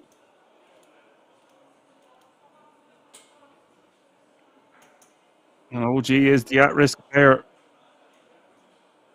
If Matty can hold with these eights, he is going to be your champion.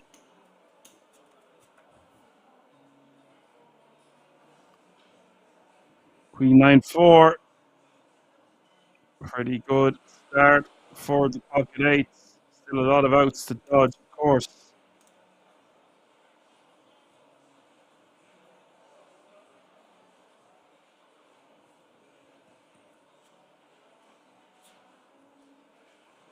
On his 4 spades.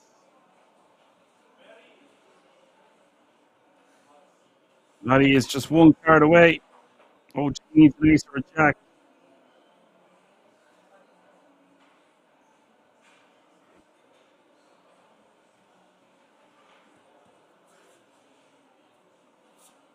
On the river is the 3 of spades. We have our champion. And he looks delighted. Congratulations to Matty. Lots of money, €47,000 in a 10K ticket. Commiserations to second place. OG played fantastically all the way down to about 3-handed, and then as wild situations occur. Thank you everyone once again for tuning in. We've crowned yet another champion at the King's Resort, live from Rosvedov. What a beautiful trophy that is. Fantastic. As always, really enjoyed this event. Hats off to the production team. Hats off to the Spade Poker Tour. It's a fantastic display of poker over the last few days. I'm going to get out of here. Back next weekend for the Czech Poker Masters. Until then, catch me if you can. I've been Action Man Dan.